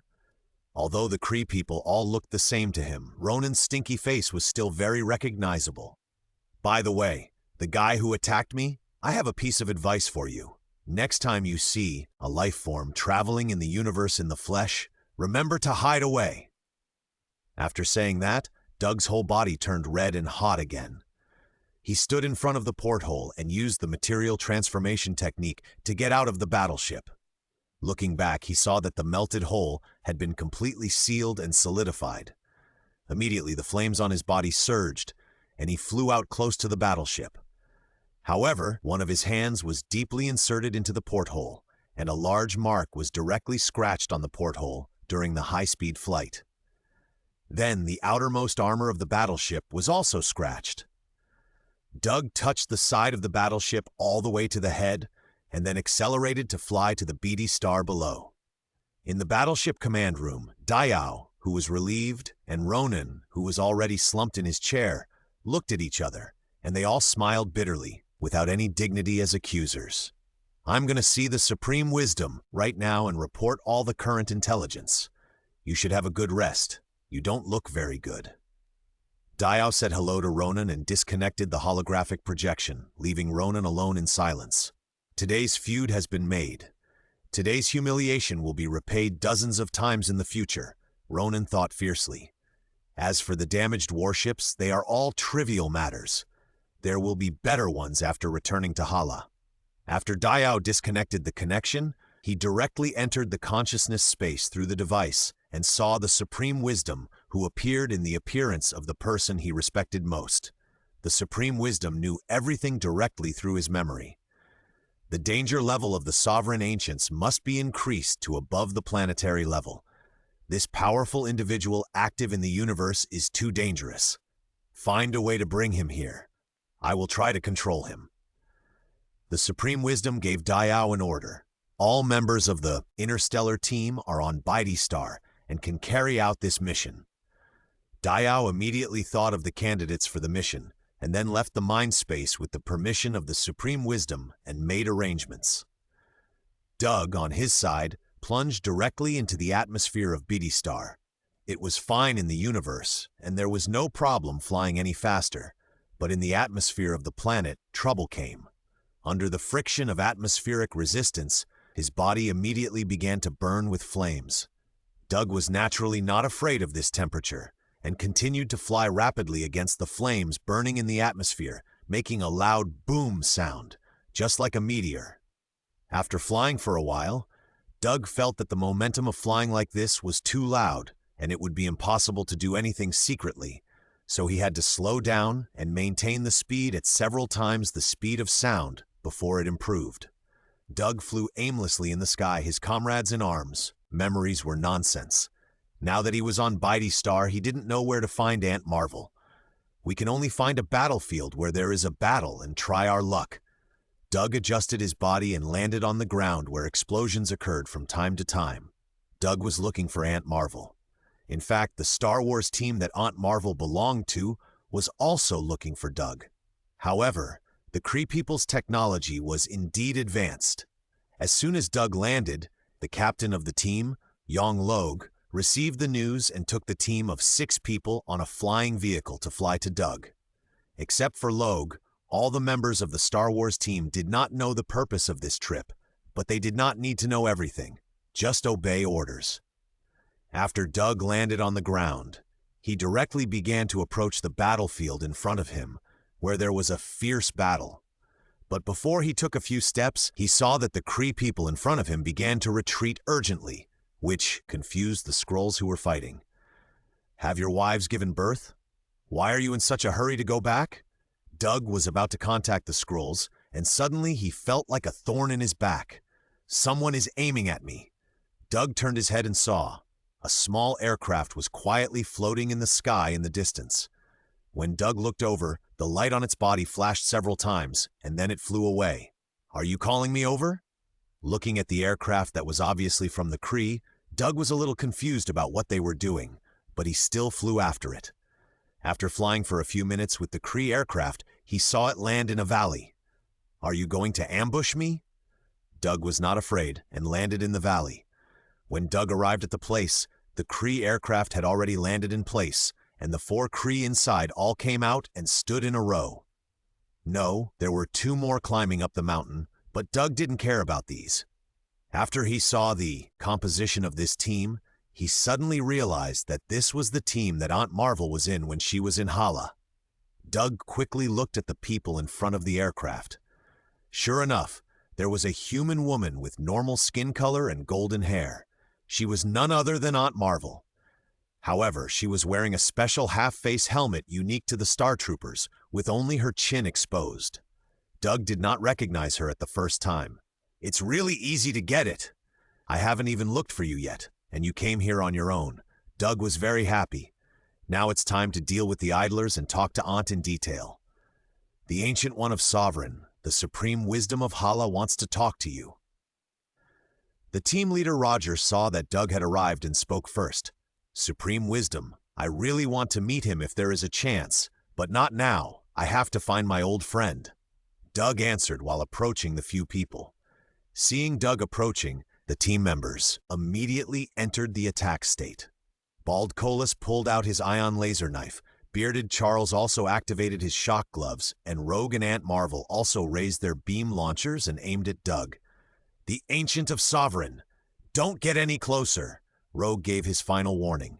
Doug still ignored it. Everyone attack! Rogue shouted directly in the channel. As soon as he finished speaking, a beam bullet shot out from a mountainside and pointed directly at Doug's lower back. Pop! The beam bullet hit Doug, splashing a small spark, and then even the small spark quickly extinguished and was absorbed into the body.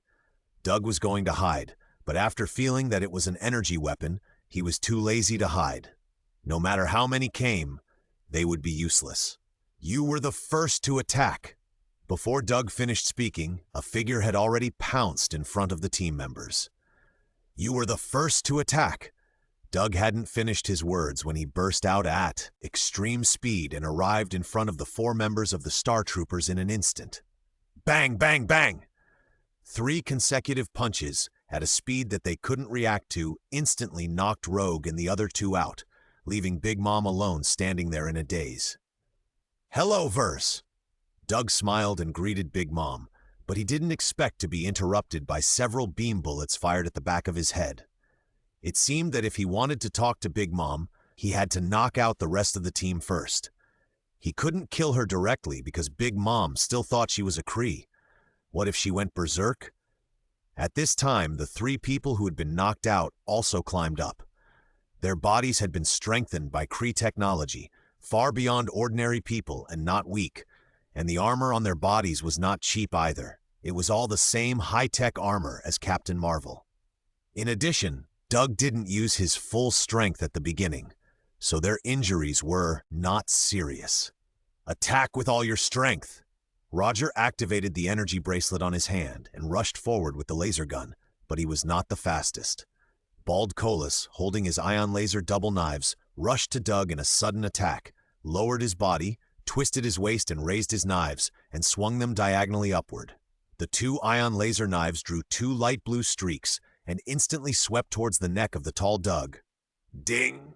Doug raised one palm with great ease and crossed the forward trajectory of the ion laser knife, blocking it steadily. Your knife is not fast enough. The skin is not even cut off. Doug looked at the 2 white marks on his palm and couldn't help laughing, but before he finished speaking, Charles, who was following Colas, had already jumped high from behind and fell from the sky with a fierce impact. The high-energy shock boxing gloves on his hands were at maximum power and smashed heavily towards Doug's head. Go! Doug's free left hand didn't even charge up, and he directly hit Charles from bottom to top. Bang! The gap was too big.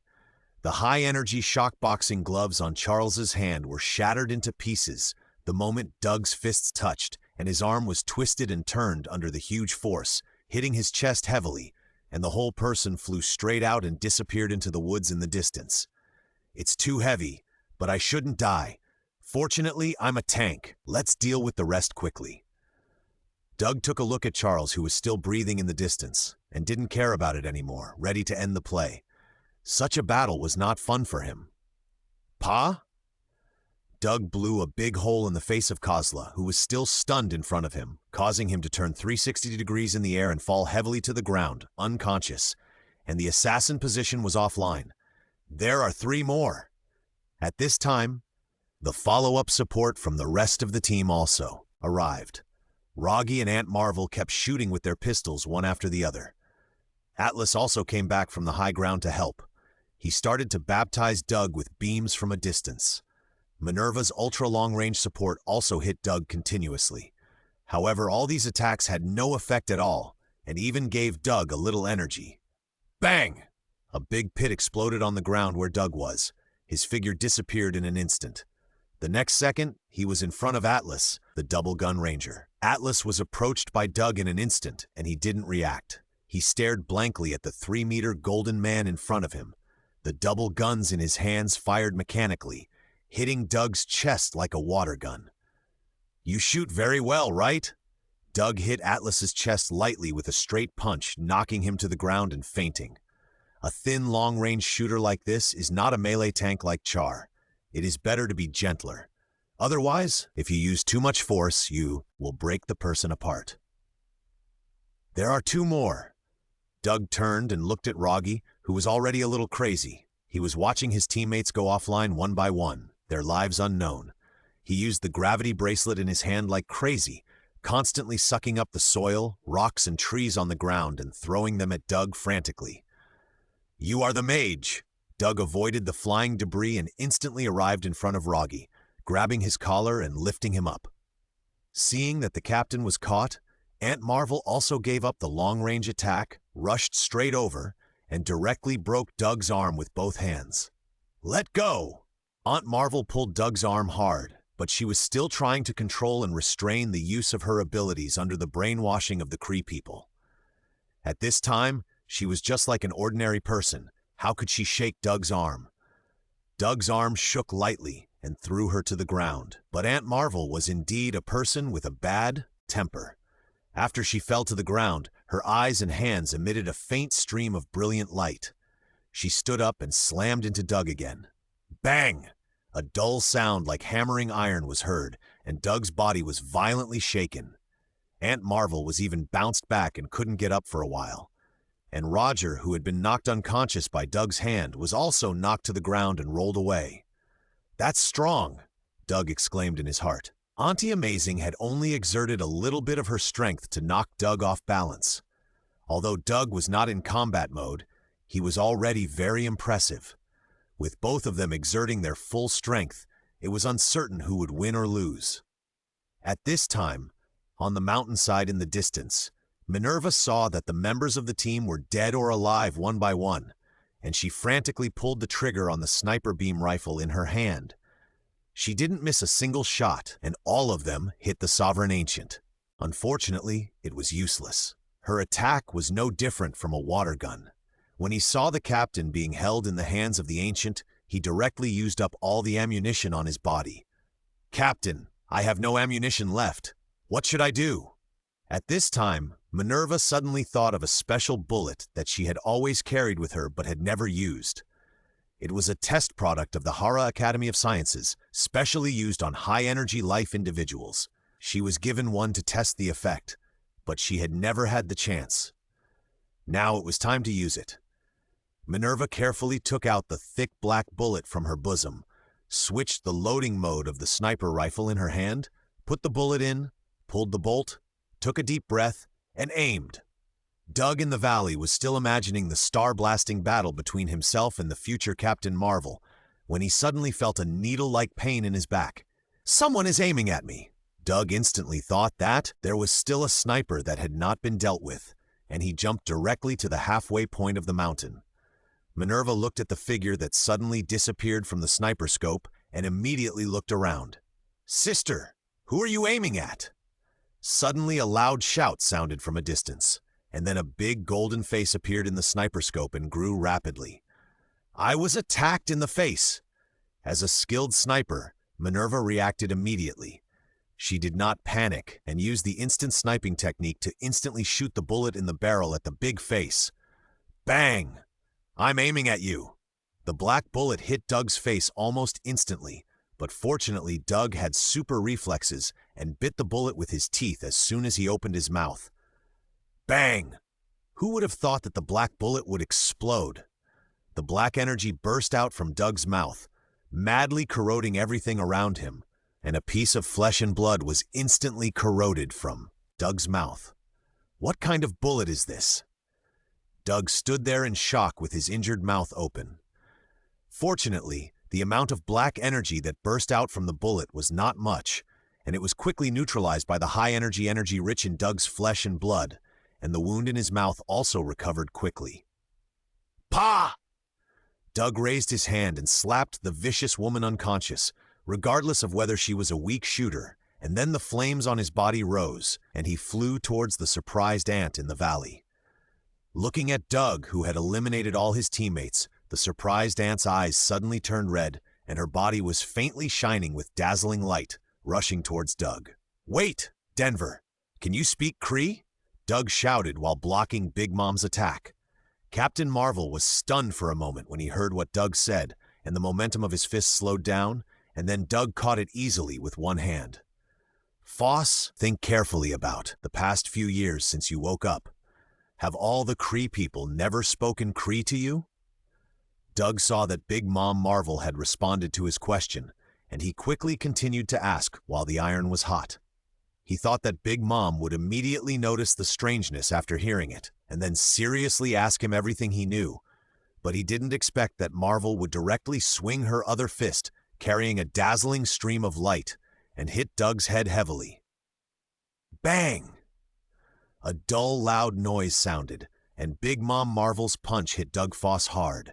The powerful force made his head tilt back slightly. Doug didn't expect Big Mom to continue to attack, so he didn't take any precautions and took the punch hard. How do you know if I can speak Cree? No matter what, you killed my teammates, I will avenge them. After Marvel hit Doug with a punch, she used both hands to break free of Doug's big hand that was holding her fist, flew back a few steps, and then shouted at Doug, "My young daddy!" After hearing what Marvel said, Doug directly shouted in Cree to the irritable Marvel. It was obvious that Marvel's eyes were blank and she didn't understand the meaning of this sentence. You really don't know Cree, and I didn't kill your teammates. I just knocked them out. Now can we talk about the past that you can't remember? Doug continued to seduce Aunt Marvel with the truth. No matter whether what you said is true or not, hit me first. But Captain Marvel was really reckless, with a stream of light flashing unsteadily all over her body, and continued to attack Doug. Who are you? Marvel punched out with a straight punch, still at Doug's face. Bang! I actually came from the same place as you, but I came out much earlier than you. Now I am a god in the sovereign tribe. Doug did not fight head-on. He used his speed advantage to block the punch with his arm diagonally, removing the force of the punch. Although Qijing could barely stimulate the power in her body at this time, she had not reached the full state after all, and there was still a gap between her and Doug. A head-on fight would inevitably hurt her. Hey, you are a god. Do you know my past with your omniscience? As soon as Qijing's punch was blocked, another punch was thrown, but was perfectly blocked by Doug again. As you can see, I am a god whose main job is to fight. I discovered this information by chance when I was reading the confidential information of the Sovereign. The intrigues between the Kree and the Skrulls back then were known to other races in the universe to some extent. After I found out that you and I were from the same planet, I came here to remind you. Doug was defending Captain Marvel's continuous punches while making up stories to answer Marvel's questions. Doug was very skilled at making up stories. How could I believe your words that were full of loopholes? At this time, Captain Marvel, whose energy flow had gradually stabilized, saw that he could not attack for a long time, and with a loud roar, his whole body glowed violently. After throwing another heavy punch, he stood up and jumped to the back to distance himself. You may not believe me, but you must write down what I'm going to say next. If you encounter what I said in the future, it will prove that I didn't lie to you. Doug felt the power of Marvel's punch just now, and was shocked. She had basically mastered the powerful power from the space gem in a short battle. Captain Marvel is really fierce, but I'm not bad either. Let's see if you can withstand my normal power. Doug roared in his heart and took the initiative to attack. He moved his feet and disappeared. He came to Marvel in an instant and punched him with a straight punch. Facing the huge golden iron fist that suddenly hit her face, Captain Marvel's pupils shrank slightly. But she also reacted very quickly. She crossed her arms and raised them high, barely blocking the attack from high to low. Boom! Captain Marvel was completely borne by the huge force. The wind from her fist made the energy stream on her body drift backwards. However, she did block it. Marvel turned her head to see the big man's expression in joy, but she didn't expect that the big man had already approached her nimbly and continued to punch her hard, knocking her out. Remember, after this battle, the Kree will use the reason that you have lost control of your power and ask you to retire for recuperation. This recuperation may take a year or two, but it doesn't matter. Doug was talking, watching Captain Marvel getting up from the ground, and he came to her in an instant, clenched his fist and hit Marvel's back with a heavy hammer. Boom! Captain Marvel was knocked to the ground by the huge force. The huge force even pressed the ground deeply and cracked, forming a huge pit. I say, listen carefully. Doug stood next to Captain Marvel and continued what he had been interrupted before. After you have recovered, you will be back in service and receive a mission to rescue an intelligence officer. This mission is an ambush, but it is not important to you. What is important is that you will be forced to land on a planet called C-35 because of this mission. Looking at the ant who was still trying to climb up, Doug squatted down and pressed her down. This C-35 is our hometown. If you look for some clues carefully on it, you will find traces of your past life. And your true friends, then you will be able to recall everything in the past. Don't try to do anything or investigate anything privately. You just need to wait quietly, and when that time comes, everything will happen naturally. Soon it will only take a few years. By the way, this is my personal terminal contact number, 188 . If you encounter any problems that cannot be solved, you can contact me directly and I will help you solve them. Doug looked at Captain Marvel, who was still struggling, and pressed her back hard. But what he didn't know was that the head of Marvel, which was pressed into the soil, had a fierce energy flame burning in its eyes. Have you pressed enough? Captain Marvel's whole body instantly ignited a layer of energy streamer, and she used her limbs to prop up her body, and the huge force pushed Doug upside down. Fuck! The captain's figure has not yet completely stood firm when he made a powerful shot and kicked Doug into the distant mountain with a bang! Bang! A piece of the mountain shattered and fell, burying Doug completely.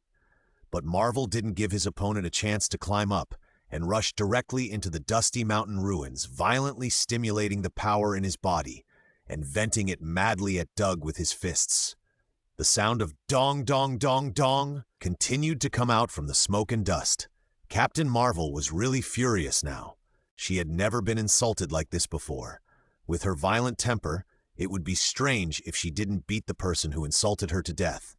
However, it was precisely because of this insult that she remembered every word of Doug, even his personal terminal number. Bang! The sound of iron forging suddenly stopped, and a figure covered with energy streamers shot out rapidly and slammed heavily in the middle of the valley. Then a tall figure also walked out from the dust. It was Doug, but he was a little embarrassed now. He patted the dust off his body, restored his stone pants that were almost stripped off, and Doug jumped to the center of the valley again, following Aunt Marvel, who climbed out of the big pit and started fighting again. Marvel was now shining brightly and could already exert a small part of the power in his body. Doug had not yet entered the combat state, so now the two were evenly matched. As they fought, they wrestled and tore each other, and the situation was once out of control.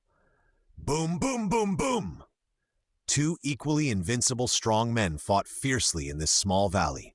The huge momentum of the battle spread far beyond the valley, so that the Kree army that had already surrounded the valley did not dare to go forward to investigate. In the warship outside the planet, several accusers were projected in a virtual combat conference room, watching the battle reported back from the valley together. That sovereign ancient didn't seem to use his full strength? Xiao looked at Ronin, and after getting a positive answer, he began to ponder. I didn't expect that my tribe had such a powerful weapon. Ronin met Captain Marvel for the first time and was immediately attracted by her power. This weapon has not been fully controlled and fully developed. I don't know whether it is good or bad to use it at this time, but that sovereign ancient seems to have some plans for her. An obviously informed controller explained to Ronin. In the future, we must strengthen brainwashing and keep her firmly in our hands, Ronin said excitedly. He now attaches too much importance to these powerful forces. In the valley, the huge battle momentum awakened the unconscious captain of the star team, young Roger. As soon as he opened his eyes, he saw Fuss, who was like a god and exuding dazzling brilliance, wrestling with the sovereign ancient. Oh no, the power in Fuss's body is out of control. Roger was first worried that Fuss would lose control and whether he would be punished by the supreme wisdom. Then he thought that if he could take this opportunity to take down the sovereign ancient in one fell swoop, he might be able to atone for his sins. Roger quickly thought about how to cooperate with Fuss to deal with the ancient, and soon he had a plan. Roger was not far from the aircraft parked in the valley. While the two were wrestling in the distance, he quickly touched the aircraft and came to an empty cabin. On the open space inside was an object like a dark hexagonal cushion. Roger activated the gravity bracelet on his hand and forcibly peeled the cushion off the metal ground, and then quickly rushed to the battlefield. Captain Marvel was still wrestling with Doug when suddenly a loud shout came from a distance. "Foss, find a way to knock him over." It was the captain's voice. Marvel was not very happy after hearing it, but she still subconsciously burst out all the strength in her body and pushed Doug to Rogue's side. Doug didn't care about being knocked away at all. He and Big Mom had done this several times, but this time there was a third party. Young Rogue activated the gravity bracelet with all his strength, intercepted Doug flying in the air, and suspended him in midair. At the same time, he took back one hand to control the black hexagonal cushion beside him and pressed it against Doug's body. Doug also quickly discovered that something was wrong, and flames immediately ignited on his body. He wanted to get rid of the shackles of gravity, but unfortunately, the mercury-like tentacles on the hexagonal cushion had already climbed onto his body. "Shit!" Doug cursed inwardly, and then his eyes went black. His consciousness had already been to another place, and the flames that had just ignited on his body also went out. Looking at the completely dormant Sovereign, Raga breathed a sigh of relief and slowly put him on the ground with the control bracelet. At this time, Fuss also came over. She looked at the Sovereign God who was wrapped tightly by the Supreme Wisdom Connector and fell asleep peacefully, and she couldn't help but be surprised. "No one can resist the Supreme Wisdom." Rogge saw Fuss's surprise and said enthusiastically, "Fuss, although it was you who completed the task this time, your loss of control will inevitably make the Supreme Wisdom unhappy, and the Supreme Wisdom can also take back what it has given you." Rogge said and secretly activated a switch on his body. A blocking device on the neck of Marvel quietly operated, and the energy in her body disappeared instantly, making her lose control. The sudden feeling of emptiness made Marvel unable to help but cover her chest and gasp. "But don't worry, with this contribution, the Supreme Wisdom will not punish you. I will apply for a separate training adjustment for you, and I will help you control the power in your body." After the big stick, it was the sweet date. Rogge tempted Surprise step by step, but what he didn't realize was that Surprise's view of him had completely changed, with more distrust and alienation. But Surprise didn't show it, and listened silently with his head down. "Okay, now go and find all the team members back, alive or dead."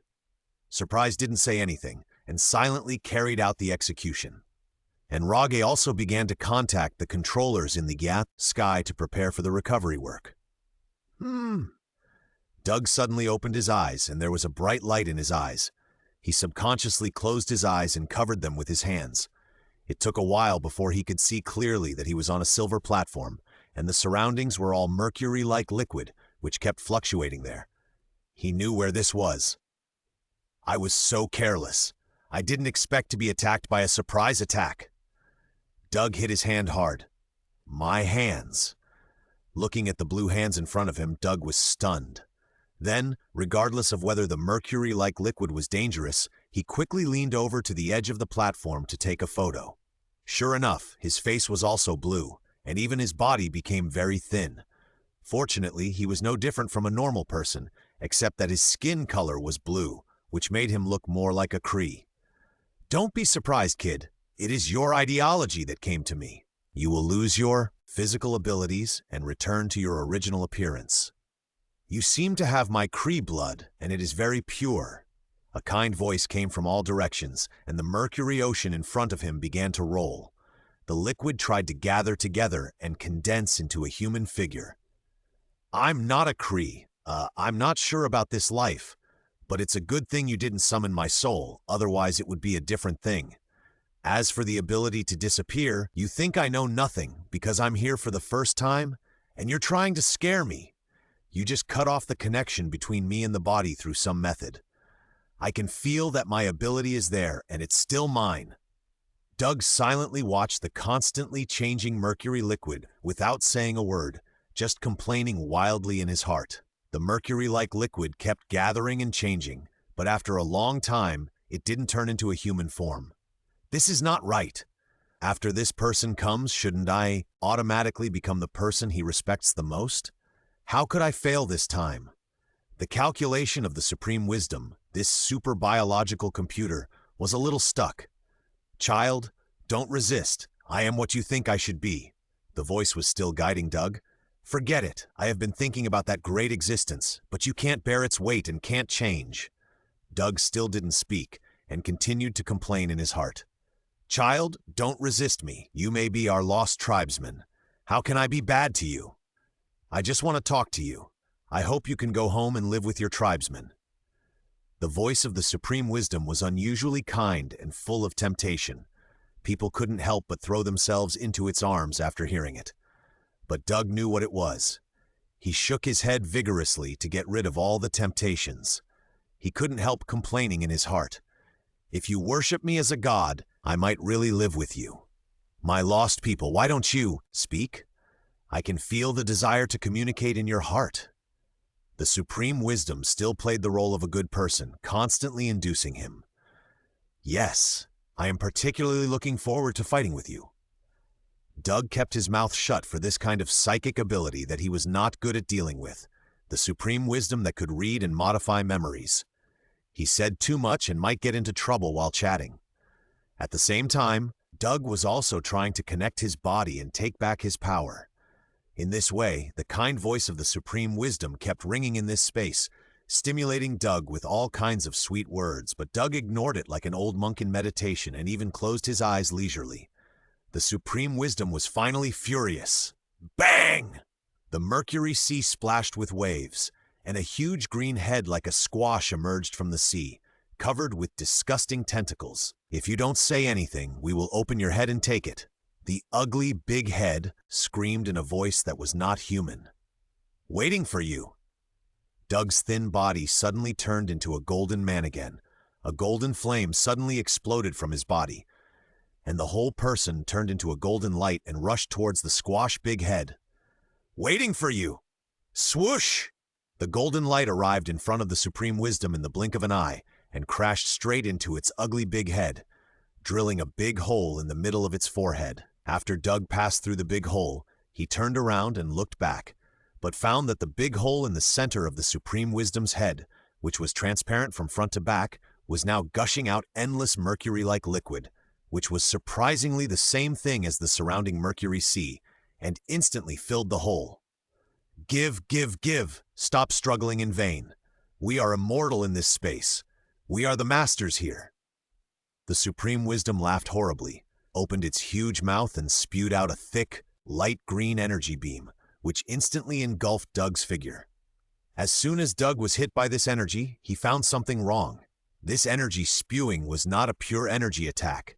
It was mixed with countless mental erosions and mental pollution.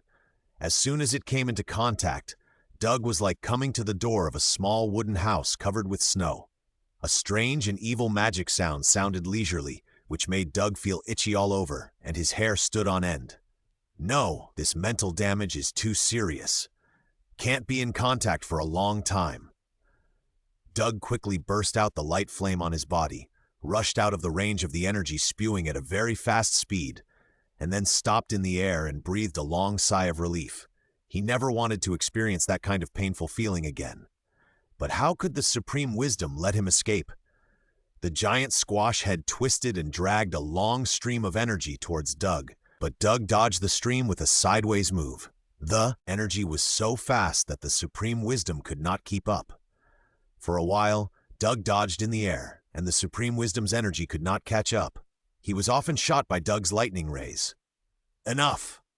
The Supreme Wisdom finally got annoyed and roared to activate some kind of ability. Doug was originally controlling his body to fly backwards to avoid the energy spray that swept again, but he did not expect that the empty space behind him suddenly changed and turned into a wall made of mercury-like liquid. His backward body snapped and stuck to the mercury wall. Doug immediately wanted to break free from it, but he did not expect that these mercury-like substances were so heavy and had a strong absorption force that Doug's body could not get away no matter how hard he struggled. "Give up resistance, come join the collective, and then we will control your body together. Your body is our best container." The Supreme Wisdom screamed and sprayed the energy full of spiritual pollution towards Doug, who was unable to move on the mercury wall. Looking at the sweeping energy spray, Doug, who struggled hard but had no effect, could not help but feel a little angry. "Come on, Who is afraid of who? While roaring, a huge golden energy had condensed in his mouth. He took a deep breath and released the energy in his mouth violently. Boom! A solid golden light column spewed out from Doug's mouth, piercing the energy spray of the supreme wisdom like a golden sword, and pushed it back at once. In this world, everything is our energy. You can't fight against us. The supreme wisdom instantly mobilized more power, and the entire Mercury Ocean rioted. The energy spray instantly became several times thicker, suppressing the golden light column and pushing it back. In this oral battle, is Doug going to lose? Of course not. Doug knows that the biggest problem at this time is the Mercury wall behind him. After being bound, he can't move. He has to find a way out first. On the surface, he is performing oral battles at this time, but in fact, he has used most of his energy to melt his whole body. Soon, his body begins to get hot and red, and lava-like patterns crawl all over his body. Extremely high temperature spreads to the surroundings. Chi-chi-chi! The mercury wall wrapped around Doug's body kept spewing out violent high-temperature gas. The entire mercury wall seemed to be boiling. Doug struggled for a while and was able to break free. He suppressed his excitement and pulled out one arm while maintaining the oral explosion. In the real world, Doug, who was in hibernation, began to turn red all over his body and soon entered a state of heat melting. The liquid tentacles wrapped around his body also began to evaporate slowly, becoming less and less. His body began to tremble slightly, as if he could wake up from his sleep in the next moment. But at this moment, something unexpected happened in the consciousness space. The entire huge mercury wall was folded and closed together. Doug suddenly entered a world composed entirely of unknown liquids. There was a mercury-like liquid all around him. Endless liquids swarmed towards him, wrapping and squeezing his body. The effect of melting his body was a drop in the bucket. Haha, do you think we don't know your little tricks? Everything here is us. We are this world. Your strange little head can actually block our exploration. Let's open it together and see what secrets are inside. The strange voice of the supreme wisdom, which seemed to be forcibly synthesized by countless people's voices, sounded again in the Mercury Sea, as if it was everywhere. In the real world, the accuser army that came to recover it seemed to have received orders long ago. They moved pieces of hexagonal supreme wisdom connectors in an orderly manner, surrounded Doug's body and spliced them together piece by piece. Soon a huge, elliptical sphere was formed, completely covering Doug's body. Inside the sphere, endless liquid tentacles madly wrapped around Doug's body. Doug seemed to be wrapped, squeezed, and kneaded by the whole world. He could bear it with gritted teeth, but suddenly some distorted and terrifying music sounded in the Mercury Sea, and waves of whispers also sounded in his ears, as if countless people were talking in his ears at the same time. There were also some distorted things that he couldn't look at directly, which kept appearing in his mind. Faced with these mental pollution, distortion, and erosion, Doug felt that his head was about to explode, and his mentality was about to collapse. Ah! Doug roared in pain. His eyes constantly shot out lightning rays that randomly swept around, and his mouth also gushed out thick light cannons from time to time. But these were useless and could only consume some mercury liquid. But he was now in a mercury ocean, and the endless liquid seemed to never be consumed. What should I do? What should I do? Is there any way to break the situation? I can't die here. I swear, after I escape this time, I must collect mental protection abilities. Doug frantically searched in his ability interface, hoping that there was an ability that could help the current situation, but he found that he didn't even have a mental protection ability. This was really going to be a big deal. Suddenly, an ability icon appeared in Doug's vision. Doug had only tested this ability once after obtaining it, and the effect was not very good. There were also great side effects, so he quickly forgot about it. It might be a little bit similar to the mental ability. Its function was also very simple, that is, to make oneself lose reason and become more aggressive. It was a frenzy. Now the side effects of the frenzy ability seemed so beautiful to Doug, it might save him. Doug mobilized all the energy used in his body and frantically used it all on this state ability. In an instant, Doug's consciousness dissipated. Frenzy was originally just a very common status ability, and using this ability does not require too much energy, but Doug used all the energy in his body on Frenzy. You should know that the energy in Doug's body is already quite powerful, so powerful that it can destroy a planet. Under the accumulation of infinite energy, the ability of Frenzy has produced some indescribable changes. Just like taking a big step will cause you to tear your balls, the effect of Frenzy is also too much. The side effect of Frenzy ability has reached the limit all of a sudden. It is no longer a loss of reason, but the rational self directly dissipates, and even the consciousness is gone. In the consciousness space formed by the power of the Supreme Wisdom, Doug's consciousness body also dissipated instantly, leaving the Supreme Wisdom alone there in impotence and rage. In the nameless valley of Biddy Star, the army of the accusers has completely taken over this place. Ragi has taken all the team members he found back to Hala to receive treatment and repair. One accuser even went to the scene in person and directed the soldiers to transport the elliptical sphere made of connectors into the aircraft, but the thing was too heavy and could only be moved slowly by manpower for a while. At this moment, the accuser suddenly received a message from the mother planet that the sovereign ancient had escaped from the Supreme Wisdom. The accuser was instantly covered in cold sweat after hearing this. If the Supreme Wisdom could not control him, then his body would wake up. The accuser was unsure and asked everyone to stop their actions. He walked gently to the side of the elliptical sphere and lay on it carefully to listen to the movement inside. Buzz, buzz, buzz!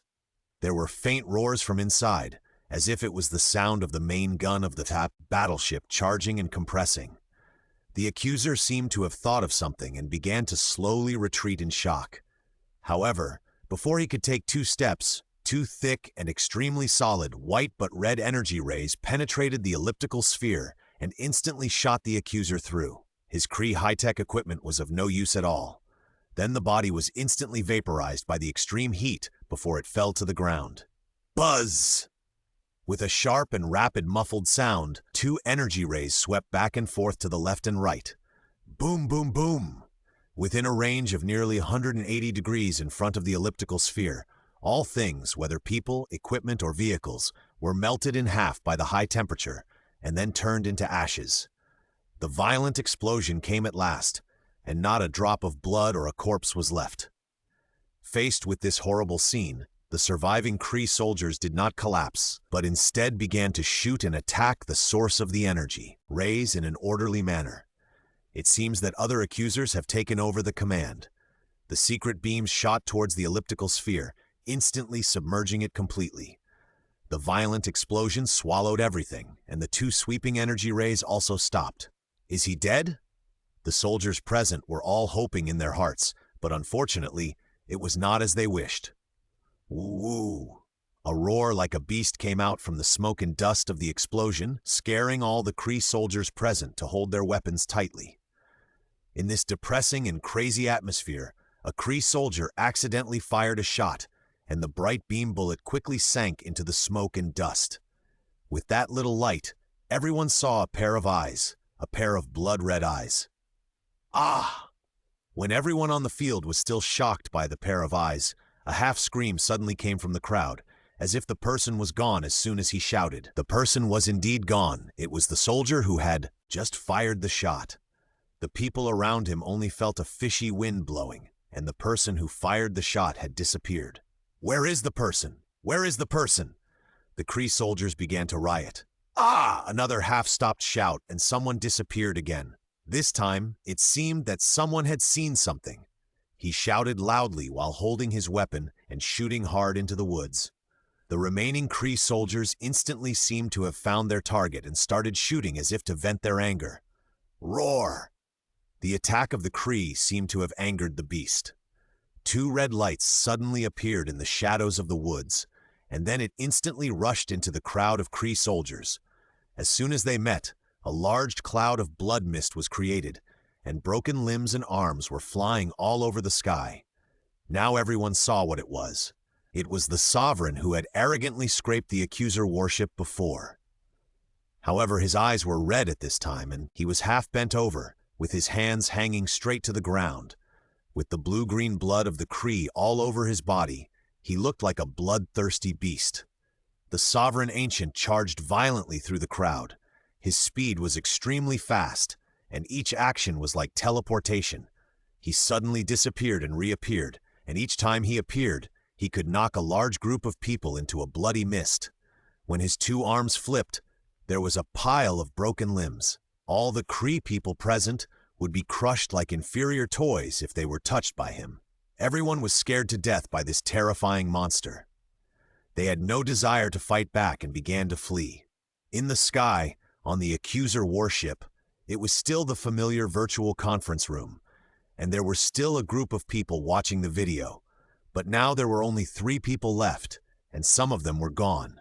Watching the high-definition video sent back from the ground, the Sovereign Ancient was madly and cruelly dismembering and slaughtering the soldiers in the valley. The 3 accusers frowned and watched, suppressing their discomfort. The attack method has changed a lot.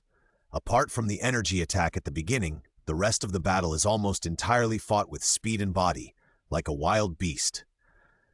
It should be that the Supreme Wisdom has injured his brain, and now he is in a state of unconscious rampage. Dao looked at his compatriots disappearing one by one and calmly analyzed there. Send more people down. Let all the troops on the ground come to support, and we must kill him. Ronin slapped the table hard, stood up, and shouted wildly. I think we should let all the troops evacuate that area and carry out saturation strikes directly from space. The accuser, who had never spoken before, expressed his thoughts. Don't you care about the soldiers on the ground? Ronin asked him loudly. Let's do this. If we delay for a while, Sovereign Ancient will go to another area. If all our fleets attack together, we will definitely kill him. Dao said calmly and began to mobilize the entire army to assemble. Come on, 3 fleets plus the ground forces are enough. I will not participate. I will stay here to be on guard, just in case. Ronin did not move. He just sat there and watched Dao and another accuser start to deploy troops. In space, the 3 fleets converged and slowly set up their attack formations. The ground forces on Biddy also prepared all their long-range strike weapons and waited for the attack to begin. Attack! Dao gave the order. Nearly 20 huge interstellar motherships opened fire at the same time, and countless space missiles poured towards Biddy like dumplings, like a man-made meteor shower. On the ground of Biddy, the Kree military facilities that could attack that area also launched various long-range weapons and fired them towards the valley at the same time. That nameless valley, the massacre was over. The entire valley seemed to be splashed with a layer of dark green paint, and there were all kinds of incomplete corpses everywhere. There was only a dark green, terrifying figure standing in the sea of blood and corpses in the center of the valley. Suddenly, the terrifying figure raised his head, opened his blood-red eyes, and looked at the sky, where a gorgeous meteor shower was taking place. In the sky, a huge meteor shower was rapidly forming, and small meteors from all directions were flying in from time to time, making this meteor shower even more overwhelming. If you have better eyesight, you can see clearly that there is no meteor in the meteor shower that covers the sky. It is all steel missiles with long-tail flames, like a steel torrent that is unstoppable, sweeping in with malice towards life. In the valley, the beast-like, terrifying figure opened his red eyes and stared blankly at the increasingly spectacular wonders in the sky. He could see clearly, but at this moment he didn't know what it was, but he instinctively felt the crisis. The beast wanted to hide, but his perception of danger told him that the entire surrounding area was dangerous, and it didn't matter where he fled. Looking at the missile that was about to hit him, the beast instinctively used his ability, and a light red flame ignited on his body. The blood-red magma lines also crawled all over his body. Before he could make the next move, the attack came. Boom, boom, boom. The leading missile landed first, and violent explosions sounded one after another. The flames produced by the explosion instantly engulfed the entire valley, but more missiles were still falling. Boom, boom. The explosions were completely mixed together. The aftersound of the missile that exploded first was completely covered by the explosion of the later missile before it fell, and the roar never stopped. The range of the bombing was also constantly expanding, radiating out to the surrounding areas with the valley as the center. I hope those Kree soldiers can withdraw from the bombing area. In space, Ronin and his 3 or 4 interstellar motherships stopped far away, quietly watching the mothership cluster on Dao's side bombing there. The ground-clearing attack has been going on for several minutes. Looking down from space, you can directly see that there is an area on Biddy star where there are continuous flames, and the smoke and dust stirred up fly high, covering a large area. This time, we must kill him. Ronin looked at the fleet that was still launching missiles in the distance, thinking fiercely in his heart. Although he did not participate in the attack because he did not want to attack his people, when it comes to hatred for the Sovereign, Ronin is the most. After all, it was him who was insulted in person and scratched in person. Boom, boom, boom! The bombing has been going on for nearly 10 minutes, and the subsequent missiles have begun to slowly decrease.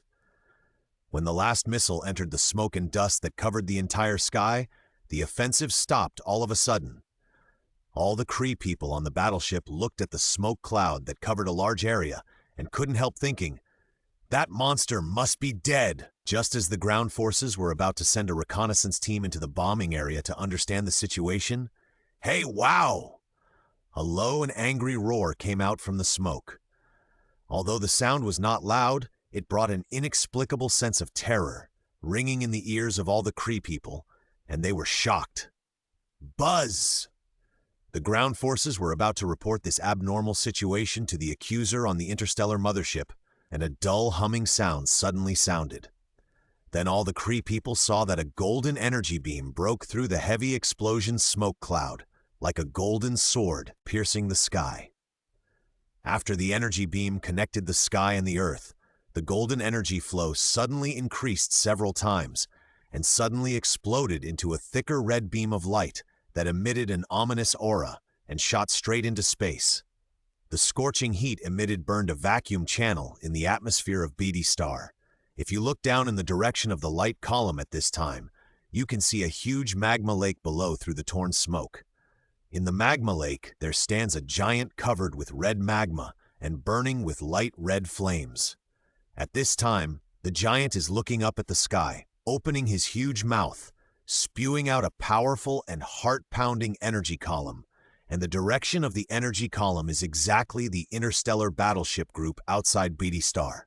On the mothership where the accusers are located, the high-energy early warning alarm sounded frantically. As soon as they saw the golden light column shot out from Biddy star, it turned into a huge red sword, shooting straight through the mothership, and after passing through 2 battleships, it shot into the vast universe outside. Compared to the huge body of the interstellar battleship, the energy beam several meters thick spewed by the monster did seem small, but the temperature like the sun instantly vaporized the part of the battleship that was hit. The vaporization range continued to expand, creating a nearly 10-meter hole, and then the battleship body began to melt, and violent explosions followed. The several battleships that were hit exploded into a ball.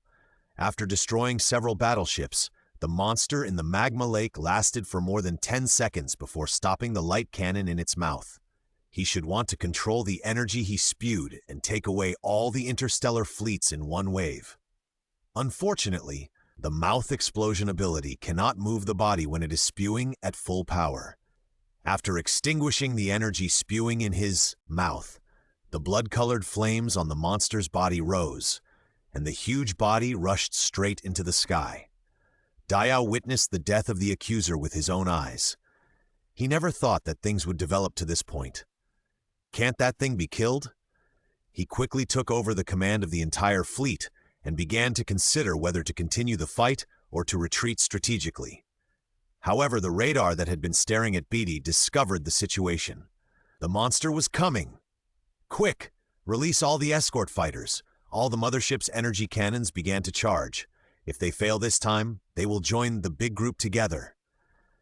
Dao looked at the monster approaching rapidly on the radar and gave orders frantically. All the warships in the fleet opened their hatches, and the small escort fighters flew out like a swarm of bees, instantly blocking the warships. But at this time, the monster like a red meteor came. Boom! The collision happened in an instant. The red meteor instantly pierced the escort fighter group without even stopping, and with a series of explosions, it blasted into a mothership behind.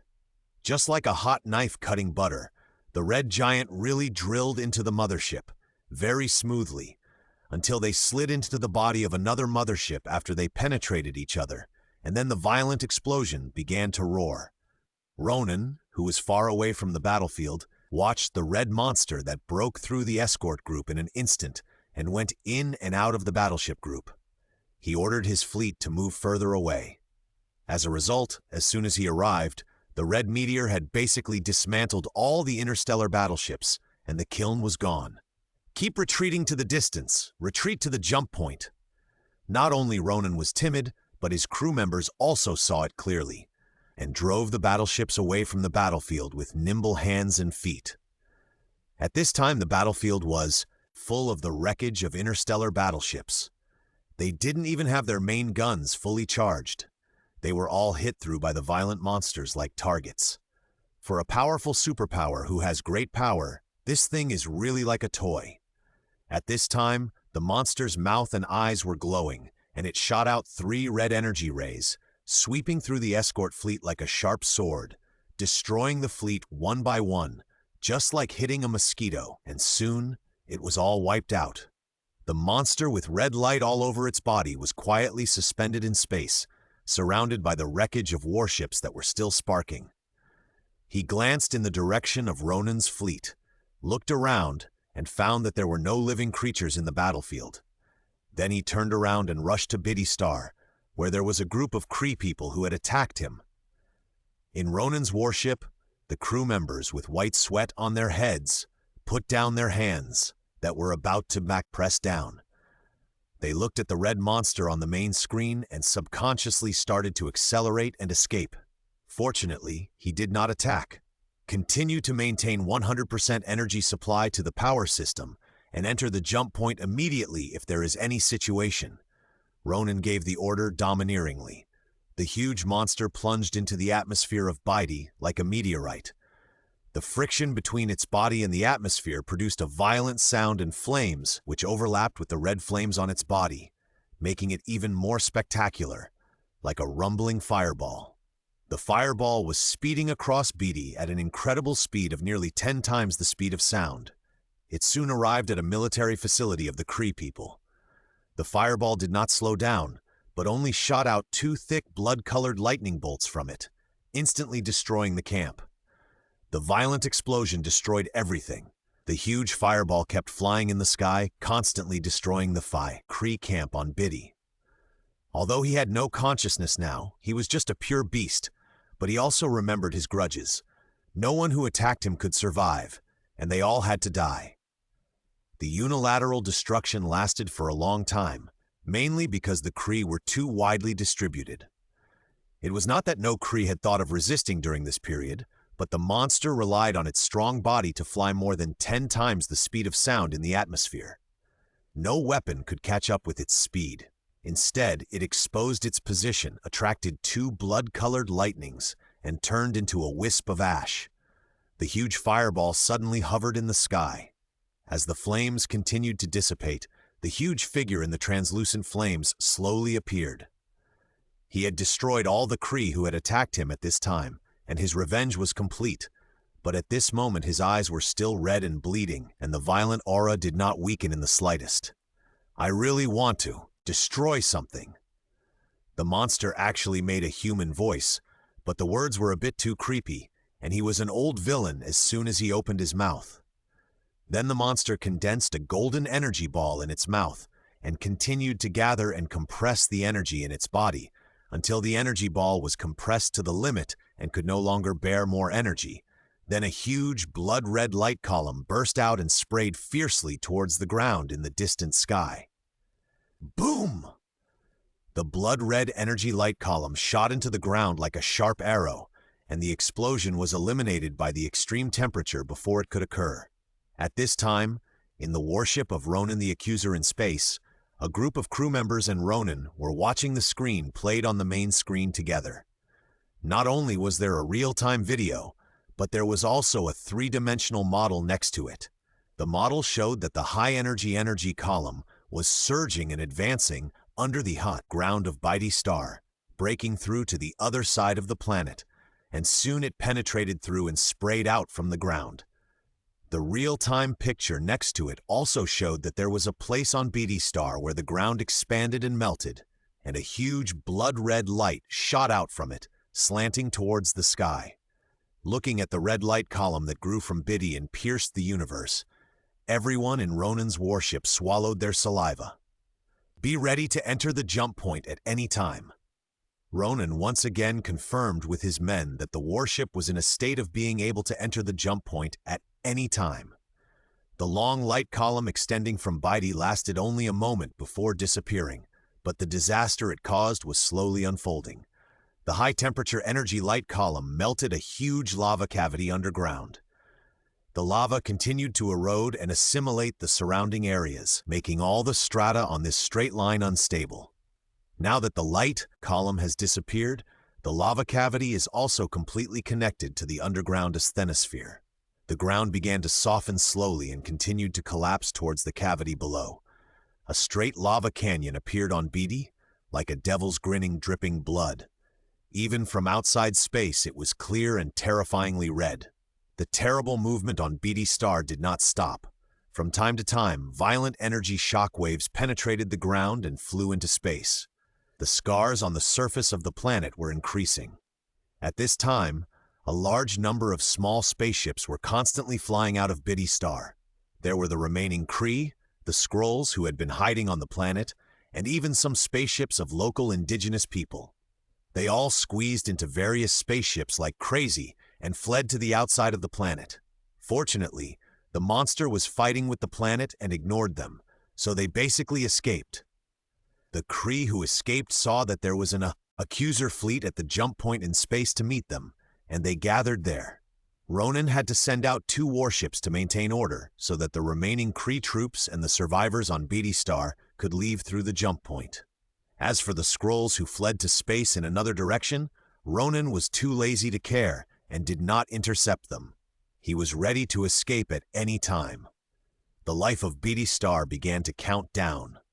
Now the entire surface of the planet was full of magma gullies. The continental plates had already collapsed, and the asthenosphere was in an unprecedentedly active state, but this was not the most serious. The most serious thing was the monster. He was now spewing out a terrifying energy beam, which shot straight to the center of Biddy star, where the core of the star was located. The entire planet of Biddy star was trembling slightly, as if something terrible was about to happen. Suddenly, there seemed to be a sound of something breaking, and all the life around Biddy star heard this sound. It was the last sound that Biddy star could leave. Then, accompanied by the thickest and brightest beam of light protruding from the surface of the planet, the entire planet began to slowly disintegrate. There was no explosion. Biddy star seemed to have lost its life and color in an instant. Its star body broke and disintegrated piece by piece and then was thrown into space. Ronin witnessed the end of Biddy star in the battleship. He now had a lot of feelings, and his yearning for this powerful force was getting deeper and deeper. Looking at this power that destroyed the planet, he was not even in a hurry to escape. At this time, all the aircraft gathered at the jump point had left, leaving only them. "Did you record everything?" Ronin asked a crew member. "The whole process has been recorded." The crew member was still looking at the screen and answered blankly. "Okay, it's time for us to leave. The monster will come to find us soon." Ronin's eyes regained clarity, and he seriously issued a retreat order. The entire fleet moved instantly and disappeared into the jump point, leaving only an empty space and an asteroid belt that suddenly appeared in the distance. No one could have imagined that this asteroid belt was a planet full of intelligent life not long ago. Suddenly, a burst of red light broke out in the middle of the asteroid belt, and then the floating debris exploded and a burning red flame flew out like teleportation. It was the monster that had just destroyed a planet. At this time, his body had returned to its normal size. It seemed that the consumption of energy and physical strength was not small for him. The monster stared with scarlet eyes and scanned the surroundings. Unfortunately, it was all silent and there was nothing around. Bang! The red light on the monster exploded, and in an instant, it dragged a long stream of light and flew in one direction to the depths of the universe. More than a month has passed since the destruction of Biddy Star. This disaster event that directly caused the disappearance of a planet with life caused an uproar in the universe. You know, even the most notorious director of the family planning office in the universe, the Mad Titan Thanos, only killed people but not stars. All of a sudden, the Skrulls became like rats crossing the street in the universe, and everyone wanted to kill them. The thing is, the Kree issued a public statement more than a month ago, claiming that they had besieged a Skrull invasion force on Biddy. They were prepared to take steady steps to eliminate this armed force bit by bit, but unexpectedly the Skrulls mastered the manufacturing method of the super mass destruction weapon Stellar Bomb. That is a powerful destructive weapon that can compress and fix large artificial stars into weapons, and the explosion power is enough to destroy the ecosystem on the surface of the planet. In order to prevent the Skrulls from endangering the universe with this powerful supermass destruction weapon, Hala directly sent 4 accusers under the Supreme Accusation Group to lead the fleet to participate in the war. This battle was unprecedentedly fierce, and the Skrulls were extremely evil. They completely disregarded the human rights of life and used stellar bombs many times, destroying most of the life on Biddy. But the Kree Accusation Group was also fearless of life and death and was extremely brave. 3 of the 4 accusers died directly in the battle. In the end, under the leadership of Ronin, the only surviving accuser, they completely defeated the armed forces of the Skrulls. Unfortunately, the evil Skrulls finally detonated the giant military factory hidden on the planet Biddy, causing the destruction of the entire planet. Until the last moment of Biddy's destruction, Ronin the Accuser led the remaining fleet of the Kree to rescue the remaining survivors on Biddy, successfully saving a large number of lives. After this battle, Ronin the Accuser was promoted to the Supreme Accuser and was given a flagship, the Dark Star, which made him extremely famous. But these are just the surface. Regarding the sovereign ancient whose brain was injured by the supreme wisdom, and who is now like a mad beast, the Kree leaders all kept silent, as if nothing had happened. Now there is no way to find him and kill him, so we can only hope that he will continue to be crazy. The reason why the Kree can spread this version is that Ronin was guarding the other side of the jump point at that time, and was surrounded and killed by the Kree fleet. All the survivors were taken away for tea. The Kree's own survivors were also connected to the Supreme Wisdom one by one, and their memories were wiped. As for the Skrull survivors who flew into the universe, it is not certain whether they can survive. Even if they all survived, who would believe the words of the terrible cosmic terrorists? In the great temple of Sovereign Star, the High Priest Ayesha frowned and looked at the light screen in her hand, constantly browsing the messages. Ancestor Doug has been missing for more than a month, and there is no news so far. After the Ancestor flew away that day, she actually followed him in the warship, but unfortunately she was not as fast as the Ancestor and was left far behind. When they arrived, Biddy Star had already disappeared. Moreover, the signal of the Ancestor's terminal was also disconnected, and the last location was the location of the disappeared Biddy Star. After reading the public statement of the Kree again, Ayesha frowned even deeper. She had previously asked Hala about the whereabouts of the Ancestor through diplomatic means, but the Kree responded that they had never seen the Ancients of Sovereign, and had not seen them until the end of the war and the destruction of Biddy Star. What is the situation? Where are you, Ancestor? Ayesha whispered softly. She did not believe the Kree's reply at all. Before the Ancestor left, the destination was very clear, which was Biddy Star, and the last signal location of the personal terminal was also Biddy Star. The Kree must have seen the Ancestor, but for some reason they were unwilling to admit it. Ayesha has been using various means to find Doug's news recently. Just now, she got a piece of gossip that a huge golden red monster suddenly went crazy for some reason. It not only killed the Kree fleet, but also destroyed Biddy Star, and finally flew into the void of the universe and disappeared.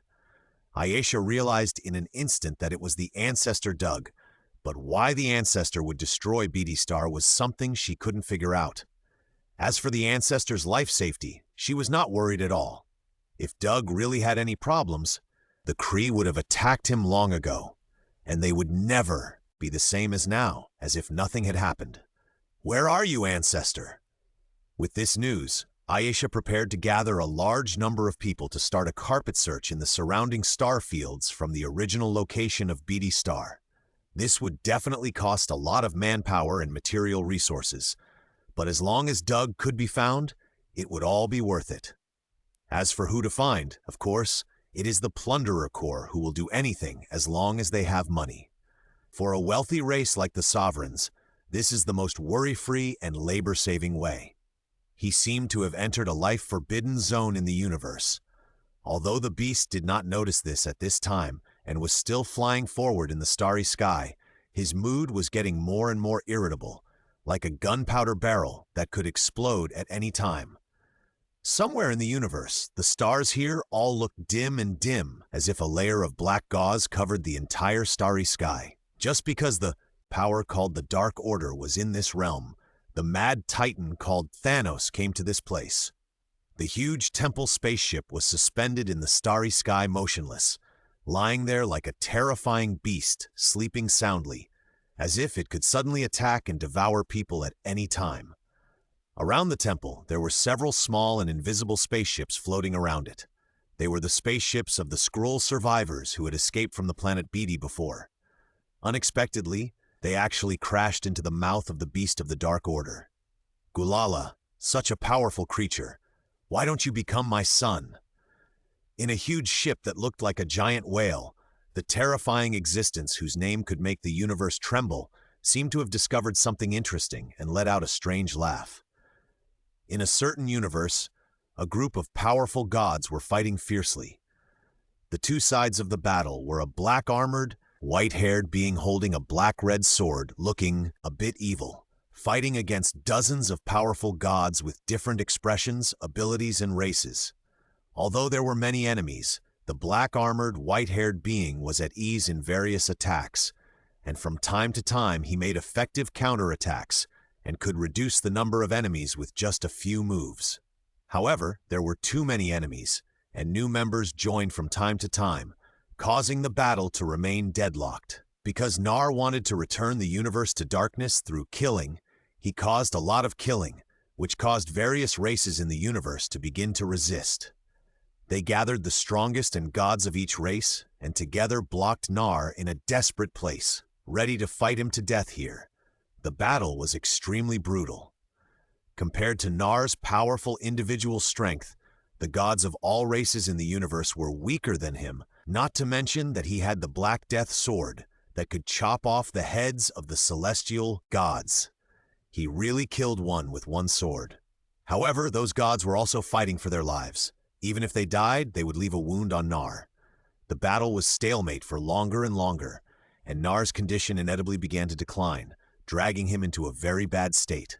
At this time, the most powerful celestial god among the enemies, a powerful god with golden armor and a golden spear, rushed up with great power. Clang!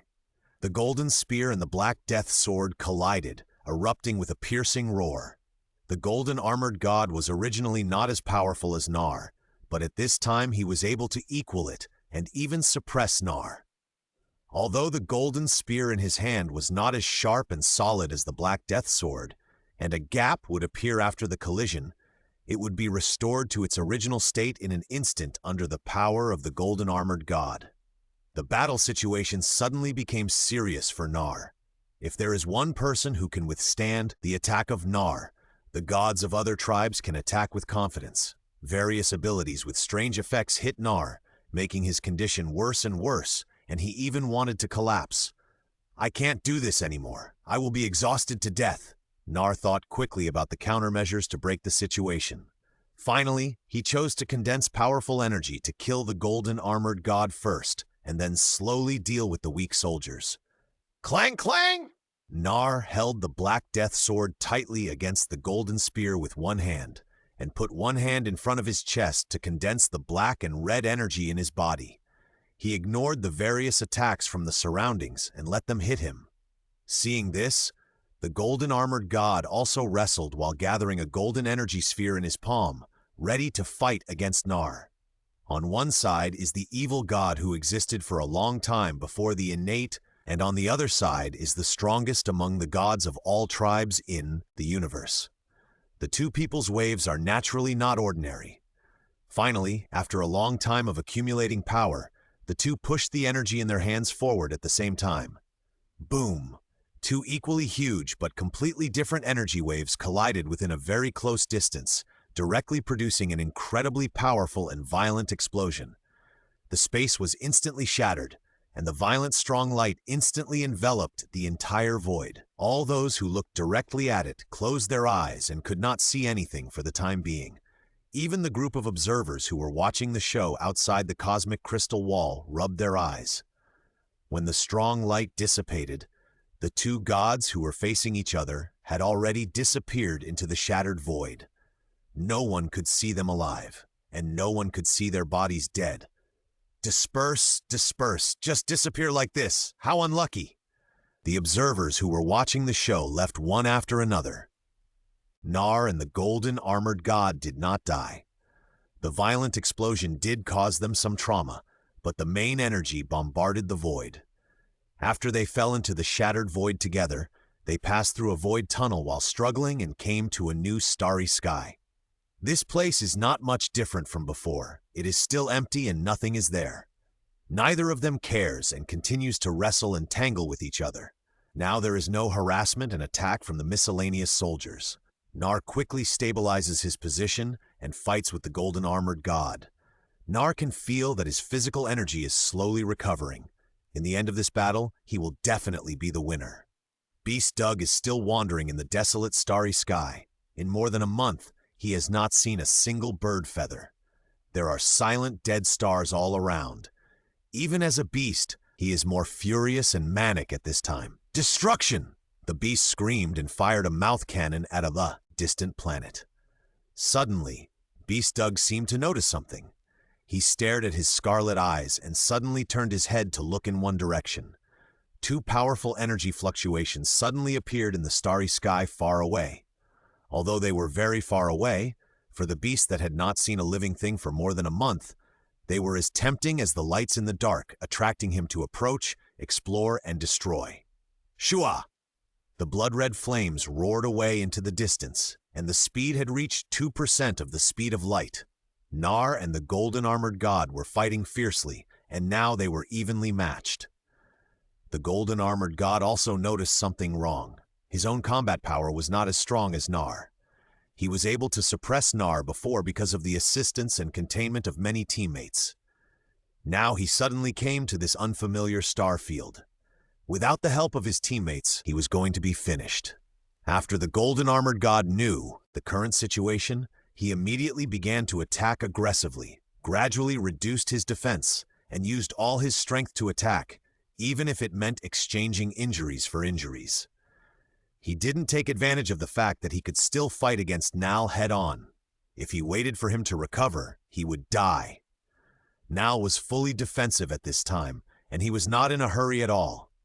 He only needed to delay for a while to recover all his strength. Wouldn't it be better to crush him directly with hard power at that time?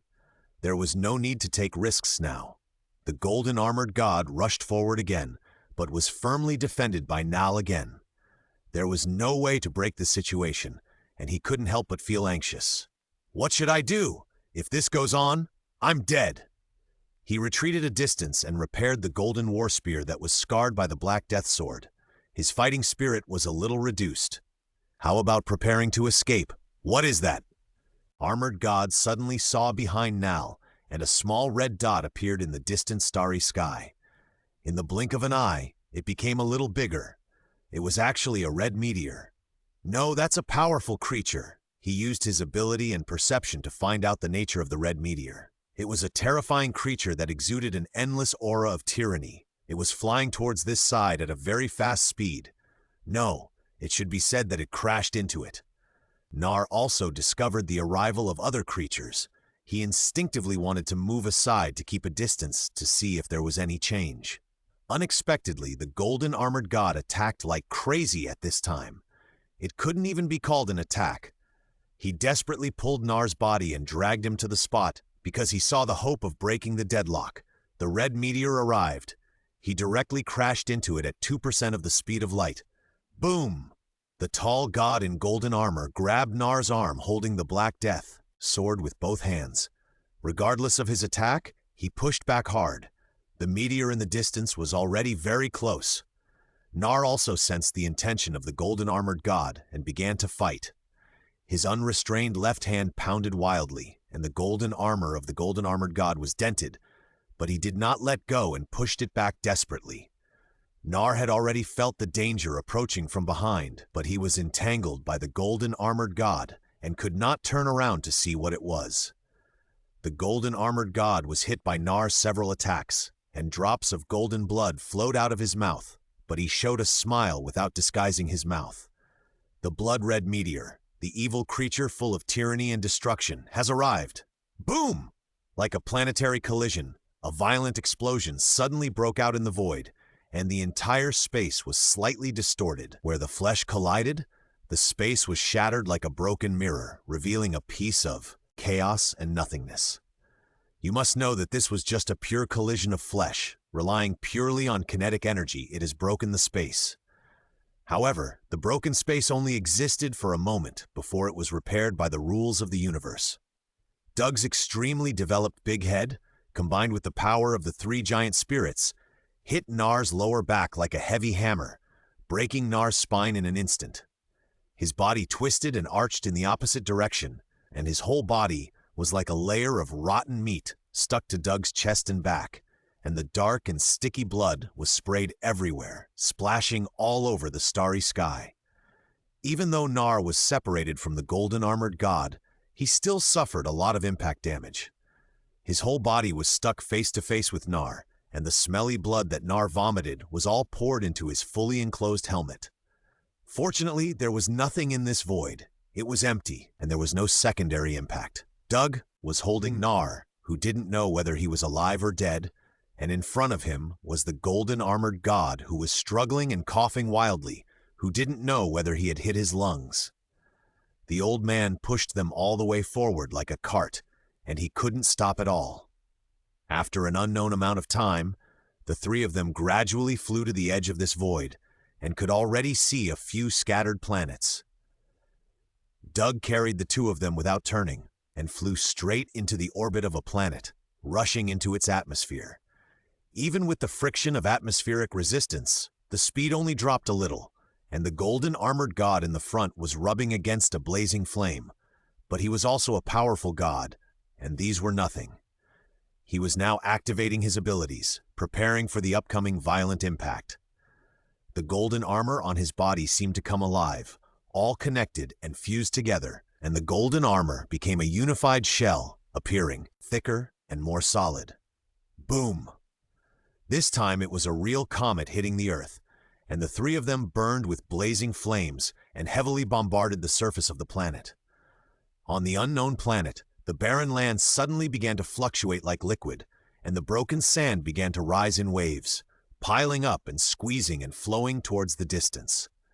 In the center of the impact point, the large piece of land disappeared out of thin air, and a huge and flat hole appeared. The bottom of the hole was full of white dust particles. It was the sand that was turned into glass by high temperature and then shattered by the shock wave. On the ground in the center of the hole, Doug's legs and the big head of the golden armored god were exposed above the ground, and the rest of the body parts were buried in the sand. One of them was a solid iron lump, and the other was wrapped in a thick iron shell, so the damage caused by the physical impact was not a big deal for the two of them. It was just that Nar, who was sandwiched between the two iron lumps, was really miserable. It was really miserable. His black armor had long been shattered and disappeared. His skinny body seemed to be twisted together and squeezed into a piece as if he had no bones. A rag doll was much stronger than him. It seemed that he would not live long. The two iron lumps were now stuck to the ground and motionless. They must have entered a state of dizziness after the violent collision. Now it depends on who has stronger resistance and who can wake up first. Sure enough, Doug's legs exposed on the ground shook twice. Thanks to his usual way of using his brain, he is very good at this. He is very strong. He quickly pulled his head and body out of the ground with his butt sticking out. He shook off the dust on his head and stared at the pit with scarlet eyes. Nar was stuck to the body of the golden armor god like a rag. Doug grabbed him and threw him aside. Then, he raised one leg high and made a move to kick the ball. He kicked the round head of the golden armor god on the ground. Even though he was an unconscious beast now, he would subconsciously kick the spherical object on the ground. Bang!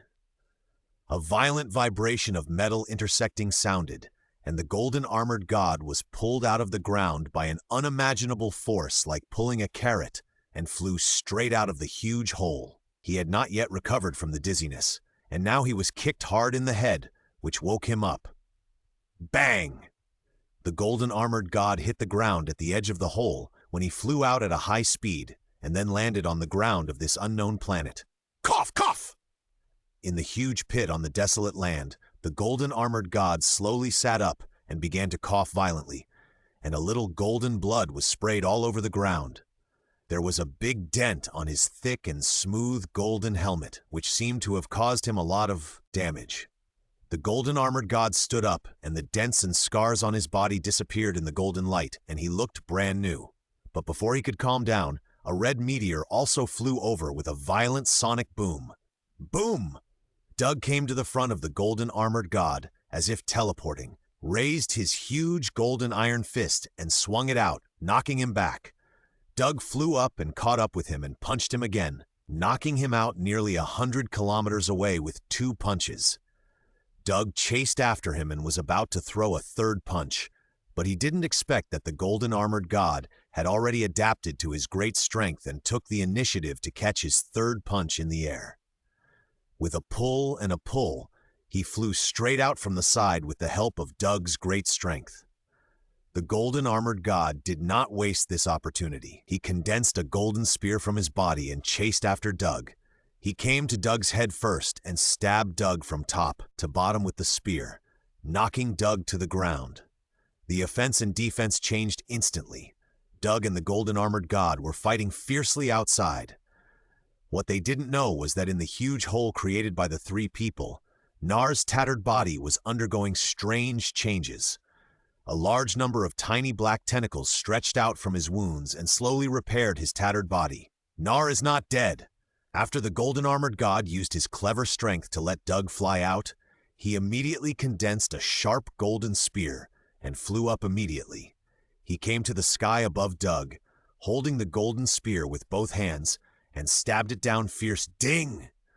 With a clear and crisp sound, this fierce spear did not penetrate the skin. The tip of the spear only left a small mark on Doug's body, and the tip of the blade itself had already curled up. The pupils of the golden armored god shrank in the fully enclosed helmet. How could it be so hard? What on earth is this tyrannical beast that cannot communicate at all? However, the force of the golden armored god's stab was not small. The tip of the spear hit Doug's body and smashed it hard on the ground. However, due to their extremely fast-flying speed, they could not stop directly. Doug fell on his face and was pushed to slide on the ground, while the golden armored god flew in the air and used his spear to hold Doug tightly so that he could not get up. The two slid for dozens of kilometers until the golden spear could not withstand the huge force and bent. The golden armored god turned over and flew into the air and began to repair the spear in his hand, while Doug also jumped up with a red light. The beast Doug stood up and glared with a pair of scarlet blood eyes. 2 blood-colored lightnings shot fiercely at the golden armored god in the sky, but the golden armored god just raised the spear in his hand to block the lightning rays and refracted them to the side. And the golden spear only turned slightly red. He slightly controlled the spear to adjust the refraction angle, and actually reflected the lightning beam completely back. Boom! The beast Doug took his own move and exploded into a cloud of dust. This was the first time he felt the power of his lightning beam, but he was not hurt. Instead, he took the opportunity to absorb the energy and ate it. Doug took advantage of the rolling dust to condense a huge blood-colored light ball in his mouth, and then suddenly compressed the light ball to the extreme and spit it out into the sky. Unfortunately, the golden armor god had a strong perception ability. He was able to detect Doug's arrival before Nar, and this time he could sense Doug's movements in the dust clearly. The powerful and violent energy coming out of the dust was too conspicuous.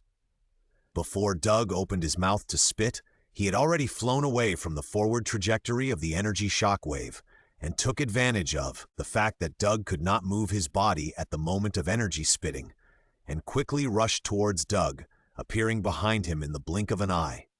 At this time, Doug was pouring out the energy in his body towards the sky. He didn't notice that the golden armored god had disappeared, and he didn't notice that a thick golden spear had swept across the back of his head fiercely. Bang! The sound was very deep. It seemed that this one was not bad. Doug's tongue was stretched out, his eyes bulged, and the energy shock wave in his mouth was extinguished instantly. The energy that had not yet been radiated exploded violently in his mouth, causing great damage to Doug and knocking him to the ground. The golden armored god did not miss this opportunity and rushed forward. Although his body was less than half of Doug's height, his strength was not small. He kept the spear in his hand, and then a series of moves were used to stab Doug's head fiercely. Ding, ding, ding, ding! The crisp sound of metal colliding rang out continuously. The spears were all poking at the same place. The dazzling sparks flew everywhere, but it was the tip of the golden spear that softened and melted. Only a small hole was hit on Doug's head. Roar! Doug roared like a beast. The beast had come to his senses. He swung his fist and turned around. His body began to swell and grow. When he punched out, he had become a golden giant more than 20 meters tall. Bang! There was a heavy muffled sound. The punch hit the target. The golden armored god did not expect Doug to grow to more than 20 meters. His height of less than 3 meters was like a child in front of Doug. Now that Doug had grown to more than 20 meters, he looked like a ball in comparison. The giant fist, which was almost as big as the golden armor god, hit Doug's fist, but the golden armor god's reaction was not slow. He held up the golden spear in an instant and supported Doug's fist with both hands. However, he seriously underestimated Doug's strength. The power of the giant spirit increased with each stage, which was a qualitative change. The golden spear in the golden armor god's hand bent instantly as soon as it came into contact with Doug's huge fist. It did not play a blocking role at all, allowing the entire fist to cover his whole body. Bang! Like a baseball being hit, the golden armor god flew backwards at a high speed with a series of explosions, tearing through the air. It would have been more perfect if there was no golden blood spraying. Bang! The golden figure flew straight into a mountain in the distance. The huge power he carried instantly smashed the entire mountain into pieces and collapsed. The golden armor god was completely buried in it, and there was no movement at all. Under the ruins of the mountain, a huge golden sphere-like liquid was slowly surging. The god was at the center of the golden sphere. The punch just now did cause great damage to him, leaving him seriously injured.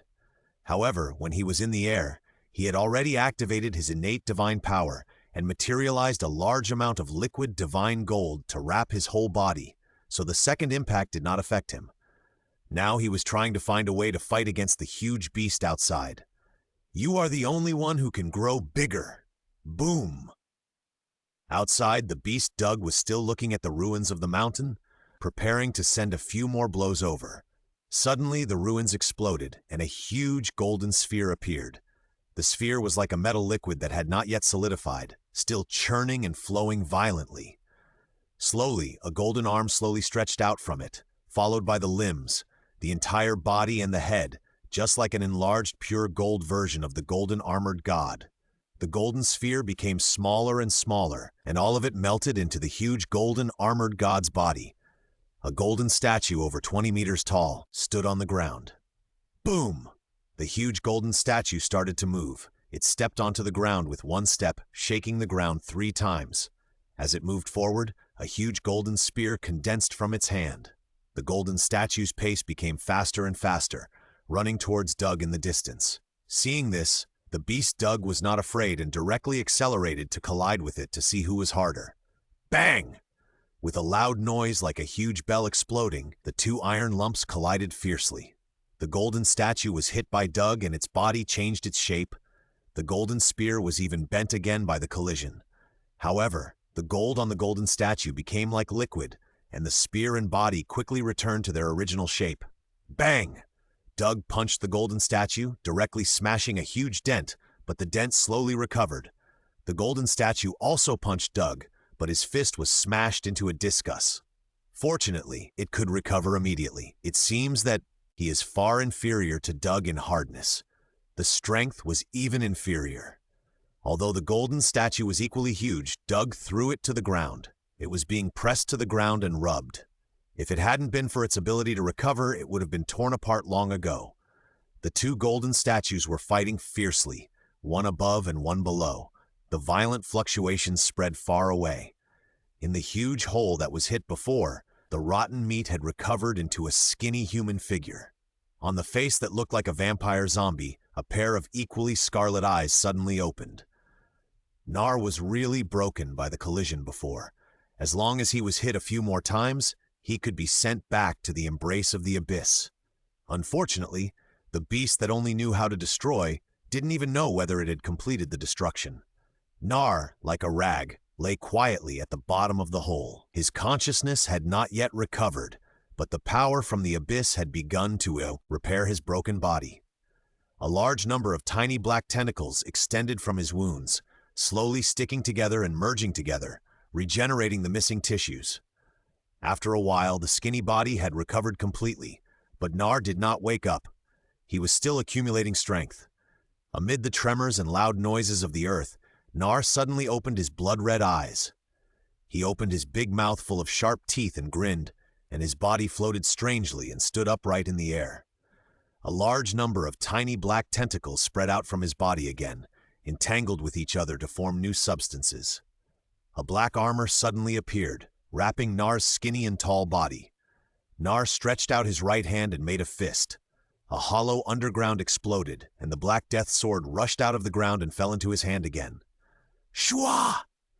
As his figure flashed, Nar had already appeared in the sky holding the Black Death sword. Looking at the two golden giants entangled on the ground, a terrifying evil smile appeared at the corner of his mouth. Grow bigger?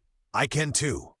Then a terrifying number of pitch-black tentacles gushed out of his body like liquid, slowly condensing into a huge body. It was a pity that the golden-armored god was being hammered to the ground by Doug. Otherwise, he would have definitely discovered the revived Nar. Not long after, a pitch-black giant appeared in the sky. He was wearing pitch-black armor full of sharp barbs.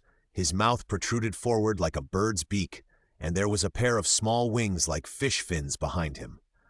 The giant Nar held the Black Death sword in his hand, which had grown in the same proportion. With a flash of black light, the whole person disappeared.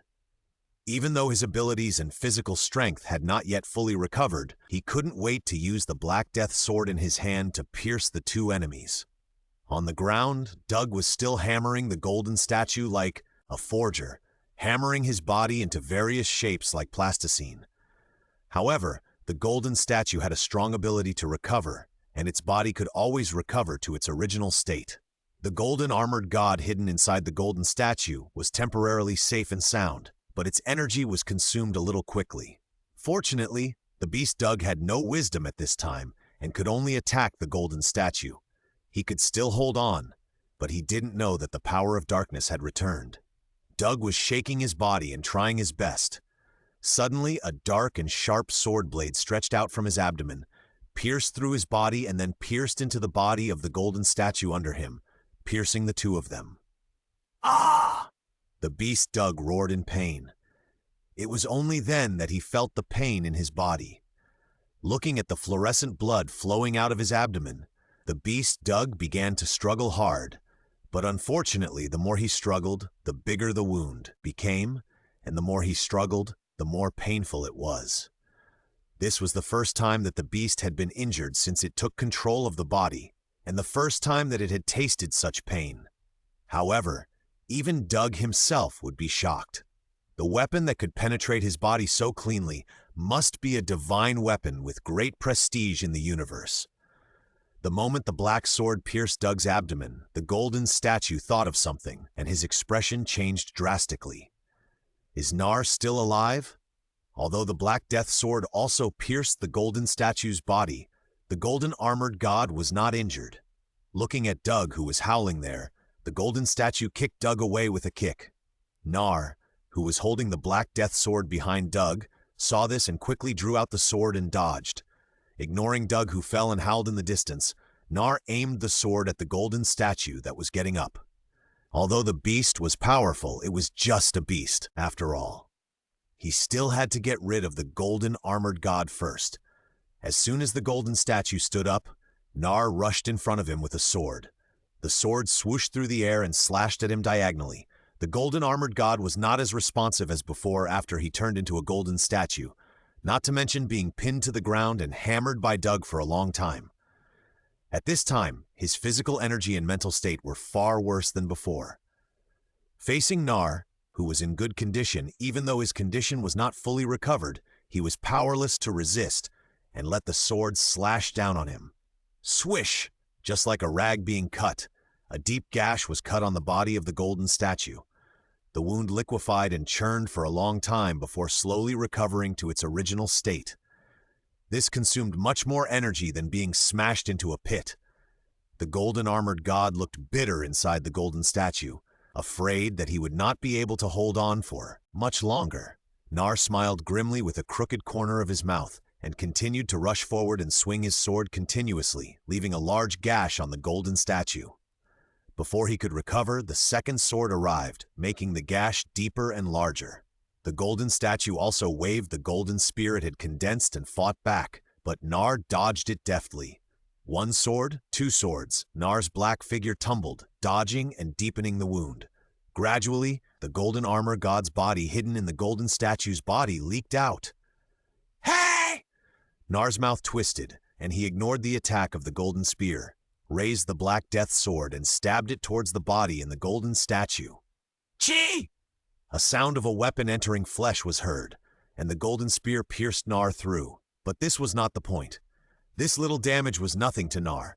The point was that the huge blade of the Black Death sword almost pierced the golden armor god in the golden statue's body into two pieces, and it was about to die. Seeing that he had solved an enemy, Nar excitedly opened his big mouth full of fangs and stretched out his slender tongue to lick the golden blood stained on the Black Death sword. However, as soon as he tasted it, he heard a burst of air, and then a gust of hot wind blew, as if something had arrived. Nar tilted his head slightly and saw a pair of red bloody eyes staring at him. No, it was not blood, but bright red magma. The beast suddenly appeared behind him. Not only had the wounds on its body recovered, but its whole body was covered with blood-red magma lines. At this time, Nar felt a terrifying and tyrannical breath filling the entire space, and then waves of terrifying high temperature attacked him, as if there was a star about to explode behind him. Nar was slightly startled by this terrible breath, and then he immediately reacted, "This special code, is it you are the evil god, or I am the evil god? I am the real evil god of the abyss." Nar was about to swing the Black Death sword that he had raised to his mouth, but just as he moved his hand, the monster behind him punched him on the back. This punch directly burned through the armor on Nar's back and burned a large charred pit, and then knocked him out fiercely. Before Nar landed, the monster glared and shot a blood-colored lightning, then rushed out with flames on his body. Nar flew in the air, spitting out dark and smelly blood, while feeling the wound on his back.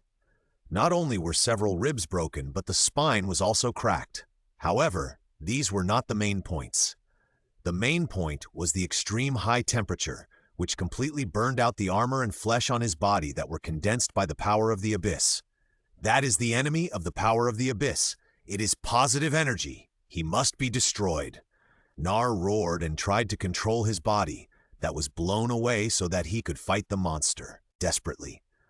However, before he could move, two blood-red lightnings hit him, blasting him into a spin in the air.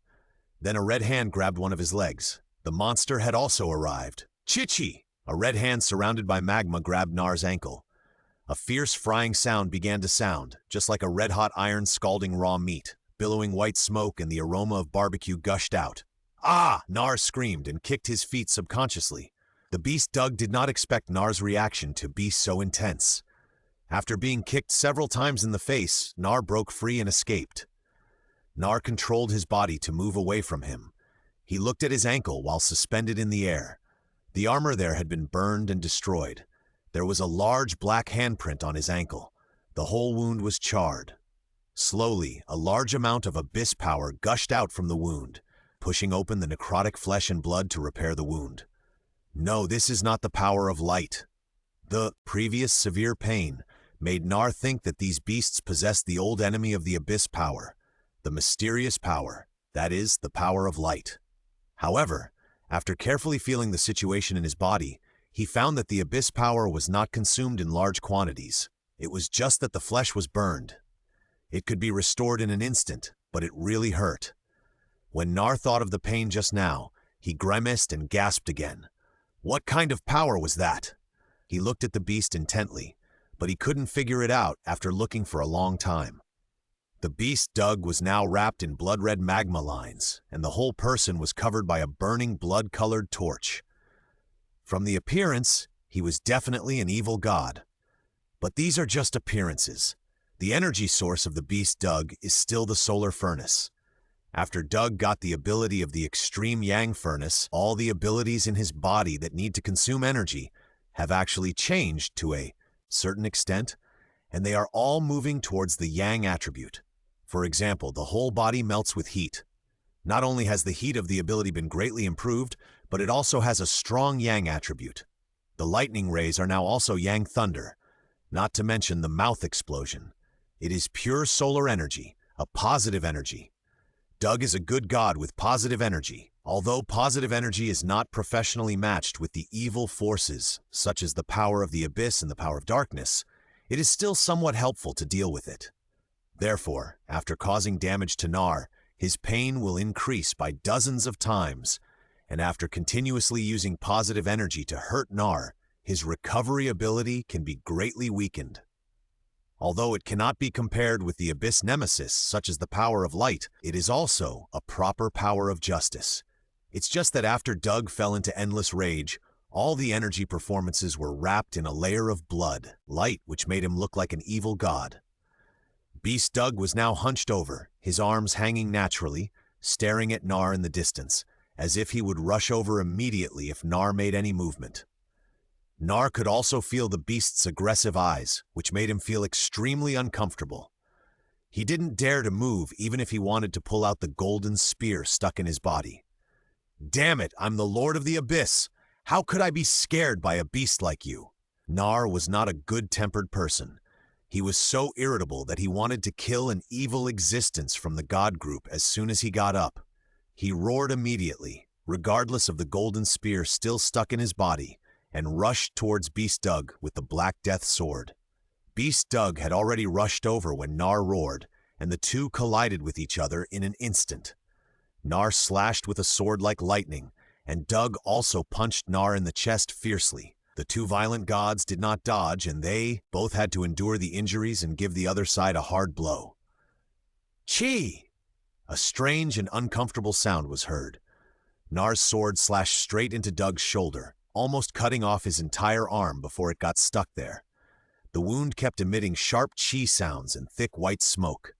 The surface of the Black Death sword was constantly burned into charcoal by the extreme heat of the sun, and then repaired and grew through Nar's endless abyss power.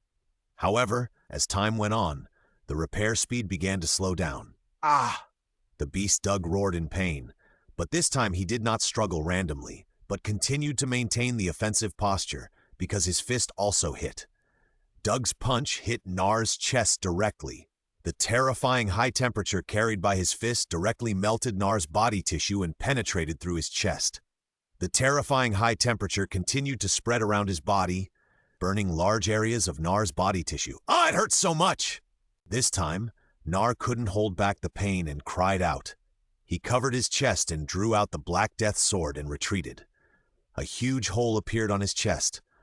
All the body tissues in the hole were burned into charcoal, and ash fell out from time to time. Ah! Nar roared, wanting to touch the wound, but not daring to move because of the pain. The evil abyss power in his body began to surge, trying to repair the big hole in his chest, but Nar's entire chest had been burned to 7/10 done. If he wanted to repair it, he had to dig out the whole piece of cooked meat. Ah! Nar roared again, and the abyss power in his body surged. His chest exploded, and all the bad meat inside disappeared. A big hole appeared in his upper body. Fortunately, a strong man of Nar's level didn't need body organs, otherwise he would have died long ago. In the big hole, the dark abyss power spread out and began to repair Nar's body. But the speed of repair seemed a bit slow. What's going on? The severe pain in his chest could not cover up Nar's surprise. What happened to his immortal body? But before he could figure it out, a blood-red figure appeared in front of him. The beast's wounds had completely healed, and it attacked again. This time, the beast Doug did not rush to attack, but grabbed the golden spear that was inserted into Nar's abdomen. The blood-red energy spread along Doug's hands toward the spear. The golden spear began to slowly turn red, and lines of magma also crawled all over the body. This was a serious weapon heat melting. Ah! Nar screamed again, struggling frantically, and directly broke off the large piece of body tissue that was stuck on the golden spear. A black light flashed on his body and flew into the air. How could he fight this special code? The hole in his chest had not been filled yet, and another one came in his stomach. Although these injuries looked serious, they were nothing to Nar. As long as the back power of the abyss was enough, he could recover at any time. The power of the abyss in his body was not consumed much, and it was still enough. But the key is that the wound hurts. It really hurts. Nar was a little scared. He planned to retreat strategically first, and then crush the beast to death when his strength returned to its peak state. But how could the beast Doug let Nar get away? His body was also full of blood, and he chased after it with a golden red spear. Nar's body was shining with black light, and he rushed out of the atmosphere of this nameless planet at a very fast speed. The severe pain from the two large holes in his chest and abdomen made him not want to face the beast again for a moment. At this time, a large amount of black granulation was spreading in the two holes. After so long, the recovery speed finally became fast again, but he didn't feel happy for too long, and found that a red meteor burning with flames was chasing him rapidly behind him. Feeling the two large holes on his body that were about to be fully restored, the corners of Nar's mouth twitched. The huge body formed by the power of the abyss shrank back to its original size, and it burst out with all its strength in flight. The speed suddenly increased a lot, and the distance was far away. In the red meteors behind, the beast Doug was holding the golden spear and trying to catch up, but he saw Nar getting farther and farther away in the explosion of black light. The spear in his hand was already full of cracks under the violent energy infusion, and it began to crack and collapse layer by layer, leaving only the core 3 or 4 meters long and intact. It was grabbed by Doug, who was in the 4th stage of the giant spirit, like a chopstick. He immediately turned off the power of the giant spirit and the heat melting of his whole body, and entered the full power flight state. The remaining core of the golden spear in his hand was just the right size. Nar was not a speed-type god after all. Even with the endless power of the abyss, his speed was limited. Doug was good enough to be considered a half-speedster. After starting the full-power flight, he had slowly caught up. Nar looked at the red meteors getting closer and closer behind him. Even if he used the power of the abyss in his body, he couldn't fly any faster. He could only stare blankly. After the beast Doug caught up with him, he directly raised the core of the golden spear in front of him. The energy of the solar furnace in his body rushed into it violently. The spear immediately became red and extremely sharp. The extremely high temperature slightly distorted the space. Swoosh! The red flames flashed, and the beast Doug rushed towards Nar, who was not far ahead like a warship with ramming horns. Nar had been paying attention to the beast's every move, seeing that he suddenly accelerated and hit him, with the tip of the spear pointing directly at his broken buttocks. He decisively moved sideways to dodge. Ah! Although Nar had dodged in time, the golden spear full of magma lines still scraped his leg, but just this time, a piece of flesh and blood disappeared from Nar's leg, and it was burned black. Fortunately, the attack only happened in an instant, and under the surge of the power of the abyss, the wound was directly healed. At this time, the two big holes on Nar's body had been completely repaired, and even the armor had been repaired and was as good as new. However, he did not choose to fight back, but turned around and continued to fly away. He did not want to suffer such pain again. However, the beast would definitely not let him go. After hitting him with a blow, the beast Doug rushed far away and immediately turned back to chase Nar, who was running away. When he got close, he immediately attacked with a spear, breaking through the defense of the Black Death sword and adding another wound to Nar's body. Nar did not fight back. He endured it silently without blocking it. It was important to run away quickly. In this way, the two had a pursuit battle on the edge of this void. When Nar ran, Doug chased him, and when Nar ran, Doug blocked him. A long time passed unknowingly. Nar did not know how many times he had been hurt. The damage was not great, but the insult was very strong. He felt a little numb to the severe pain. When had he ever been insulted like this? It was just a brainless beast, but it could chase him away and hurt him again and again. I am the god of the abyss. I will kill that beast. Nar stopped running and stood quietly in the starry sky with the Black Death sword in his hand. Although he looked down on the beast, he still took the battle seriously. He looked at the red meteor that was coming at him at high speed, put the sword in front of his chest, and arched his body slightly, ready to stab. The armor plates on his body stood up with his movements, and his momentum was terrifying. Suddenly, a burst of black light burst out from Nar's body, and Nar turned into a black light and rushed forward. From a very far distance, a black light and a red light were approaching each other at a very fast speed. The long distance in the starry sky was nothing to the two balls of light. In the blink of an eye, they met and collided. Bang! A violent explosion seemed to sound directly from the ears of the creatures in this star field. At the same time, a dazzling energy shockwave spread rapidly from the center of the impact to the outside, causing the climate on the surrounding planets to change. The dazzling light dissipated, and the center of the impact slowly appeared. A golden figure and a black figure were entangled with each other. At this time, both of them were motionless. The body of the dark-covered Nar was severely distorted. Even in a state of unconsciousness, he was holding the Black Death sword tightly in his hand. The Black Death sword pierced the left chest of the beast and came out through the body.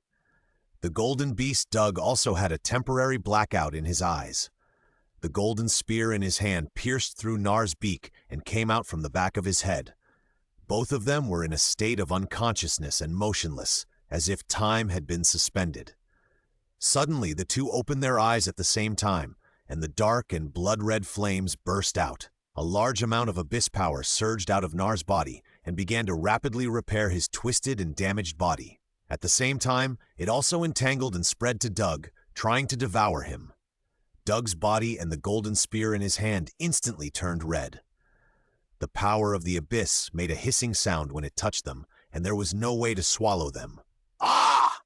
Feeling the scorching heat of the golden spear piercing his brain and the positive energy that made him suffer, Nar screamed in pain, and the Black Death sword in his hand began to thrust in and out subconsciously, piercing Doug's body with holes in the hissing sound and thick smoke. The beast Doug was in pain and madly burst out the energy of the solar furnace in his body while infusing more energy into the golden spear. At the same time, the flames on his body surged, and he held the golden spear tightly with both hands and flew at a high speed against Nar. After a large amount of positive energy poured into the golden spear, the temperature immediately continued to rise, and the spear body slowly broke apart because it could not withstand the terrifying energy. Ah! Nar felt that his brain was being burned to ashes bit by bit. The abyss power in his body was frantically repairing his injuries, but was burned to charcoal by the positive energy on the spear. The two sides began to pull each other, but gradually Nar found that the recovery speed of his injuries slowed down. He had an inexhaustible abyss power in his body, but the speed of repairing his wounds was getting slower and slower, and more parts of his head were burned by positive energy. Nar felt that his consciousness was slowly weakening, and even the movement of the Black Death sword in his hand slowly stopped. Am I going to return to the embrace of the abyss? Nar's consciousness gradually went offline, but at the last moment, he still pushed the Black Death sword in his hand out. This time, the Black Death sword hit the center of Doug's chest, and it was cold to the heart. Bang! There was a bang in the beast Doug's body, as if something exploded. In the starry sky, a red meteor was flying at high speed with a dark figure on top. Suddenly, the entire fiery red meteor trembled violently, and the flames wrapped around it disappeared, revealing the figure inside. The sharp sword in the hand of the black figure was inserted straight into the center of Doug's chest. Nar hit the jackpot with his last sword in the last moment before he lost consciousness. This sword directly pierced into Doug's energy core solar furnace, causing a violent explosion in Doug's body. A huge amount of fluorescent high-energy blood spurted out of Doug's chest, and he fainted all of a sudden. In an instant, two powerful beings went offline at the same time, but it was only temporary. Nar was truly immortal. Every time he went offline, he would slowly revive in the abyss and reappear after a while, but it was uncertain in which universe he would appear in the abyss this time. As for Doug, it was the beast that died, and it had nothing to do with him. The two bodies, both lifeless, continued to maintain the posture of inserting into each other, and continued to rush forward under the action of inertia. There was a yellowish-brown planet on their path. If nothing unexpected happened, the two bodies would be captured by the gravity of the planet and fall into it. On this desolate and nameless planet covered with yellow sand and gobi, there lived a kind of intelligent creature. They were of medium size, with pale skin, no nose or hair, and long ears hanging behind them like pigtails. Although they looked strange, they were still humanoid creatures. They struggled to survive on this desolate land. Food, water, wild animals, and the scorching sun were all obstacles on the road to survival, and could easily take their lives. But even so, their entire tribe still believed in gods, very devoutly and foolishly. Of course, there were exceptions. In the endless yellow sand, a figure was struggling to move forward. He was as thin as a bag of bones, and his skin was cracked by the scorching sun. It was obvious that he would not be able to hold on for much longer. This dying man was called Gear, and he had just made a decision to end his miserable life. Ah! Gear fell motionless in the yellow sand. He had no strength left. He had just lost his last child, who left in pain under the dual effects of the sun's heat and hunger. He had lost 3 children and his wife, including an unborn child. Now, he had lost even the last hope. Damn God! Thinking of his wife and tribesmen who were praising God when they were dying, Gear could not help but roar in his heart. Because of his disrespect for God, he was attacked and exiled by his tribesmen. Now he was tired and had no attachment to this world at all. He just wanted to die quietly. Too tired, Aya? Let me die like this. Gear recalled his beautiful wife, and he wanted to hug her again. No heaven, no hell, let me rest in peace. No need to think, no need to feel, only darkness, only eternal darkness. Please, I just want to die, Nar roared with all his strength. Although he missed his wife, he was unwilling to follow his wife to the kingdom of God she believed in. Even if he was alone in the darkness, he didn't want to have anything to do with God. Boom! Bang! Nar was about to close his eyes and fall asleep when suddenly a roar came from the sky, and then it hit the ground heavily. The violent earthquake trembled and bounced him off the sand, not far in front of him. I can't even... Cough, cough! Let me die peacefully! Gel climbed up from the ground and looked at the huge pit in front of him. What is that? Coming to the edge of the huge pit, Gel tried to look at the bottom of the pit, but the thick smoke made him barely see 2 figures. Gel slowly slid down the hot pit wall. He was a man who wanted to die and was not afraid of any unknown dangers. Gods! They exist! Gel finally saw the things falling from the sky. They were 2 tall gods entangled with each other, one in black armor and the other naked with golden body. They thrust their weapons into each other's bodies, and there was no sound at this time. You have always existed. You have always been in the sky, watching us suffer. Even if we starve to death, we will offer you life-saving food. My Aya will praise you and pray to you even until she dies. But you have never cared about us or responded to us. Why, now I am dying, And you are also dying here. Are you here to be buried with me? Gel emotionally questioned the two corpses of gods and roared. As if stimulated by his emotions, countless small black tentacles suddenly shot out from the black blade in the hands of the black corpse of the god and wrapped around his arm. Ah! What is that? Get out of here! Get out! Gel frantically tore at the black tentacles on his arm, but they got tighter and tighter, and Gel couldn't tear them apart at all.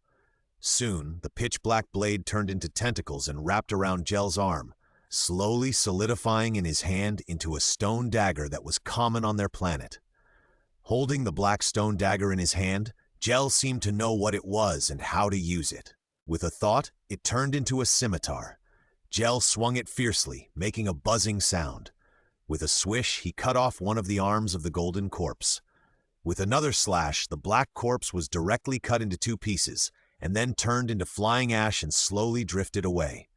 The black scimitar slowly turned into tentacles and sank into Gel's body. He stood in the deep pit, stepping on the blood of the god, and a question slowly emerged in his mind. What if there are still gods? There must be many gods in this world who only accept offerings but don't give back. Gel suddenly had a terrible idea, that is, to kill all the gods and create a universe without gods. Thinking of this, the dark tentacles rolled over Gel, slowly wrapped his whole body, and then turned into a set of dark full-body armor. Flutter? A pair of bat wings like devil wings spread out, and with a slight flap, they took Gel straight into the sky and headed towards the vast universe. Only a golden corpse of the god was left lying there quietly in the huge pit. I don't know how long it took, a noise came from a distance. It was Gel's tribesmen who came. They also saw the meteor that fell from the sky before, and followed the thick smoke column to find it. Ah! God! Some of them ran fast and went down to the bottom of the pit. After seeing the situation inside, they shouted directly. The leader of this tribe quickly let everyone down, and after seeing the tall golden corpse of the god, he knelt on the ground. God! The real God! Everyone knelt down devoutly and did not stand up for a long time. After a long time, the leader stood up and raised his body from the ground and said to everyone, "The god must have been injured in the battle with the devil and is now in a deep sleep. We should invite the god to the tribe and worship him. When the god wakes up, he will definitely protect us." The leader shouted to everyone enthusiastically, "Please invite the Xiao God home. Please invite the god home." Everyone started to get excited after hearing this. Then everyone joined hands to lift the several-ton golden figurine and walked towards the tribe tremblingly. It took 2 or 3 people to lift the arm alone and 3 or 4 people to lift the golden spear. Doug felt that he had slept for a long, long time and slept very deeply and comfortably, but he didn't want to sleep anymore. He had slept enough. He could feel as if he was immersed in the seawater. When he opened his eyes, he found that it was pitch black around him. There was nothing. He seemed to be in the deepest trench. At the same time, he found that all the abilities in his body disappeared, as if they had never been possessed. Am I dead? Where is the supreme wisdom? I remember that I used violence to get rid of the control of consciousness. How did I fall asleep? Did I fail? Doug slowly recalled what happened before he fell asleep and began to worry. Where is this place? Let me out. The voice echoed in this empty space, as if there was no end. Doug began to grope and wander in the darkness. Unfortunately, there was no sense of direction here. He swam for a long time and didn't know where he was. Suddenly, a small dot of white light appeared in the darkness in the distance, which was so conspicuous in this dark world. The light spot immediately attracted Doug's attention, and he paddled his arms and swam towards the light spot. I don't know how long I swam. It seemed like 1 day, or it seemed like 3 days, before I saw the light spot getting a little bigger. Fortunately, there seemed to be no concept of physical strength here, so Doug could keep swimming. I don't know how long it took, but the light spot was getting bigger and bigger, slowly turning into a ball of light.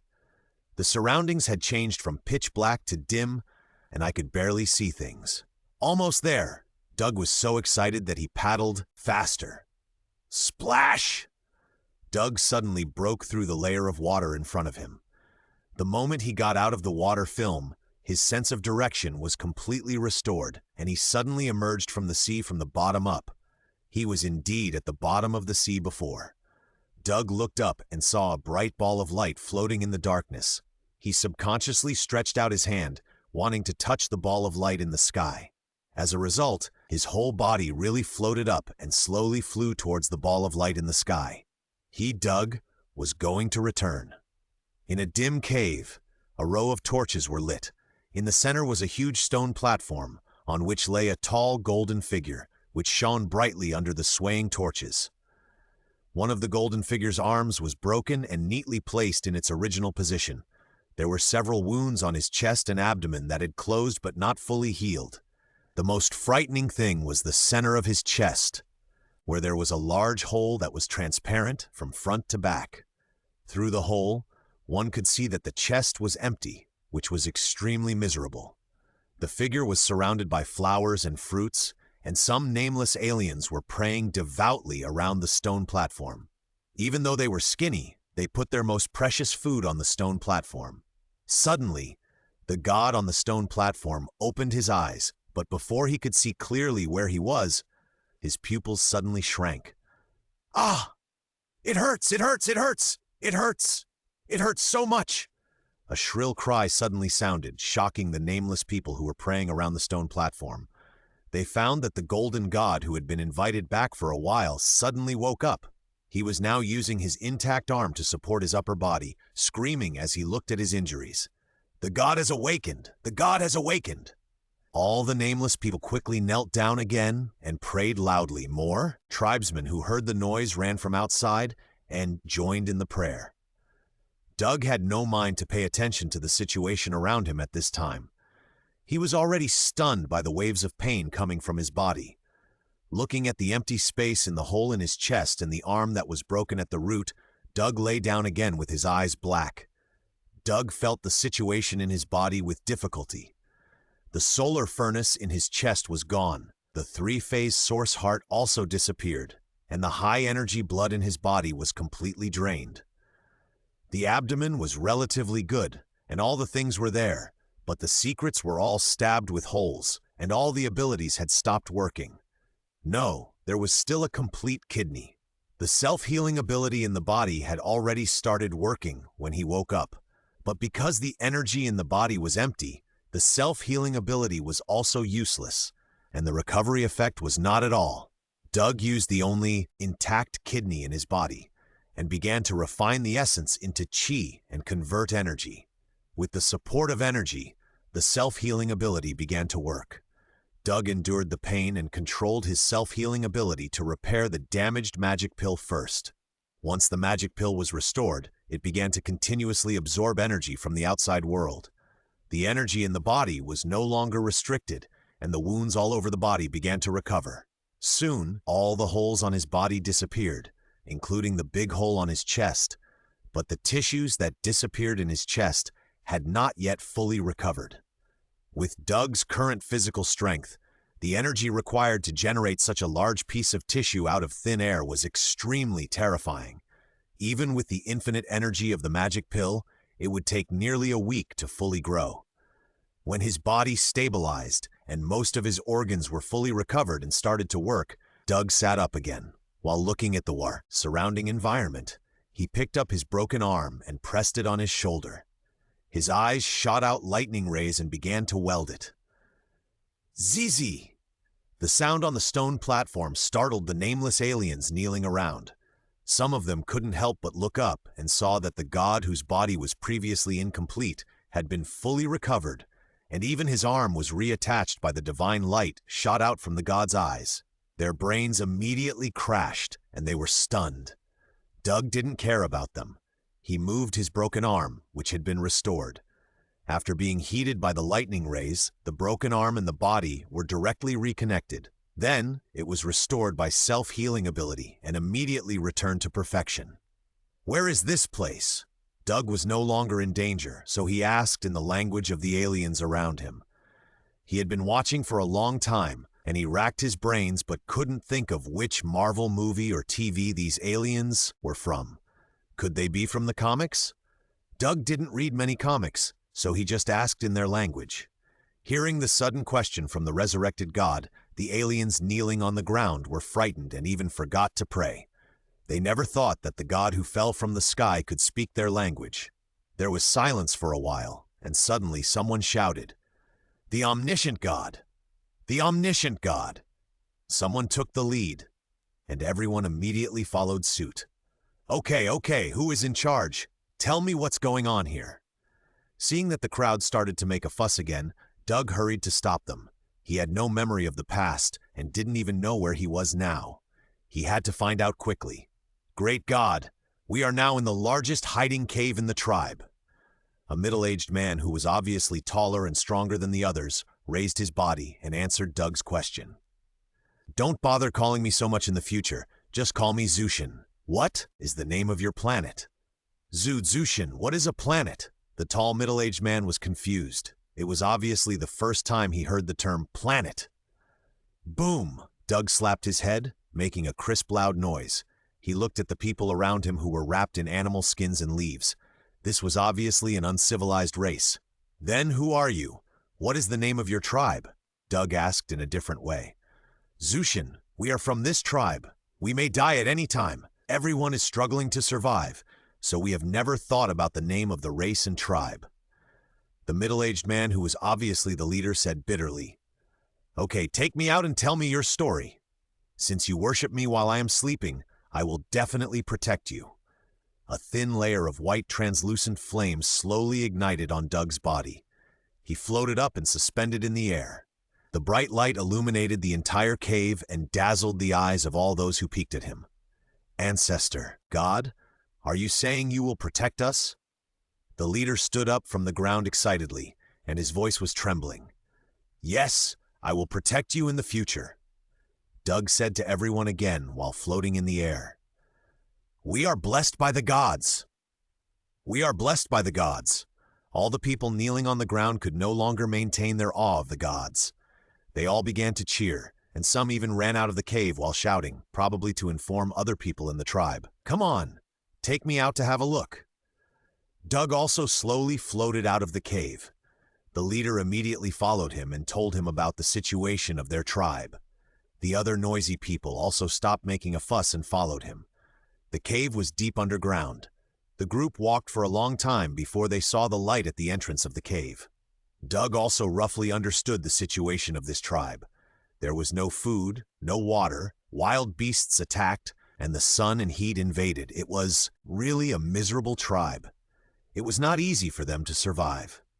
Doug had not seen the sun since he woke up. He could not help but speed up and fly towards the cave entrance.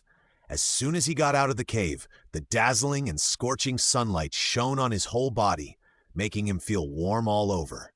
He couldn't help but stretching, but this sunlight that made him feel comfortable could easily kill ordinary humans. Even the natives of this planet could not stay under this big sun for too long. Doug looked at the many figures gathered at the entrance of the cave. The flames on his body gradually expanded and slowly flew into the sky. He looked up at the huge, bright blue star hanging in the sky. Doug shouted to the people on the ground, "From now on, your planet will be called Liang Star, and you are Liang Star people." The people on the ground who understood were stunned. Although they didn't know what the planet meant, they still shouted happily together. This was the name given to them by the gods. "Liang! Liang! Ancestor God! Ancestor God!" Because people couldn't stay under the scorching sun for too long, they all followed Doug into the cave. Even if it was the largest cave in the tribe, it would be crowded after everyone squeezed in. After seeing this, Doug prepared to do the first thing for the Liang people, which was to widen the cave. Doug came to the end of the cave, and thick lightning condensed in his eyes and sprayed it towards the rock wall.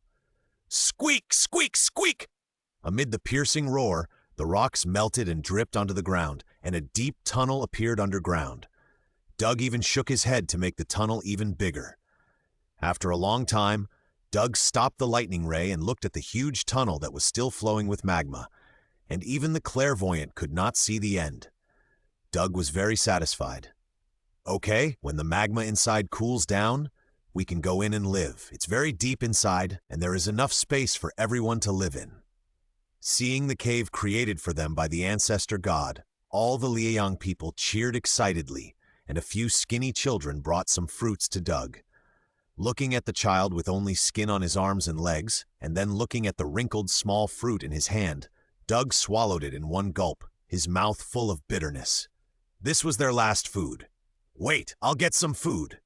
Doug wiped his mouth and flew out with a flash of flames on his body. Only a group of Liang people were left there, imagining with expectation what delicious food the ancestor god could bring back. After Doug flew out of the cave, he rushed straight into the sky and used his clairvoyance to scan the surroundings from high in the air. Anything that can be noticed at high altitude must be a large creature with a lot of meat. Not long after, Doug saw a dark green creature wandering on the ground in the distance. After a closer look, he found that it was a huge monster similar to a dinosaur, but much more terrifying than a dinosaur. It was covered with solid scales and sharp barbs and was more than 10 meters long. This one should be enough for the 100 or so people to eat for a few days. Doug flew directly over, and he was ready to kill it physically, trying not to damage the monster's body. Bang! As soon as the huge monster realized something was wrong, an iron fist fell from the sky and smashed its head. It fell to the ground and twitched. Doug grabbed the monster's long and narrow tail and flew into the sky. In the largest cave of the Liang people's tribe, their newly recognized ancestor god had just left. People were still discussing what food the ancestor god would bring back. Suddenly, a roar sounded. They felt that the whole cave was shaken. What happened? The women and children hugged each other, and the young and strong men subconsciously touched their stone spears. The ancestor god is back. The ancestor god is back. The ancestor god caught a sandbar back. At this time, a cave guard stumbled back while shouting and reporting the news. He was so excited that he almost couldn't walk. How could he not be excited? The sandbar was the most powerful creature the Liang people had ever seen. Every time it appeared, it represented an impending disaster. This terrifying creature could kill their entire tribe. The Liang people were also excited. The ancestor god was really powerful. He had just gone out and hunted a powerful sandbar. They swarmed out of the cave to greet him. Outside the cave, Doug's action of throwing the dinosaur-like creature down from the air more than 10 meters high scared the guards. But when they saw that it was the ancestor god who had returned, someone immediately ran into the cave to report the good news. Doug also learned from the remaining guards that this creature was called Sharon. "Sharon, I'm still scattering dragons," Doug complained in his heart. "Let's go in together. You don't have to guard with me here. Let's eat meat today." Calling the guards, Doug dragged Sharon's tail into the cave. They ran into the fiery sun people who were driven out. Looking at the huge Sharon on the ground, they were frightened one by one, and tears flowed from the corners of their mouths. There were bursts of crying in their stomachs. "Let's go back and eat meat." Doug pulled Sharon past the crowd and walked towards the bottom of the cave. People hurriedly followed. They hadn't eaten meat for a long time. Hunting in this desolate land was not so easy to succeed, not to mention this powerful Sharon meat. The braver children climbed onto Sharon's body, but were frightened by the unconscious twitching of Sharon's muscles and burst into tears, causing everyone to laugh, and the atmosphere was very cheerful. The Liang people had the best day in their history, just like a dream. Their new god gave them a name, helped them expand the cave where they hid, and brought them food to eat for several days. Although these things were simple and trivial, they were miracles to the Liang people. You know, their race has been praying for thousands of years, but no god has ever responded to them. Now, not only did the gods respond to them, but they also barbecued with them in the bottomless tunnel. Doug saw that the magma in the tunnel he shot out had solidified, so he called everyone to enter the tunnel together. After people spread out, it was finally not so crowded. The Liang leader had already started to deal with Sharon's body with his men. Although their stone knives were slow to deal with it, they were in high spirits and dealt with it very seriously. Not a drop of blood or a piece of scale armor was wasted, and all were collected. The Sharon meat was unloaded piece by piece. The female Liang people had already started a bonfire and started roasting it. Under the scorching fire, the meat made a squeaking sound, and from time to time, grease dripped into the bonfire, splashing large sparks. The faint smell of meat slowly began to spread in the tunnel. Whether adults or children, they all sniffed it. Even without any seasoning, the smell of meat was still the most delicious thing for the Liang people who had never eaten enough. The sound of swallowing saliva came one after another in the empty tunnel, and many Liang people were even talking fluently at this time. Doug looked at the people around him and swallowed his saliva subconsciously. He couldn't help but think about how much suffering this tribe had experienced before. Soon, the first batch of meat was roasted. An elderly Liang woman respectfully handed the meat to Doug. Doug picked up the meat and looked at the children around him who were swallowing their saliva desperately. He was embarrassed to eat it, so he wanted to pass the barbecue to the children and let them share it. Unexpectedly, the children were pulled behind by their parents. Doug had no choice but to eat first. The first bite was full of meaty aroma. Although it was not comparable to the barbecued meat with seasoning, it was much better than the bitter fruit he had eaten before. Oh! Seeing that the ancestor god accepted their offerings, the people of Liang cheered, and the roasted meat pieces were distributed one after another. A group of children started eating first. Looking at the way they devoured the meat, it was probably the first time they had eaten meat since they were born. Fortunately, there were several bonfires and the speed of roasting meat was not slow. Soon everyone started eating. As they ate, the people of Liang shed tears and began to swallow more. Looking at the people around him, Doug decided to stay here for a while longer. First, he healed all his injuries, and then tried his best to change the climate and environment on Liang Star to improve the living conditions of the Liang people. They have been struggling on the verge of death and will never be able to develop and evolve. Finally, let's see if the sovereigns can find this place. After Doug woke up, he found that the stone pants had probably been repaired dozens of times and the terminal had disappeared long ago. But he believed that Ayesha would definitely find a way to find him, so he didn't run around. He didn't know where he was now, so he wouldn't run further and further away. The bonfire party lasted until very late, and all the people of Liang had a bloated stomach. They stopped eating only when they couldn't eat anymore. In the end, they even slept with barbecue in their arms. Doug said something to the night watchman and flew out of the cave alone. He felt that something was wrong with the sun in the sky during the day. Now that they were all resting, he could just fly into space to take a look. Bang! A ball of white light rose rapidly into the sky and soon broke through the atmosphere and came into space. Doug continued to fly and slowly saw the true face of the star blocked by Liang Star. It was a huge blue star, shining with dazzling light, illuminating the edge of this dim void zone. There were not many planets in this edge zone, let alone stars. It might be the only star in the surrounding star field, but it was too big and too bright. Even though Liang's star was far away from it, it was still deeply affected by it. It seems that there is no way to change the external factors for the time being. Doug looked at the huge blue star and shook his head. It seemed that the only solution was from the inside. Bang! Doug's body was blazing with flames. He did not return to the Liang star, but wandered in this star field. His goal was the few planets around. It was already a night on the Liang star, and Doug slowly flew back. He wandered in space for a night and visited several planets around before he finally found what he wanted. That was ice, solid water.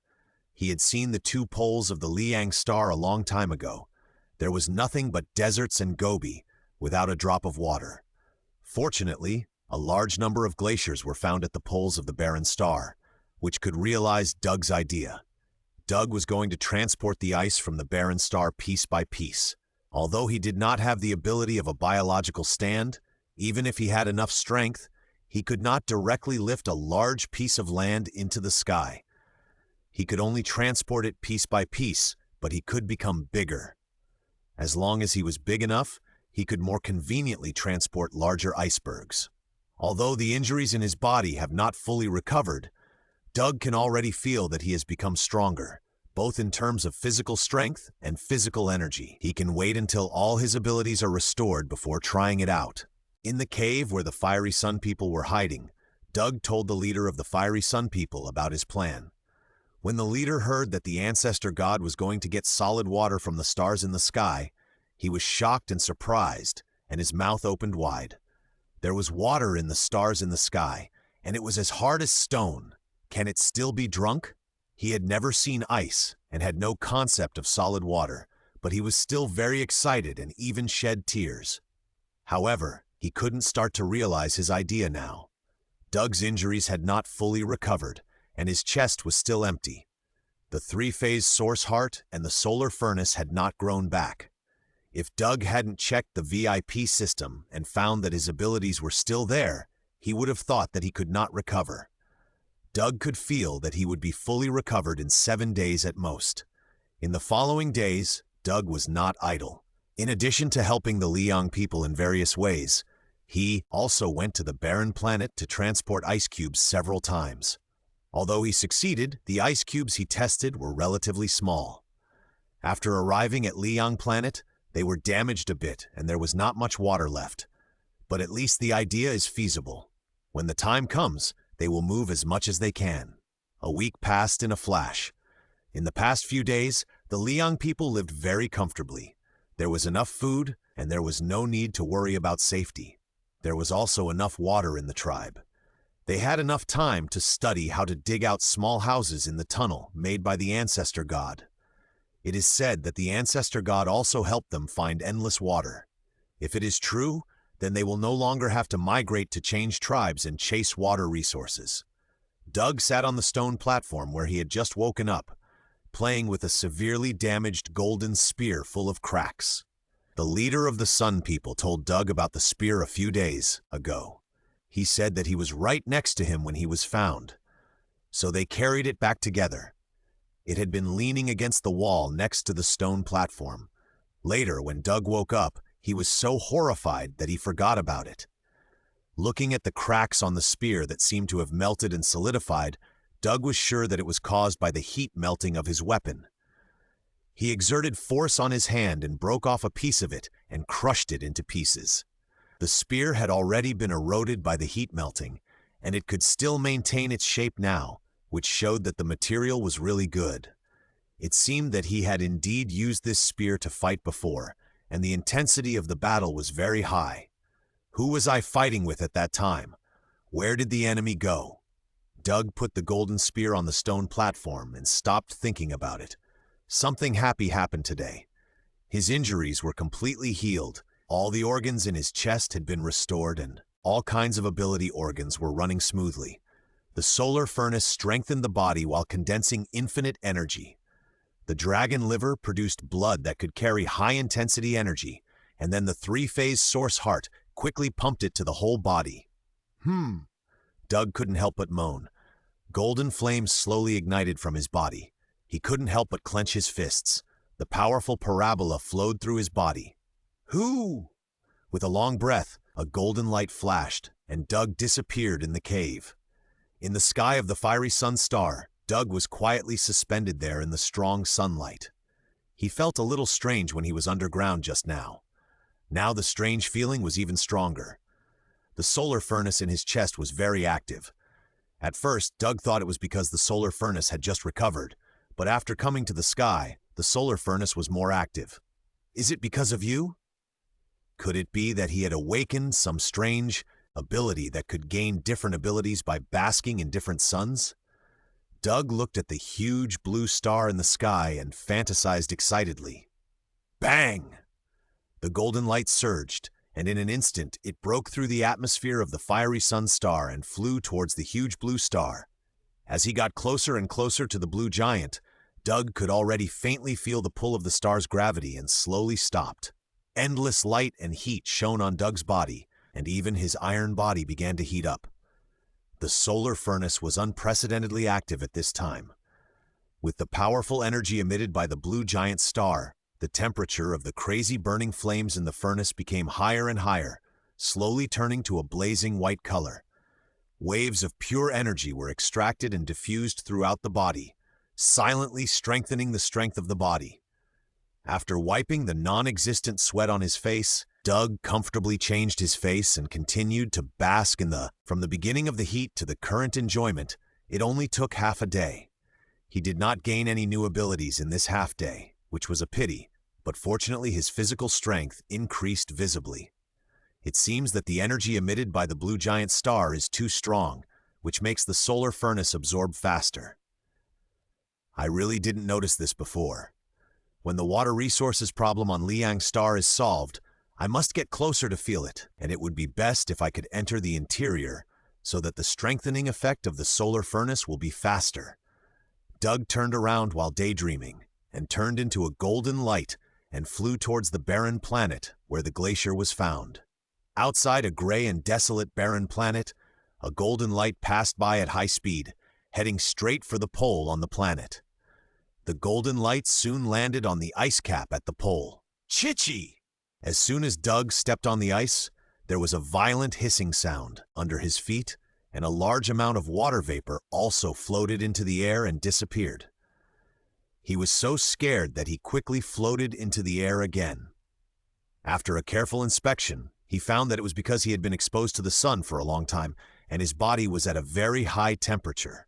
After knowing the reason, Doug jumped directly onto the glacier, letting his body sink under the glacier with a hissing sound, and took the opportunity to take a hot bath. Doug had already thought about how to transport the ice. He planned to use lightning rays to cut the glacier into square cubes of 1 kilometer in size, so that he could barely hold it up at the limit of the power of the giant. If he could hold it up, it would be relatively simple to transport it to space or to a planet. Even if there was loss, a cube of 1 kilometer in size could leave a large piece of ice. How many stages can Doug open at the limit of the power of the giant now? 7 stages. After having the heart of the earth, Doug's regular combat form is the 4th stage of the power of the giant, which can be used for a long time on the ground. The 5th stage can be used as a short-term burst, and the 6th stage is the limit state, which can only be used for a few minutes. Later, after more than 10 years of slumber in the asteroid belt, with the continuous strengthening of the iron body and the solar furnace, he was very close to breaking through the limit of the 6th stage. This time, when he woke up from his slumber, his body was a little stronger in all aspects, and that limit was finally broken. He can now reach the 7th stage of giant spirit power with all the energy in his body. Although it can only last for about 5 minutes, it is stronger than the aliens in the M78 nebula. How big can the 7th stage of giant spirit power become? It is more than 160 meters, which is among the best among all the aliens in the M78 nebula. As for the increase in strength, it is far beyond that race. After all, the giant spirit power is mainly used for strength blessing. With the output of energy super burning limit compression flight thrust, it is not a problem to send giant ice blocks into the sky on this barren planet with low gravity. Doug flew to a high altitude, and his eyes shot out blazing lightning rays and began to cut on the glacier. He shook his head and wrote a field character that was almost 2 kilometers long horizontally and vertically, then drilled into the ice layer 1 kilometer away and cut horizontally and got 4 giant ice cubes. It was not easy to get it last time, so he planned to transport a few more at a time. After the ice cubes were cut, Doug went directly to the bottom of the ice cube and took a deep breath. Giant power 7th stage, open! Boom! As Doug shouted, his body began to expand rapidly. In an instant, a giant over 160 meters tall appeared under the ice cube. He crouched there, squeezing and pushing up the ice layer above to continue rising. On the glacier outside, a piece of ice cube slowly rose out. Whew! The golden giant took a few deep breaths, and the energy in his body that had been consumed was slowly replenished. His hands tightly supported the ice layer above, and at the same time, the energy in his body exploded. Bang! The golden flame torch suddenly exploded, enveloping the giant's entire body, continuously emitting energy and supporting the giant to rise. Rise! Boom! The entire ice field was almost shaking. A huge ice block with a size of 1 square kilometer on the ice surface slowly rose up. Amid the rumbling sound, the ice block rose higher and higher, and finally it was more than 1 kilometer above the ground. It turned out to be a huge cube. What was even more shocking was that under the huge ice cube there was a little man with golden flames burning all over his body. At this time he was holding his back with his hands, struggling to support the huge weight of the ice cube. Ah! Amid the little man's roar, the ice cube did not stop rising, but rose up and up again unswervingly, and its speed continued to increase continuously, rising from the ground like a rocket and rushing into the sky. As the speed increased, the huge body of the ice cube began to rub violently against the thin atmosphere on the barren planet. The outermost layer of ice began to slowly melt, and the loss had begun. It took Doug about 3 minutes to finally send the ice cube into space. However, it could no longer be called a cube. The ice had melted and shrunk, and was turned into an irregular sphere by the high temperature and friction. Ah! Doug didn't care to check the damage at this time. He lay directly on the ice ball floating in space, and his body shrank rapidly to its normal state like a deflated ball. Doug was panting like a dead dog, sticking out his tongue. He was too tired, so damn tired. The continuous physical consumption of the 7th stage of the giant spirit and the double pressure of this dead labor made him completely withered. Che! Doug just turned over, and as soon as his chest touched the ice, a small pit was burned out, sinking his whole body into it. The solar furnace running at full power had already heated his chest to an unimaginable temperature. After climbing out of the small pit, Doug flew to the sunny side of the ice ball, lay down and began to bask in the sun to recover his strength. He wanted to rest and calm down his excited mood. There were still 3 ice balls below that had not been brought up. Not long after, Doug had almost recovered, and he directly re-entered the deserted planet and repeated the transportation process to transport another ice ball up. Doug, who was exhausted, pushed the 2 ice balls together, melted a part of the connection point between the 2 balls, and then waited for it to freeze naturally so that the 2 ice balls were not so firmly connected together. After working hard for most of the day, he finally transported all the ice cubes to space. At this time, the 4 ice balls were linked together like a string of huge candied haws. Doug, who was exhausted, looked at his masterpiece and instantly felt a lot more relaxed physically and mentally.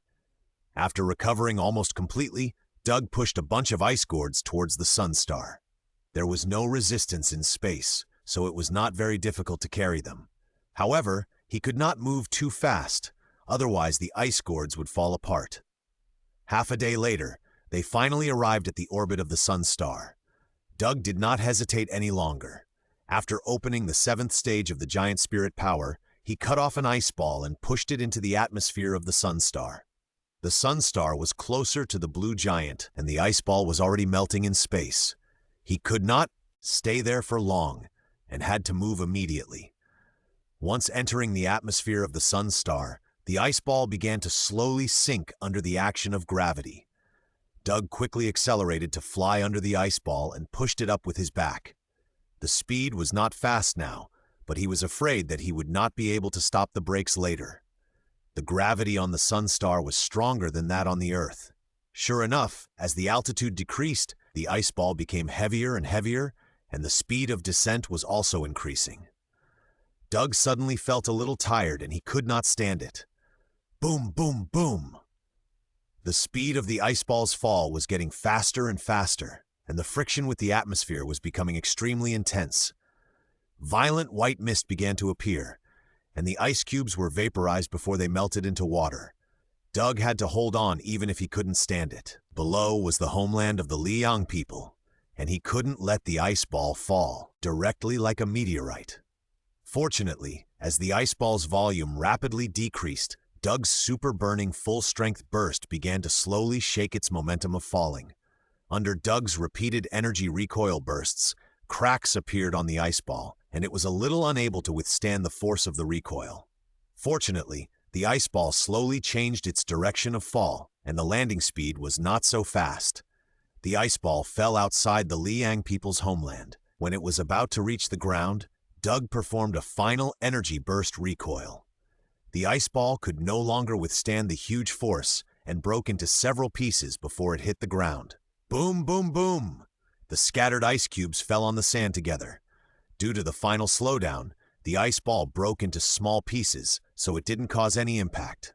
After Doug landed on the ground, he ignored his physical fatigue and immediately released the power of the giant spirit. He controlled the heart of the earth to quickly recover his almost exhausted physical strength, and used the power of the earth to tear a deep gully on the ground, swallowing up all the ice cubes of all sizes scattered on the ground. Exposed to the sun on the ground, these ice cubes can't last long, but if they are deep enough underground, they can be preserved for a long time. With the full recovery of the heart of the earth, Doug has completely recovered. At this time, the people who were hiding from the scorching sun in the cave also rushed over following the huge movement. After seeing them, Doug didn't explain to them for the time being and asked them to go back to the underground and wait. There were still 3 ice balls in the sky. If one of them had an accident when it landed, it would be bad if it hit someone.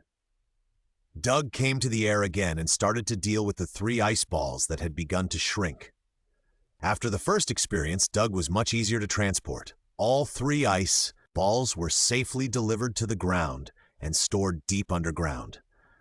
The loss was only half, and half of the ice was preserved, enough for the Liang people to use for a long time.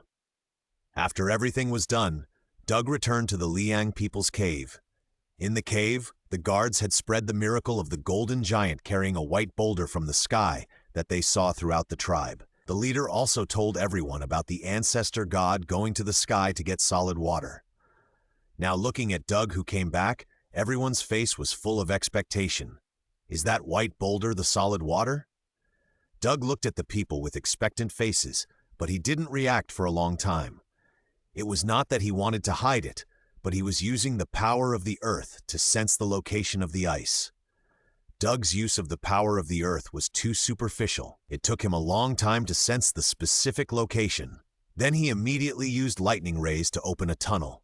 Compared with using the power of the earth to expand a tunnel, this direct method is simpler. After the tunnel was opened, a cold white gas immediately spread out. The leader of the Liang people who followed Doug immediately shuddered. The Liang leader, who had been threatened by the sun all his life, had never experienced the feeling of coldness. He looked at Doug with shock. "Come on, follow me in and take a look." Doug took the lead and walked into the tunnel. Chaotic footsteps sounded in the narrow passage that was just 1 person tall. Doug took the leader of the Liang people and several managers to see the ice reserve. This small tunnel that was diagonally downward was only a few hundred meters long. The temperature dropped as you walked in. Several Liang people were shivering with their necks shrunk. It was obvious that they had no resistance to the cold, which meant that they were relying on their strong physique to hold on. Finally, under Doug's leadership, everyone walked out of the tunnel and came to a huge and empty underground cave. A large white mountain stood in the center of the cave. The white cold air emitted by the iceberg kept floating in this space and could not dissipate for a long time. This underground cave was directly created by the power of the earth deep underground, which can keep the temperature low for a long time so that the ice will not melt. Several people from Liang opened their eyes wide, spewing white mist from their mouths, and looked at the iceberg in front of them in shock. Fortunately, they had sparse hair, otherwise their bodies would probably be covered with frost. Doug looked at the blue faces of the group of people and knew that they could not stay here for long, so he picked up a half-human-sized ice cube from the iceberg and took them away quickly. Back in the cave, all the people from Liang were attracted by the white stone in the hands of the ancestor god, and they gathered around and chattered about it. Doug told everyone that this was ice water after solidification and took off small pieces for everyone to taste. It was the first time for the Liang people to see ice. They carefully put it into their mouths. The cool feeling of the ice stimulated their mouths, and their tongues kept moving until the ice melted. The cool feeling made all the Liang people unable to stop. Doug, with a light in their eyes, seemed to be unsatisfied. "These ice cubes are enough for you to use for a while. I will bring you some more when they are almost finished," Doug said to all the Liang people in the cave, causing them to exclaim. However, the Liang leader still found a few people to guard the entrance of the tunnel, obviously not wanting the tribe to waste everything the ancestors had done for them. After everything was done, Doug suddenly felt physically and mentally exhausted. He was tired for almost a day. He just wanted to have a good sleep now. After saying hello to the Liang people, he turned into a golden light and rushed straight into the sky. He came to the most comfortable position outside the blue giant to bask in the sun. He closed his eyes and floated in the space and began to sleep. Doug slept for 3 days and 3 nights. When he woke up, he felt refreshed and energetic. Even his physical strength and total energy in his body had increased to a certain extent. He was so happy that he stretched lazily and returned to the tribe of the Fiery Sun People. Doug found that the Fiery Sun People did not slack off or degenerate because of the food, water, and safe shelter he brought. Instead, they began to develop handmade products because of the sufficient food and safe environment. Many people picked up melted and solidified stone ores in the tunnel and made some sharper weapons. With a stable living environment, they have begun to think about the future. Doug watched quietly, without saying anything, and was not going to teach them the technical skills of boiling water from scratch. There was not enough water in this broken place for people to drink. It was better to wait for the sovereigns to come and directly assist them. It was strange that Doug did not find other Fiery Sun people or intelligent creatures on the Fiery Sun star. There were only more than 100 people in this cave on such a large planet. This was too unscientific, as if the existence of this tribe was to welcome his arrival. Seeing that the Sun people were all stable, Doug went to space again and began to bask in the sun. He loved this way of becoming stronger little by little, just by basking in the sun. In the following days, Doug spent most of his time basking in the sun, and occasionally went to Sunstar to see if there was anything he could help with. During this period, Doug also used his mouth to blast the words "sovereign" in the universal language of the universe on the surface of all the barren stars in this star field. The words were so big that they could be seen clearly from outside the space. In this way, as long as someone could come to this star field, they would definitely find the traces he left here. In this way, Doug entered a leisurely life of basking in the sun and sleeping every day. He rested for nearly a month. He thought it would continue like this until the sovereign people came to find him. And then something strange happened. Doug was sleeping that day, and suddenly a small yellow light appeared behind him. The light slowly expanded and expanded, opening a yellow portal with sparks, and then a translucent big hand stretched out from it, grabbed Doug's body and pulled him in. Ah! Doug was startled by the movement on his body and suddenly woke up.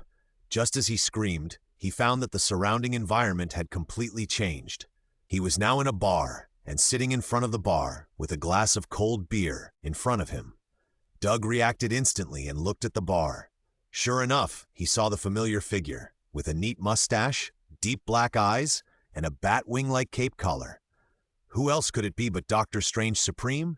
He was exactly the same as before. But why did the doctor hold a stone staff as tall as a person in his hand? Doctor! Doug didn't care about that and stood up excitedly.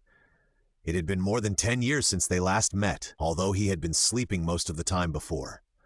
Doug, it's nice to see you again. Seeing that Doug had come back to his senses, the doctor raised his glass to welcome him. Doug also picked up the cold beer on the bar and drank it in one gulp. He hadn't drunk beer for a while. Doug, I need your help to come back this time. The doctor put down the wine glass and directly stated the purpose of summoning Doug back. Doctor, have you reached that level? Doug was a little excited. After the doctor could wander around freely, he could quickly become stronger through the doctor. Not yet, but it will be soon. This is why I need your help. The doctor picked up the wine glass and took another sip and began to tell the story. After you were exiled by the frog, I began to slowly contact the magic world that I discovered with you. The doctor began to tell the story slowly. When he was exploring the magic world, he accidentally discovered a floating city flying in the void. Dr. Strange found that the floating city was actually following the space traces left by him when he used the forbidden summoning technique before and slowly flew towards his current location. He was shocked at the moment, and at the same time he was full of interest in this floating city. After the doctor locked the floating city, he used the forbidden summoning technique again, abducted a weak, intelligent life from it, and directly absorbed his memory. In an instant, a new door opened for the doctor. Doug listened to the doctor's story while drinking the beer that he could never finish. The stories of the wizards were much more exciting than his ordinary life. Through the memory of that intelligent life, the doctor truly understood everything about that world. It was a brilliant, magical world, with traces spanning multiple multiverses, where everyone respected magic, and powerful wizards also controlled everything in the world. No matter what your background is, as long as you have talent, you can embark on the path of practice by learning magic knowledge and thus master extraordinary magic power. The most powerful group of wizards are called Great Wizards, who are great beings who control the power of heaven and earth in mortal bodies. The Great Wizards are said to be able to stand shoulder to shoulder with the gods. Each of them has endless knowledge and wisdom. They are only obsessed with studying magic, studying the nature of the world, and pursuing all truths. It is said that the Great Wizards have created various spells with magical effects, and there are many spells at the rule level of time, space, or life. This made the doctor excited. After a clearer understanding of the way spellcasters in this world cast spells, the doctor began to praise it even more. The magic of the wizards in this world is completely controlled by themselves. It is their own magic. They can directly communicate with the power emitted by the source of magic in the world, and then use them through the practice and construction of magic. When talking about this, the doctor was very excited. This is completely different from the magic system he practiced. To put it bluntly, the magic he practiced was borrowed from various gods or great beings. It does not belong to his own power. Moreover, if you borrow, you must pay back. If you use other people's magic power, you naturally have to pay some price. So his magic system is essentially just As for the price to pay for using magic, it depends on the strength of the magic cast and whether the one who borrows the magic is kind. After using the dark magic of some evil gods, even the soul will be eaten up. The doctor took a sip of wine and continued to tell how the true wizards who only pursued the truth devoted themselves to research, mastered the wisdom and magic left by their predecessors, and even made some improvements and enhancements to these magics. Some people with extraordinary talents even created new magics that belonged to them and passed them down, which made the entire magic empire more and more glorious. After telling the story for a long time, Dr. Strange suddenly grabbed the stone staff next to him and paused on the ground, making a dull sound. Doug, through the memories I got, I officially stepped into the practice of this magic system, and I have reached the limit of what I can touch. If I want to go one step further, I need more knowledge. The doctor suddenly said something shocking, saying that he had become a true wizard. He kidnapped a lot of intelligent creatures from the floating city through the forbidden summoning magic, but unfortunately, they were not particularly powerful. Their knowledge was limited and could not allow the doctor to directly break through to the level of a great wizard. Moreover, because of the large number of forced summons by the doctor, it soon attracted the attention of the wizards in the floating city. They immediately stepped up the development of a counter-magic. The doctor's forbidden magic began to have no threat to the intelligent creatures in the floating city. Sure enough, only magic can fight magic. Ahem, doctor, you changed your job from a wizard to a wizard? Doug was shocked and choked on his beer. This news was too surprising. The Supreme Wizard took another path of magic, a path that he had never imagined. It's not a job change, it's a combination of both. I use whichever one is more useful. Look at this staff. This is the weapon of the mountain giant before. I used the magic knowledge of that world to refine it into a magic staff. It's quite easy to use. The doctor raised the stone staff in his hand and then put it on the ground. The huge weight made Doug feel that the ground shook. The doctor was obviously very satisfied with the new magic system and magic items.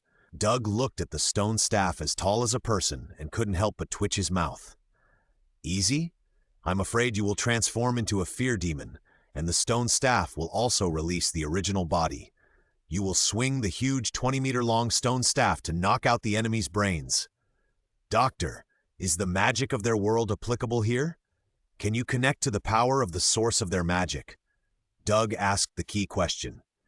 With countless universes between them, I'm afraid that no signal can be received. This is indeed a problem, but I have solved it, the doctor said and gestured to open the Eye of Agamotto on his chest.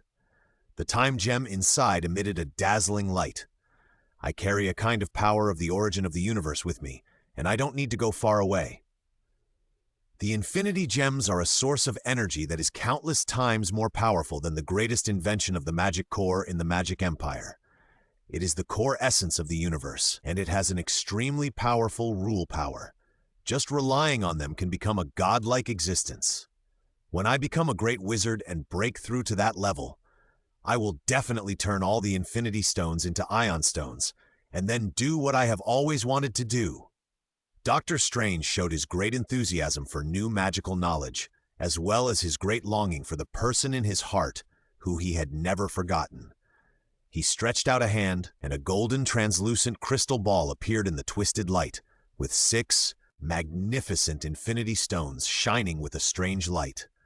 Doug, after I'm promoted to Grand Master, I will be able to completely reach the realm of Frog Map.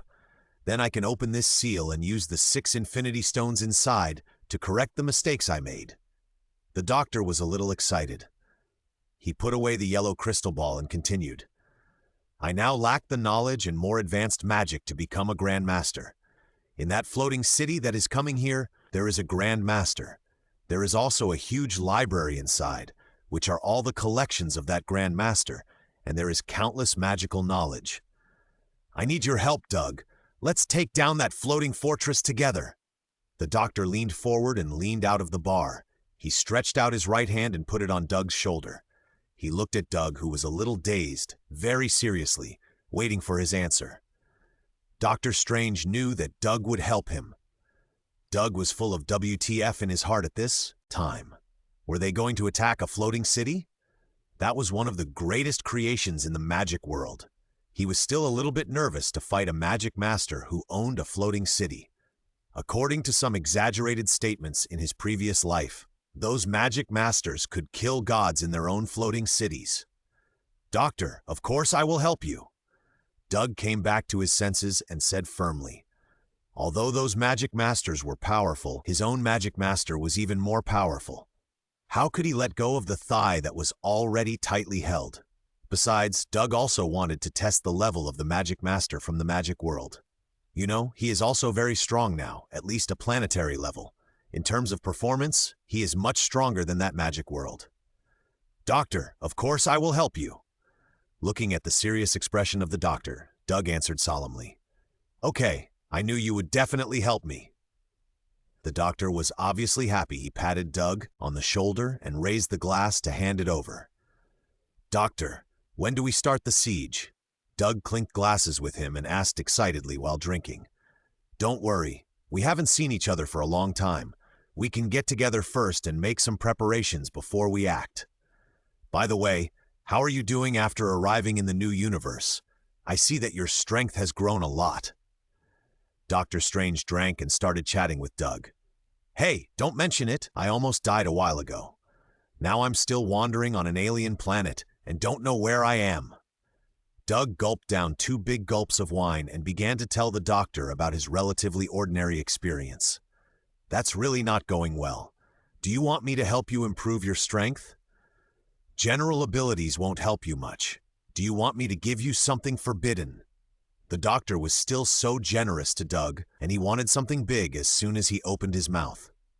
Doctor, don't be in a hurry. Let me think about it. I have some immature ideas. When Doug heard that the doctor wanted to help him improve his strength, he immediately thought of the happy times when the two of them swallowed together. However, forget about the taboos mentioned by the doctor. He still had some other ideas. This time he must summon a person with a higher level of combat power. The first thing Doug thought of was the abilities of Superman and Saiyan. Superman could also separate Doomsday, who could be resurrected. However, Superman's ability to become stronger by basking in the sun overlapped with his solar furnace, so Doug was going to choose between Saiyan and Doomsday. But Doug thought about it carefully for a long time, and finally thought about it and chose Saiyan. It would be funny if he really summoned Doomsday but couldn't beat him. It's still easier to swallow a Saiyan, and how cool it would be to be able to transform. The doctor looked at Doug, who was thinking there, sipping his wine slowly. Could Doug know some other different universes? The doctor was getting more and more surprised, wondering which world he could open this time. "Doctor, I've made up my mind." After a long while, Doug finally came back to his senses. "Is it another new world? You always bring me some surprises." The doctor made a spell with his hand, and the two of them came to the huge training room in the midst of a transformation. "Doug, tell me the information about that world. The more detailed you are, the faster I can search for it here." The doctor started to cast the forbidden summoning magic. The scarlet magic energy jumped at his fingertips, and a huge magic circle exuding an evil aura slowly formed. "Doctor, that world is at least at the multiverse level. There are 12 universes in a group. The target universe is called the 7th universe. There is a planet called Vegeta on it. Doctor, you have to choose a time period when it still exists. There live aliens with tails called Saiyans on it. Doctor, you can find a slightly stronger one." Doug quickly told the doctor all the useful information. Since the doctor already knew that it was another alien universe, there was no need to hide it. "Well, is there a time requirement this time? That will be more troublesome to search." Doctor Strange sat cross-legged in the void, and the eye of Agamotto on his chest had automatically opened and shone brightly. He had already used the power of the magic circle and the time gem to search in the long river of time in the alien universe. After a long time, Doctor Strange suddenly opened his eyes that were shining with light. "Found it!" The doctor shouted, and the magic formula on his hand changed. The magic circle immediately shone brightly, and a humanoid creature slowly began to emerge, and the sudden loss of a low-level warrior on the distant Vegeta star, but no one cared. For a nation like them, that is, always fighting, the disappearance of a few people is too common. As for the higher level, no god found any trace of the doctor. The Saiyans, a warlike nation, are villains in the universe. No one cares about them, except for a certain frozen demon. In the training room, the scarlet light in the magic circle gradually dissipated, and a Saiyan with an exaggerated hairstyle and a long tail appeared there. He was confused by the sudden change of the environment, and a golden figure appeared in front of him in an instant, knocking him to the ground with a blow. Doug didn't say anything more, and directly launched the soul-devouring, just a low-level soldier. The blue aura enveloped the figure of the Saiyan, slowly transforming his body into a ball of blue energy, and then suspended in the air, slowly becoming motionless. Doctor Strange waited for a while, and the blue light ball was still there motionless. Did Doug's devouring go wrong? It shouldn't be. The doctor couldn't figure out what was going on for a while. There was actually no problem with Doug's soul devouring, but the target of this devouring was a little wrong. After Doug successfully devoured, he immediately searched on the ability list. But after flipping through it from beginning to end, he didn't find any abilities like Super Saiyan or important things related to transformation, S-cells. Doug was confused and looked through it again, but still couldn't find it. How could it be possible? Isn't S-cell an ability?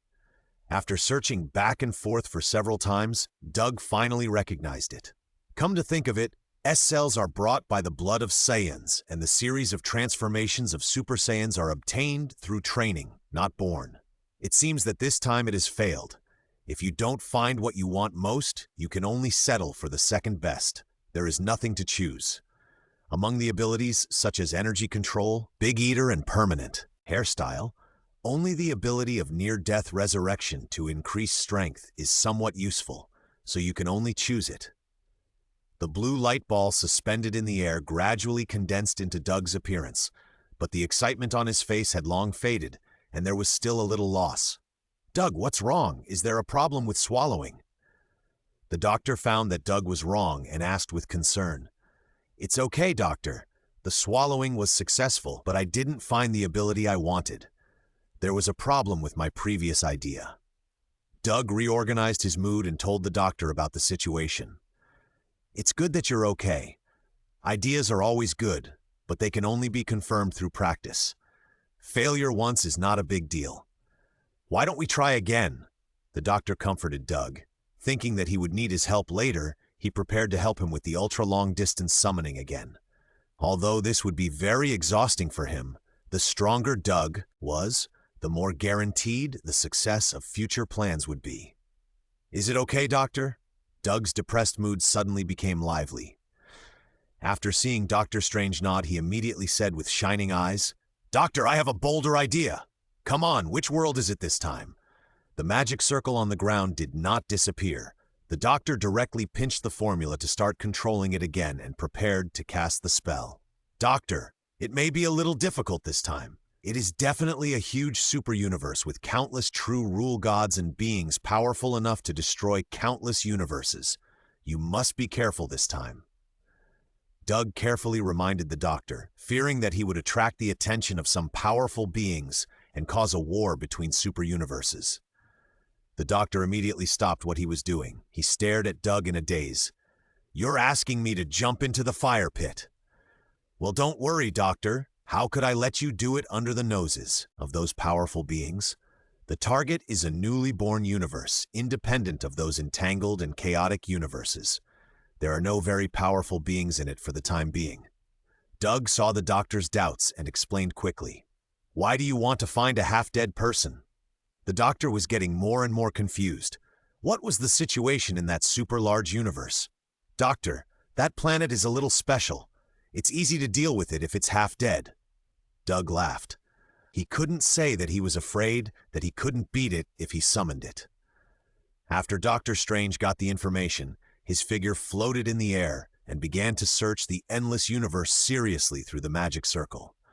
He was jumping with scarlet light all over his body. His brows were constantly frowning, and the aura on his body was becoming more and more evil. This summoning light search lasted for a long time. Doctor Strange kept his posture and floated in the air. The cloak behind him fluttered without wind, and his aura became stronger and stronger. After a while, just when Doug thought he had failed, the doctor suddenly whispered, "Found it! What a spectacular world!" The doctor exclaimed, and then activated the time gem. Obviously, he had entered the smallest universe and found the location of Krypton. Now he was looking for the right time. Doug held his breath and didn't dare to breathe, for fear of affecting the doctor's performance. After all, it was a world similar to the super-universe he was in now. Time passed slowly, and there were some beads of sweat on the doctor's forehead. His already pale face was now even paler, and with the dark circles under his eyes, he looked like a ghost. But the scarlet light in the magic circle became more and more intense, and it seemed that this summoning was successful. The doctor slowly floated down from the air to the ground, staggered, and almost lost his balance, and Doug quickly helped him up. The light in the magic circle also gradually faded, and gradually a charred human figure lying on the ground appeared. Although the man's body was burned to charcoal, he was obviously still alive. "I'm fine. Go quickly. He can't hold on for much longer." The doctor stood firm and urged Doug to swallow it quickly and not miss the opportunity. "Okay." Doug responded quickly, and the whole person turned into a golden light and flew over, even using superfuel flight. Instantly arriving in front of the charred figure, Doug turned directly into a stream of orchid light and wrapped it up. The dying Kryptonian had no reaction at all and was assimilated by the blue light into a ball of light. "Wow, this time I really got rich. Kryptonians are really full of treasures." Looking at the luxurious ability list in front of him, Doug couldn't help but exclaim excitedly. Star power, star endurance, star speed, these powerful basic attributes are evolved under the gravity of Krypton, which is millions or even hundreds of millions of times that of ordinary planets. Resistance to force field, the biological stance evolved by Kryptonians in order to survive better in a supergravity environment, can maintain the integrity of the body's basic particles to prevent collapse, and has strong ductility, allowing them to use everything except themselves normally. Radiation absorption. Maintaining the force field for a long time requires a lot of energy, and ordinary food cannot provide so much energy at all, so Kryptonian cells have also evolved the characteristics of absorbing radiation. Moreover, specific solar radiation can continuously strengthen the body of Kryptonians, strengthening their strength, speed, physical strength, and body strength in all aspects, and there is no upper limit. The absorbed and stored solar radiation can be converted into other forms of energy for use when needed. Kryptonians have too many abilities, and each one is very powerful, which dazzled Doug. But Doug still locked on to the most core ability of Kryptonians at once. With this ability, although Doug cannot immediately become as powerful as Kryptonians, his upper limit can become truly unlimited like Kryptonians. After selecting that ability, Doug immediately continued to devour it, and came to the huge Bagua furnace again. The scorching flames slowly filled the entire space, and the refining began. This time it lasted longer than before. It might be because his physique was too strong now, or it might be because the ability he chose this time was too buggy. The flames in the Bagua furnace began to show 3 colors in the end. The scorching temperature was probably not much less than the core of the sun. Doug was not happy or resentful, so he endured it silently so that the Bagua furnace would not confront him again. After this success, he would really be invincible. This time, the blue light ball was quietly suspended in the air for a long time. Just when Doctor Strange was wondering if there was a problem again, the light ball finally began to change and slowly condensed into Doug's figure. "Huh!" Doug cried out in pain as soon as he appeared, holding his chest. He felt that the energy in the solar furnace in his chest was quickly sucked away by his whole body. The strong suction made the operation of the solar furnace not very smooth. The solar furnace used to work by absorbing external thermonuclear energy and then condensing it together to continue burning. The overflowing energy would slowly strengthen the body's strength. After the body was strengthened, the solar furnace could condense more energy, and the two complemented each other. But now it was different. Doug could feel that every cell in his body seemed to come alive. They opened their mouths wide and devoured the energy in the solar furnace like a monster that could never be full. "Is there a problem, Doug?" Seeing Doug's uncomfortable expression, the doctor hurried forward to help him. One of them was pale and sweating, and the other was holding his chest and choking. They looked like 2 sick people. "I'm fine, doctor. The swallowing was successful. It's just that the operation of the new ability requires the radiation energy of the star, which is not here, so it has some impact on the body." Doug figured out that the radiation absorption ability of Kryptonians would cause cells to automatically absorb radiation energy, but there was no sun in the training room between the cracks of the universe's crystal wall. Instead, the solar furnace in his body was a small sun, so it was absorbed crazily by cells all over his body. "I'm glad you're okay. How about I send you back to that universe first, so you can get used to your new abilities?" It just so happens that we made quite a commotion this time, and Frog will probably be here soon. I don't want to face him directly now. The doctor seemed to be exhausted and wanted to have a good rest. "Of course, taxi. By the way, Bo, can you send me to a specific location?" Doug suddenly thought, could he just ask the doctor to send him home directly? "Of course, any place in the universe you are in is fine." The doctor said as a matter of course. "Doctor, then Sovereign will be fine." Doug was instantly excited. "It's great to have a wizard friend. Go ahead, I'll find you when the time comes." Doctor Strange waved his hand, and a golden spark portal slowly opened. Across the way was a planet that Doug was quite familiar with. "Okay, Doctor, remember to find me anytime if you need anything." Doug waved his hand while flying into the portal, already covered in golden flames. After Doug left, Doctor Strange Supreme also waved his hand to remove the portal, and then disappeared. After a while, a voice suddenly sounded. "Steven, what did you do again?" A bald head suddenly appeared in the void, but unfortunately there was nothing in this place. In the space outside Sovereign, a small golden spark suddenly appeared. The sparks became more and more, and a circular portal was propped up with crackling sounds. A golden light shot out from it. It was Doug. When he came out of the portal, he felt a sense of relief in his body. The pressure on the solar furnace on his chest was reduced by half, and his body cells automatically began to absorb the radiation energy released by the star in this star field. Doug moaned comfortably. The feeling between the cosmic crystal walls was not strong just now. Now that the cells have enough stellar radiation to absorb, he suddenly felt warm all over his body. The hunger in his body disappeared. The cells silently absorbed the stellar radiation that filled the entire space, and the solar furnace also started to burn and operate normally. At this time, Doug even forgot to return to Sovereign. His whole body was wrapped in golden flames, and he slowly flew towards the star. The closer he got, the more satisfaction Doug felt in his body. His body was like a sponge, absorbing more and more radiation energy. At the same time, his physical fitness was also in all aspects, and he could feel that he was getting stronger slowly. The new ability did not directly change Doug's strength. It might be that his basic quality was not as abnormal as that of the Kryptonians, but it made him become stronger several times faster, and the upper limit was almost raised to the top. Doug lay comfortably in the space and basked in the sun. At the same time, he opened the VIP interface. Sure enough, a new ability with a brilliant color had appeared in the list. Anode True God, absorbing the radiation energy of the star at all times and storing it in the body cells. The cells will continue to consume energy to strengthen the body's strength, power, speed, and physical strength in all directions. It can also convert the stored energy into other ways of use. Sure enough, there is no upper limit. Doug felt that his body was still getting stronger little by little, and he couldn't help but feel happy. In the future, he really had to find a way to settle down in the star.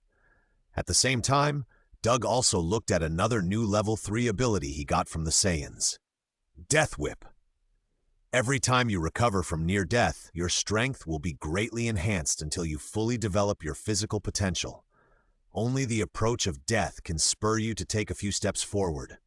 Hehe, although there are limitations, my physical potential seems to have no end. Ha! Doug was basking in the sun comfortably, grinning foolishly there. He wanted to bask in the sun like this forever, but unfortunately, a sovereign warship was slowly approaching in the distance. As soon as Doug came out of the portal, he was discovered by the detector outside the sovereign planet. At that time, Ayesha was still checking her personal terminal in the temple. She had not been out recently and had been waiting for news from several search teams. Suddenly, a maid sent a message that the ancestor suddenly appeared just outside the orbit of the planet. Ayesha didn't believe it at first. She had been looking for so long and hadn't found it. How could it suddenly appear?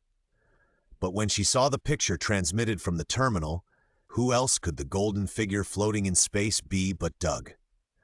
Ayesha immediately got on the battleship and headed towards Doug's position. As the sovereign warship approached, Doug also noticed it. He controlled his body and slowly went forward. He skillfully came to an open hatch and flashed into the warship.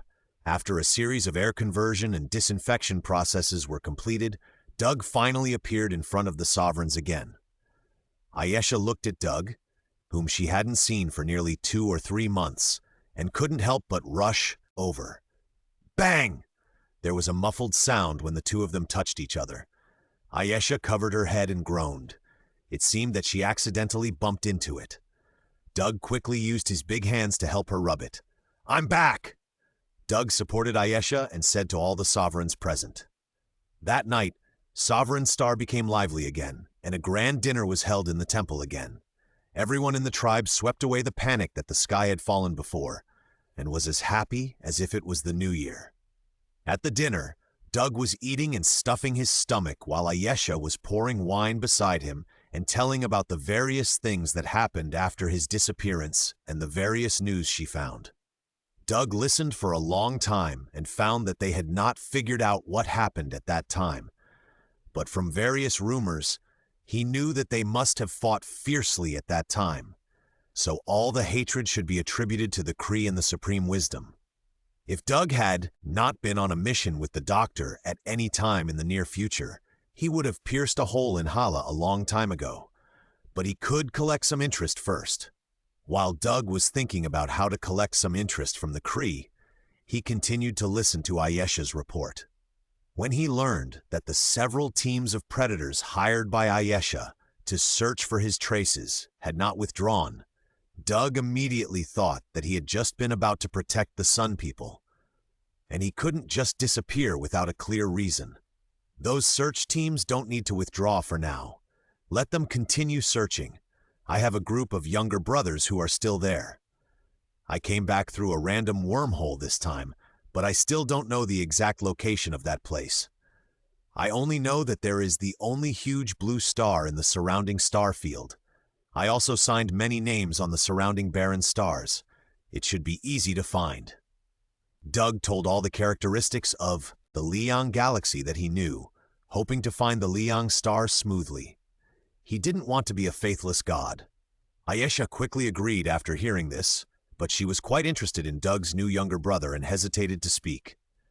Doug ignored him. When she met the Liang people, she would have no doubts. The banquet lasted for another half a day.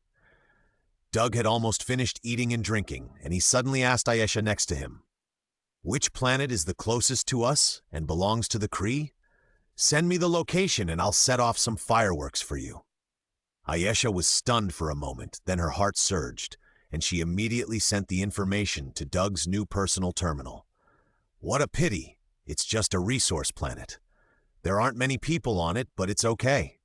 Doug looked at the detailed information received on the terminal, drank the remaining strange wine in the glass in one gulp, and the flames on his body rose and turned into a golden light and flew out of the hall.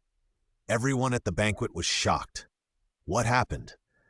"It's okay. The ancestor went to set off fireworks for us," Ayesha explained to everyone, and at the same time stood up and walked outside. Although everyone didn't know what the specific situation was, they all followed him out. In the square outside the temple, groups of golden men, all dressed in gorgeous clothes and showing their tycoon style, came out in groups. The most dazzling one among them, the high priest Aisha, looked up at the sky, as if looking for or waiting for something. Everyone followed the high priest to look for something in the starry sky. That was very charming. The gorgeous starry sky was full of stars. Just as everyone was waiting for the fireworks to be performed, a bright planet suddenly expanded and exploded, turning into the most gorgeous sparks that illuminated the entire starry sky, which could not dissipate for a long time. Until then, everyone seemed to hear a faint, muffled sound in their ears. "That direction is..." The sovereigns present were so shocked by the beautiful scenery that they were speechless, but some people still recognized the identity of the planet and suddenly felt that the most gorgeous fireworks in the night sky were even more beautiful. In the square outside the temple, everyone watched the grand fireworks that were rarely seen in a lifetime. After learning the meaning of the fireworks, they were even more excited. Everyone ended the banquet with a sense of satisfaction.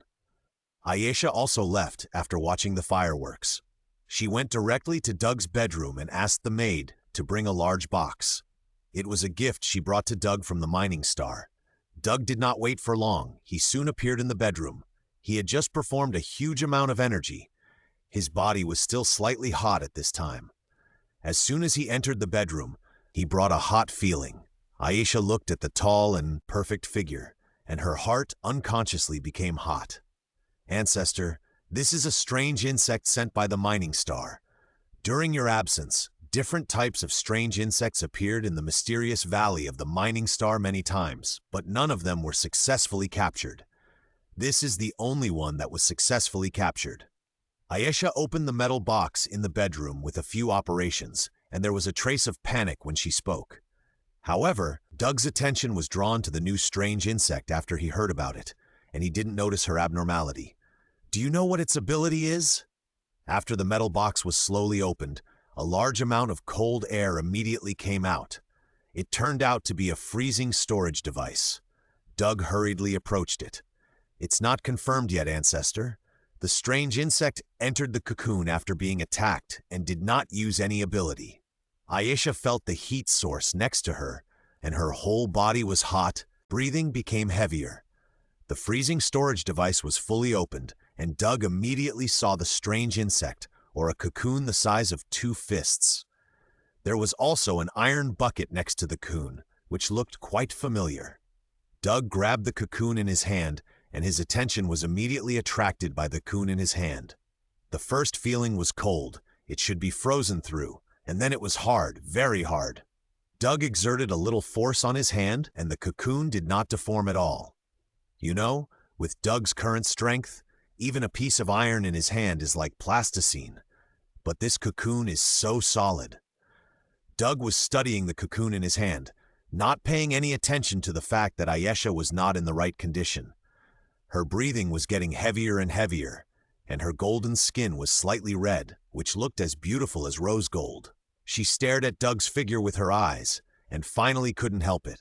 Doug punched a big hole in the cocoon and poured the fat, white, strange insect that looked like a silkworm into his hand. Just as he was about to take a closer look, he suddenly felt a fragrant breeze behind him, and a soft body hugged him from behind. Ah! Before Doug could react, the person left with a scream. Doug turned his head and saw Ayesha jumping and rubbing her arms. It seemed that she was burned. When Doug ran the solar furnace at full power, it would generate a huge amount of heat. Without external means, his body temperature would remain for a long time, especially the upper body would remain in a high fever state. Ayesha must have been burned. Are you okay, Ayesha? Are you hurt? Doug quickly pulled Ayesha's arm to check. He couldn't help but breathe a sigh of relief when he saw that there was no injury. He took the cold and slightly soft silkworm-shaped strange insect and wiped it on Ayesha's arm. Under the stimulation of the cold, Ayesha gradually calmed down, and the burn on her arm was also restored.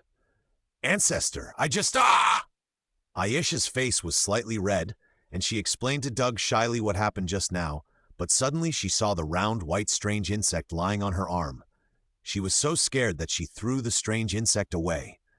It seems that no matter which planet the intelligent creatures are from, as long as they are women, they are more afraid of these things like insects. Sorry, I forgot that it was a bug. Does your arm still hurt? Doug embarrassedly put his hand on Ayesha's back to help her breathe, and asked softly, Grandfather, I'm fine. Feeling Doug's warm hands wandering on his back, Ayesha's whole body softened. He lay in Doug's arms and responded in a low voice. Doug finally realized that Ayesha's condition was not right. Is it spring? He was also extremely excited at this time. He immediately wanted to hug Ayesha in his arms. Fortunately, he stopped in the end. It's not that Doug is a gentleman, but he was afraid that the hot chest would hurt Ayesha again. By the way, I can use soul devouring to restore the state of my body. Doug suddenly remembered that the fat white monster insect had not been devoured yet. He immediately used his extreme speed to come to the monster insect that was knocked to the ground, picked it up and swallowed it directly without even caring about the ashes. It was just a tiny bug, pitifully small, and was completely swallowed up in an instant. Doug was very impatient and wanted to choose an ability at random to get things done. But when he looked at the abilities in the list, he froze in place, and it took him a long time to make a choice and finish swallowing. The blue light of soul swallowing slowly gathered into Doug's figure, and Ayesha also pounced on him again, hugging his body tightly, but Doug's attention was completely on the new ability. Undead Silkworm. After receiving fatal damage, it consumes all the energy in the body to form an energy cocoon. The energy cocoon is extremely strong and can protect the main body from any damage. At the same time, it can freeze the main body's injuries and slowly repair them. The more energy consumed, the stronger the energy cocoon, and the faster the recovery speed. Although this is only a level 3 ability, it is an extremely life-saving ability. Isn't this a golden body that can be automatically released and bring back blood? Doug immediately thought of Lissandra's ultimate move in the game in his previous life. It's just that the ability is a good ability, and it can even be linked with Death Whip to produce unimaginable effects. But isn't this a replica of the ability of the Warlock Adam? Oh, so I'm the father of the magician Adam. That's all right. Holding Ayesha's soft body, Doug couldn't help but lean over and kiss her. Ayesha moaned, stimulating Doug's head to be dizzy. The next step is hard work, which takes too long and the flow is not enough. So let's not talk about it for now.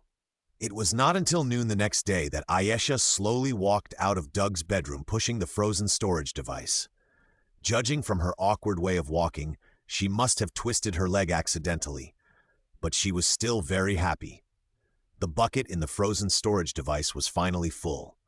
Ayesha believed that with Sovereign's powerful genetic technology, she would be able to use her own and the ancestors' genes to cultivate the most powerful offspring. Thinking that her son would be able to be on par with gods after many years, Ayesha was even happier.